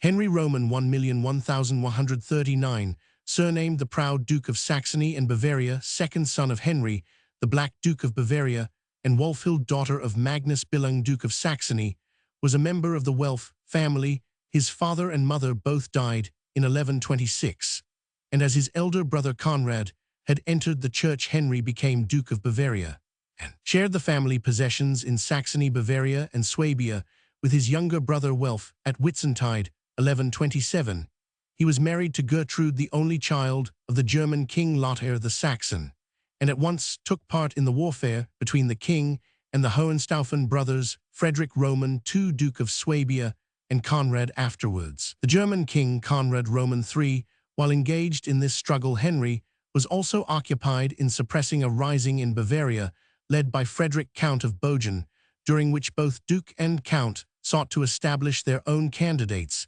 in the bishopric of Regensburg. After a war of devastation, Frederick submitted in 1133, and 2 years later the Hohenstaufen brothers made their peace with Lothair. In 1136, Henry accompanied his father-in-law to Italy, and taking command of one division of the German army, marched into southern Italy, devastating the land. As he went, it was probably about this time that he was invested with the Margraviate of Tuscany and the lands of Matilda, the late Margravine. Having distinguished himself by his military genius during this campaign, Henry left Italy with the German troops and was appointed by the emperor as his successor in the Dukedom of Saxony. When Lothair died in December 1137, Henry's wealth and position made him a formidable candidate for the German throne, but the same qualities which earned for him the surname of Proud aroused the jealousy of the princes, and so prevented his election. The new king, Conrad Roman III, demanded the imperial insignia, which were in Henry's possession, and the Duke, in return, asked for his investiture with the Saxon duchy, but Conrad, who feared his power, refused to assent to this on the pretext that it was unlawful for 2 duchies to be in one hand. Attempts at a settlement failed, and in July 1138, the Duke was placed 294 under the ban, and Saxony was given to Albert the Bear. Afterwards, Margrave of Brandenburg. War broke out in Saxony and Bavaria, but was cut short by Henry's sudden death. At Quedlinburg on the 20th of October 1139, he was buried at Königslutter. Henry was a man of great ability, and his early death alone prevented him from playing an important part in German history. Conrad, the priest, the author of the Rolandslied, was in Henry's service, and probably wrote this poem at the request of the Duchess Gertrude. C.S. Riesler Geschichte Bayerns Band Roman 1 Gotha, 1878. W. Bernhardi Lothar von Supplinburg Leipzig, 1879. W. von Giesebrecht Geschichte der Deutschen Kaiserzeit Band Roman 4 Brunswick, 1877. Henry 11,291,195, surnamed the Lion Duke of Saxony and Bavaria, only son of Henry, the proud Duke of Saxony and Bavaria, and Gertrude, daughter of the Emperor Lothar. The Saxon was born at Ravensburg, and was a member of the family of Welf. In 1138, the German King Conrad Roman III had sought to deprive Henry the Proud of his duchies. When the Duke died in the following year, the interests of his young son were maintained in Saxony by his mother and his grandmother Richenza, widow of Lothar, and in Bavaria by his uncle Count Welf Roman VI. This struggle ended in May 1142, when Henry was invested as Duke of Saxony at Frankfurt, and Bavaria was given to Henry Roman II. Jasomergott Margrave of Austria, who married his mother Gertrude in 1147, he married Clementia, daughter of Conrad, Duke of Zähringen Roman 500, and began to take an active part in administering his dukedom and extending its area. He engaged in a successful expedition against the Abatrites or Abatrites in 1147, and won a considerable tract of land beyond the Elbe, in which were re-established the bishoprics of Mecklenburg I, Oldenburg II, and Ratzeburg. Hartwig, Archbishop of Bremen, wished these sees to be under his authority, but Henry contested this claim, and won the right to invest these bishops himself, a privilege afterwards confirmed by the Emperor Frederick Roman I. Henry, meanwhile, had not forgotten Bavaria. In 1147, he made a formal claim on this duchy, and in 1151 sought to take possession, but failing to obtain the aid of his uncle Welf, did not effect his purpose. The situation was changed in his favor when Frederick Roman I, who was anxious to count the Duke among his supporters, succeeded Conrad as German king in February 1152. Frederick was unable at first to persuade Henry Jasomergott to abandon Bavaria, but in June 1154 he recognized the claim of Henry the Lion, who accompanied him on his first Italian campaign, and distinguished himself in suppressing a rising at Rome. Henry's formal investiture as Duke of Bavaria taking place in September 1156. On the emperor's return to Germany, Henry soon returned to Saxony, where he found full scope for his untiring energy. Adolf Roman II, Count of Holstein, was compelled to cede Lübeck to him in 1158. Campaigns in 1163 and 1164 beat down further resistance of the Abatrites, and Saxon garrisons were established in the conquered lands. The Duke was aided in this work by the alliance of Valdemar Roman I, King of Denmark, and it is said by engines of war brought from Italy during these years. He had also helped Frederick Roman I in his expedition of 1157 against the Poles, and in July 1159 had gone to his assistance in Italy, where he remained for about 2 years. The vigorous measures taken by Henry to increase his power aroused considerable opposition. In 1166, a coalition was formed against him at Merseburg under the leadership of Albert, the Bear Margrave of Brandenburg, and Archbishop Hartwig. Neither side met with much success in the desultory warfare that ensued, and Frederick made peace between the combatants at Würzburg in June 1168, having obtained a divorce from his first wife. In 1162, Henry was married at Minden in February 1168 to Matilda, 11,561,189, daughter of Henry Roman II, King of England, and was soon afterwards sent by the Emperor Frederick Roman I on an embassy to the kings of England and France. A war with Valdemar of Denmark, caused by a quarrel over the booty obtained from the conquest of Rügen, engaged Henry's activity until June 1171, when, in pursuance of a treaty which restored peace, Henry's daughter Gertrude married the Danish Prince Canute. Henry, whose position was now very strong, made a pilgrimage to Jerusalem in 1172, was received with great respect by the Eastern Emperor Manuel Comnenus at Constantinople, and returned to Saxony in 1173.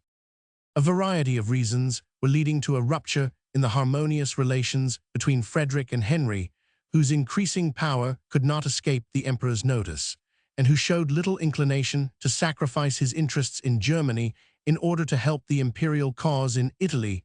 He was not pleased when he heard that his uncle Welf had bequeathed his Italian and Swabian lands to the emperor, and the crisis came after Frederick's check before Alessandria in 1175. The emperor appealed personally to Henry for help in February or March 1176, but Henry made no move in response, and his defection contributed in some measure to the emperor's defeat at Legnano. The Peace of Venice provided for the restoration of Ulrich to his see of Halberstadt. Henry, however, refused to give up the lands which he had seized belonging to the bishopric, and this conduct provoked a war in which Ulrich was soon joined by Philip, Archbishop of Cologne. No attack on Henry appears to have been contemplated by Frederick to whom both parties carried their complaints, and a day was fixed for the settlement of the dispute at Worms, but neither then nor on two further occasions did Henry appear to answer the charges preferred against him. Accordingly, in January 1180, he was placed under the imperial ban at Würzburg and was declared deprived of all his lands. Meanwhile, the war with Ulrich continued, but after his victory at Weissensee, Henry's allies began to fall away, and his cause to decline. When Frederick took the field in June 1181, the struggle was soon over. Henry sought for peace, and the conditions were settled at Erfurt in November 1181, when he was granted the counties of Lüneburg and Brunswick, but was banished under oath not to return without the emperor's permission. In July 1182, he went to his father-in-law's court in Normandy, and afterwards to England, returning to Germany with Frederick's permission in 1185. He was soon regarded once more as a menace to the peace of Germany, and of the three alternatives presented to him by the emperor in 1188, he rejected the idea of making a formal renunciation of his claim or of participating in the crusade, and chose exile, going again to England in 1189. In October of the same year, however, he returned to Saxony, excusing himself by asserting that his lands had not been defended according to the emperor's promise. He found many allies took Lübeck, and soon almost the whole of Saxony was in his power. King Henry Roman VI was obliged to take the field against him, after which the duke's cause declined, and in July 1190 a peace was arranged at Fulda, by which he retained Brunswick and Lüneburg, received half the revenues of Lübeck, and gave two of his sons as hostages. Still hoping to regain his former position, he took advantage of a league against Henry Roman VI in 1193 to engage in a further revolt, but the captivity of his brother-in-law Richard Roman I, King of England, led to a reconciliation. Henry passed his later years mainly at his castle of Brunswick, where he died on the 6th of August, 1195, and was buried in the church of St. Blasius, which he had founded in the town. He had by his first wife a son and a daughter, and by his second wife 5 sons and a daughter. One of his sons was Otto, afterwards the Emperor Otto Roman IV, and another was Henry Roman 500, Count Palatine of the Rhine. Henry was a man of great ambition, and won his surname of Lion by his personal bravery. His influence on the fortunes of Saxony and northern Germany was very considerable. He planted Flemish and Dutch settlers in the land between the Elbe and the Oder, fostered the growth and trade of Lübeck, and in other ways encouraged trade and agriculture. He sought to spread Christianity by introducing the Cistercians, founding bishoprics, and building churches and monasteries. In 1874, a colossal statue was erected to his memory at Brunswick. The authorities for the life of Henry the Lion are those dealing with the reign of the Emperor Frederick Roman I and the early years of his son King Henry Roman VI. The chief modern works are H. Prutz Heinrich, Der Loh Leipzig, 1865, Roman 1000 Philippsen Geschichte Heinrichs, des Loh in Leipzig, 1867, and Roman 50 Weiland, Das Sächsische Herzogtum, unter Lothar und Heinrich dem Loh in Greifswald, 1866. 1. The see was transferred to Schwerin by Henry in 1167. II transferred to Lubeck in 1163. Henry Prince of Battenberg, 18,581,896, was the third son of Prince Alexander of Hesse and his morganatic wife, the beautiful Countess Julia von Hock, to whom was granted in 1858 the title of Princess of Battenberg, which her children inherited. He was born at Milan on the 5th of October 1858, was educated with a special view to military service, and in due time became a lieutenant in the 1st Regiment of Rhenish Hussars. By their relationship to the Grand Dukes of Hesse, the Princes of Battenberg were brought into close contact with the English court, and Prince Henry paid several visits to England, where he soon became popular both in public and in private circles. It therefore created but little surprise when, towards the close of 1884, it was announced that Queen Victoria had sanctioned his engagement to the Princess Beatrice. The wedding took place at Whippingham on the 23rd of July, 1885, and after the honeymoon, the Prince and Princess settled down to a quiet home life, with the Queen being seldom absent from the court and accompanying Her Majesty in her annual visits to the continent. 3 sons and a daughter were the issue of the marriage. On the 31st of July, 1885, a bill to naturalize Prince Henry was passed by the House of Lords, and he received the title of Royal Highness. He was made a Knight of the Garter and a member of the Privy Council, and also appointed a colonel in the army and afterwards Captain General and Governor of the Isle of Wight and Governor of Carisbrooke Castle. He adapted himself very readily to English country life, for he was an excellent shot and an enthusiastic yachtsman coming of a martial race. The prince would gladly have embraced an active military career, and when the Ashanti expedition was organized in November 1895, he volunteered to join it. But when the expedition reached Prasu, about 30 Roman 1,000 from Kumasi, he was struck down by fever, and being promptly conveyed back to the coast, was placed on board H. Roman 1000 S. Blonde on the 17th of January. He seemed to recover slightly, but a relapse occurred on the 19th, and he died on the evening of the 20th off the coast of Sierra Leone. Henry Fitzhenry, 11,551,183, second son of Henry Roman II, King of England, by Helena of Aquitaine, became heir to the throne on the death of his brother William, 1156, and at the age of 5 was married to Marguerite, the infant daughter of Louis Roman VII. In 1170, he was crowned at Westminster by Roger of York. The protests of Becket against this usurpation of the rights of Canterbury were the ultimate cause of the primate's murder. The young king soon quarreled with his father, who allowed him no power and a wholly inadequate revenue, and headed the great baronial revolt of 1173. He was assisted by his father-in-law, to whose court he had repaired, but failing to shake the old king's power either in Normandy or England, made peace in 1174. Despite the generous terms which he received, he continued to intrigue with Louis Roman VII, and was in consequence jealously watched by his father. In 1182 he and his younger brother Geoffrey took up arms on the side of the Poitevin rebels against Richard Coeur de Lion, apparently from resentment at the favor which Henry Roman II had shown to Richard in giving him the government of Poitou. While they were virtually landless, Henry Roman II took the field in aid of Richard, but the young king and Geoffrey had no scruples about withstanding their father, and continued to aid the Aquitanian rising until the young king fell ill of a fever, which proved fatal to him. June 11, 1183, his death was bitterly regretted by his father, and by all who had known him. Though of a fickle and treacherous nature, he had all the personal fascination of his family, and is extolled by his contemporaries as a mirror of chivalry. His train was full of knights, who served him without pay for the honor of being associated with his exploits in the tilting lists and in war.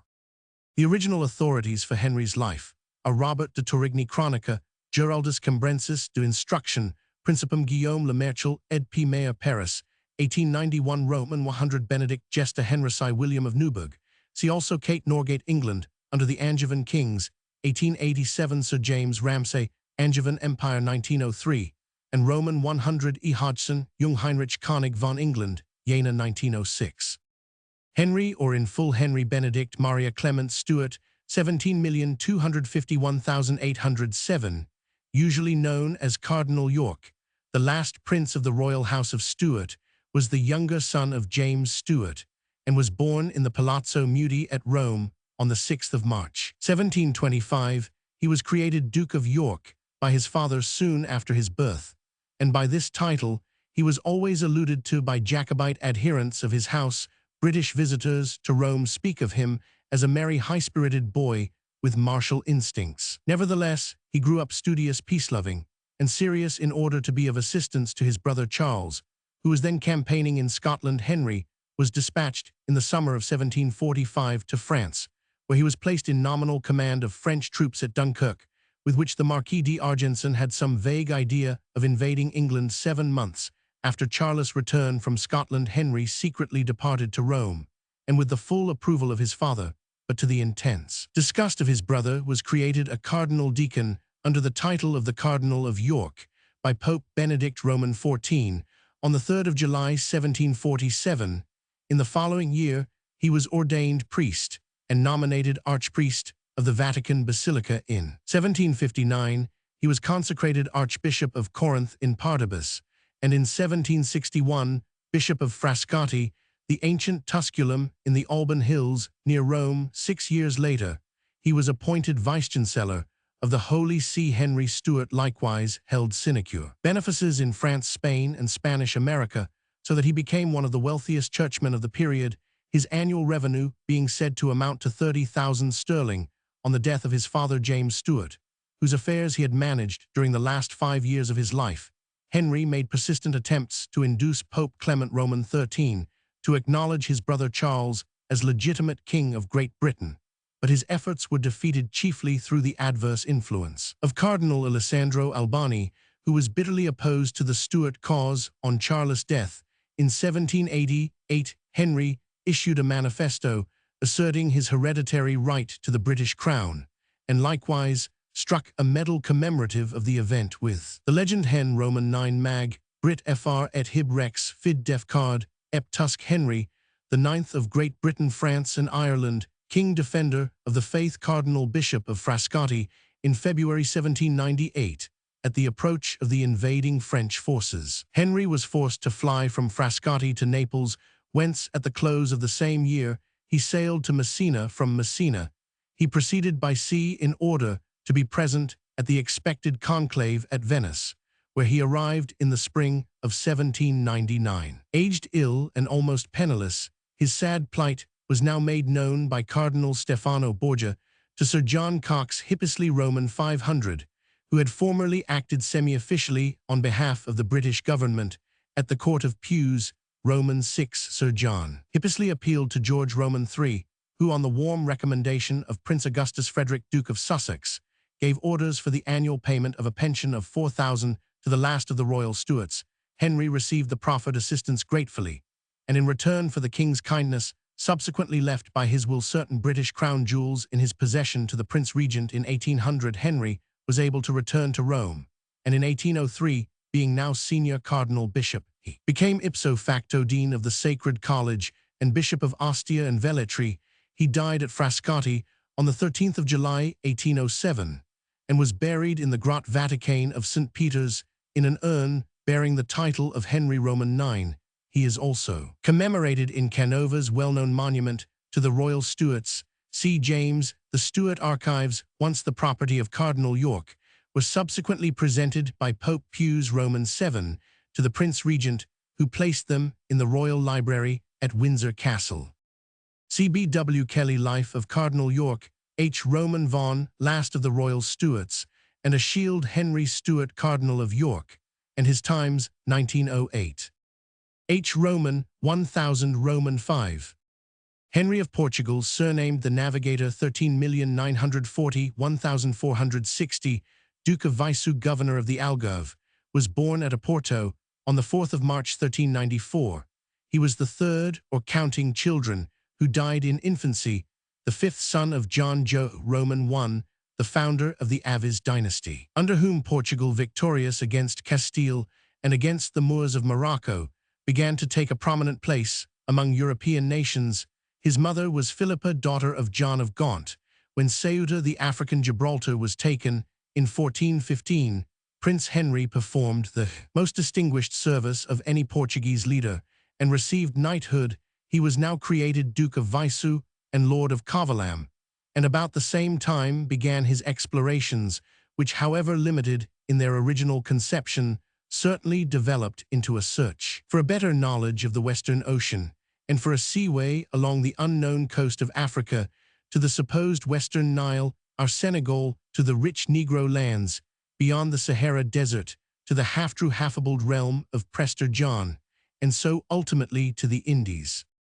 Disregarding the traditions which assign 1412 or even 1410 as the commencement of these explorations, it appears that in 1415, the year of Ceuta, the prince sent out one John de Trasto on a voyage, which brought the Portuguese to Grand Canary. There was no discovery here, for the whole Canarian archipelago was now pretty well known to French and Spanish mariners, especially since the conquest of 140,206 by French adventurers under Castellan overlordship. But in 1418, Henry's Captain João Goncalves Zarco rediscovered Porto Santo, and in 1420 Madeira, the chief members of an island group, which had originally been discovered probably by Genoese pioneers before 1351, or perhaps even before 1339, but had rather faded from Christian knowledge since the story of the rediscovery of Madeira by the Englishman Robert Matcham, or Machin, eloping from Bristol with his ladylove Anne d'Arfit in the reign of Edward Roman III, about 1370, has been the subject of much controversy. In any case, it does not affect the original Italian discovery, nor the first sighting of Porto Santo by Zarco, who, while exploring the West African mainland coast, was driven by storms to this island in 14,241,425. Prince Henry attempted to purchase the Canaries and began the colonization of the Madeira group, both in Madeira itself and in Porto Santo. To aid this latter movement, he procured the famous charters of 1430 and 1433 from the Portuguese crown. In 1427 again, with the cooperation of his father King John, he seems to have sent out the royal pilot Diogo de Seville, followed in 1431 by Goncalo Velho Cabral, to explore the Azores first mentioned and depicted in a Spanish treatise of 1345, the Conocimiento de Todos los Reinos, and in an Italian map of 1351, the Laurentian Portolano, also the first cartographical work to give us the Madeiras with modern names, but probably almost unvisited from that time to the advent of Seville. This rediscovery of the far western archipelago and the expeditions which, even within Prince Henry's life, as in 1452, pushed still deeper into the Atlantic, seemed to show that the Infante was not entirely forgetful of the possibility of such a western route to Asia, as Columbus attempted in 1492, only to find America across his path. Meantime, in 1418, Henry had gone in person to relieve Ceuta from an attack of Morocco, and Granada Mussulmans had accomplished his task, and had planned, though he did not carry out, a seizure of Gibraltar. About this time, moreover, it is probable that he had begun to gather information from the Moors with regard to the coast of Guinea and the interior of Africa. In 1419, after his return to Portugal, he was created governor of the Kingdom of Algarve, the southernmost province of Portugal, and his connection now appears to have begun with what afterwards became known as the Infante's town, Villa do Infante, at Sagres, close to Cape St. Vincent, where before 1438 a Tercina naval arsenal grew up, where from 1438, after the Tangier expedition, the prince certainly resided for a great part of his later life, and where he died in 1460.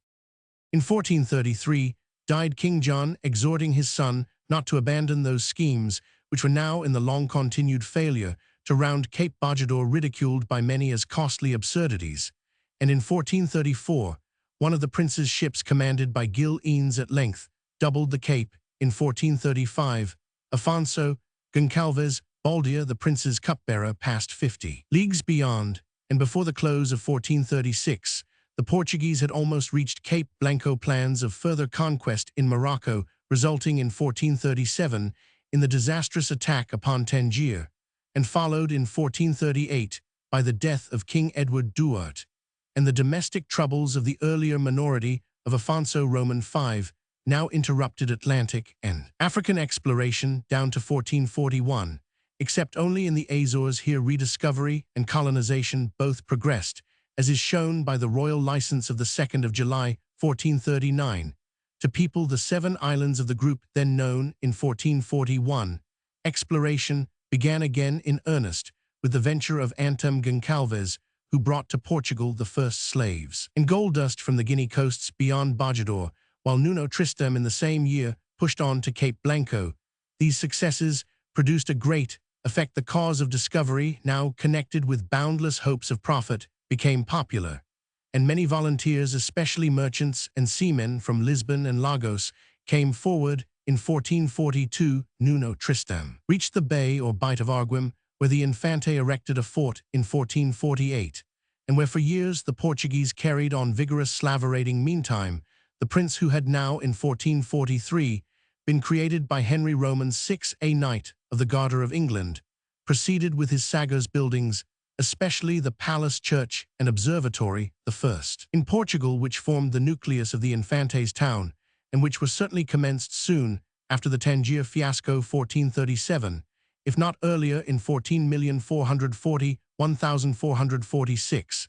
There was an immense burst of maritime and exploring activity. More than 30 ships sailed with Henry's license to Guinea, and several of their commanders achieved notable success. Thus Dias Nuno Tristão and others reached the Senegal. In 1445 Dias rounded Cape Verde in the same year, and in 1446 Alvaro Fernandez pushed on almost to our Sierra Leone, to a point 110 leagues beyond Cape Verde. This was perhaps the most distant point reached before 1461. In 1444, moreover, the island of St. Michael in the Azores was sighted May 8, and in 1445, its colonization was begun. During this latter year, also John Fernandez Curoman V spent 7 months among the natives of the Arguim coast, and brought back the first trustworthy first-hand European account of the Sahara hinterlands. Slaverating continued ceaselessly. By 1446, the Portuguese had carried off nearly 1,000 captives from the newly surveyed coasts, but between this time and the voyages of Cadamosto Curoman V, in 14,551,456, the prince altered his policy, forbade the kidnapping of the natives, which had brought about fierce reprisals, causing the death of Nuno Tristão in 1446, and of other pioneers in 1445–1448 Roman 100, and endeavored to promote their peaceful intercourse with his men in 14,451,446. Again, Dom Henry renewed his earlier attempts, which had failed in 14,241,425, to purchase or seize the Canaries for Portugal. By these, he brought his country to the verge of war with Castile, but the home government refused to support him, and the project was again abandoned. After 1446, our most voluminous authority, as Urara records, but little. His narrative ceases altogether in 1448.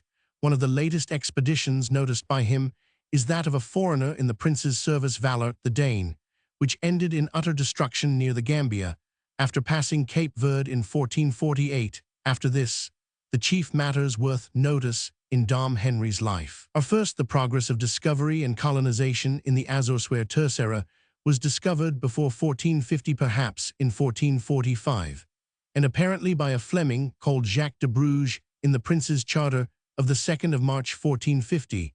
By this charter, Jacques receives the captaincy of this isle as its intending colonizer. Secondly, the rapid progress of civilization in Madeira, evidenced by its timber trade to Portugal, by its sugar, corn, and honey, and above all by its wine produced from the Malvoisie or Malmsey grape, introduced from Crete. And thirdly, the explorations of Cadamosto and Diogo Gomes Curoman V, of these the former, in his 2 voyages of 1455 and 1456, explored part of the courses of the Senegal and the Gambia, discovered the Cape Verde Islands, 1456, named and mapped more carefully than 297 before a considerable section of the African littoral beyond Cape Verde, and gave much new information on the trade routes of northwest Africa and on the native races, while Gomez, in his first important venture after 1448 and before 1458, though not accomplishing the full Indian purpose of his voyage, he took a native interpreter with him for use in the event of reaching India,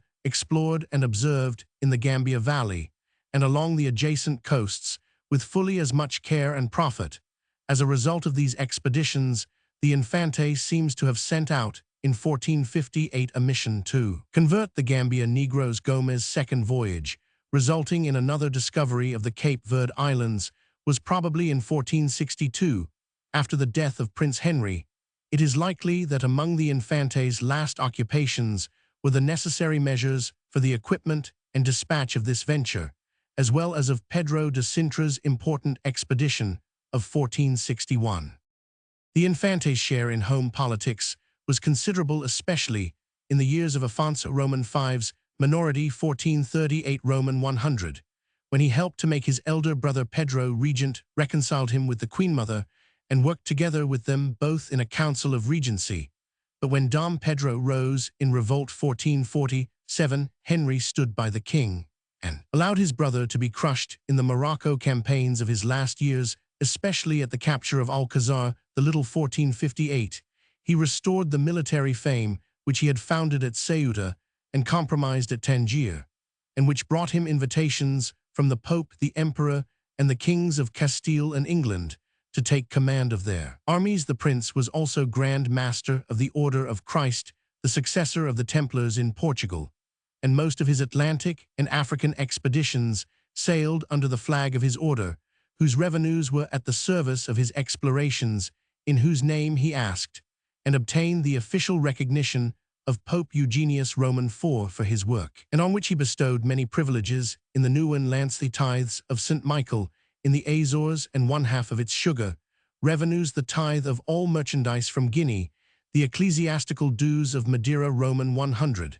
As protector of Portuguese studies, Dom Henry is credited with having founded a professorship of theology and perhaps also chairs of mathematics and medicine in Lisbon, where, also in 1431, he is said to have provided house-room for the university teachers and students to instruct his captains, pilots, and other pioneers more fully in the art of navigation. And the making of maps and instruments he procured, says Barrows, the aid of one master, Jacome from Majorca. Together with that of certain Arab and Jewish mathematicians, we hear also of one master Peter, who inscribed and illuminated maps for the Infante. The mathematician Pedro Nunes declares that the prince's mariners were well taught and provided with instruments and rules of astronomy and geometry, which all map-makers should know. Cadamosto tells us that the Portuguese caravels in his day were the best sailing ships afloat, while from several matters recorded by Henry's biographers, it is clear that he devoted great attention to the study of earlier charts and of any available information he could gain upon the trade routes of northwest Africa. Thus, we find an Iran merchant corresponding with him about events happening in the Negro world of the Gambia Basin in 1458, even if there were never a formal geographical school at Sagres or elsewhere in Portugal. Founded by Prince Henry, it appears certain that his court was the center of active and useful geographical study, as well as the source of the best practical exploration of the time. The prince died on the 13th of November 1460 in his town near Cape St. Vincent, and was buried in the Church of St. Mary in Lagos. But a year later, his body was removed to the superb monastery of Batalha. His great-nephew King Dom Manuel had a statue of him placed over the center column of the side gate of the Church of Belém on the 24th of July 1840. A monument was erected to him at Sagres at the instance of the Marquis de Sá de Bander.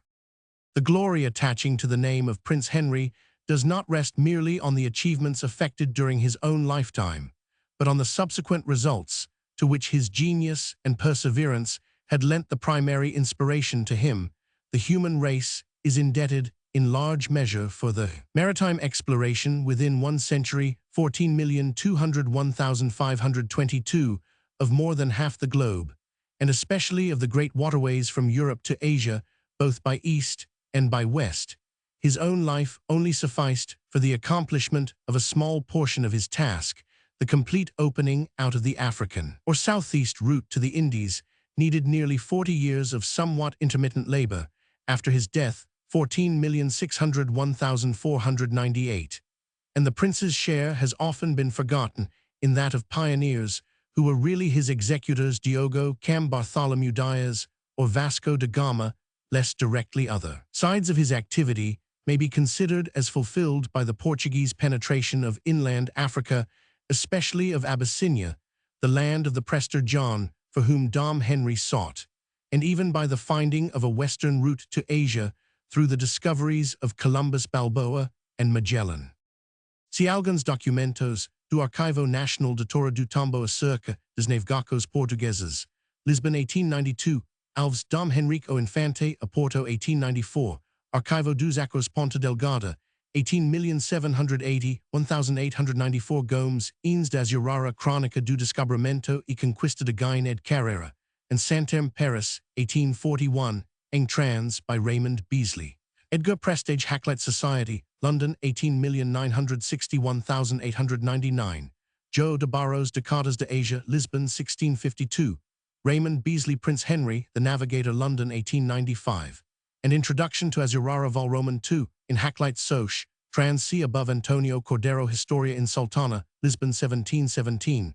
Frere Candido Lusitano, Vida do Infante, Roman 500 Henrique, Lisbon, 1858. Diogo Gomes in Dr. Schmeller's Uber Valentim Fernandez, Alemão Vol Roman 4 PT Roman 3, in the publications of the first class of the Royal Bavarian Academy of Sciences, Munich, 1845, R.H. Major, The Life of Henry of Portugal, surnamed The Navigator, London, 1868, Jules, Mies Henry le Navigateur, et l'Académie de Sagres, Brussels, 1901, and Histoire de la Découverte des Isles Acos, Ghent, 1901, Duarte Pacheco, Pereira Esmeraldo de Sidu Orbis, Lisbon, 1892, Sophus Rouge Prince Heinrich der Seefahrer in Vol 65, of Globus P. 153 Brunswick, 1894, Gustav de Vere Prince Heinrich der Seefahrer Danzig, 1863, H. E. Wouwerman Henry le Navigateur, et l'Académie Portugaise de Sagres Antwerp, and Brussels, 1890. Roman, 100 R.B. Henry of Almain, 12,351,271, so called from his father's German connections, was the son of Richard Earl of Cornwall and King of the Romans.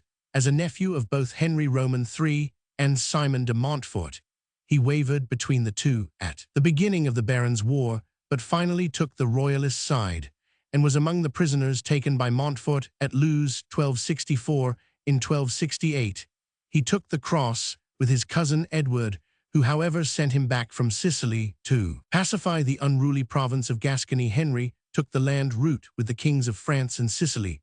While attending Mass at Viterbo 13 March 1271, he was attacked by Guy and Simon de Montfort, sons of Earl Simon, and foully murdered. This revenge was the more outrageous, since Henry had personally exerted himself on behalf of the Montforts. After Evesham, the deed is mentioned by Dante, who put Guy de Montfort in the seventh circle of hell. C.W.H. Blau's The Barons' War, ed. 1871 ch. Beaumont Simon de Montfort, 1884. Henry of Blois, Bishop of Winchester, 11,011,171, was the son of Stephen Count of Blois, by Adela, daughter of William Roman I, and brother of King Stephen. He was educated at Cluny, and consistently exerted himself for the principles of Cluniac reform, if these involved high claims of independence and power for the Church. They also asserted a high standard of devotion and discipline. Henry was brought to England by Henry Roman I, and made abbot of Glastonbury. In 1129, he was given the bishopric of Winchester, and allowed to hold his abbey. In conjunction with it, his hopes of the See of Canterbury were disappointed, but he obtained in 1139 a legatine commission, which gave him a higher rank than the primate. In fact, as well as in theory, he became the master of the Church in England.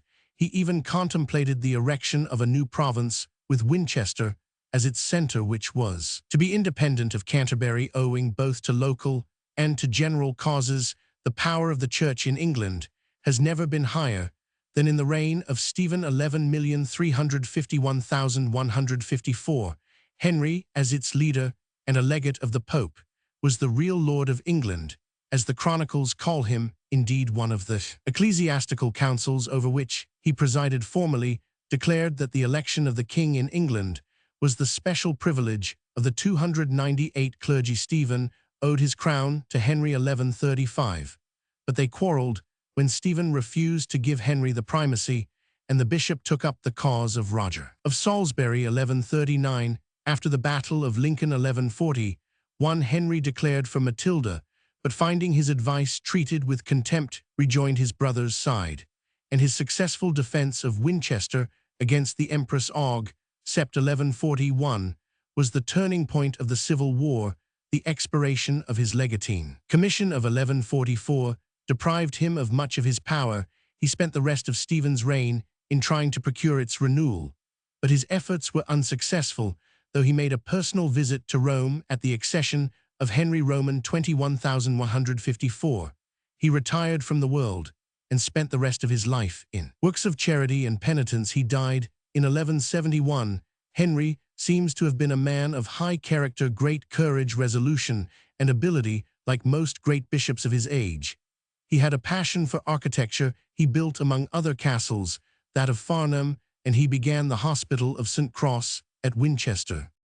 Authorities original William of Malmesbury de Gestes, Regum the Gesta Stephani, modern Sir James Ramsay Foundations of England Vol Roman II, Kate Norgates, Angevin Kings, Kitchens, Winchester.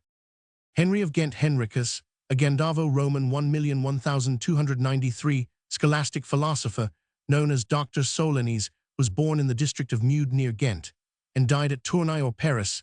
He is said to have belonged to an Italian family named Bonicoli in Flemish Gothels, but the question of his name has been much discussed. See authorities below. He studied at Ghent, and then at Cologne under Albertus Magnus. After obtaining the degree of doctor, he returned to Ghent, and is said to have been the first to lecture there publicly on philosophy and theology. Attracted to Paris by the fame of the university, he took part in the many disputes between the orders and the secular priests, and warmly defended the latter. A contemporary of Aquinas, he opposed several of the dominant theories of the time, and united with the current Aristotelian doctrines a strong infusion of Platonism. He distinguished between knowledge of actual objects and the divine inspiration, by which we cognize the being and existence of God. The first throws no light upon the second. Individuals are constituted not by the material element, but by their independent existence. Roman 1e. Ultimately, by the fact that they are created as separate entities. Universals must be distinguished according as they have reference to our minds, or to the divine mind in the divine intelligence. Exist exemplars or types of the genera and species of natural objects. On this subject, Henry is far from clear, but he defends Plato against the current Aristotelian criticism, and endeavors to show that the two views are in harmony. In psychology, his view of the intimate union of soul and body is remarkable. The body he regards as forming part of the substance of the soul, which through this union is more perfect and complete. Works Quodlibta Theologica, Paris, 1518, Venice, 1608, and 1613, Summa Theologiae, Paris, 1520, Ferrara, 1646, De Scripturibus Ecclesiasticis, Cologne, 1580. Authorities F. Hewitt's Recherches Hist. et Crit de H. de G. Paris, 1838, has been superseded by F. Ailes' monograph in Archive für lit. Kirchengeschichte des Mittelalters, Roman 11885. See also A. Waters and N. de Paul in the Bulle de la Chambre Royale d'Histoire de Belgique, 4th series, Roman 14, Roman 15, Roman 16, 18,871,889. H. de Lehay, Nouvelles Recherches sur Henry de Gaulle, 1886, Roman 100, Werner Heinrich, von Gent als Repräsentant des Christlichen Platonismus im 1310 Jahr Vienna, 1878. A Stockel Phil, Roman 500, Mittelalters, Roman 2758, Roman 100, Brechelet, Jourdain La Philosophie de St. Thomas d'Aquin, 1858, Roman 246. Alphonse Leroy, in Biographie Nationale de Belgique, Roman 7, Brussels, 1880, an article Scholasticism. Henry of Huntingdon, English chronicler of the 12th century, was born apparently between the years 1080 and 1090. His father, by name Nicholas, was a clerk who became Archdeacon of Cambridge, Hertford, and Huntingdon. In the time of Remigius, Bishop of Lincoln, Roman 500, the celibacy of the clergy was not strictly enforced in England before 1102. Hence, the chronicler makes no secret of his antecedents, nor did they interfere with his career. At an early age, Henry entered the household of Bishop Robert Bloat, who appointed him immediately after the death of Nicholas 1110, Archdeacon of Hertford and Huntingdon. Henry was on familiar terms with his patron, and also, it would seem, with Bloat's successor, by whom he was encouraged to undertake the writing of an English history from the time of Julius Caesar. This work, undertaken before 1130, was first published in that year. The author subsequently published, in succession, 4 more editions of which the last ends in 1154, with the accession of Henry Roman II. The only recorded fact of the chronicler's later life is that he went with Archbishop Theobald to Rome in 1139. On the way, Henry halted at Bec, and there made the acquaintance of Robert de Torigny, who mentions their encounter in the preface to his chronicle. The Historia Anglorum was first printed in Savile Rerum Anglicarum Scriptures, post Badam, London, 1596. The first 6 books, excepting the third, which is almost entirely taken from Bede, are given in Monumenta Historica Britannica Vol. Roman 1 H. Petrie and J. Sharp, London, 1840. 8. The standard edition is that of T. Arnold in the Rolls series, London, 1879. There is a translation by T. Forrester in Bones. Antiquarian Library, London, 1853.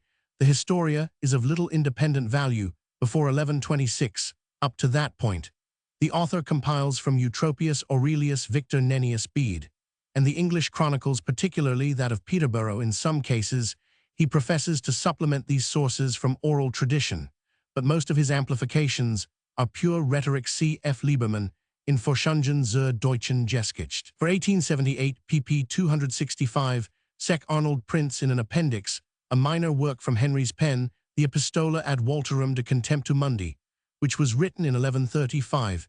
It is a moralizing tract, but contains some interesting anecdotes about contemporaries. Henry also wrote epistles to Henry Roman I on the succession of kings and emperors in the great monarchies of the world, and to Warinus of Britain on the early British kings. After Geoffrey of Monmouth, a book de Miraculis composed of extracts from Bede was appended along with these 3 epistles to the later recensions of the Historia. Henry composed 8 books of Latin epigrams. 2 books survive in the Lambeth, MS No. 118. His value as a historian, formerly much overrated, is discussed at length by Liebermann, and in T. Arnold's introduction to the Rolls edition of the Historia. H. W. Roman, 100 Roman, 500. Henry of Lausanne, variously known as of Brise of Cluny of Toulouse, and as the deacon French heresiarch of the first half of the 12th century, practically nothing is known of his origin or early life.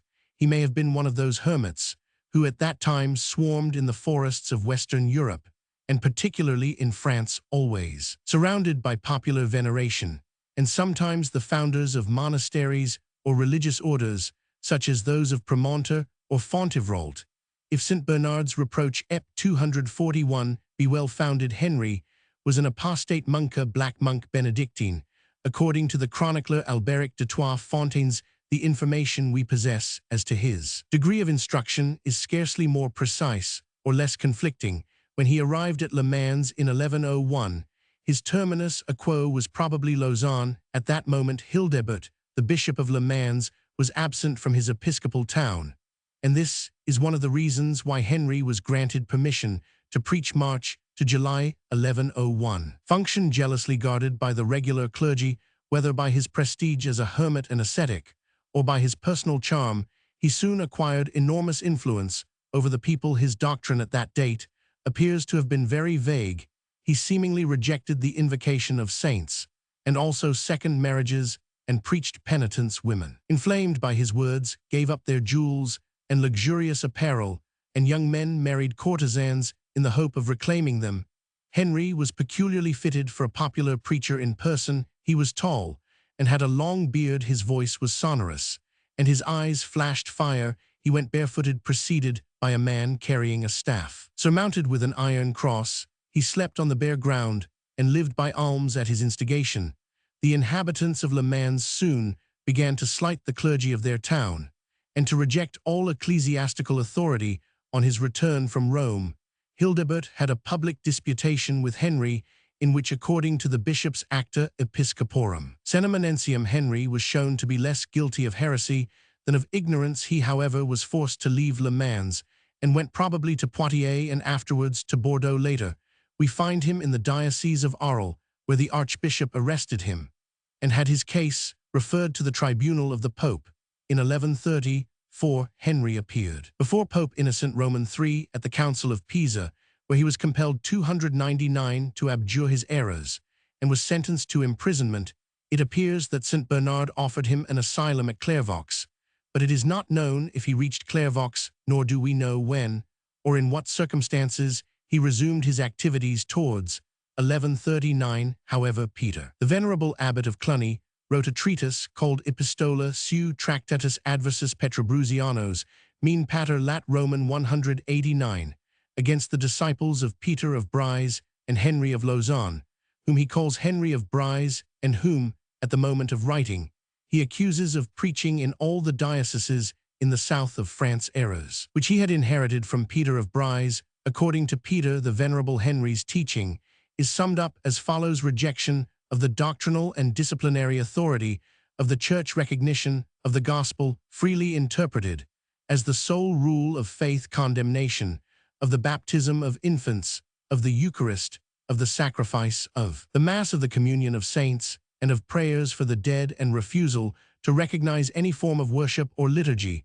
The success of this teaching spread very rapidly in the south of France. Speaking of this region, St. Bernard, Ep. 241, says the churches are without flocks, the flocks, without priests, the priests, without honor. In a word, nothing remains save Christians without Christ. On several occasions, St. Bernard was begged to fight the innovator on the scene of his exploits, and in 1145, at the instance of the legate Alberic, Cardinal Bishop of Ostia, he set out, passing through the dioceses of Angoulême and Limoges, sojourning for some time at Bordeaux, and finally reaching the heretical towns of Bergerac, Périgueux, Sarlat, Cahors, and Toulouse. At Bernard's approach, Henry quitted Toulouse, leaving there many adherents, both of noble and humble birth, and especially among the weavers. But Bernard's eloquence and miracles made many converts, and Toulouse and Albi were quickly restored to orthodoxy. After inviting Henry to a disputation, which he refused to attend, St. Bernard returned to Clairvaux. Soon afterwards, the heresiarch was arrested, brought before the Bishop of Toulouse, and probably imprisoned for life. In a letter to the people of Toulouse, undoubtedly written at the end of 1146, St. Bernard calls upon them to extirpate the last remnants of the heresy in 1151. However, some Henricians still remained in Languedoc, for Matthew Paris relates Cron Mage at date 1151, that a young girl who gave herself out to be miraculously inspired by the Virgin Mary was reputed to have converted a great number of the disciples of Henry of Lausanne. It is impossible to designate definitely as Henricians one of the two sects discovered at Cologne, and described by Everwin, Provost of Steinfeld, in his letter to St. Bernard, min Pater Lat Roman 180 2680, or the heretics of Périgord, mentioned by a certain monk Heribert Martin, Bouquet Recueil des Historiens des Gaules et de la France, Roman 12551. See Les Origines de l'hérésie albigise by Vacandard in the Revue des Questions Historiques, Paris, 1894, pp. 67-83. P.A. Henry Edward Lamson, 1841, American genre painter, was born in Charleston, South Carolina, on the 12th of January, 1841. He was a pupil of the schools of the Pennsylvania Academy of Fine Arts in Philadelphia and of Glayer and Courbet in Paris, and in 1870 was elected to the National Academy of Design, New York, as a painter of colonial and early American themes and incidents of rural life. He displays a quaint humor and a profound knowledge of human nature. Among his best-known compositions are some of early railroad travel incidents of stagecoach and canal boat journeys, rendered with much detail on a minute scale. Henry James, 17,980,1876, Irish classical scholar, was born in Dublin on the 13th of December, 1798. He was educated at Trinity College, and until 1845, practiced as a physician in the city in spite of his unconventionally and unorthodox views on religion and his own profession. He was very successful. His accession to a large fortune enabled him to devote himself entirely to the absorbing occupation of his life, the study of Virgil. Accompanied by his wife and daughter, he visited all those parts of Europe where he was likely to find rare editions or MSS of the poet. He died near Dublin on the 14th of July, 1876. As a commentator on Virgil, Henry will always deserve to be remembered, notwithstanding the occasional eccentricity of his notes and remarks. The first fruits of his researches were published at Dresden in 1853 under the quaint title notes of a 12 years voyage of discovery in the first 6 books of the Aeneas. These were embodied with alterations and additions in the Aeneida, or critical, exegetical, and aesthetical remarks on the Aeneas 18,730,1892, of which only the notes on the first book were published during the author's lifetime. As a textual critic, Henry was exceedingly conservative. His notes, written in a racy and interesting style, are especially valuable for their wealth of illustration and references to the less-known classical authors. Henry was also the author of several poems, some of them descriptive accounts of his travels, and of various pamphlets of a satirical nature. See obituary notice by J. P. Mahaffey in the Academy of the 12th of August, 1876, where a list of his works, nearly all of which were privately printed, is given. Henry Joseph, 17,971,878, American physicist, was born in Albany, NY, on the 17th of December, 1797. He received his education at an ordinary school, and afterwards at the Albany Academy, which enjoyed considerable reputation for the thoroughness of its classical and mathematical courses. On finishing his academic studies, he contemplated adopting the medical profession and prosecuted his studies in chemistry, anatomy, and physiology.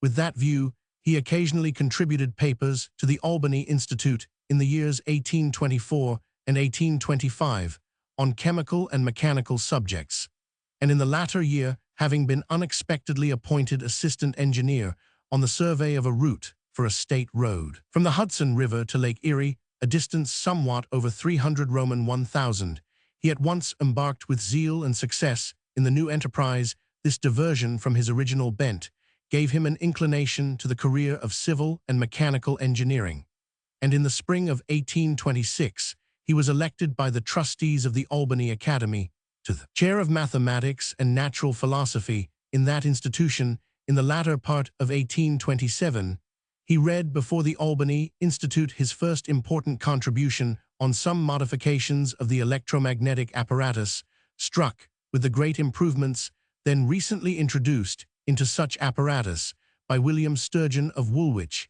He had still further extended their efficiency with considerable reduction of battery power by adopting in all the experimental circuits, where applicable, the principle of J.S. Roman 100 Schweger's multiplier, that is, by substituting for single-wire circuits voluminous coils. Trans Albany Institute, 1827, 1p22, in June 1828, and in March 1829 he exhibited before the Institute small electromagnets closely and repeatedly wound with silk-covered wire, which had a far greater lifting power than any then known. Henry appears to have been the first to adopt insulated or silk-covered wire for the magnetic coil, and also the first to employ what may be called the spool winding for the limbs of the magnet. He was also the first to demonstrate experimentally the difference of action between what he called a quantity magnet, excited by a quantity battery of a single pair, and an intensity magnet with long fine wire coil,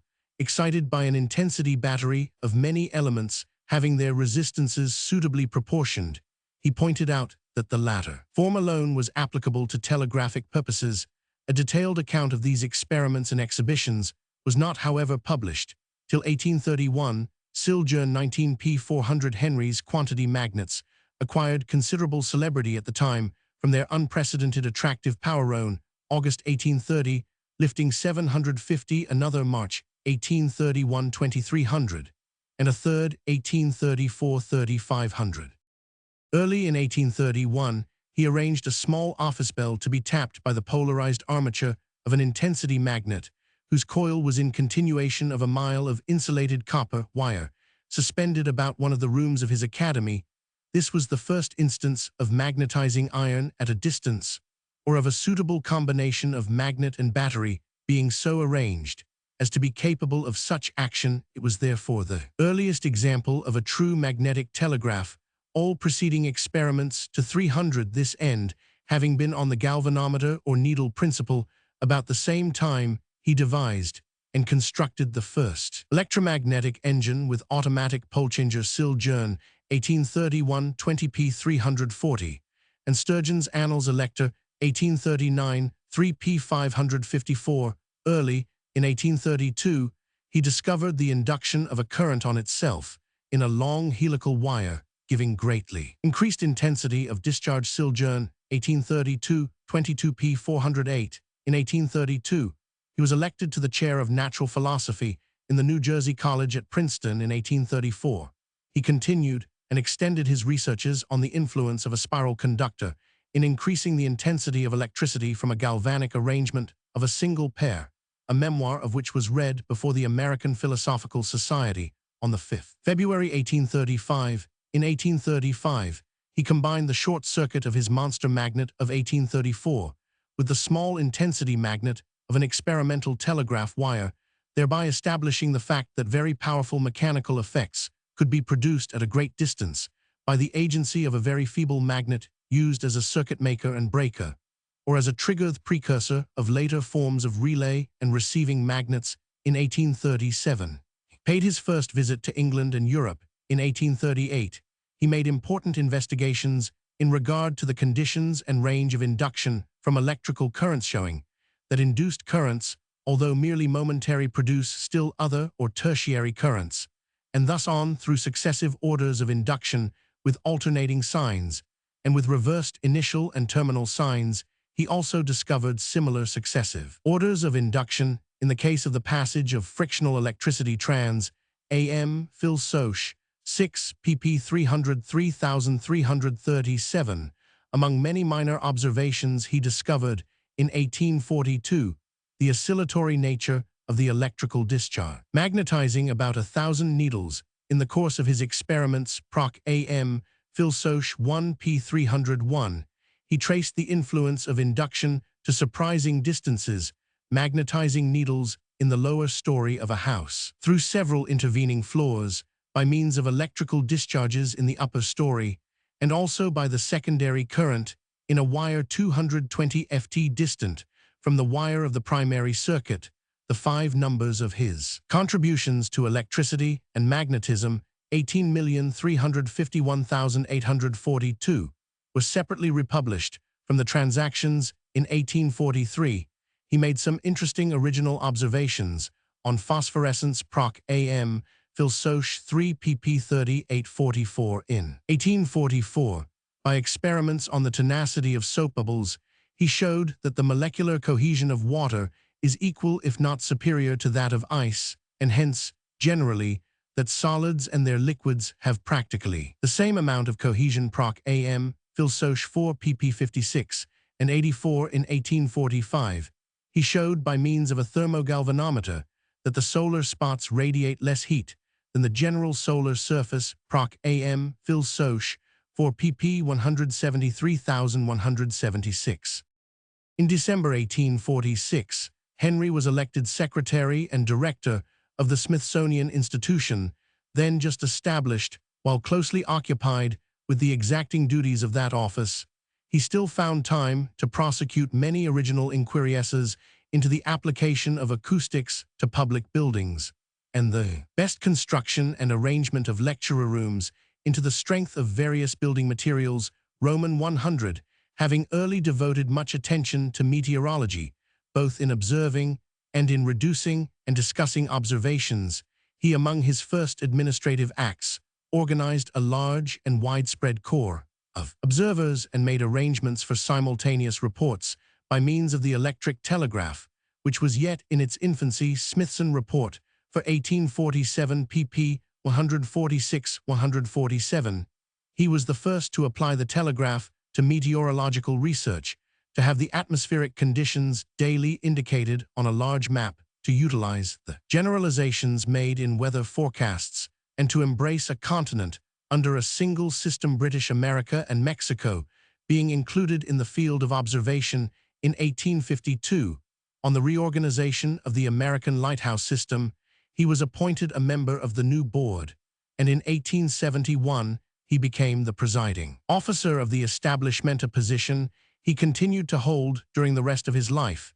His diligent investigations into the efficiency of various illuminants in differing circumstances, and into the best conditions for developing their several maximum powers of brilliancy while greatly improving the usefulness of the line of beacons along the extensive coast of the United States, affected at the same time a great economy of administration.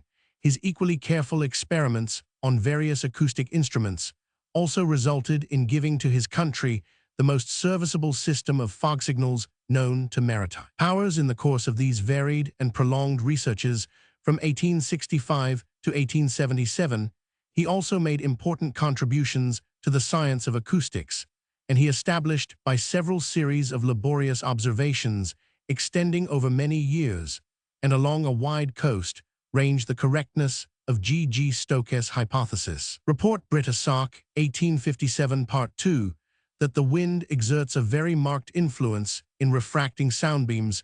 From 1868, Henry continued to be annually chosen as president of the National Academy of Sciences, and he was also president of the Philosophical Society of Washington from the date of its organization in 1871. Henry was by general concession the foremost of American physicists. He was a man of varied culture, of large breadth and liberality of views, of generous impulses, of great gentleness and courtesy of manner, combined with equal firmness of purpose and energy of action. He died at Washington on the 13th of May, 1878. S.F.B. Henry Matthew, 16,621,714, English Nonconformist divine, was born at Broad Oak, a farmhouse on the confines of Flintshire and Shropshire, on the 18th of October, 1662.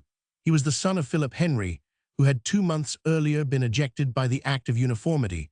Unlike most of his fellow sufferers, Philip Henry possessed some private means, and was thus enabled to give a good education to his son, who went first to a school at Islington, and then to Gray's Inn. He soon relinquished his legal studies for theology, and in 1687 became minister of a Presbyterian congregation at Chester, removing in 1712 to Mare Street, Hackney. 2 years later, 22nd of June, 1714, he died suddenly of apoplexy at Nantwich. While on a journey from Chester to London, Henry's well-known exposition of the Old and New Testaments, 17,081,710, is a commentary of a practical and devotional, rather than of a critical kind, covering the whole of the Old Testament and the Gospels and Acts. In the New, here it was broken off by the author's death, but the work was finished by a number of ministers and edited by G. Berder and John Hughes in 1811, of no value as criticism.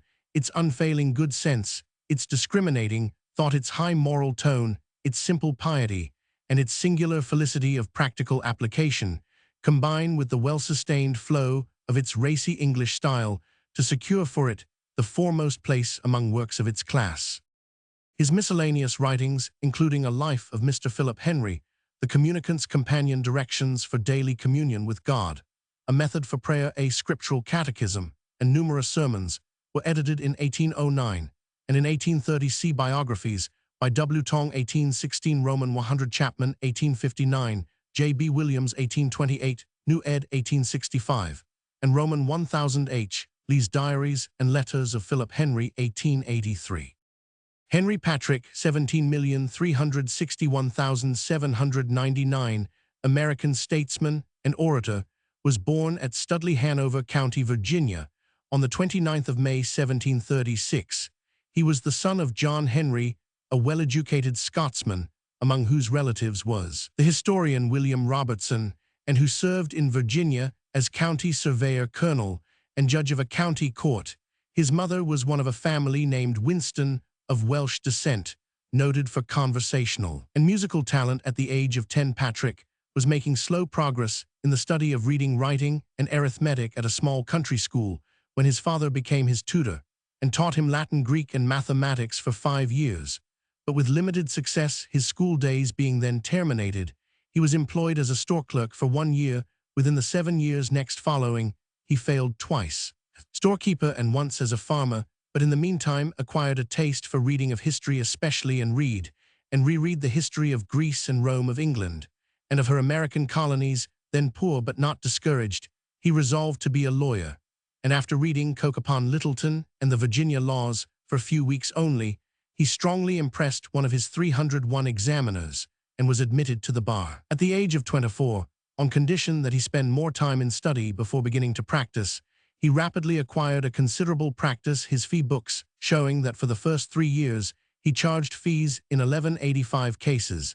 Then in 1763 was delivered his speech in the Parsons Causier suit, brought by a clergyman, Rev. James Maury, in the Hanover County Court, to secure restitution for money considered by him to be due on account of his salary, 16,000 pounds of tobacco, by law having been paid in money, calculated at a rate less than the current market price of tobacco. This speech, which according to reports was extremely radical and denied the right of the king to disallow acts of the colonial legislature, made Henry the idol of the common people of Virginia, and procured for him an enormous practice. In 1765, he was elected a member of the Virginia legislature, where he became in the same year the author of the Virginia Resolutions, which were no less than a declaration of resistance to the Stamp Act, and an assertion of the right of the colonies to legislate for themselves independently of the control of the British Parliament, and gave a most powerful impetus to the movement resulting in the War of Independence. In a speech urging their adoption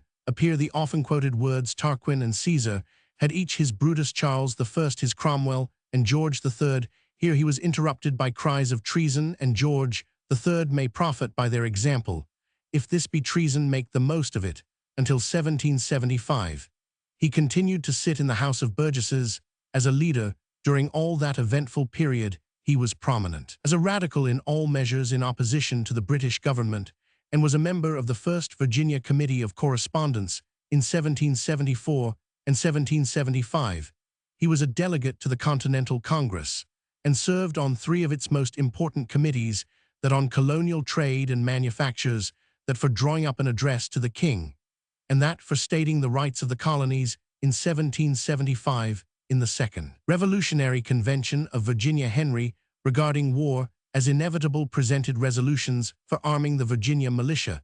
The more conservative members strongly opposed them as premature, whereupon Henry supported them in a speech familiar to the American schoolboy for several generations following, closing with the words, "Is life so dear or peace so sweet as to be purchased at the price of chains and slavery? Forbid it, Almighty God. I know not what course others may take, but as for me, give me liberty or give me death." The resolutions were passed, and their author was made chairman of the committee, for which they provided. The chief command of the newly organized army was also given to him, but previously at the head of a body of militia, he had demanded satisfaction for powder removed from the public store by order of Lord Dunmore, the royal governor, with the result that 330 was paid in compensation, but his military appointment required obedience to the Committee of Public Safety, and this body, largely dominated by Edmund Pendleton, so restrained him from active service that he resigned on the 28th of February 1776.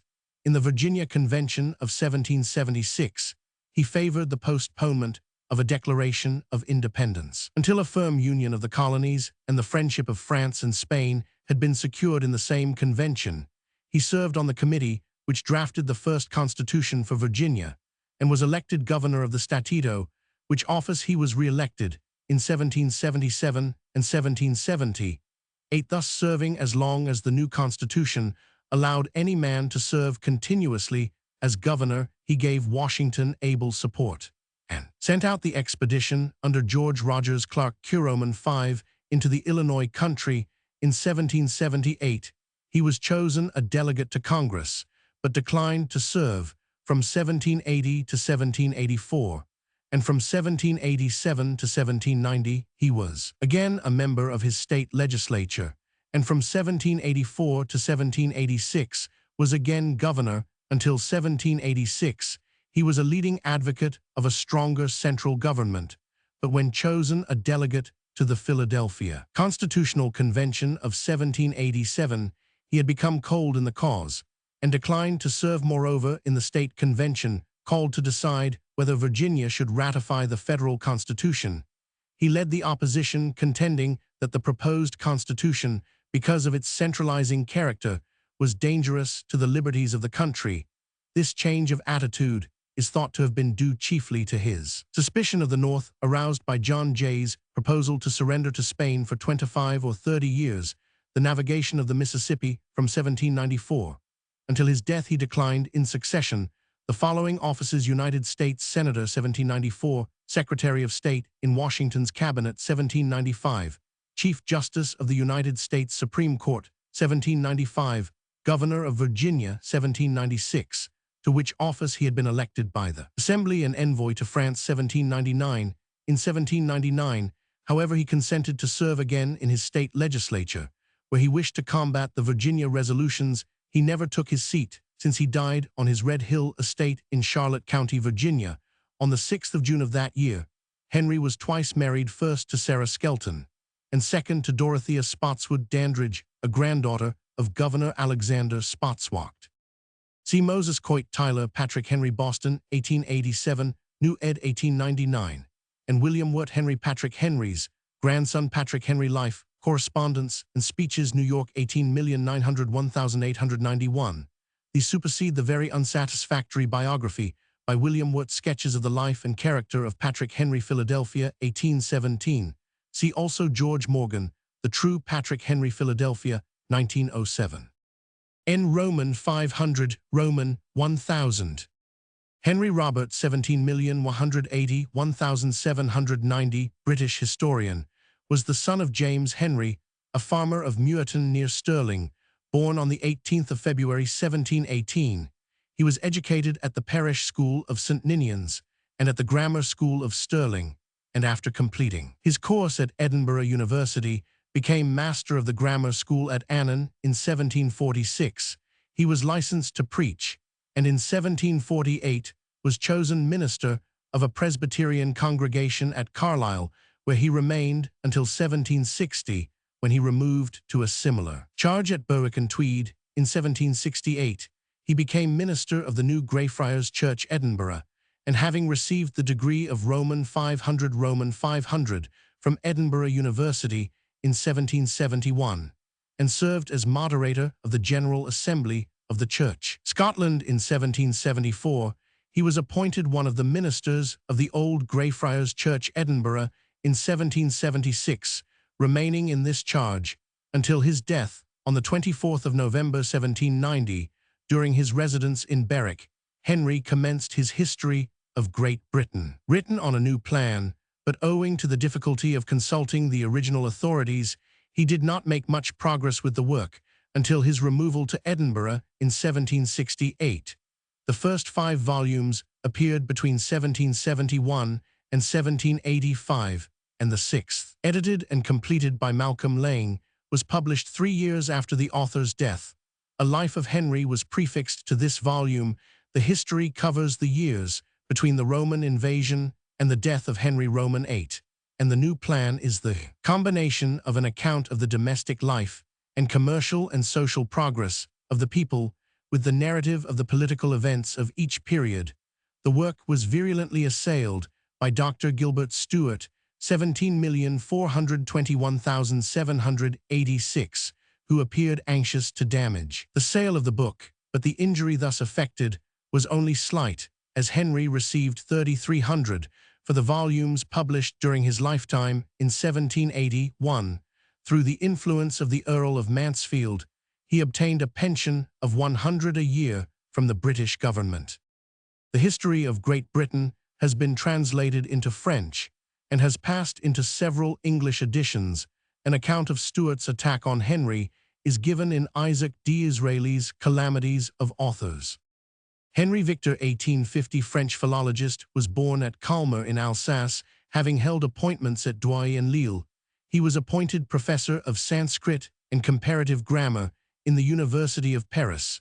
A prolific and versatile writer, he is probably best known by the English translations of his Précis de grammaire comparée de l'anglais et de l'allemand and Précis du grec et du latin. Important works by him on India and Indian languages are Manuel pour étudier le sanskrit védique, with a Burgani 1890, Elements de Sanskrit classique, 1902, Précis de grammaire Pali, 1904, Les littératures de L. in de Sanskrit Pali Prakrit, 1904, La Magie dans l'Inde Antique 1904, Le Parcesme 1905, El Agnostoma 1906 302, obscure languages such as Inuk Quechua Greenland, and local dialects, Lexique étymologique du Breton, moderne le dialecte allemand de Kalmar, also claimed his attention. Le Langage Martian is a curious book. It contains a discussion of some 40 phrases amounting to about 300 words, which a certain Mademoiselle Helene Smith, a well-known spiritualist medium of Geneva, while on a hypnotic visit to the planet Mars learnt and repeated, and even wrote down during her trance, as specimens of a language spoken there explained to her by a disembodied interpreter. Henry William 17,751,836, English chemist, son of Thomas Henry 17,341,816, an apothecary and writer on chemistry, was born at Manchester on the 12th of December 1775. He began to study medicine at Edinburgh in 1795, taking his doctor's degree in 1807, but ill health interrupted his practice as a physician, and he devoted his time mainly to chemical research, especially in regard to gases. One of his best-known papers, Filtrans, 1803, describes experiments on the quantity of gases absorbed by water at different temperatures and under different pressures, the conclusion he reached Henry's law being that water takes up of gas condensed by 1, 2, or more additional atmospheres, a quantity which ordinarily compressed would be equal to twice, thrice Roman 100, the volume absorbed under the common pressure of the atmosphere. Others of his papers deal with gas analysis, fire damp, illuminating gas, the composition of hydrochloric acid and of ammonia urinary and other morbid concretions, and the disinfecting powers of heat. His Elements of Experimental Chemistry, 1799, enjoyed considerable vogue in its day, going through 11 editions in 30 years. He died at Pendlebury near Manchester on the 2nd of September 1836. Hernosand Robert Roman 100 Scottish poet, was born about 1425. It has been surmised that he was connected with the family of Henderson of Fordell, but of this there is no evidence. He is described on the title page of the 1570 edition of his Fables as schoolmaster of Dunfermline, probably of the grammar school of the Benedictine Abbey.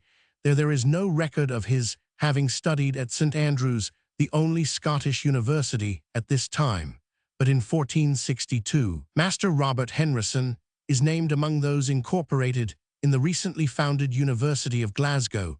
It is therefore likely that his first studies were completed abroad at Paris or Louvain.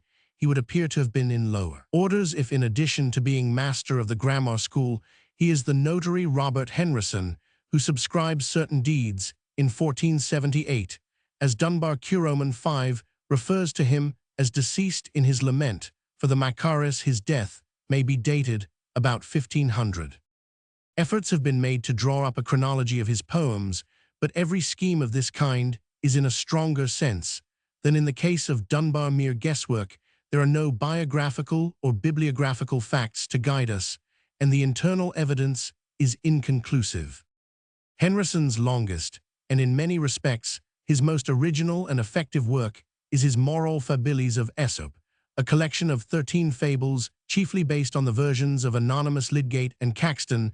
The outstanding merit of the work is its freshness of treatment. The old themes are retold with such vivacity, such fresh lights on human character, and with so much local atmosphere that they deserve the credit of original productions. They are certainly unrivaled in English fabulistic literature. The earliest available texts are the Charteris text, printed by Lecpruick in Edinburgh in 1570, and the Harleian MS No. 3865 in the British Museum.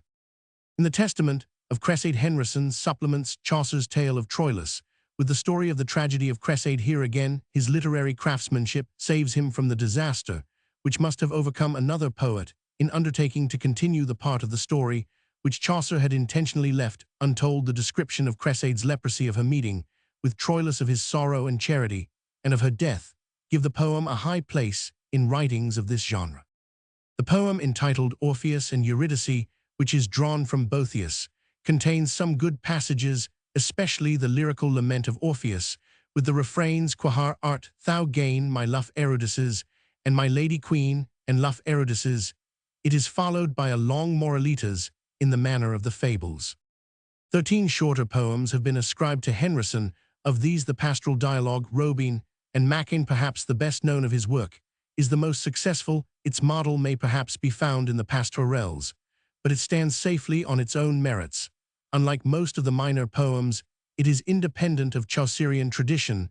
The other pieces deal with the conventional 15th century topics: age, death, hasty credence, want of wise men, and the like. The verses entitled Some Practices of Medicine, in which some have failed to see Hernosand's hand, is an example of that boisterous alliterative burlesque, which is represented by a single specimen in the work of the greatest makers, Dunbar, Douglas, and Lindsay. For this reason, if not for others, the difference of its manner is no argument against its authenticity. The MS authorities for the text are the Sloane Bannatyne Maitland Folio, Macculloch Gray, and Riddell Chapman, and Miller's Prince 1508 have preserved 2 of the minor poems and a fragment of Orpheus and Eurydice. The first complete edition was prepared by David Lang, 1 vol. Edinburgh, 1865. A more exhaustive edition in 3 volumes containing all the texts was undertaken by the Scottish Text Society, Ed G. Gregory Smith. The first volume of the text, Vol. Roman II of the work, appearing in 1907, for a critical account of Hernosand C. Irving's History of Scottish Poetry, Henderson's Vernacular Scottish Literature, Gregory Smith's Transition Period, J. H. Miller's Literary History of Scotland, and the second volume of the Cambridge History of English Literature, 1908. G.G.S. Henschel George Isidore Georg, 1850, English musician, naturalized 1890, of German family, was born at Breslau and educated as a pianist, making his first public appearance in Berlin in 1862. He subsequently, however, took up singing, having developed a fine baritone voice, and in 1868 he sang the part of Hans Sachs in Meistersinger at Munich. In 1877, he began a successful career in England, singing at the principal concerts, and in 1881 he married the American soprano Lillian Bailey Roman 500, who was associated with him in a number of vocal recitals. He was also prominent as a conductor, starting the London Symphony concerts in 1886, and both in England and America, where he was the first conductor of the Boston Symphony concerts. 1881, he took a leading part in advancing his art. He composed a number of instrumental works: A Fine Stabat Mater, Birmingham Festival, 1894, Roman 100, and an opera, Nubia, Dresden, 1899. Henselt Adolf von 18,141,889, German composer, was born at Schwabach in Bavaria on the 12th of May 1814. At 3 years old, he began to learn the violin, and at 5 the pianoforte under Frau Roman 5 flat. On obtaining financial help from King Louis Roman I, he went to study under Hummel in Weimar, and thence in 1832 to Vienna, where besides studying composition under Simon Sechter, he made great success as a concert pianist. In order to recruit his health, he made a prolonged tour in 1836 through the chief German towns. In 1837, he settled at Breslau, where he had married, but in the following year he migrated to St. Petersburg, where previous visits had made him persona grata at court. He then became court pianist and inspector of musical studies in the Imperial Institute of Female Education, and was ennobled in 1852, and again in 1867 he visited England, though in the latter year he made no public appearance. St. Petersburg was his home practically until his death, which took place at Wormbrunn on the 10th of October 1889. The characteristic of Henselt's playing was a combination of Liszt's sonority with Hummel's smoothness. It was full of poetry, remarkable for the great use he made of extended chords, and for his perfect technique he excelled in his own works, and in those of Weber and Chopin. His concerto in F minor is frequently played on the continent, and of his many valuable studies see Oiso Jedis is very familiar. His A minor trio deserves to be better known. At one time, Henselt was second to Rubinstein in the direction of the St. Petersburg Conservatorium. Henslow John Stevens, 17,961,861, English botanist and geologist, was born at Rochester on the 6th of February 1796. From his father, who was a solicitor in that city, he imbibed a love of natural history, which largely influenced his career. He was educated at St. John's College, Cambridge, where he graduated as 16th Wrangler in 1818. The year in which Sedgwick became Woodwardian Professor of Geology, he accompanied Sedgwick in 1819 during a tour in the Isle of Wight, and there he learned his first lessons in geology. He also studied chemistry under Professor James Cumming and mineralogy under E. Roman 500 Clark. In the autumn of 1819, he made some valuable observations on the geology of the Isle of Man trans Gil Soch 1821, and in 1821 he investigated the geology of parts of Anglesey, the results being printed in the first volume, The Transactions of the Cambridge Philosophical Society, 1821, the foundation of which society was originated by Sedgwick and Henslow. Meanwhile, Henslow had studied mineralogy with considerable zeal, so that on the death of Clark he was, in 1822, appointed Professor of Mineralogy in the University at Cambridge 2 years later. He took holy orders. Botany, however, had claimed much of his attention, and to this science he became more and more attached, so that he gladly resigned the chair of mineralogy in 1825 to succeed to that of botany. As a teacher both in the classroom and in the field, he was eminently successful. To him, Darwin largely owed his attachment to natural history, and also his introduction to Captain Fitzroy of H. Roman 1000 S. Beagle. In 1832, Henslow was appointed Vicar of Calsicum Molesford in Berkshire, and in 1837, Rector of Hitcham in Suffolk. And at this latter parish he lived and laboured, endeared to all who knew him until the close of his life. His energies were devoted to the improvement of his parishioners, but his influence was felt far and wide. In 1843, he discovered nodules of coprolitic origin in the Red Crag at Felixstowe in Suffolk, and 2 years later he called attention to those also in the Cambridge greensand and remarked that they might be of use in agriculture. Although Henslow derived no benefit, these discoveries led to the establishment of the phosphate industry in Suffolk and Cambridgeshire, and the works proved lucrative until the introduction of foreign phosphates. The museum at Ipswich, which was established in 1847, owed much to Henslow, who was elected president in 1850, and then superintended the arrangement of the collections. He died at Hitcham on the 16th of May, 1861. His publications included a catalogue of British plants, 1829, ed. 2, 1835, Principles of Descriptive and Physiological Botany, 1835, Flora of Suffolk, with E. Skepper, 1860. Memoir by the Rev. Leonard Jennens, 1862. Henslow Philip Roman 500 English theatrical manager, was the son of Edmund Henslow of Lindfield, Sussex, master of the game in Ashdown Forest and Broyle Park. He was originally a servant in the employment of the bailiff to Viscount Montague, whose property included Montague House in Southwark, and his duties led him to settle there before 1577. He subsequently married the bailiff's widow, and with the fortune he got with her, he developed into a clever businessman and became a considerable owner of Southwark property. He started his connection with the stage when on the 24th of March, 1584, he bought land near what is now the southern end of Southwark Bridge, on which stood the Little Rose Playhouse, afterwards rebuilt, as the Rose. Successive companies played in it under Henslow's financial management between 1592 and 1603. The theatre at Newington Butts was also under him in 1594. A share of the control in the Swan Theatre, which like the Rose was on the Bankside, fell to Henslow before the close of the 16th century. With the actor Edward Allen, who married his stepdaughter Joan Woodward, he built in Golden Lane Cripplegate.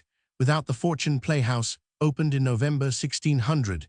In December of 1594, they had secured the Paris Garden, a place for bearbaiting on the Bankside, and in 1604, they bought the office of Master of the Royal Game of Bears, Bulls, and Mastiffs from the holder, and obtained a patent. Allen sold his share to Henslow in February 1610, and 3 years later Henslow formed a new partnership with Jacob Mead and built the Hope Playhouse, designed for stage performances as well as bull and bear baiting, and managed by me.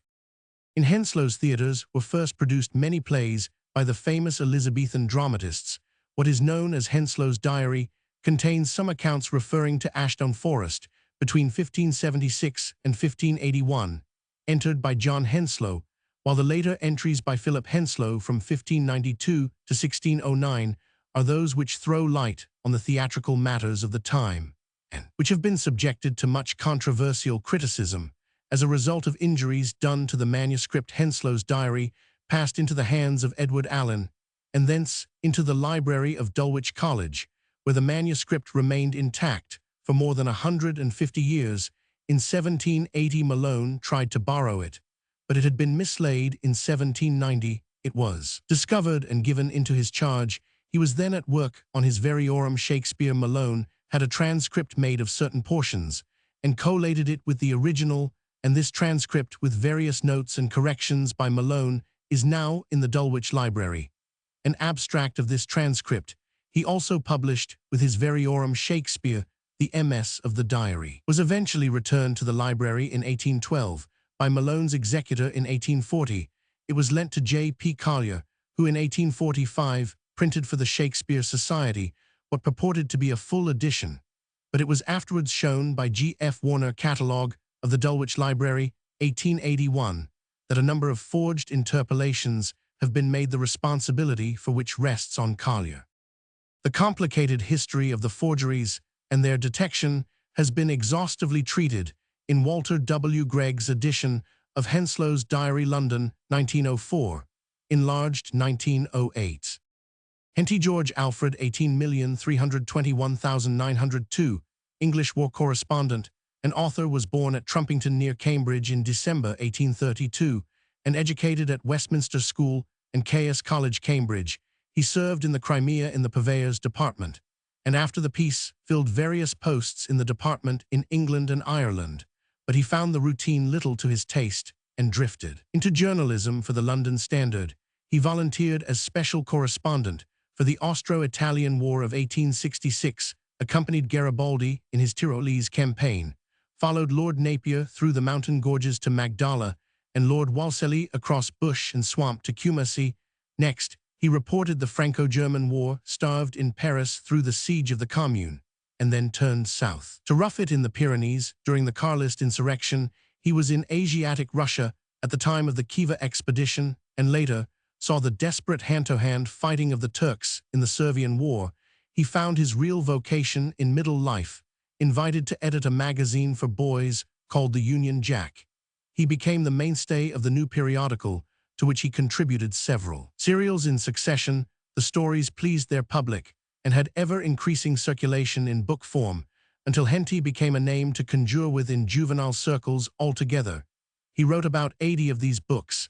Henty was an enthusiastic yachtsman, having spent at least 6 months afloat each year, and he died on board his yacht in Weymouth Harbour on the 16th of November 1902. Henwood William Jory, 18,051,875, English mining geologist, was born at Perrin Wharf, Cornwall, on the 16th of January 1805. In 1822, he commenced work as a clerk in a mining office, and soon took an active interest in the working of mines, and in the metalliferous deposits. In 1832, he was appointed to the office of assaymaster and supervisor of tin in the Duchy of Cornwall, a post from which he retired in 1838. Meanwhile, he had commenced in 1826 to communicate papers on mining subjects to the Royal Geological Society of Cornwall and the Geological Society of London, and in 1840 he was elected FRS. In 1843, he went to take charge of the Gongo Soko mines in Brazil. Afterwards, he proceeded to India to report on certain metalliferous deposits for the Indian government, and in 1858, impaired in health, he retired and settled at Penzance. His most important memoirs on the metalliferous deposits of Cornwall and Devon were published in 1843 by the Royal Geological Society of Cornwall. At a much later date, he communicated with enlarged 304 experience a second series of observations on metalliferous deposits and on subterranean temperature, reprinted from Trans Argyll Soch, Cornwall, 2 vols, 1871. In 1874, he contributed a paper on the detrital tinor of Cornwall. Jern R. Inst. Cornwall. The Murchison Medal of the Geological Society was awarded to him in 1875, and the mineral henwoodite was named after him. He died at Penzance on the 5th of August, 1875.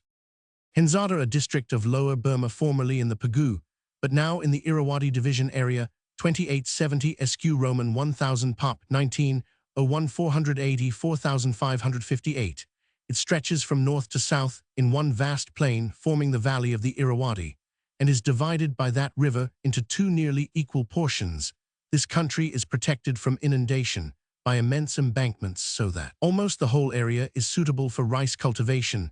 The chief mountains are the Arakan and Pegu Yoma ranges. The greatest elevation of the Arakan Yomas in Henzada, attained in the latitude of Myeong, is 4,003 ft above sea level. Numerous torrents pour down from the two boundary ranges and unite in the plains to form large streams which fall into the chief streams of the district, which are the Irrawaddy Lang and Basain, all of them branches of the Irrawaddy. The forests comprise almost every variety of timber found in Burma.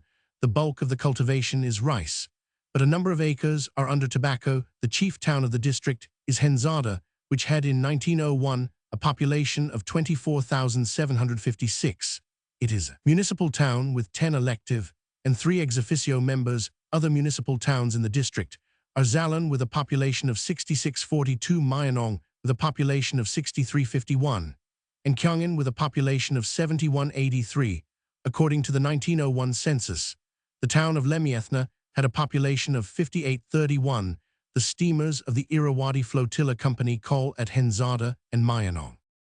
The district was once a portion of the Talaing Kingdom of Pegu, afterwards annexed to the Burmese Empire in 1753, and has no history of its own.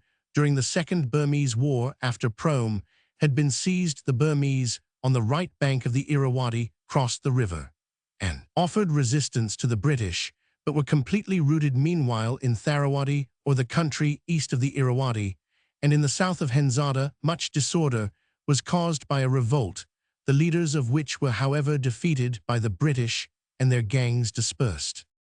Hepburn, Sir John Roman 1,001,636, Scottish soldier in the 30 Years' War, was a son of George Hepburn of Athelstaneford near Haddington in 1620, and in the following years he served in Bohemia on the Lower Rhine and in the Netherlands, and in 1623 he entered the service of Gustavus Adolphus, who 2 years later appointed him colonel of a Scottish regiment of his army. He took part with his regiment in Gustavus' Polish Wars, and in 1630, a few months before the Battle of Breitenfeld, he was placed in command of the Scots, or Green Brigade of the Swedish army at Breitenfeld. It was Hepburn's brigade which delivered the decisive stroke, and after this he remained with the king, who placed the fullest reliance on his skill and courage, until the Battle of the Alt Vest near Nuremberg.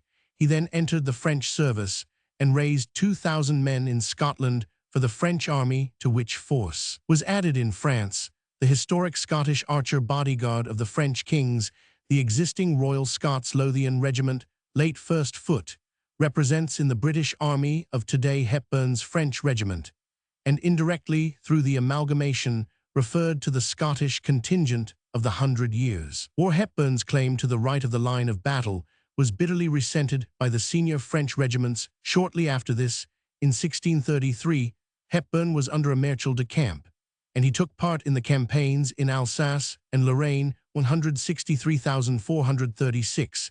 In 1635, Bernhard of Saxe-Weimar, on entering the French service, brought with him Hepburn's former Swedish regiment, which was at once amalgamated with the French regiment de Hebron, the latter, thus attaining the unusual strength of 8,300 men. Sir John Hepburn was killed shortly afterwards during the siege of Saverne-Zabern on the 8th of July 1636. He was buried in Towle Cathedral with his friend Sir Robert Monro. Hepburn was the foremost of the Scottish soldiers of fortune who bore so conspicuous a part in the 30 Years' War.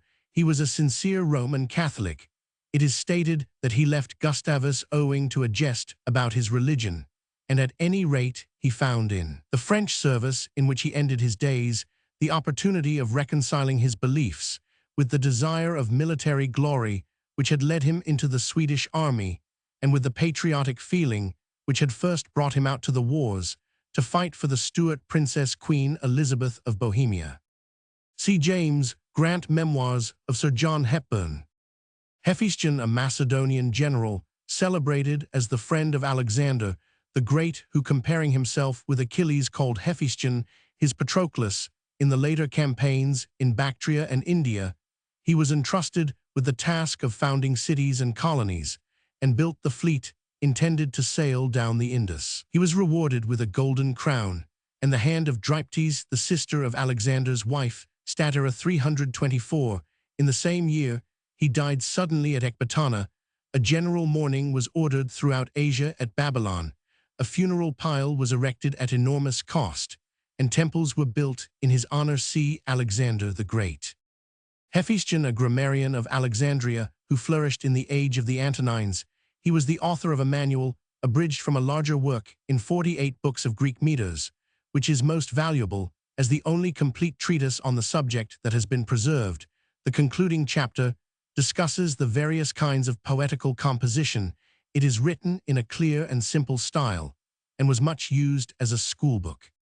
Editions by T. Gaisford, 1855, with the valuable Scholia R. Westphal, 1886, Inscriptors Metrici Greece and Roman 1000 Conspruch, 1906, translation by T. F. Barham, 1843.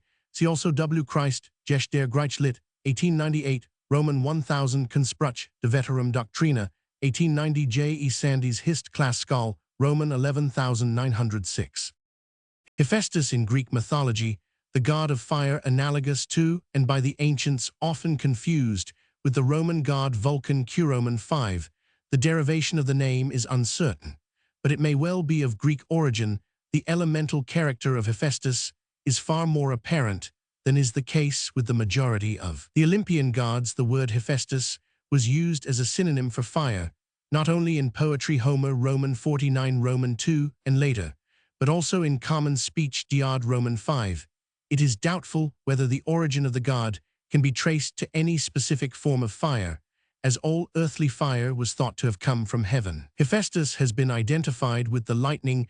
This is supported by the myth of his fall from heaven, and by the fact that according to the Homeric tradition, his father was Zeus, the heaven god. On the other hand, the lightning is not associated with him in literature or cult, and his connection with volcanic fires is so close as to suggest that he was originally a volcanogod.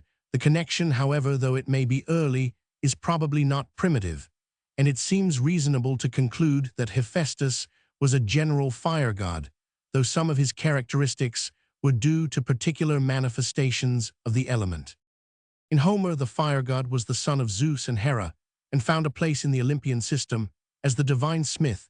The Iliad contains two versions of his fall from heaven. In one account, Roman 1, he was cast out by Zeus, and fell on Lemnos. In the other, Hera threw him down immediately after his birth in disgust at his lameness, and he was received by the sea goddesses Eurynome and Thetis. The Lemnian version is due to the prominence of his cult at Lemnos in very early times, and his fall into the sea may have been suggested by volcanic activity in Mediterranean islands, as at Lipara and Thera. The subsequent return of Hephaestus to Olympus is a favorite theme in early art. His wife was Charis, one of the Graces in the Iliad, or Aphrodite in the Odyssey. The connection of the rough Hephaestus with these goddesses is curious.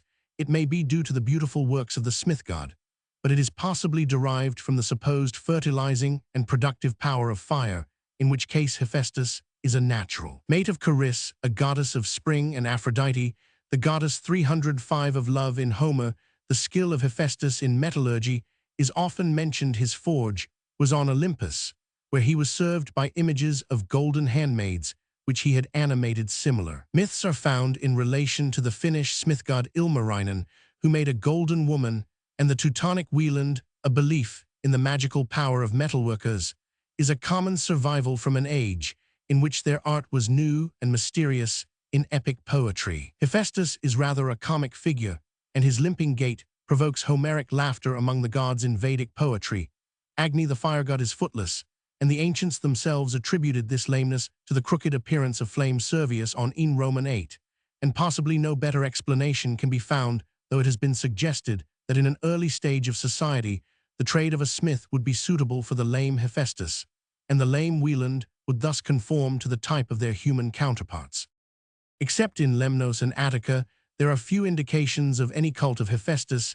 His association with Lemnos can be traced from Homer to the Roman age. A town in the island was called Hephaestia, and the functions of the god must have been wide, as we are told that that his Lemnian priests could cure snake bites. Once a year, every fire was extinguished on the island for 9 days, during which period sacrifice was offered to the gods of the underworld. And the dead, after the 9 days were past, new fire was brought from the sacred hearth at Delos. The significance of this and similar customs is examined by J.G. Fraser Goldenbough Roman 3ch. For the close connection of Hephaestus with Lemnos, and especially with its mountain Mosychlis, has been explained by the supposed existence of a volcano, but no crater or other sign of volcanic agency is now apparent, and the Lemnian fire phenomenon attributed to Hephaestus may have been due to natural gas. See Lemnos. In Sicily, however, the volcanic nature of the god is prominent in his cult at Etna, as well as in the neighboring Liparian Isles. The Olympian forge had been transferred to Etna or some other volcano, and Hephaestus had become a subterranean rather than a celestial power. The divine smith naturally became a culture regard in Crete. The invention of forging in iron was attributed to him, and he was honored by all metalworkers, but we have little record of his cult in this aspect, except at Athens, where his worship was of real importance. Belonging to the oldest stratum of Attic religion, a tribe was called after his name, and Erychthonius, the mythical father of the Attic people, was the son of Hephaestus. Terracotta statuettes of the god seem to have been placed before the hearths of Athenian houses. This temple has been identified not improbably with the so-called Theseum. It contained a statue of Athena, and the two deities are often associated in literature and cult as the joint givers of civilization to the Athenians. The class of artisans was under their special protection, and the joint festival of the two divinities, Chalcea, commemorated the invention of bronzeworking by Hephaestus in the Hephaestia, the particular festival of the god. There was a torch race, a ceremonial, not indeed confined to fire gods like Hephaestus and Prometheus, but probably in its origin connected with them, whether its object was to purify and quicken the land, or according to another theory, to transmit a new fire with all possible speed to places where the fire was polluted. If the latter view is correct, the torch race would be closely akin to the Lemnian fire ritual, which has been mentioned. The relation between Hephaestus and Prometheus is in some respects close, though the distinction between these gods is clearly marked. The fire as an element belongs to the Olympian Hephaestus. The Titan Prometheus, a more human character, steals it for the use of man. Prometheus resembles the Polynesian Maui, who went down to fetch fire from the volcano of Mahuika. The fire god Hephaestus is a culture regard mainly in his secondary aspect as the craftsman, whereas Prometheus originates all civilization with the gift of fire. But the importance of Prometheus is mainly mythological. The Titan belonged to a fallen dynasty, and in actual cult was largely superseded by Hephaestus. In archaic art, Hephaestus is generally represented as bearded, though occasionally a younger beardless type is found, as on a vase in the British Museum, on which he appears as a young man assisting Athena in the creation of Pandora. At a later time, the bearded type prevails. The god is usually clothed in a short sleeveless tunic and wears a round, close-fitting cap. His face is that of a middle-aged man with unkempt hair. He is in fact represented as an idealized Greek craftsman with the hammer and sometimes the pincers. Some mythologists have compared the hammer of Hephaestus with that of Thor, and have explained it as the emblem of a thunder god. But it is Zeus, not Hephaestus, who causes the thunder, and the emblems of the latter god are merely the signs of his occupation as a smith. In art, no attempt was made as a rule to indicate the lameness of Hephaestus, but one sculptor, Alcamenes, is said to have suggested the deformity without spoiling the statue. Authorities: Roman 50 Preller, ed. Roman 100 Robert Greich. Mythology, Roman 1f, Berlin, 1894. W. H. Roscher, Lex der Greich u Rom. Mythology, S. Roman 5 Hephaestos, Leipzig, 18,840, 1886. Harrison, Myth and Moan of Ancient Athens, p. 119, F. London, 1890. O. Grupp, Greich. Mythology, U. Religionsgeschichte, p. 1304, F. Munich, 1906. O. Schrader and F. B. Jevons, Prehistoric Antiquities of the Aryan People, p. 161, Roman 100. London, 1890. Roman 50. R. Farnell, Cults of the Greek States, Roman 50, 1909. E.I.S. Heppenheim, a town of Germany, in the Grand Duchy of Hesse-Darmstadt, on the Bergstrasse between Darmstadt and Heidelberg, 21 Roman 1000 N of the latter, by rail Pop 1905-63-64. It possesses a parish church, occupying the site of one reputed to have been built by Charlemagne about 805, an interesting town hall, and several schools on an isolated hill close by stand the extensive ruins of the castle of Starkenburg, built by the abbot Ulrich von Lorsch about 1064, and destroyed during the 7 Years' War, and another hill, the Landberg, was a place of assembly in the Middle Ages. Heppenheim at first, the property of the Abbey of Lorsch, became a town in 1318. After belonging to the Rhenish Palatinate, it came into the possession of Hesse-Darmstadt. In 1803 hops, wine, and tobacco are grown, and there are large stone quarries and several small industries in the town. Hepplewhite George Roman 500, one of the most famous English cabinet makers of the 18th century, there is practically no biographical material relating to Hepplewhite. The only facts that are known with certainty are that he was apprenticed to Gillow at Lancaster, that he carried on business in the parish of St. Giles Cripplegate, and that administration of his estate was granted to his widow Alice on the 27th of June, 1786. The administrator's accounts, which were filed in the Prerogative Court of Canterbury a year later, indicate that his property was of considerable value after his death. The business was continued by his widow under the style of a Hepplewhite Co. Our only approximate means of identifying his work are the Cabinet Maker and Upholsterer's Guide, which was first published in 1788, 2 years after his death, and 10 designs. In the Cabinet Maker's London Book of Prices, 1788, issued by the London Society of Cabinet Makers, it is however exceedingly difficult to earmark any given piece of furniture as being the actual work or design of Hepplewhite, since it is generally recognized that to a very large extent the name represents rather a fashion than a man. Lightness, delicacy, and grace are the distinguishing characteristics of Hepplewhite work. The massiveness of Chippendale had given place to conceptions that, especially in regard to chair switch, had become smaller, as hoops went out of fashion, depended for their effect more upon inlay than upon carving. In one respect, at least, the Hepplewhite style was akin to that of Chippendale. In both cases, the utmost ingenuity was lavished upon the chair, and if Hepplewhite was not the originator, he appears to have been the most constant and successful user of the shield back. This elegant form was employed by the school in a great variety of designs, and nearly always in a way artistically satisfying, where Chippendale, his contemporaries, and his immediate successors had used the cabriole and the square leg with a good deal of carving. The Hepplewhite manner preferred a slighter leg, plain, fluted, or reeded, tapering to 306A spade foot, which often became the spider leg that characterized much of the late 18th century furniture. This form of leg was indeed not confined to chairs, but was used also for tables and sideboards of the dainty drawing-room grace of the style. There can be no question the great majority of modern chairs are of Hepplewhite inspiration, while he or those who worked with him appears to have a clear claim to have originated or at all events popularized the winged easy-chair, in which the sides are continued to the same height as the back. This is probably the most comfortable type of chair that has ever been made. The backs of Hepplewhite chairs were often adorned with galleries and festoons of wheatears or pointed fern leaves, and not infrequently with the prints of Wallace feathers in some more or less decorative form.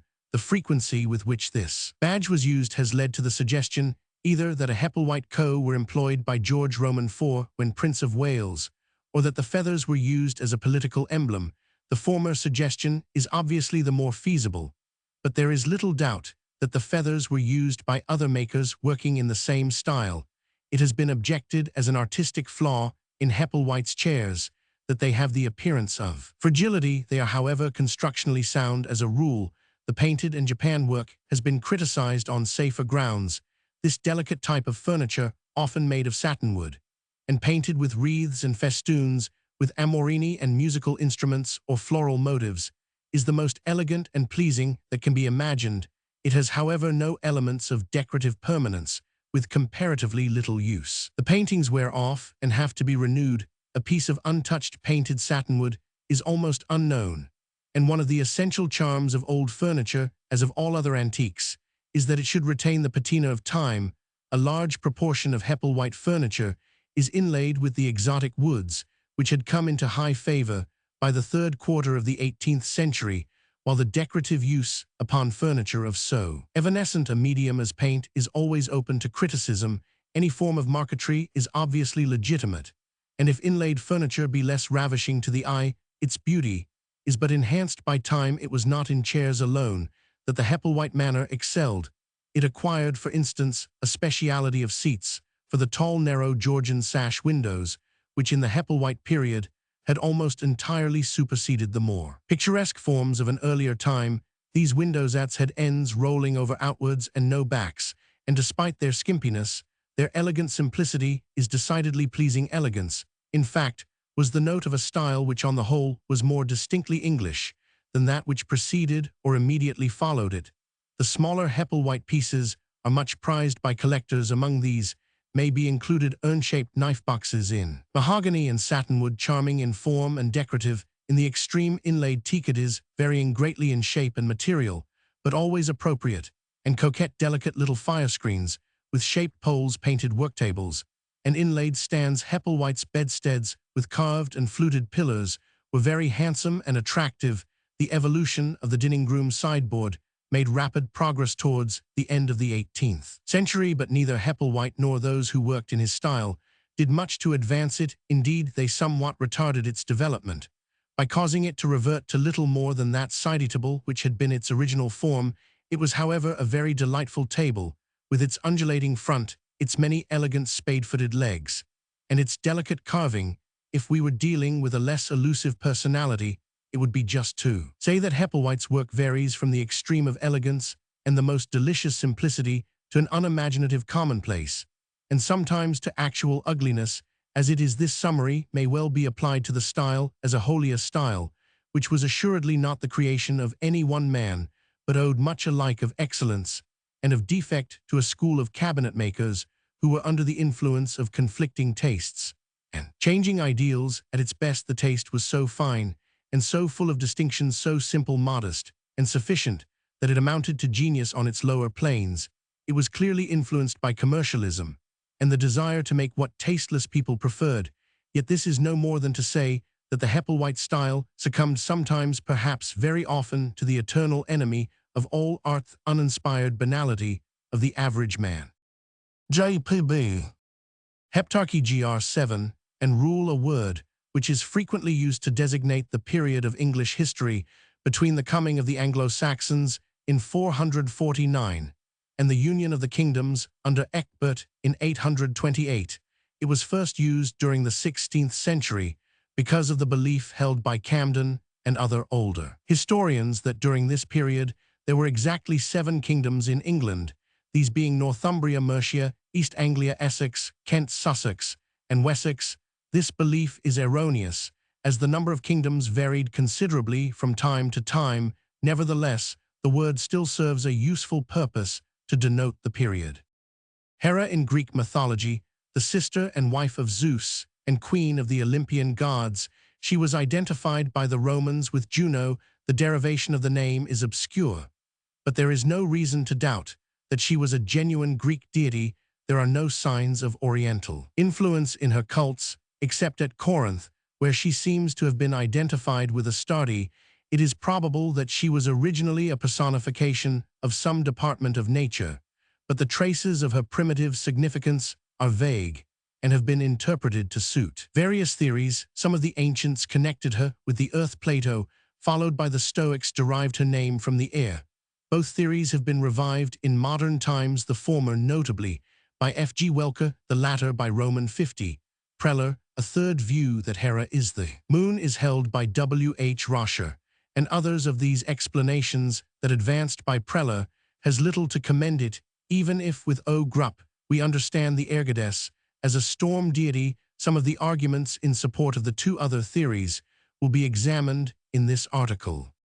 Whatever may have been the origin of Hera to the historic Greeks, except a few poets or philosophers, she was a purely anthropomorphic goddess, and had no close relation to any province of nature in literature from the times of Homer and Hesiod.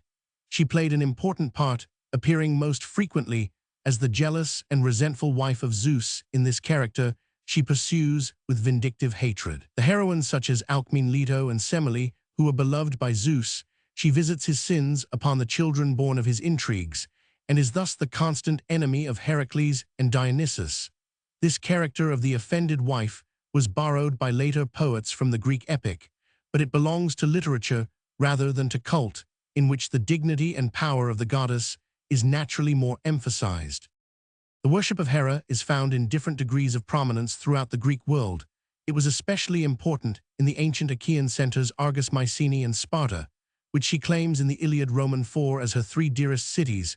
Whether Hera was also worshipped by the early Dorians is uncertain. After the Dorian invasion, she remained the chief deity of Argos, but her cult at Sparta was not so conspicuous. She received honor, however, in other parts of the Peloponnese, particularly in Olympia, where her temple was the oldest, and in Arcadia in several Boeotian cities. She seems to have been one of the principal objects of worship, while the neighboring island of Euboea probably derived its name from a title of Hera, who was rich in cows among the islands of the Aegean. Samos was celebrated for the cult of Hera. According to the local tradition, she was born in the island as Hera Lacinia from her Lacinian temple near Croton. She was extensively worshipped in Magna Graecia. The connection of Zeus and Hera was probably not primitive, since Dione seems to have preceded Hera as the wife of Zeus at Dodona. The origin of the connection may possibly be due to the fusion of two Pelasgic tribes worshipping Zeus and Hera respectively, but speculation on the earliest cult of the goddess, before she became the wife of Zeus, must be largely conjectural. The close relation of the two deities appears in a 307 frequent community of altars and sacrifices, and also in the dramatic representation of their sacred marriage. The festival, which was certainly ancient, was held not only in Argos, Samos, Euboea, and other centers of Hera worship, but also in Athens, where the goddess was obscured by the predominance of Athena. The details of the may have varied locally, but the main idea of the ritual was the same in the Daedala, as the festival was called at Plataea. An effigy was made from an oak tree dressed in bridal attire, and carried in a cart with a woman who acted as bridesmaid. The image was called Daedal, and the ritual was explained by a myth. Hera had left Zeus in her anger in order to win her back. Zeus announced that he was about to marry, and dressed up a puppet to imitate a bride. Hera met the procession, tore the veil from the false bride, and on discovering the ruse became reconciled to her husband. The image was put away after each occasion every 60 years. A large number of such images, which had served in previous celebrations, were carried in procession to the top of Mount Cithaeron, and were burned on an altar together with animals, and the altar itself, as Fraser notes, golden. Bow 2 Roman 1. This festival appears to belong to the large class of mimetic charms designed to quicken the growth of vegetation. The marriage of Zeus and Hera would, in this case, represent the union of the king and queen of May, but it by no means follows that Hera was therefore originally a goddess of the earth, or of vegetation. When the real nature of the ritual had become lost or obscured, it was natural to explain it by the help of an etiological myth. In European folklore, images corresponding to those burnt at the Daedala were sometimes called Judas Iscariot or Luther Golden. Bow 2 Roman 3. At Samos, that was celebrated annually, the image of Hera was concealed on the seashore and solemnly discovered. This rite seems to reflect an actual custom of abduction, or it may rather refer to the practice of intercourse between the betrothed before marriage. Such intercourse was sanctioned by the Samians, who excused it by the example of Zeus and Hera. Skull on Roman 49 Roman 14.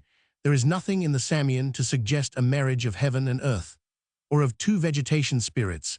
As Dr. Farnell points out, the ritual appears to explain the custom of human nuptials. The sacred marriage, therefore, though connected with vegetation at the Daedala, was not necessarily a vegetation charm in its origin. Consequently, it does not prove that Hera was an earth goddess or tree spirit. It is at least remarkable that, except at Argos, Hera had little to do with agriculture, and was not closely associated with such deities as Cybele, Demeter, Persephone, and Dionysus, whose connection with the earth or with its fruits is beyond doubt. In her general cult, Hera was worshipped in two main capacities, one as the consort of Zeus and queen of heaven, two as the goddess who presided over marriage, and in a wider sense over the various phases of a woman's life. Dionysius of Halicarnassus Ars, Ret. Roman 2, calls Zeus and Hera the first wedded pair, and a sacrifice to Zeus and Hera was a regular feature of the Greek wedding girls, offered their hair or veils to Hera before marriage. In Aristophanes, Thesm 973, she keeps the keys of wedlock. The marriage goddess naturally became the protector of women in childbed and bore the title of the birth goddess Eileithyia at Argos and Athens in Homer Roman 49 Roman 11. And Hesiod Theog 922, she is the mother of the Eileithyia, or the single Eileithyia. Her cult titles, or in the maiden wife and widow or divorced, have been interpreted as symbolical of the earth in spring, summer, and winter, but they may well express the different conditions in the lives of her human worshippers. The Argives believed that Hera recovered her virginity every year by bathing in a certain spring. Paus Roman 8:2, a belief which probably reflects the custom of ceremonial purification after marriage. See Fraser Adonis, p. 176. Although Hera was not the bestower of feminine charm to the same extent as Aphrodite, she was the patron of a contest for beauty in a lesbian festival. This intimate relation with women has been held a proof that Hera was originally a moon goddess, as the moon is often thought to influence childbirth and other aspects of feminine life. But Hera's patronage of women, though undoubtedly ancient, is not necessarily primitive. Further, the Greeks themselves, who were always ready to identify Artemis with the moon, do not seem to have recognized any lunar connection in Hera. Among her particular worshippers at Argos and Samos, Hera was much more than the queen of heaven and the marriage goddess. As the patron of these cities, she held a place corresponding to that of Athena in Athens. The Argives are called the people of Hera by Pindar, the Heraium, situated under a mountain significantly called Mt. Eubea, was the most important temple. In Argolis here, the agricultural character of her ritual is well marked. The first oxen used in plowing were, according to an Argive myth, dedicated to her, and the sprouting ears of corn were called the flowers of Hera. She was worshipped as the goddess of flowers. Girls served in her temple under the name of flower-bearers, and a flower festival was celebrated by Peloponnesian women in spring. These rites recall our May Day observance and give color to the earth goddess theory. On the other hand, it must be remembered that the patron deity of a Greek state had very wide functions, and it is not surprising to find that Hera, whatever her origin, may have been assumed an agricultural character among her own people whose occupations were largely agricultural. So although the warlike character of Hera was not elsewhere prominent, she assumed a militant aspect in her two chief cities. A festival called the Shield in Pindar was part of the Argive cult, and there was an armed procession in her honor at Samos. The city goddess, whether Hera or Athena, must be chief alike in peace and war. The cow was the animal specially sacred to Hera, both in ritual and in mythology. The story of Io metamorphosed into a cow is familiar. She was priestess of Hera, and was originally no doubt a form of the goddess herself. The Homeric epithet may have meant cow-faced to the earliest worshippers of Hera, though by Homer and the later Greeks it was understood as larged like the cow. A car drawn by oxen seems to have been widely used in the processions of Hera, and the cow was her most frequent sacrifice. The origin of Hera's association with the cow is uncertain, but there is no need to see in it with Rashur, a symbol of the moon. The cuckoo was also sacred to Hera, who, according to the Argive legend, was wooed by Zeus in the form of the bird. In later times, the peacock, which was still unfamiliar to the Greeks in the 5th century, was her favorite, especially at Samos. The earliest recorded images of Hera preceded the rise of Greek sculpture. A log at Thespiae, a plank at Samos, a pillar at Argos, served to represent the goddess. In the archaic period of sculpture, the wooden statue of the Samian Hera by Smiles was famous. In the first half of the 5th century, the sacred marriage was represented on an extant metope from a temple at Selinus. The most celebrated statue of Hera was the chryselephantine work of Polycletus, made for the Heraium at Argos soon after 423 B. Roman 100.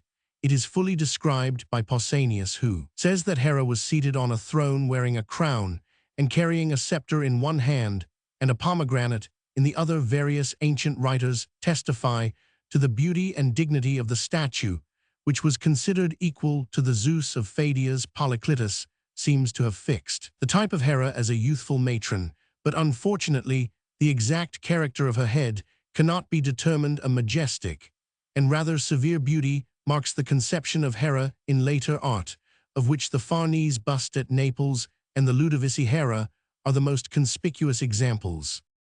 Authorities F. G. Welker Greich Gottel Roman 1, F. Göttingen 18,571,863, Roman 50, Preller ed. Roman 100 Robert Greich Mythology, Roman 1 F. Berlin 1894 W.H. Rascher Lex der Greich U. Rom Mythology S. Roman 5 Leipzig 1884 Roman 100 Dernburg, and E. Saglio 300, 8 Dick des Ant Grex, et Rom S. Roman 5 Juno Paris, 1877. Roman 50 R. Farnell Cults, of the Greek States Roman 1 F. Oxford 1896, A. B. Cook, in class, Rev. Roman 20 F. 416, F. O. Grupp Greich Mythology, U. Religionsgeschichte P. 1121 F. Munich 1903.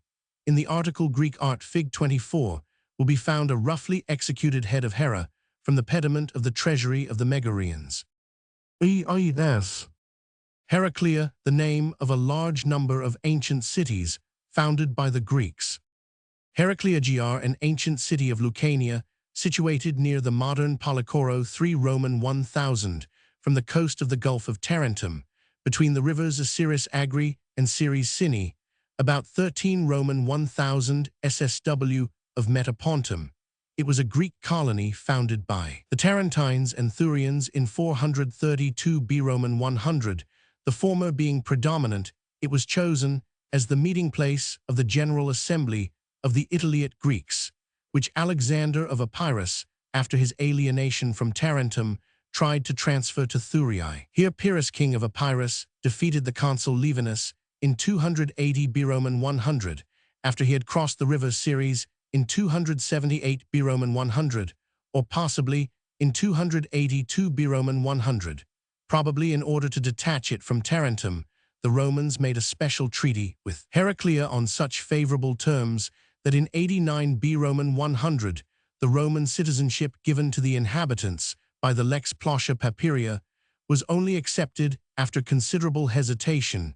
We hear that Heraclea surrendered under compulsion to Hannibal in 212 B Roman 100, and that in the social war the public records were destroyed by fire. Cicero, in his defense of the poet Archias, an adopted citizen of Heraclea, speaks of it as a flourishing town. As a consequence of its having accepted Roman citizenship, it became a municipium, part of a copy of the Lex Iulia Municipalis of 46 B Roman 100, engraved on the back of 2 bronze tablets, on the front of which is a Greek inscription of the 3rd century B Roman 100, defining the boundaries of lands belonging to various temples, which was found between Heraclea and Metapontum, is of the highest importance for our knowledge of that law. It was still a place of some importance under the empire. A branch road from Venusia joined the coast road here. The circumstances of its destruction and abandonment was unknown. The site is now marked by a few heaps of ruins. Its medieval representative was Anglona, once a bishopric, but now itself a heap of ruins, among which are those of an 11th century church. Heraclea Minoa, an ancient town on the south coast of Sicily, at the mouth of the river Halicus, near the modern Montalegro, some 20 Roman 1000 NW of Girgenti. It was at first an outpost of Selinus Herod Roman 5, then overthrown by Carthage later, a border town of Agrigentum. It passed into Carthaginian hands by the Treaty of 405 B Roman 100, was won back by Dionysius in his first Punic War, but recovered by Carthage in 383. From this date onwards, coins bearing its Semitic name, Ras Melkart, become common, and it was obviously an important border fortress. It was here that Dion landed in 357 B Roman 100. When he attacked Syracuse, the Agrigentines won it back in 309, but it soon fell under the power of Agathocles. It was temporarily recovered for Greece by Pyrrhus. T.as. Heraclea Pontica, Maud Bender Iregli, an ancient city on the coast of Bithynia, in Asia Minor at the mouth of the Kalesu. It was founded by a Megarian colony, which soon subjugated the native Mariandynians and extended its power over a considerable territory. The prosperity of the city, rudely shaken by the Galatians and the Bithynians, was utterly destroyed in the Mithridatic War. It was the birthplace of Heraclides Ponticus. The modern town is best known for its lignite coal mines, from which Constantinople receives a good part of its supply. Heraclea Sintica, a town in Thracian Macedonia to the south of the Strymon, the site of which is marked by the village of Zervakori and identified by the discovery of local coins.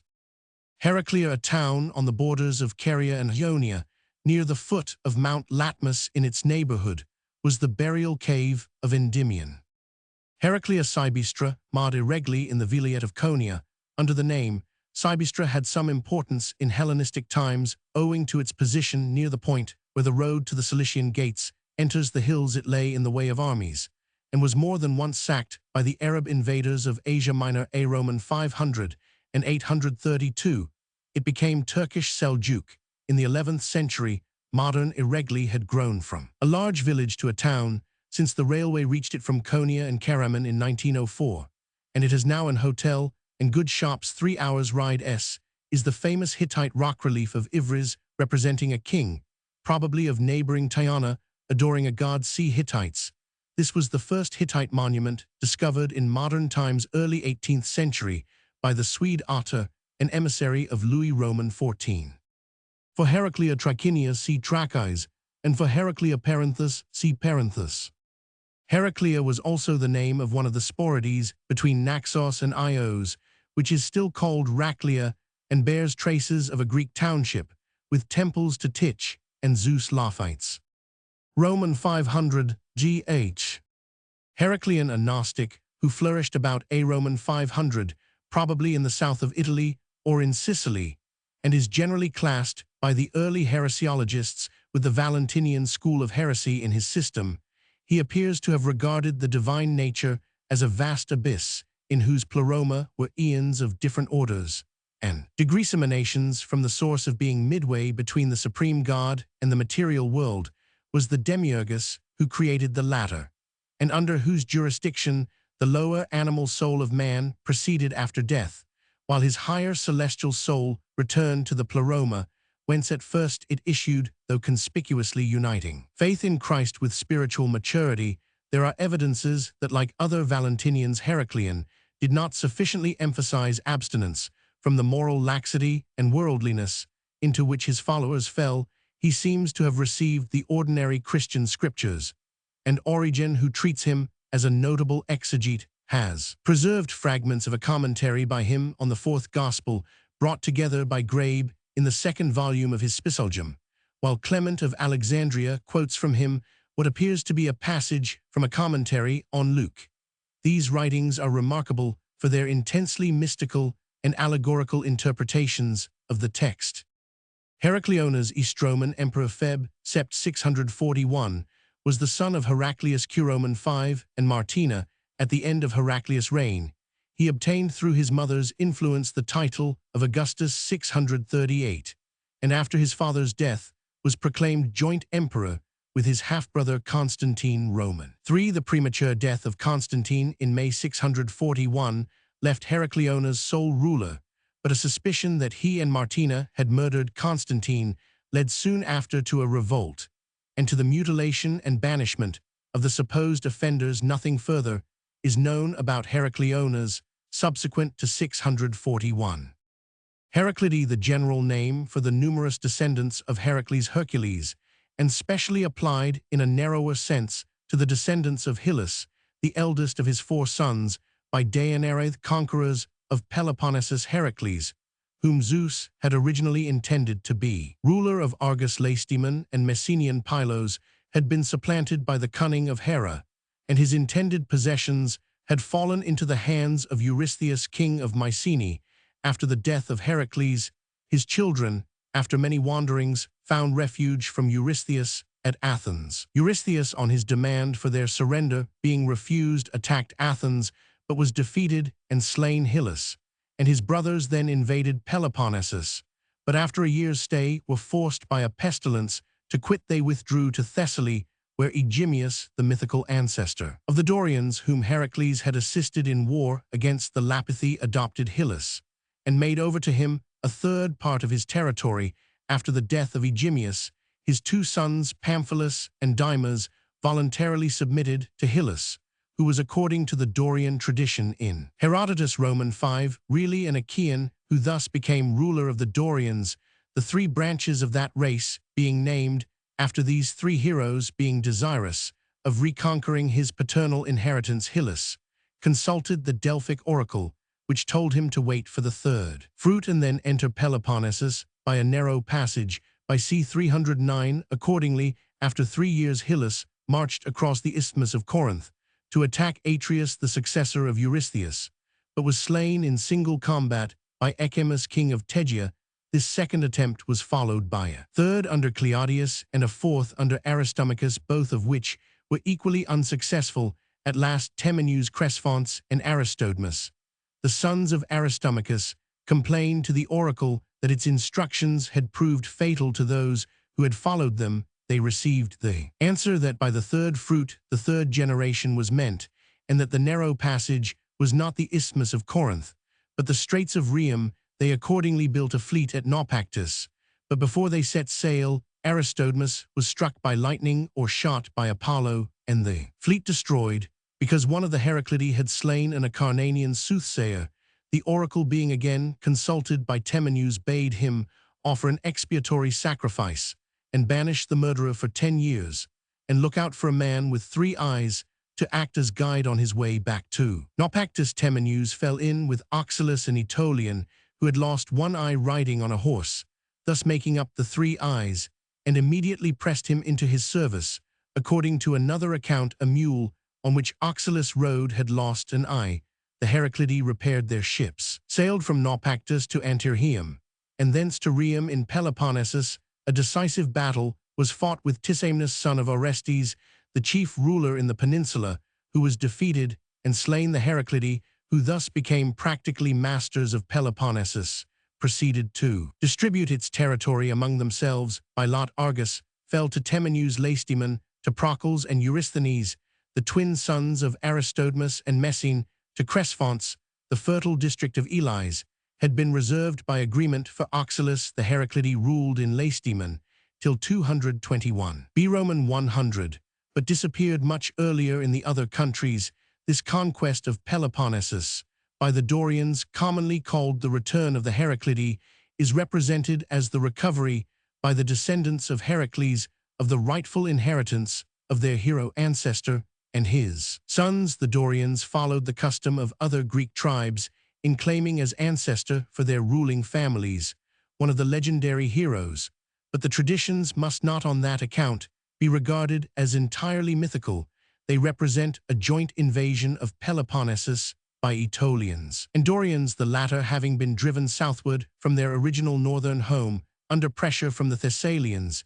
It is noticeable that there is no mention of these Heraclidae or their invasion in Homer or Hesiod. Herodotus, Roman 6, speaks of poets who had celebrated their deeds, but these were limited to events immediately succeeding the death of Heracles. The story was first amplified by the Greek tragedians, who probably drew their inspiration from local legends, which glorified the services rendered by Athens to the rulers of Peloponnesus. Apollodorus, Roman 2, Diod Sic, Roman 458, Pausanias, Roman 141, Roman 2, 18, Roman 3, Roman 4, Roman 5, Euripides, Heraclidae, Pindar, Pythia, Roman 9, Herodotus, Roman 9, C. Mullers, Dorians, Roman 1, ch. 3, Thurlow, History of Greece, ch. Roman 7, Grote, Hist of Greece, pt. Roman 1, ch. Roman 18, Busolt, Greikisch, Jeskisch, Roman 1, ch. Roman 2, sec. 7, where a list of modern authorities is given. Heraclides Ponticus, Greek philosopher and miscellaneous writer, born at Heraclea in Pontus, flourished in the 4th century B. Roman 100. He studied philosophy at Athens under Speusippus, Plato, and Aristotle. According to Suidas, Plato, on his departure for Sicily, left his pupils in charge of Heraclides. The latter part of his life was spent at Heraclea. He is said to have been vain and fat, and to have been so fond of display that he was nicknamed Pompicus, or the showy, unless the epithet refers to his literary style. Various idle stories are related about him on one occasion. For instance, Heraclea was afflicted with famine, and the Pythian priestess at Delphi, bribed by Heraclides, assured his inquiring townsmen that the dearth would be stayed if they granted a golden crown to that philosopher. This was done, but just as Heraclides was receiving his honor in a crowded assembly, he was seized with apoplexy, while the dishonest priestess perished at the same moment from the bite of a serpent on his deathbed. He is said to have requested a friend to hide his body as soon as life was extinct, and by putting a serpent in its place, induce his townsmen to suppose that he had been carried up to heaven. The trick was discovered, and Heraclides received only ridicule instead of divine honors. Diogenes Laertius, Roman 5. Whatever may be the truth about these stories, Heraclides seems to have been a versatile and prolific writer on philosophy, mathematics, music, grammar, physics, history, and rhetoric. Many of the works attributed to him, however, are probably by one or more persons of the same name. The extant fragment of a treatise on constitutions, Roman 100 W. Muller, FHG Roman 2207, is probably a compilation from the Politics of Aristotle by Heraclides Lembos, who lived in the time of Ptolemy. Roman 6 Philometor, 180-1146 c. Otto Vos de Heraclides Pontici, Vita et Scriptis, 1896. Heraclitus, Roman 100,475 b. Roman 100, Greek philosopher, was born at Ephesus of distinguished parentage. Of his early life and education, we know nothing from the contempt with which he spoke of all his fellow philosophers and of his fellow citizens. As a whole, we may gather that he regarded himself as self-taught and a pioneer of wisdom, so intensely aristocratic. Hence, his nickname, "He who rails at the people," was his temperament that he declined to exercise the regal hieratic office of which was hereditary in his family and presented it to his brother. It is probable, however, that he did occasionally intervene in the affairs of the city at the period when the rule of Persia had given place to autonomy. It is said that he compelled the usurper Melancomas to abdicate from the lonely life he led, and still more from the extreme profundity of his philosophy and his contempt for mankind in general. He was called the dark philosopher or the weeping philosopher, in contrast to Democritus, the laughing philosopher.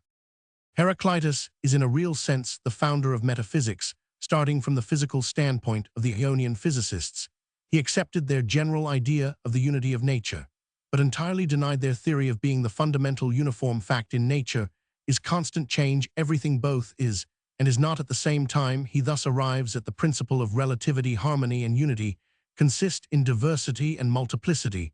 The senses are bad witnesses. Only the wise man can obtain knowledge.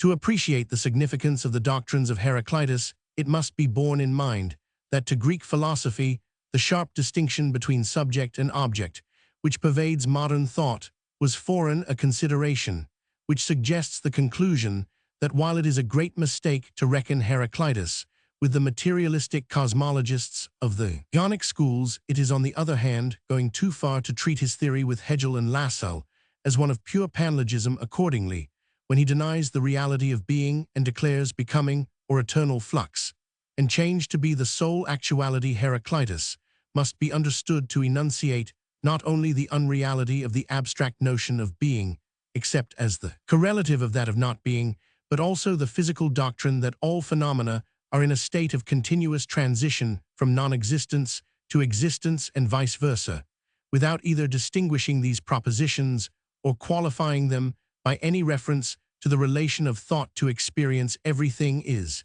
and is not; all things are, and nothing remains. So far he is in general agreement with Anaximander, Roman 5, but he differs from him in the solution of the problem, disliking as a poet and a mystic the primary matter which satisfied the patient researcher, and demanding a more vivid and picturesque element. Naturally, he selects fire, according to him, the most complete embodiment of the process of becoming, as the principle of empirical existence, out of which all things, including even the soul, grow by way of a quasi-condensation, and into which all things must in course of time be again resolved.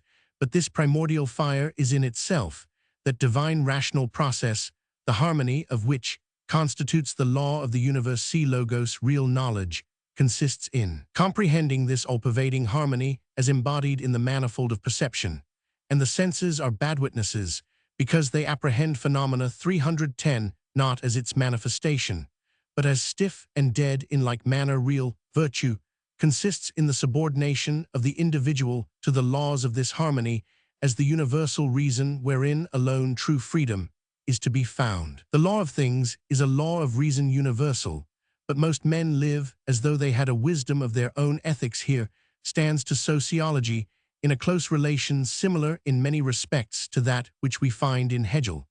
And in Kant for Heraclitus, the soul approaches most nearly to perfection when it is most akin to the fiery vapor out of which it was originally created, and as this is most so in death, while we live our souls are dead in us, but when we die our souls are restored to life.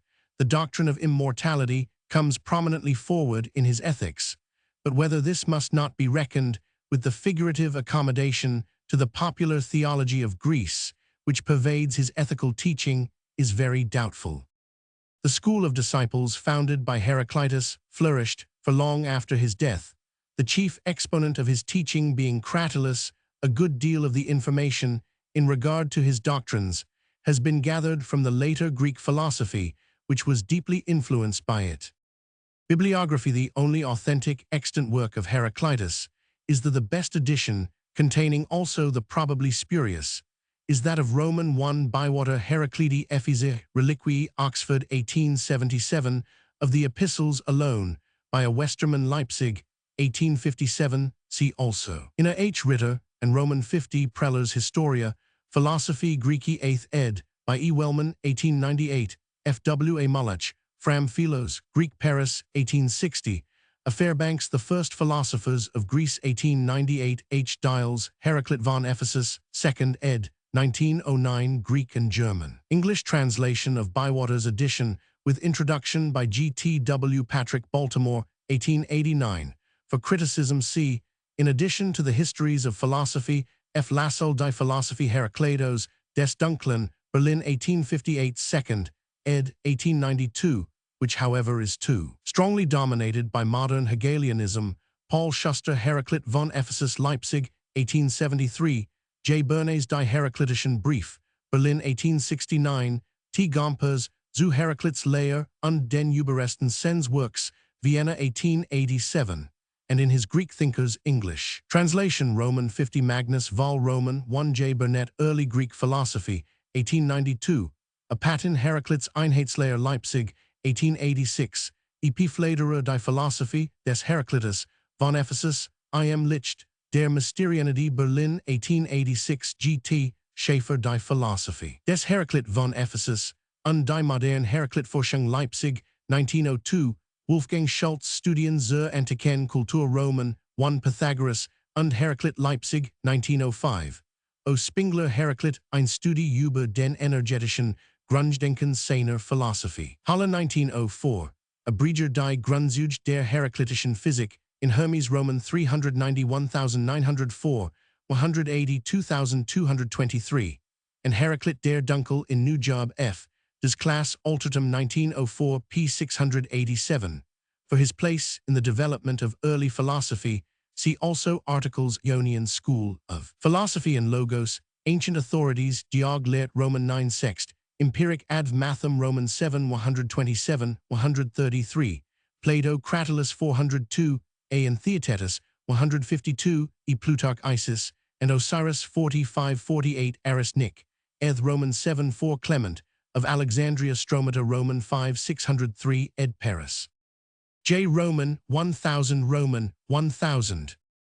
Heraclius Roman 100,642, East Roman Emperor, was born in Cappadocia. His father held high military command under the Emperor Maurus, and as governor of Africa, maintained his independence against the usurper Phocas Q. Roman 5. When invited to head a rebellion against the latter, he sent his son with a fleet which reached Constantinople unopposed, and precipitated the dethronement of Phocas, proclaimed Emperor Heraclius, set himself to reorganize the utterly disordered administration. At first, he found himself helpless before the Persian armies. See Persia, Ancient History, and Chosroes Roman II, of Chosroes Roman II, which conquered Syria and Egypt, and since 616 had encamped opposite Constantinople. In 618, he even proposed in despair to abandon his capital and seek a refuge in Carthage. But at the entreaty of the Patriarch, he took courage by securing a loan from the Church, and suspending the corn distribution at Constantinople, he raised sufficient funds for war, and after making a treaty with the Avars, who had nearly surprised the capital during an incursion in 619, he was at last able to take the field against Persia During his first expedition 622, he failed to secure a footing in Armenia, whence he had hoped to take the Persians in flank, but by his unwearied energy, he restored the discipline and efficiency of the army. In his second campaign, 62,426, he penetrated into Armenia and Albania and beat the enemy in the open field after a short stay at Constantinople, which his son Constantine had successfully defended against renewed incursions by the Avars. Heraclius resumed his attacks upon the Persians 627, though deserted by the Khazars, with whom he had made an alliance upon entering into Pontus.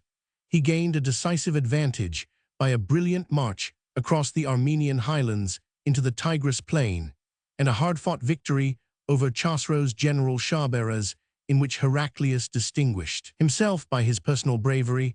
A subsequent revolution at the Persian court led to the dethronement of Chosroes in favor of his son, Kavod Roman II, Q Roman V. The new king promptly made peace with the emperor, whose troops were already advancing upon the Persian capital Ctesiphon 628, having thus secured his eastern frontier. Heraclius returned to Constantinople with ample spoils, including the True Cross, which in 629 he brought back in person to Jerusalem on the northern frontier of the empire. He kept the Avars in check by inducing the Serbs to migrate from the Carpathians to the Balkan lands so as to divert the attention of the Avars. The triumphs which Heraclius had won through his own energy and skill did not bring him lasting popularity in his civil administration.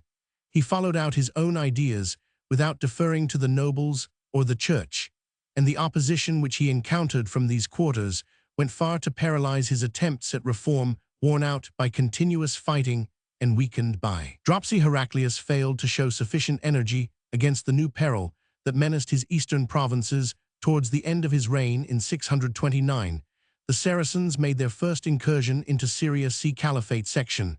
In 636, they won a notable victory on the Yermuk Hieromaks, and in the following years conquered all Syria, Palestine, and Egypt. Heraclius made no attempt to retrieve the misfortunes of his generals, but evacuated his possessions in sullen despair. The remaining years of his life he devoted to theological speculation and ecclesiastical reforms. His religious enthusiasm led him to oppress his Jewish subjects. On the other hand, he sought to reconcile the Christian sects, and to this effect propounded in his Ekthesis a conciliatory doctrine of monothelism. Heraclius died of his disease in 642. He had been twice married. His second union with his niece Martina was frequently made a matter of reproach to him. In spite of his partial failures, Heraclius must be regarded as one of the greatest of Byzantine emperors, and his early campaigns were the means of saving the realm from almost certain destruction. Authorities: G. Finlay, History of Greece, Oxford 1877, Roman 1358, J. B. Berry, The Later Roman Empire, London 1889, Roman 22, 73 T. E. Evangelides, Odessa 1903, Apernus L. Imperator Heraclio, Florence 1905, on the Persian campaigns. The Epic of George Pisides, ed. 1836, Bon F. McClure, Histoire de Heraclius par l'évêque Sébios, Paris 1904, E. Gerland. In Byzantinisch Zeitschrift, Roman 30, 1894, 330,337, N. H. Baines. In the English Historical Review, 1904, pp. 694,702. Roman 1000, O. B. Roman 100. Herald O.Fr. Herat Herald. The origin is uncertain, but O.H.G. Hearn to Cole or Hariwald, leader of an army, have been proposed. The GR equivalent is lat preco caducita fecialis in Greek and Roman antiquities, the term for the officials described below in modern usage, while the word herald is often used generally in a sense analogous to that of the ancients. It is more specially restricted to that dealt within the article heraldry. The Greek heralds, who claimed descent from Hermes, the messenger of the gods, through his son Curix, were public functionaries of high importance. In early times, like Hermes, they carried a staff of olive or laurel wood surrounded by two snakes, or with wool as messengers of peace. Their persons were inviolable, and they formed a kind of priesthood or corporation. In the Homeric age, they summoned the assemblies of the people, at which they preserved order and silence, proclaimed war, arranged the cessation of hostilities, and the conclusion of peace, and assisted at public sacrifices and banquets. They also performed certain menial offices for the king's mixing and pouring out the wine for the guests, by whom they were treated as confidential. Servants in later times, 311, their position was a less honorable one. They were recruited from the poorer classes and were mostly paid servants of the various officials. Pollux, in his Onomasticon, distinguishes 4 classes of heralds. 1. The sacred heralds. At the Eleusinian Mysteries, 1-2, the heralds at the public games, who announced the names of the competitors and victors. 3. Those who superintended the arrangements of festal processions. 4. Those who proclaimed goods for sale in the market, for which purpose they mounted a stone, and gave notice of lost children and runaway slaves. To these should be added 5. The heralds of the Bull and Demos, who summoned the members of the council and ecclesia, recited the solemn formula of prayer before the opening of the meeting, called upon the orators to speak, counted the votes, and announced the results. 6. The heralds of the law courts, who gave notice of the time of trials, and summoned the parties. The heralds received payment from the state and free meals together with the officials to whom they were attached. Their appointment was subject to some kind of examination, probably of the quality of their voice. Like the earlier heralds, they were also employed in negotiations connected with war and peace. Among the Romans, the praecones or criers exercised their profession both in private and official business. As private criers, they were especially concerned with auctions. They advertised the time, place, and conditions of sale, called out the various bids, and like the modern auctioneer, varied the proceedings with jokes. They gave notice in the streets of things that had been lost, and took over various commissions, such as funeral arrangements. Although the calling was held in little estimation, some of these criers amassed great wealth. The state criers, who were mostly freedmen and well paid, formed the lowest class of apparitors, attendants on various magistrates. On the whole, their functions resembled those of the Greek heralds. They called the popular assemblies together, proclaimed silence, and made known the result of the voting in judicial cases. They summoned the plaintiff, defendant, advocates, and witnesses in criminal executions. They gave out the reasons for the punishment and called on the executioner to perform his duty. They invited the people to the games and announced the names of the victors. Public criers were also employed at state auctions in the municipia and colonies, but according to the Lex Julia Municipalis of Caesar, they were prohibited from holding office. Amongst the Romans, the settlement of matters relating to war and peace was entrusted to a special class of heralds called fecials, not feciales, a word of uncertain etymology, possibly connected with fater fari, and meaning the speakers. They formed a priestly college of 20 or 15 members, the institution of which was ascribed to one of the kings. They were chosen from the most distinguished families, held office for life, and filled up vacancies in their number by cooptation. Their duties were to demand redress for insult or injury to the state, to declare war, unless satisfaction was obtained within a certain number of days, and to conclude treaties of peace. A deputation of 4 or 2, one of whom was called Pater Patratus, wearing priestly garments with sacred herbs plucked from the Capitoline hill borne in front, proceeded to the frontier of the enemy's territory and demanded the surrender of the guilty party. This demand was called clarigatio, perhaps from its being made in a loud, clear voice. If no satisfactory answer was given within 30 days, the deputation returned to Rome and made a report. If war was decided upon, the deputation again repaired to the frontier, pronounced a solemn formula, and hurled a charred and blood-stained javelin across the frontier in the presence of 3 witnesses, which was tantamount to a declaration of war. Livy Roman 132. With the extension of the Roman Empire, it became impossible to carry out this ceremonial, for which was substituted the hurling of a javelin over a column. The Temple of Bellona, in the direction of the enemy's territory, when the termination of a war was decided upon, the fecials either made an arrangement for the suspension of hostilities for a definite term of years, after which the war recommenced automatically, or they concluded a solemn treaty with the enemy, conditions of peace or alliance proposed by the general on his own responsibility. Sponsio were not binding upon the people, and in case of rejection, the general, with hands bound, was delivered by the fecials to the enemy. Livy Roman 9.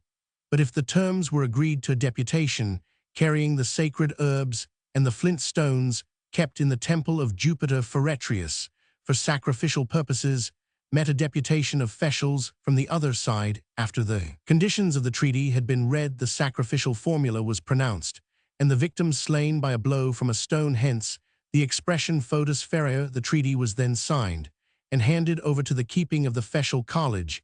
These ceremonies usually took place in Rome, but in 201, a deputation of officials went to Africa to ratify the conclusion of peace with Carthage. From that time, little is heard of the officials, although they appear to have existed till the end of the 4th century. A Roman 500, the caducita from caduceus, the Latinized form of, was the name of a person who was sent to treat for peace.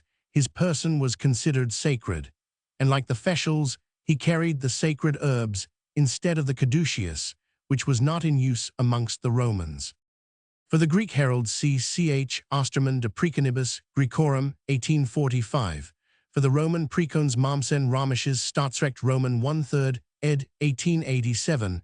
Also article precones in Pauli's Real Encyclopaedia, 1852, edition for the officials monographs by F. Roman 100 Conradi, 1734, containing all the necessary material, and G. Fusinato, 1884, from a Della R. Acad de Lindsay series, Roman 3 vol 13, also Marquardt Romisch Staatsverwaltung, Roman 3/3, ed. 1885, and a Weiss in Dernburg and Saglio's Dictionnaire des Antiquités. J.H.F. 1. These heralds are regarded by some as a branch of the Eumolpidi, by others as of Athenian origin.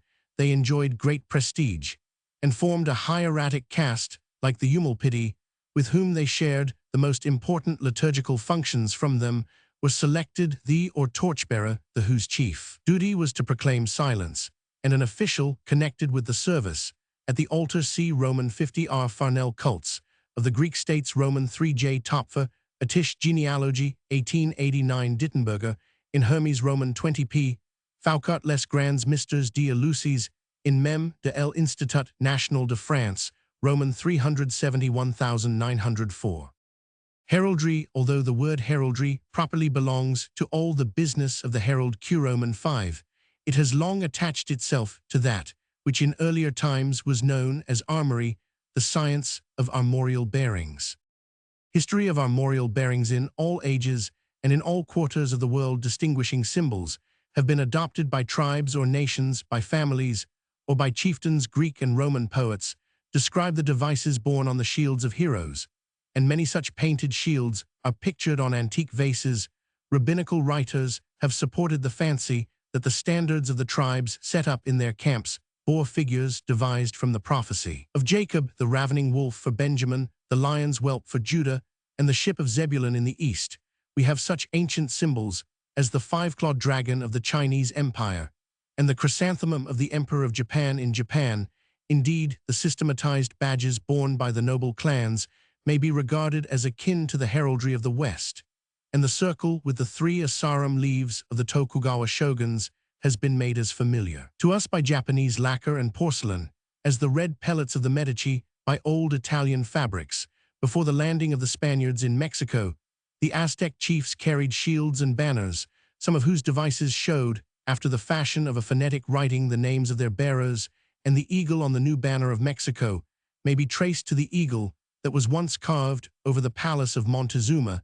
That mysterious business of totemism which students of folklore have discovered among most primitive peoples must be regarded as another of the forerunners of true heraldry, the totem of a tribe supplying a badge, which was sometimes displayed on the body of the tribesman in paint scars or tattooing. Totemism so far touches our heraldry that some would trace to its symbols the white horse of Westphalia, the bull's head of the Mecklenburgers, and many other ancient armories. When true heraldry begins in Western Europe, nothing is more remarkable than the suddenness of its development. Once the idea of hereditary armorial symbols was taken by the nobles, and 312 knights, its earliest examples are probably still to be discovered by research, but certain notes may be made which narrow the dates between which we must seek its origin. The older writers on heraldry, lacking exact archaeology, were wont to carry back the beginnings to the Dark Ages, even if they lacked the assurance of those who distributed blazons among the angelic host before the creation. Even in our own times, old misconceptions give ground slowly Georg Ruxner's Thurnier Butch of 1522 is still cited for its evidence of the tournament laws of Henry the Fowler, by which those who would contend in tournaments were forced to show 4 generations of arms-bearing ancestors. Yet modern criticism has shattered the elaborated fiction of Ruxner in England.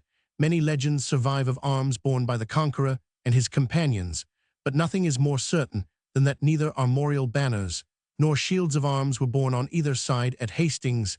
The famous record of the Bayeux Tapestry shows shields, which in some cases suggest rudely devised armorial bearings, but in no case can a shield be identified as one which is recognized in the generations after the conquest. So far is the idea of personal arms from the artist that the same warrior seen in different parts of the tapestry's history has his shield with differing devices. A generation later, Anna Komnena, the daughter of the Byzantine emperor, describing the shields of the French knights who came to Constantinople, tells us that their polished faces were plain.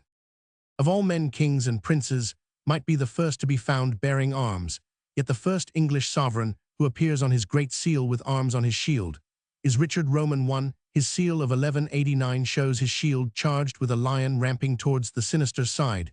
Since one half only is seen of the rounded face of the shield, English antiquaries have perhaps too hastily suggested that the whole bearing was 2 lions face to face, but the mounted figure of Philip of Alsace, Count of Flanders, on his seal of 1164 bears a like shield charged with a like lion, and in this case another shield on the counterseal makes it clear that this is the single lion of Flanders.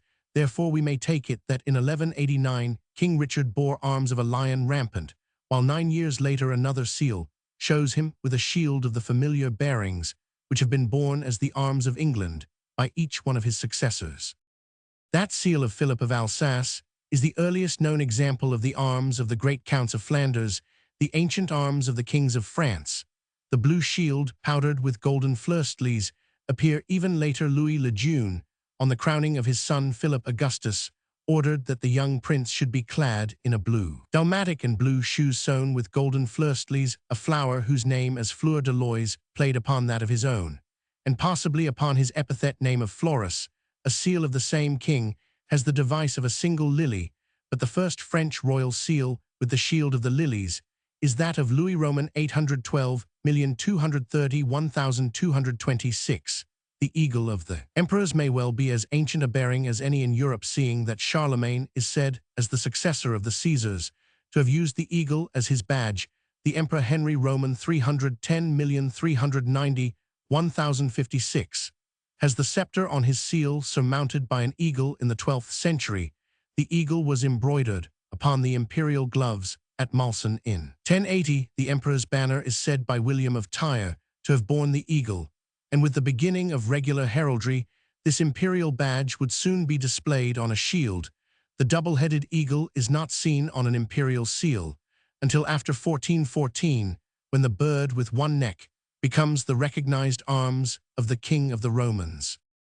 There are, however, earlier examples of shields of arms than any of these. A document of the first importance is the description by John of Marmoustier of the marriage of Geoffrey of Anjou with Maud, the empress daughter of Henry Roman I, when the king is said to have hung round the neck of his son-in-law a shield with golden lioncels. Afterwards, the monk speaks of Geoffrey. Vite Pictos Leon's preference in Clipeo. 2 notes may be added to this account. The first is that the enameled plate now in the museum at Le Mans, which is said to have been placed over the tomb of Geoffrey after his death in 1151, shows him bearing a long shield of azure with 6 golden lioncels, thus confirming the monk's story. The second is the well-known fact that Geoffrey's bastard grandson William, with the long sword, undoubtedly bore these same arms of the 6 lions of gold in a blue field, even as they are still to be seen upon his tomb at Salisbury some 10 years before Richard Roman I seals with the 3 leopards. His brother John, Count of Mortain,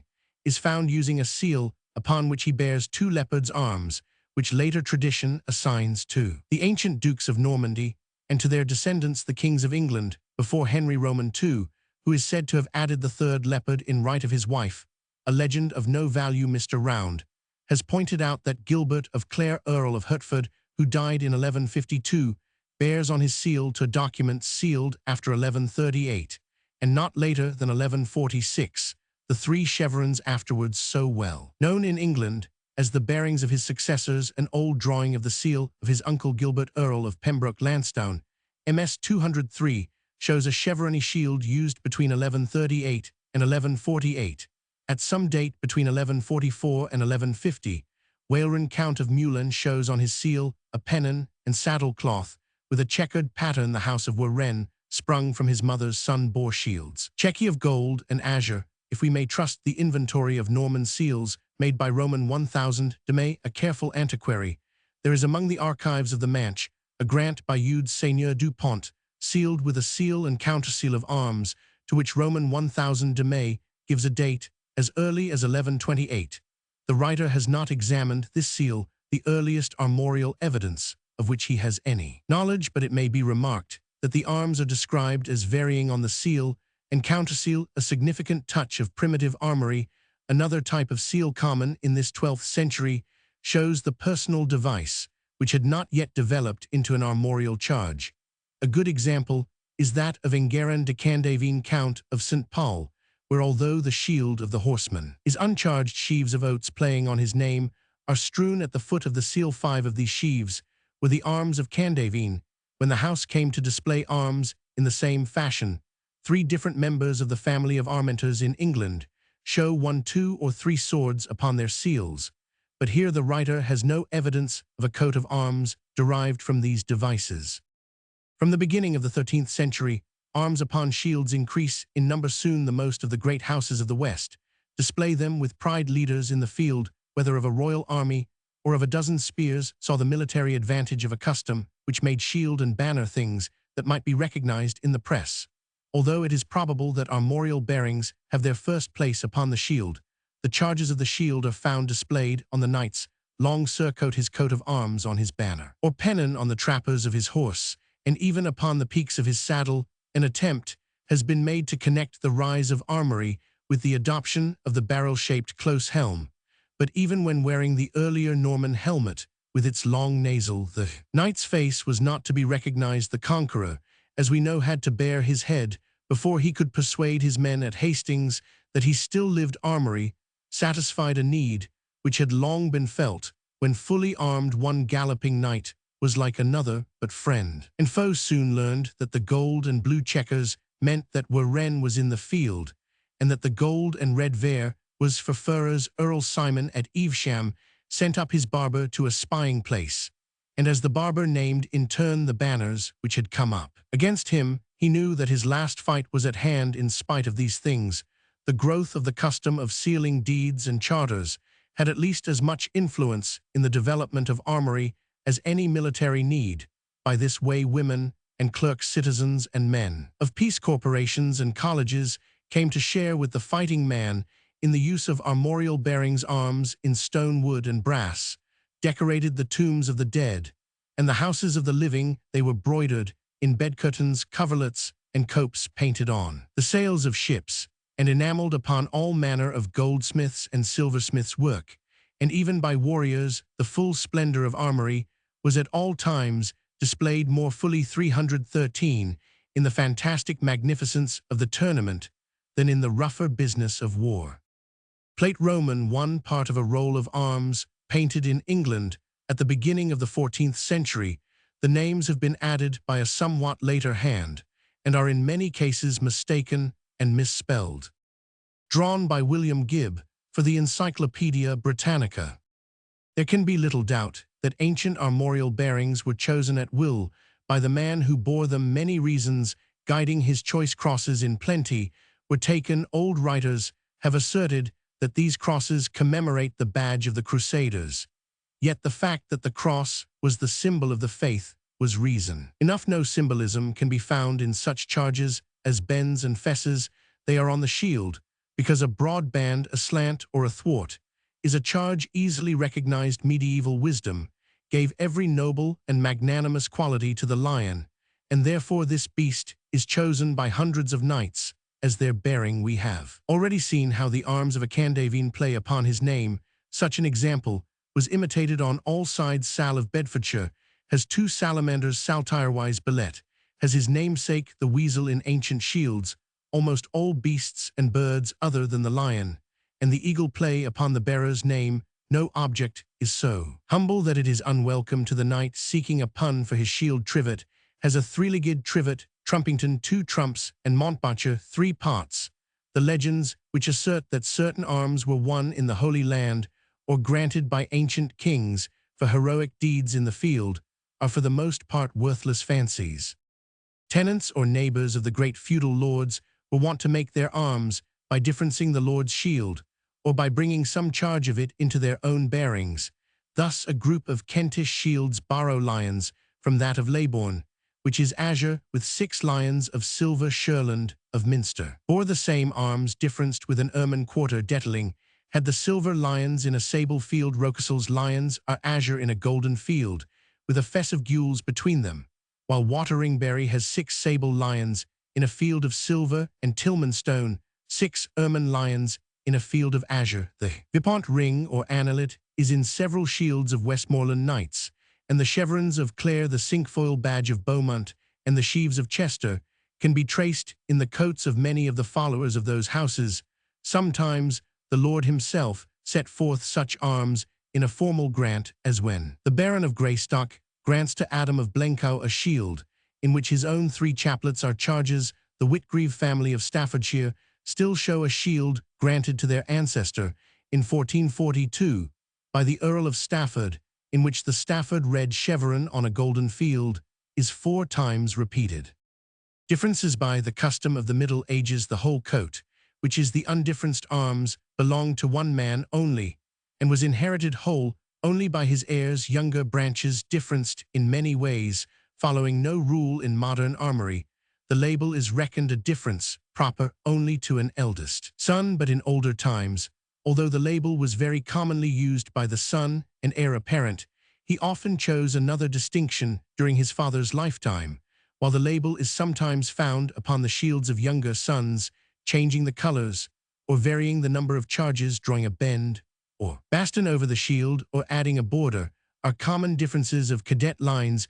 Beauchamp, Earl of Warwick, bore gules with a fess and 6 crosslets gold. His cousins are seen changing the crosslets for martlets, or for billets. Bastards difference their father's arms, as a rule, in no more striking manner than the legitimate cadets. Towards the end of the 14th century, we have the beginning of the custom, whereby certain bastards of princely houses difference the paternal arms by charging them upon a bend, a fess, or a chief, a chevron, or a quarter before his legitimation. The eldest son of John of Gaunt by Catharine Swynford is said to have borne a shield party silver and azure, with the arms of Lancaster on a bend. After his legitimation in 1397, he changed his bearings to the royal arms of France and England, within a border gaboni of silver and azure. Warren of Poynton descended from the last Earl Warren, and his concubine Maud of Nearford bore the checkered shield of Warren, with a quarter charged with the ermine lion of Nearford. By the end of the Middle Ages, the baston, under continental influence, tended to become a bastard's difference in England, and the jingle of the 2 words may have helped to support the custom. About the same time, the border gaboni began to acquire a like character. The bar sinister of the novelists is probably the baston sinister, with the ends couped, which has since the time of Charles Roman II been familiar on the arms of certain descendants of the royal house, but it has rarely been seen in England over other shields. And although the border gaboni surrounds the arms granted to a peer of Victorian creation, the modern heralds have fallen into the habit of assigning, in 19 cases out of 20, a wavy border as the standard difference for illegitimacy. Shield from seal of Robert de Pinkeny, an early example of parted arms.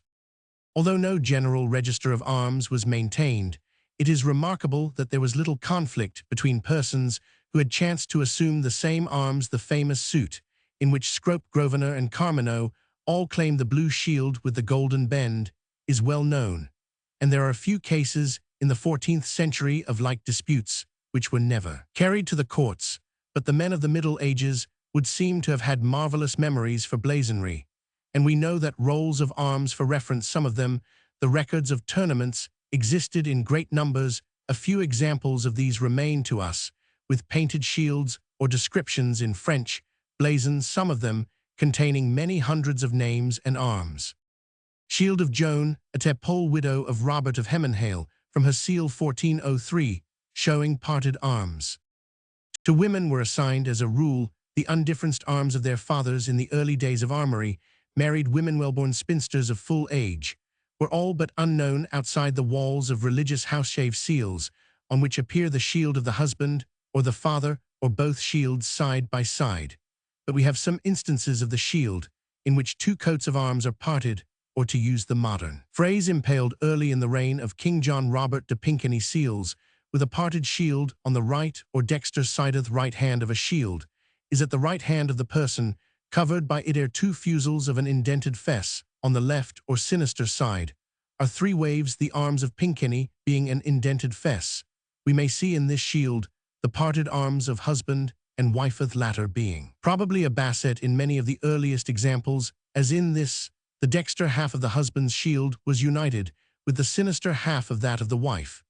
Both coats, being as modern antiquaries have it dimidiated, this dimidiation, however, had its inconvenience. With some coats it was impossible, if the wife bore arms with a quarter for the only charge, her half of the shield would be blank. Therefore, the practice was early abandoned by the majority of bearers of parted shields, although there is a survival of it in the fact that borders and treasures continue to be dimidiated in order that the charges within them shall not be cramped. Parted shields came into common use from the reign of Edward Roman II, and the rule is established that the husband's arms should take the dexter side. There are, however, several instances of the contrary practice. On the seal 1310 of Maud, wife of John Boutetourt of Halstead, the engrailed saltire of the Boutetorts takes the sinister place.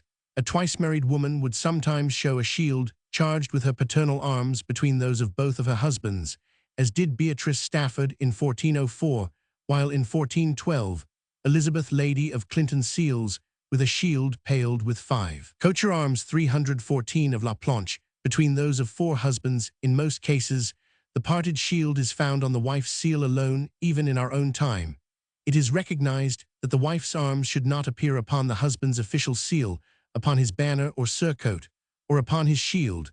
When it is surrounded by the collar of an order, parted arms, it may be noted, do not always represent a husband and wife. Richard Roman II parted with his quartered arms of France and England. Those ascribed to Edward, the Confessor, and parting is often used on the continent, where quartering would serve in England. In 1497, the seal of Giles Daubeny and Reynold Brayfellow, justices in Eyre, shows their arms parted in one shield. English bishops, by a custom begun late in the 14th century, part the sea's arms with their own. By modern English custom, a husband and wife, where the wife is not an heir, use the parted coat on a shield. A widow, bearing the same upon the lozenge, on which when a spinster she displayed her father's coat alone. When the wife is an heir, her arms are now borne in a little scotchen above those of her husband. If the husband's arms be in an unquartered shield, the central charge is often hidden away by this scotchen.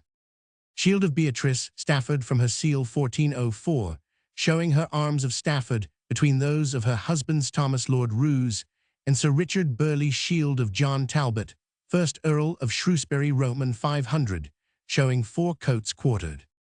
The practice of marshalling arms by quartering spread in England, by reason of the example given by Eleanor, wife of Edward Roman I, who displayed the castle of Castile quartered, with the lion of Leon Isabel of France, wife of Edward Roman II, seals with a shield in whose 4 quarters are the arms of England, France, Navarre, and Champagne. Early in the 14th century, Simon de Montagu, an ancestor of the Earls of Salisbury, quartered with his own arms a coat of azure with a golden griffin. In 1340, we have Lawrence Hastings, Earl of Pembroke, quartering with the Hastings arms the arms of Valence, as heir of his great-uncle Aymer, Earl of Pembroke. In the preceding year, the king had already asserted his claim to another kingdom by quartering France with England, and after this quartered shields became common in the great houses, whose sons were carefully matched with heirs female.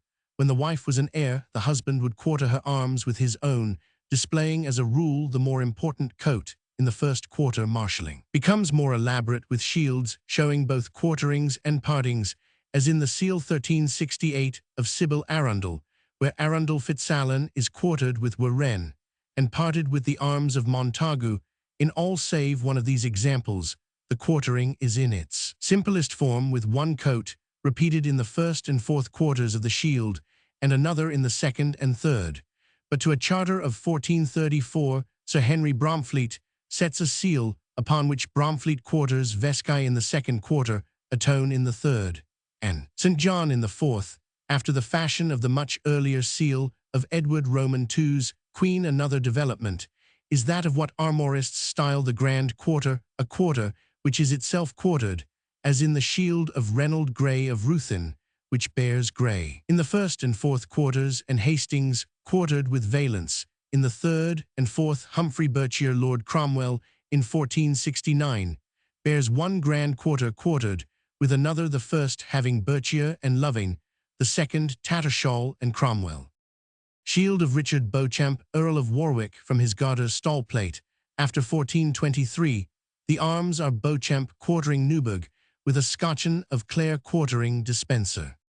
The last detail to be noted in medieval marshalling is the introduction into the shield of another surmounting shield, called by old armorists the inner scotchen, and by modern blazoners the inner scutcheon. John the Fearless, Count of Flanders, marshalled his arms in 1409 as a quartered shield of the new and old coats of Burgundy. Above these coats, a little scotcheon, borne over the crossing of the quartering lines, had the Black Lion of Flanders, the arms of his mother Richard. Beauchamp, the adventurous Earl of Warwick, who had seen most European courts during his wanderings, may have had this shield in mind, when over his arms of Beauchamp quartering Newburgh, he set a scotcheon of Clare quartering Despencer, the arms of his wife Isabel Despencer, co-heir of the Earls of Gloucester.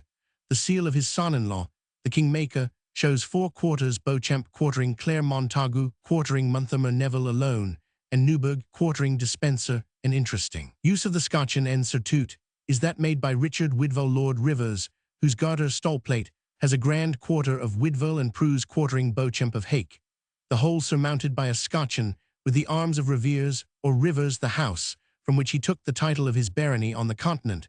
The common use of the scotcheon is to bear the paternal arms of a sovereign or noble surmounting the quarterings of his kingdoms, principalities, fiefs, or seigneuries. Our own Prince of Wales bears the arms of Saxony above those of the United Kingdom.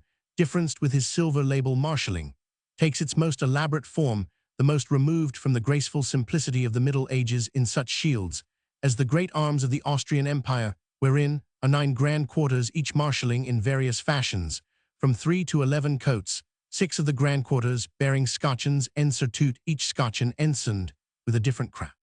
Crest. The most important accessory of the arms is the crested helm. Like the arms, it has its preheraldic history in the crests of the Greek helmets, the wings, the wild boars and bulls, heads of Viking headpieces.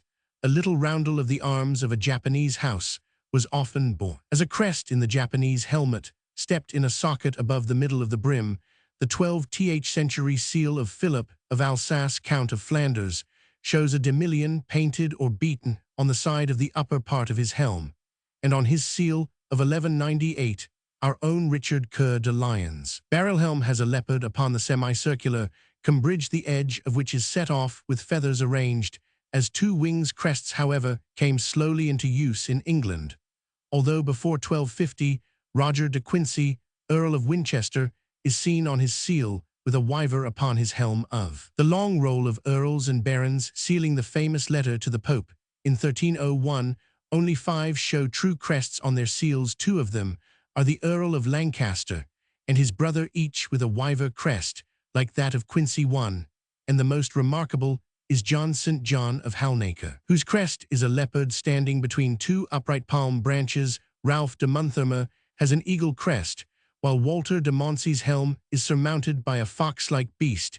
In 3 of these instances, the crest is borne, as was often the case, by the horse as well as the rider. Others of these seals to the baron's letter have the fan-shaped crest without any decoration upon it, but as the furniture of tournaments grew more magnificent, the crest gave a new field for display, and many strange shapes appear in painted and gilded wood, 315 metal, leather, or parchment. Above the helms of the jousters, the Berkeley's great patrons of abbeys bore a mitre, as their crest painted with their arms like crests, being sometimes seen on the continent, where the wearer was advocatus of a bishopric or abbey.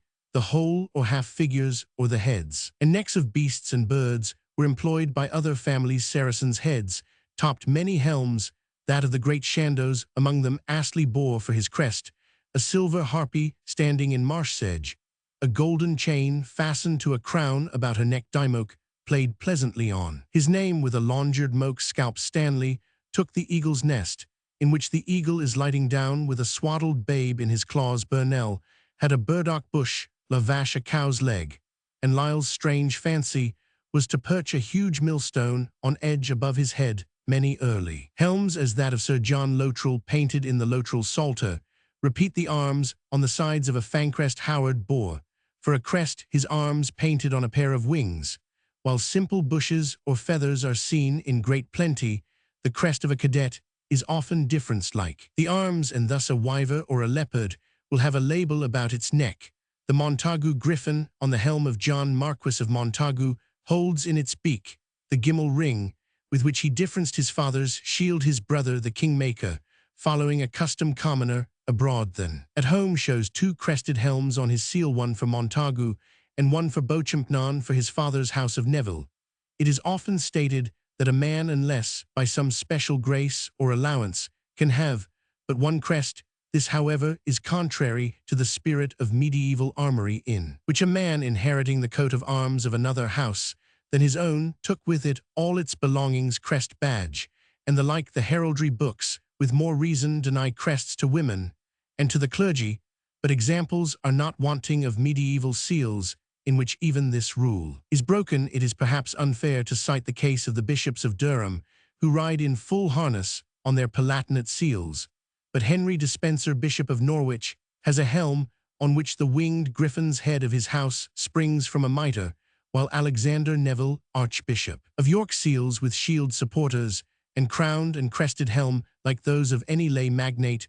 Richard Holt, a Northamptonshire clerk in holy orders, bears on his seal, in the reign of Henry Roman V, a shield of arms and a mantled helm with the crest of a collared greyhound's head. About the middle of the same century, a seal cut for the wife of Thomas Chetwode, a Cheshire squire, has a shield of her husband's arms parted with her own, and surmounted by a crowned helm with the crest of a demillion. And this is not the only example of such bearings by a woman. Ralph de Monthermer, 1301, showing shield of arms, helm with crest, and mantle, horse crest, and armorial trappers. Shield and crested helm with hat and mantle of Thomas of Hengrave, 1401. Before passing from the crest, let us note that in England, the juncture of crest and helm was commonly covered, especially after the beginning of the 15th century, by a torse or wreath of silk, twisted with 1, 2, or 3 colors. Coronets or crowns and hats of estate often take the place of the wreath as a base for the crest, and there are other curious variants. With the wreath may be considered the mantle, a hanging cloth, which in its earliest form is seen as 2 strips of silk or sendal attached to the top of the helm below the crest and streaming like pennants as the rider bent his head and charged. Such strips are often displayed from the conical top of an uncrested helm, and some ancient examples have the air of the 2 ends of a stole or of the infuli of a bishop's mitre. The general opinion of antiquaries has been that the mantle originated among the Crusaders as a protection for the steel helm from the rays of an eastern sun, but the fact that mantles take in England their fuller form after our crusading days were over seems against this theory. When the fashion for slittering the edges of clothing came in, the edges of the mantle were slittered like the edge of the sleeve or skirt, and flourished out on either side of the helm. It became the delight of the painter of armories, and the seal engraver, a worthless tale repeated by popular manuals, makes the slittered edge represent the shearing work of the enemy's sword, a fancy which takes no account of the like developments in civil dress. Modern heraldry in England paints the mantle with the principal color of the shield, lining it with the principal metal. This, in cases where no old grant of arms is cited as evidence of another usage. The mantles of the King and of the Prince of Wales are, however, of gold lined with ermine, and those of other members of the royal house of gold, lined with silver. In ancient examples, there is great variety and freedom, where the crest is the head of a griffin or bird, the feathering of the neck will be carried on to cover the mantle. Other mantles will be powdered with badges or with charges from the shield, others checkered, barred, or paled. More than 30 of the mantles enameled on the stall plates of the medieval Garter knights are of red with an ermine lining, tinctures, which in most cases have no reference to the shields below them.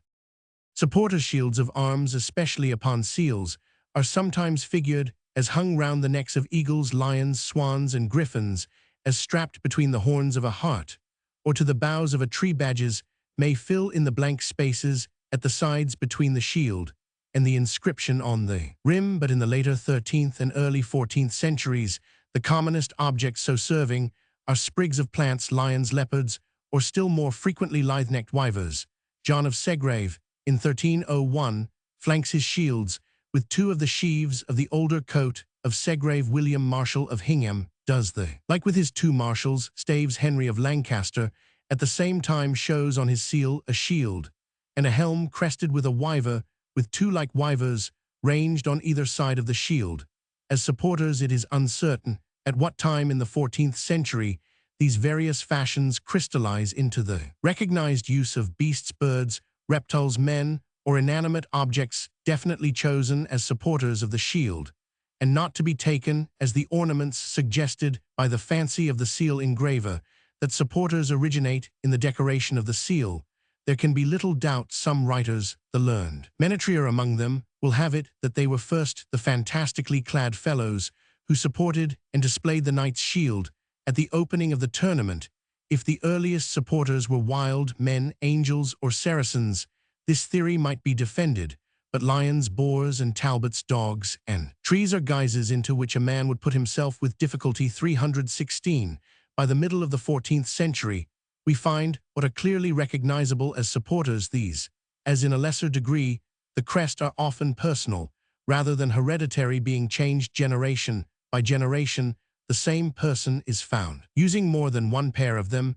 The kings of France have had angels as supporters of the shield of the Fleurs de Lis since the 15th century, but the angels have only taken their place as the sole royal supporters since the time of Louis Roman 14. Sovereigns of England, from Henry Roman 4 to Elizabeth, changed about between supporters of harts, leopards, antelopes, bulls, greyhounds, boars, and dragons. James, Roman 1, at his accession to the English throne, brought the Scottish unicorn to face the English leopard rampant across his shield, and ever since the lion and unicorn have been the royal supporters. Arms of William Lord Hastings from his seal, 1477, showing shield crowned and crested helm with mantle and supporters. Badge of John of Wethamstead, Abbot of St. Albans, Roman 500, from his tomb in the Abbey Church. Rudder badge of Willoughby. An old herald wrote as his opinion that there is little or nothing in precedent to direct the use of supporters. Modern custom gives them as a rule only to peers, to knights of the Garter, the Thistle, and St. Patrick, and to knights who are grand crosses or grand commanders of other orders. Royal warrants are sometimes issued for the granting of supporters to baronets, and in rare cases they have been assigned to untitled persons. But in spite of the jealousy with which official heraldry hedges about the display of these supporters, once assumed so freely, a few old English families still assert their right, by hereditary prescription, to use these ornaments as their forefathers were wont to use them. Badge of Dacre of Gilsland and Dacre of the North. Badges. The badge may claim a greater antiquity and a wider use than armorial bearings.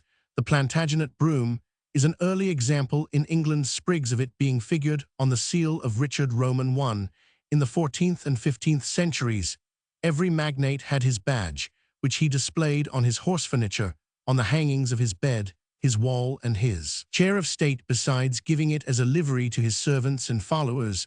Such were the knots of Stafford, Berkshire, and Wake, the scabbard crampet of Lawarr, the sickle of Hungerford, the swan of Tosney Bohun, and Lancaster, the dunbull of Neville, the blue boar of Vere, and the bear and ragged staff of Beauchamp. Neville of Warwick and Dudley of Northumberland. So well known of all were these symbols that a political ballad of 1449 sings of the misfortunes of the great lords, without naming one of them, all men understanding what signified the falcon, the water boge, and the cresset, and the other badges of the doggerel more famous still, were the white hart, the red rose, the white rose, the sun, the falcon, and fetterlock, the portcullis, and the many other badges of the royal house.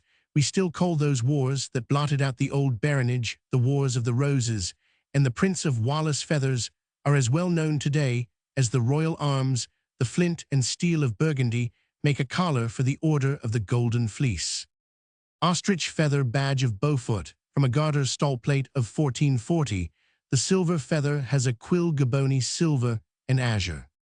Mottos. The motto now accompanies every coat of arms in these islands.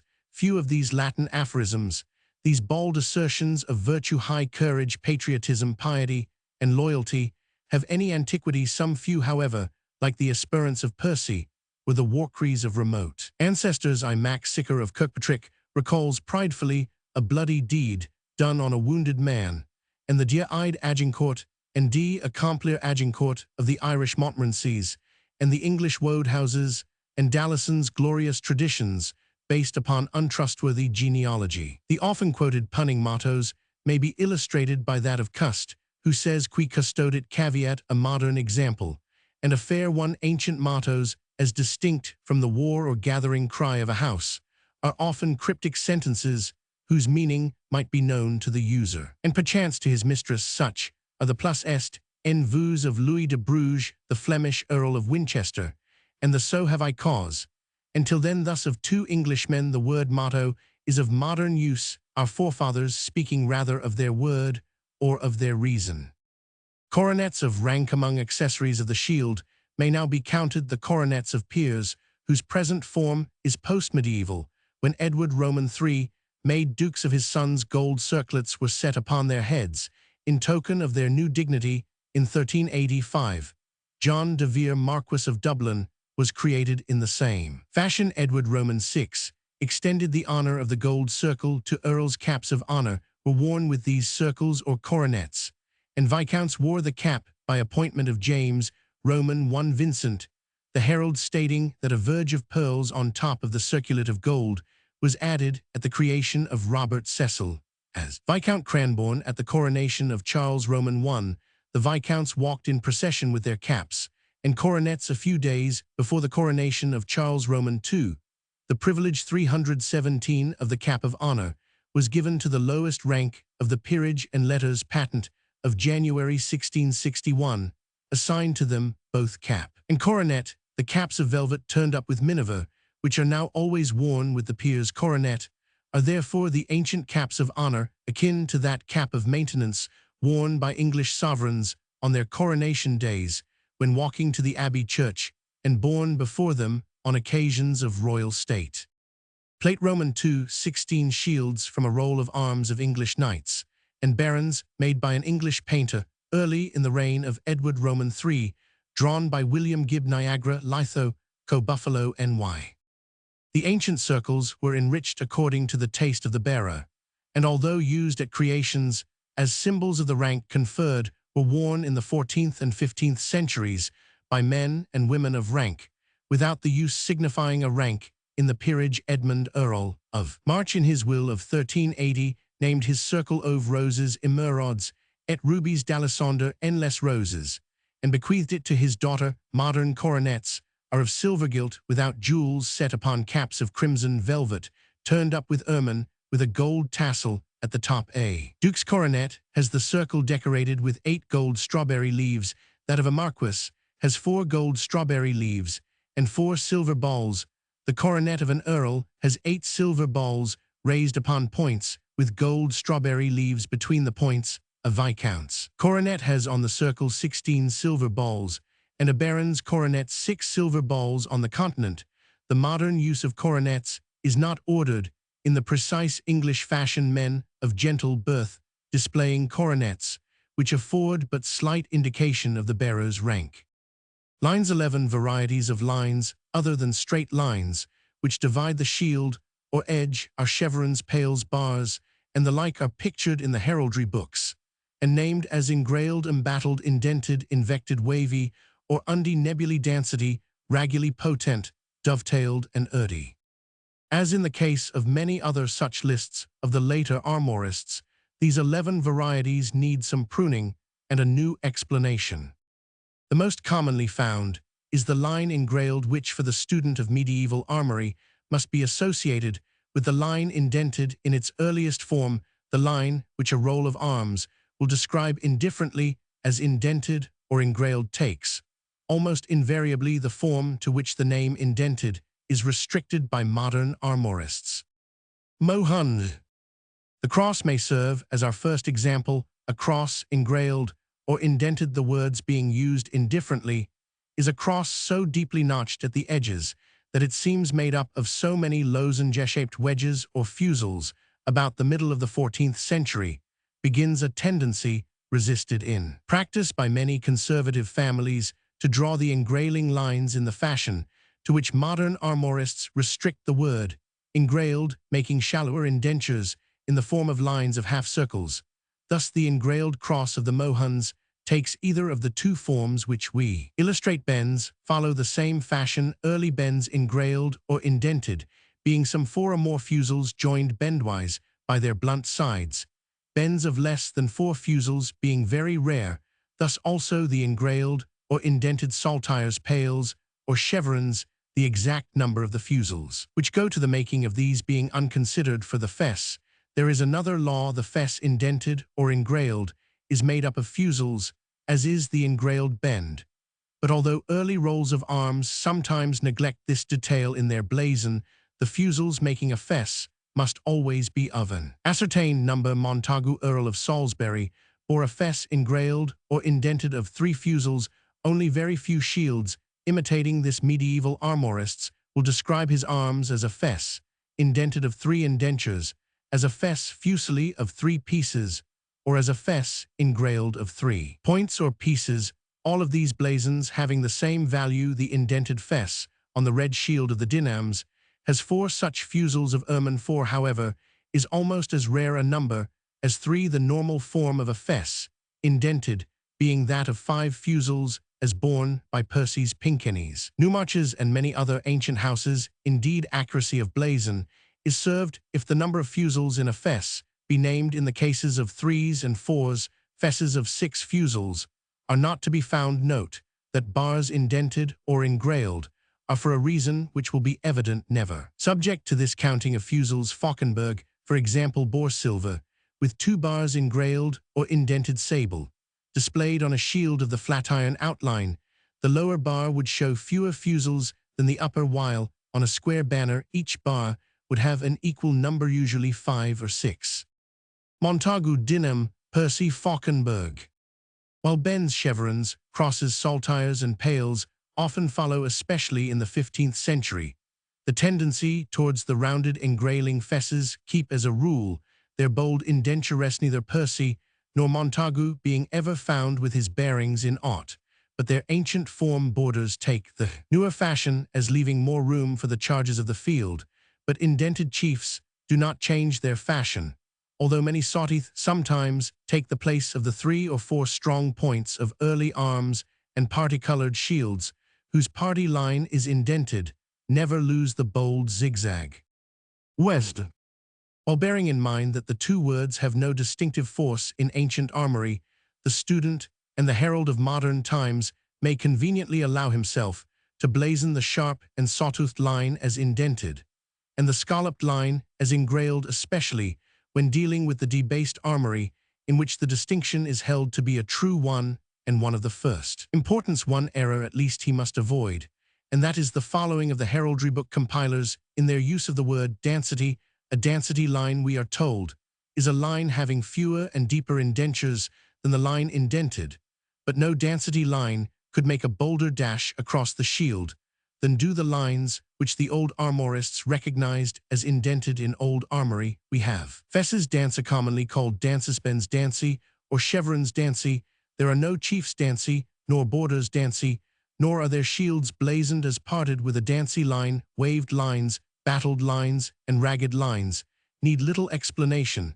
That a picture cannot give the word invect or invected is sometimes applied by old-fashioned heraldic pedants to engrailed lines later. Pedants have given it to a line found in modern grants of arms, an engrailed line reverse dovetailed, and urdy lines are mere modernisms of the very rare nebulae or clouded line. We can only say that the ancient form which imitated the conventional cloudbank of the old painters is now almost forgot, while the bold wavy lines of early armory have the word nebulae misapplied to them. The ordinary charges the writers upon armory have given the name of ordinaries to certain conventional figures commonly charged upon shields.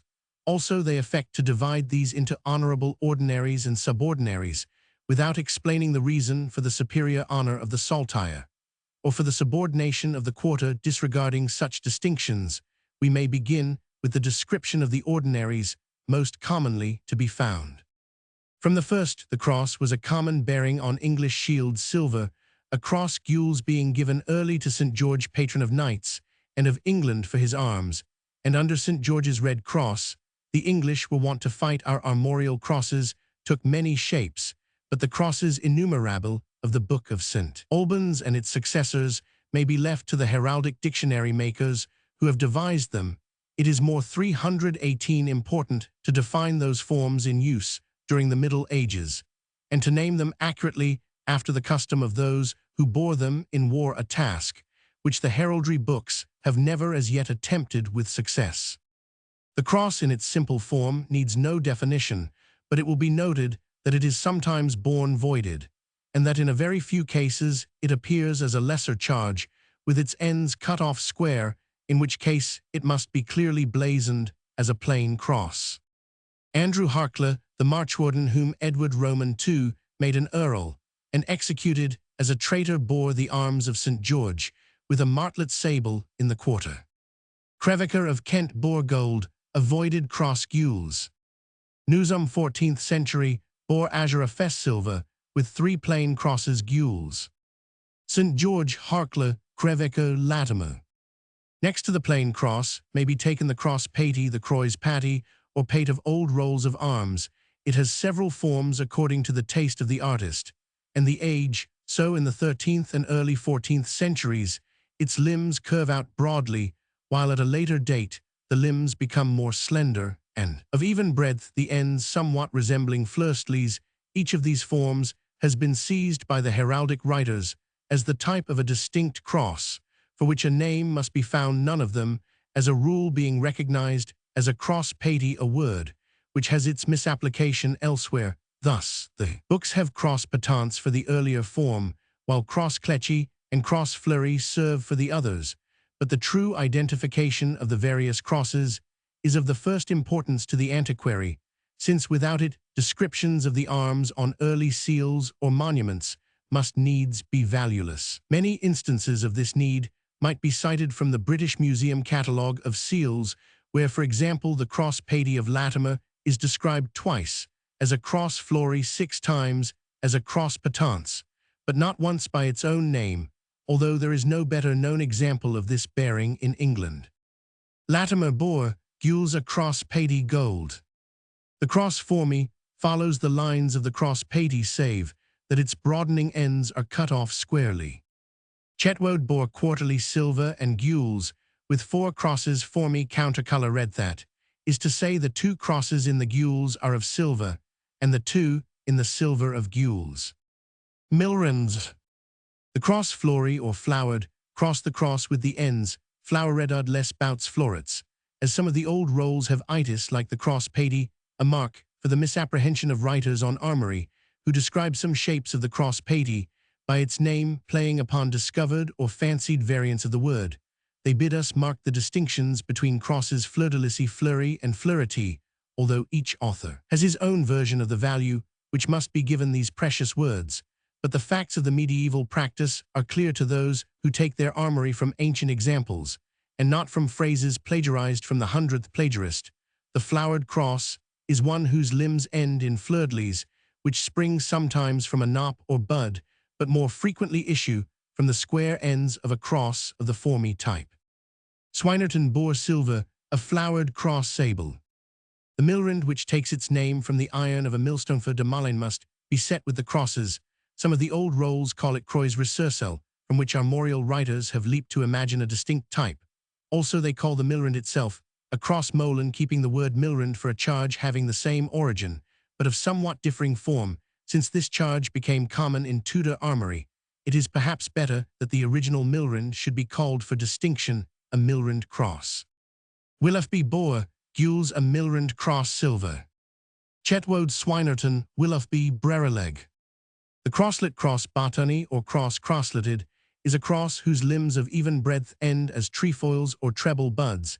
It is rarely found in medieval examples in the chapithat of a cross with limbs ending in squarely cut plain crosses which it took during the 16th century decadence. As the sole charge of a shield, it is very rare, otherwise it is one of the commonest of charges. Brereleg Boar Silver, a crosslet gules. Within these modest limits, we have brought the greater part of that monstrous host of crosses which cumber the dictionaries. A few rare varieties may be noticed. Dukinfield Boar Silver, a voided cross with sharpened ends. Scurlaw Bishop of Durham, Roman 500, the son of a basketweaver Boar Silver, a cross of 3 upright wattles sable, crossed and interwoven by 3 more. Drury Boar Silver, a chief vert, with a St. Anthony's cross gold, between 2 golden mallets pierced gules. Britain Boar Gold, a patriarch's cross, set upon 3 degrees or steps of gules. Hurlestone of Cheshire Boar Silver, a cross of 4 ermine tails sable.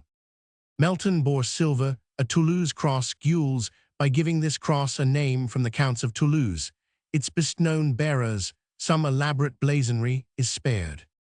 Scurlaw Drury, St. Anthony's Cross, Britain.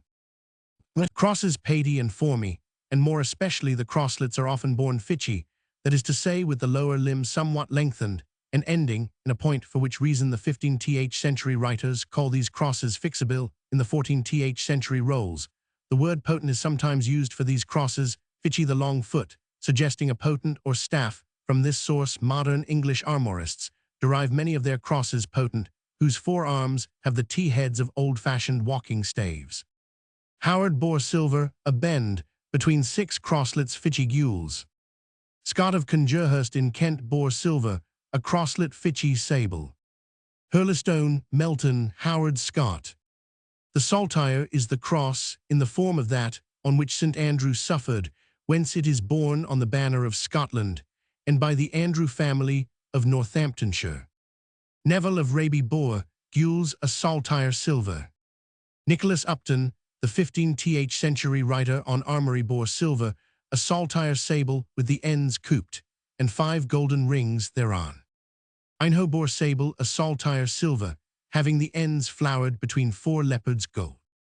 Maester Elwit of Yorkshire, in a 15th century roll, bears silver, a saltire of chains sable, with a crescent in the chief. Neville Upton, Einho Elwit. Ristwold Boar, party saltire-wise, of gules and ermine. Fenwick. The chief is the upper part of the shield, and marked out by a line of division. It is taken as one of the ordinary shields with a plain chief, and no more are rare in England. But Tichborne of Tichborne has borne since the 13th century bear a chief gold. According to the heraldry books, the chief should be marked off as a 3rd part of the shield, but its depth varies, being broader when charged with devices and narrower when itself uncharged. It surmounts a charged field Fenwick, or silver, a chief gules with 6 martlets countercolored, and in this case, the chief would be the half of the shield, clinging to the belief that the chief must not fill more than a 3rd of the shield. The heraldry books abandon the word, in such cases blazoning them as party profess. Hastang Boar Azure, a chief gules, and a lion with a forked tail over all. Walter Kingston seals in the 13th century, with a shield of 2 rings or annelets in the chief. Hilton of Westmoreland Boar Sable 3 rings gold, and 2 saltires silver in the chief. With the chief may be named the foot, the nether part of the shield marked off as an ordinary. So rare is this charge that we can cite but one example of it, that of the shield of John of Skipton, who in the 14th century bore silver with the foot indented purple, and a lion purple. The foot, however, is a recognized bearing in France, whose heralds gave it the name of Champagne. Ristwold, Hastang, Hilton, Provence. The pale is a broad stripe running the length of the shield of a single pale, and of 3 pales, there are several old examples. 4 red pales in a golden shield were borne by Elena of Provence, queen of Henry Roman III, but the number did not commend itself to English armorists. When the field is divided evenly into 6 pales, it is said to be paley. If into 4 or 8 pales, it is blazoned as paley of that number of pieces, but paley of more or less than 6 pieces is rarely found. The Yorkshire house of Gascoigne bore silver, a pale sable, with a golden conger's head, thereon cut off at the shoulder. Furlington bore gules 3 pales vert, and a chief gold. Strelly bore paley silver and azure. Rothinge bore paley silver and gules of 8 pieces. When the shield or charge is divided palewise down the middle into 2 tinctures, it is said to be party silver, and gules are the arms of the Waldegraves. Birmingham bore party silver and sable, indented Caldecote bore party silver and azure, with a chief gules. Such partings of the field often cut through charges whose colours change about on either side of the parting line. Thus Chaucer the poet bore party silver and gules, with a bend countercoloured. Gascoigne, Furlington, Strelly, Rothin. The fess is a band athwart the shield, filling, according to the rules of the heraldic writers, a third part of it, by ancient use, however, as in the case of the chief. And pale its width varies, with the taste of the painter narrowing, when set in a field full of charges, and broadening, when charges are displayed on itself. When 2 or 3 fesses are borne, they are commonly called bars. Ermine 4 bars gules is given as the shield of Sir John Sully, a 14th century Garter knight on his stall plate at Windsor, but the plate belongs to a later generation, and should probably have 3 bars. Only little bars born in couples are styled gemelles. Twins, the field divided into an even number of bars of alternate colours, is said to be bari of 6 pieces, being the normal number. If 4 or 8 divisions be found, the number of pieces must be named. But with 10 or more divisions, the number is unreckoned, and burely is the word. Birmingham, Caldecote, Colville, Fauconberg. Colville of Bitham bore gold, a fess gules. West bore silver, a dance or fess dancy sable. Fauconberg bore gold, a fess azure, with 3 pales gules in the chief. Cavell bore silver, a fess gules flowered on both sides. Cavell de Veru, Chamberlain Harcourt. De Veru bore gules, a fess silver, with 3 roundels silver in the chief. Chamberlain of Northamptonshire bore gules, a fess, and 3 scallops gold. Harcourt bore gules, 2 bars gold. Manners bore gold, 2 bars azure, and a chief gules. Wake bore gold, 2 bars gules, with 3 roundels gules in the chief. Bussy bore silver, 3 bars sable. Battlesmere of Kent bore silver, a fess, between 2 gemelles gules. Melsanby bore sable, 2 gemelles, and a chief silver. Manners Wake, Melsanby grey. Grey bore bari, of silver and azure. Fitzalan of Bedale bore bari, of 8 pieces gold and gules. Stuteville bore burely, of silver and gules. The bend is a band traversing the shield aslant arms, with 1, 2, or 3 bends being common. During the Middle Ages, in England, bendy shields follow the rule of shields paley and bari, but as many as 10 pieces have been counted in them. The bend is often accompanied by a narrow bend on either side, these companions being called codices. A single narrow bend, struck over all other charges, is the baston, which during the 13th and 14th centuries was a common difference for the shields of the younger branches of a family, coming in later times to suggest itself as a difference for bastards. Fitzalan of Bedale, Molly, Harley, Wallop. The bend sinister, the bend drawn from right to left beginning at the sinister corner of the shield, is reckoned in the heraldry books as a separate ordinary, and has a peculiar significance accorded to it by novelists. Medieval English seals afford a group of examples of bends sinister and bastons sinister, but there seems no reason for taking them as anything more than cases in which the artist has neglected the common rule. Molly bore gold, a bend sable. Harley bore gold, a bend, with 2 codices sable. Wallop bore silver, a bend wavy sable. Rayleigh bore gules, a bend, indented, or engrailed silver. Rayleigh Tracy, Bodrugan St. Philibert. Tracy bore gold, 2 bends gules, with a scallop sable in the chief between the bends. Bodrogan bore gules 3 bends sable. St. Philibert bore bendy of 6 pieces silver and azure. Bishopston bore bendy of 6 pieces gold and azure, with a quarter ermine. Montfort of Whitchurch bore bendy of 10 pieces gold and azure. Bishopston, Montfort, Lancaster, Frances. Henry of Lancaster, second son of Edmund Crouchbeck, bore the arms of his cousin, the King of England, with the difference of a baston azure. Adam Frances, 14th century, bore party gold and sable bendwise, with a lion countercolored. The parting line is here commonly shown as sinister. The chevron, a word found in medieval building, accounts for the bargeboards of a gable, is an ordinary whose form is explained by its name, perhaps the very earliest of English armorial charges, and familiarized by the shield of the great house of Clare. It became exceedingly popular in England, like the bend and the chief. Its width varies in different examples, likewise its angle varies, being sometimes so acute as to touch the top of the shield, while in post-medieval armory, the point is often blunted beyond the right angle. 1, 2, or 3 chevrons occur in numberless shields, and 5 chevrons have been found also. There are some examples of the bearing of chevroni. The Earls of Gloucester of the House of Clare bore gold 3 chevrons gules, and the Staffords derived from them their shield of gold, a chevron gules. Chaworth bore azure 2 chevrons gold. Patevin bore chevroni of ermine and gules. St. Quintin of Yorkshire bore gold 2 chevrons gules and a chief vare. Sheffield bore ermine, a chevron gules between 3 sheaves gold. Cobham of Kent bore gules a chevron gold, with 3 fleurstleys azure thereon. Fitzwalter bore gold a fess, between 2 chevrons gules. Chaworth Patevin, Sheffield Cobham.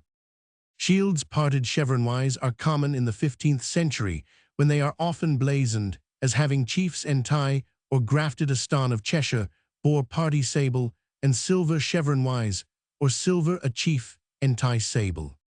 The pile or stake estache is a wedge-shaped figure jutting from the chief to the foot of the shield, its name allied to the pile of the bridge-builder. A single pile is found in the notable arms of Chandos, and the black piles in the ermine shield of Hollies are seen as an example of the bearing of 2 piles. 3 piles are more easily found, and when more than one is represented, the points are brought together at the foot. In ancient armory, piles in a shield are sometimes reckoned as a variety of pales, and a basset with 3 piles on his shield is seen with 3 pales on his square banner. Chandos bore gold a pile gules. Brian bore gold 3 piles azure. The quarter is the space of the first quarter of the shield, divided crosswise into 4 parts. As an ordinary, it is an ancient charge, and a common one in medieval England. Although it has all but disappeared from modern heraldry books, the canton, an alleged diminutive, unknown to early armory, taking its place like the other ordinaries. Its size is found to vary with the scheme of the shield's charges. This has persuaded those armorists who must needs call a narrow bend a bendlet to the invention of the canton, a word which in the sense of a quarter or small quarter appears for the first time in the latter part of the 15th century. Writers of the 14th century sometimes give it the name of the cantle, but this word is also applied to the void space on the opposite side of the chief scene above a bend. Aston Hollies, Brian Blenka. Blencow bore gules a quarter silver. Basset of Drayton bore gold 3 piles or pales gules, with a quarter ermine. Widval bore silver a fess and a quarter gules. Odingsells bore silver a fess gules, with a mallet gules in the quarter. Robert Denay of Sussex, 14th century, bore gules a quarter azure embellif, or aslant, and thereon a sleeved arm and hand of silver. Shields or charges divided crosswise with a downward line, and a line athwart, are said to be quarterly. An ancient coat of this fashion is that of Say, who bore 13th century quarterly gold, and Gulest, first and fourth quarters being gold, and the second and third, red ever or eura, bore the same, with the 321 edition of a bend sable, with 3 silver scallops. Thereon Philip Lord Bardolph bore quarterly gules, and silver, with an eagle gold in the quarter. Plate Roman 3 shields of arms of Leroy d'Arep, Leroy de Tarse, and other sovereigns, mostly mythical, taken from a roll of arms made by an English painter in the time of Henry Roman VI, drawn by William Gibb Niagara Litho, Co-Buffalo, NY. Basset, Widvol, Odingsells, Ever. With the 15th century came a fashion of dividing the shield into more than 4 squares, 6 and 9 divisions, being often found in arms of that age. The heraldry books, eager to work out problems of blazonry, decide that a shield divided into 6 squares should be described as parti per fess, with a pale counterchanged, and one divided into 9 squares as bearing a cross quarter-pierced. It seems a simpler business to follow a 15th century fashion, and to blazon such shields as being of 6 or 9 pieces. Thus John Garther 15th century bore 9 pieces ermines and ermine, and Whitgreave of Staffordshire 9 pieces of azure, and of Stafford's arms which are gold with a chevron gules. The tallow chandlers of London had a grant in 1456 of 6 pieces azure and silver, with 3 doves in the azure each, with an olive sprig in her beak.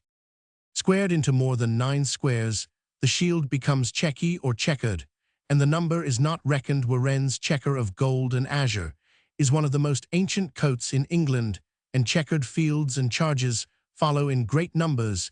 Even lions have been born checkered. Warren bore checky gold and azure. Clifford bore the like, with a fess gules. Cobham bore silver, a lion checky gold and sable. Ardern bore ermine, a fess checky gold and gules.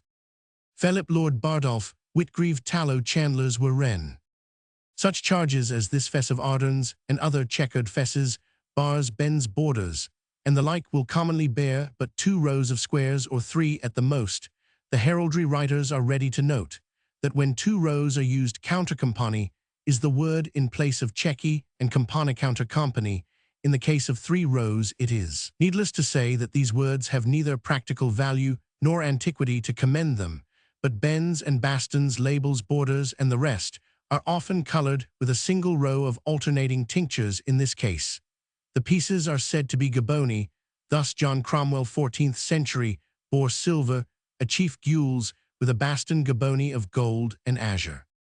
The scotchen or shield used as a charge is found among the earliest arms itself. Charged with arms, it served to indicate alliance by blood or by tenure with another house, as in the bearings of St. Owen, whose shield of gules with a cross silver has a scotchen of Clare in the quarter. In the latter half of the 15th century, it plays an important part in the curious marshalling of the arms of great houses and lordships.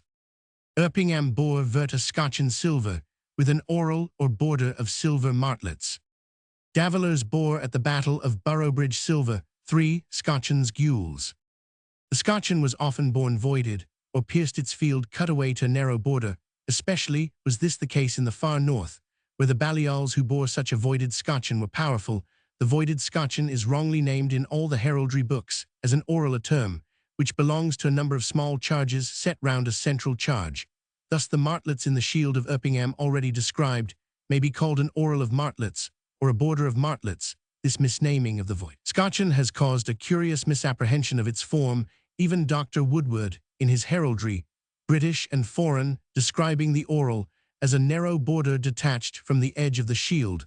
Following this definition, modern armorial artists will, in the case of quartered arms, draw the aural in a first or second quarter of a quartered shield as a rectangular figure, and in a third or fourth quarter as a scalene triangle with one arched side.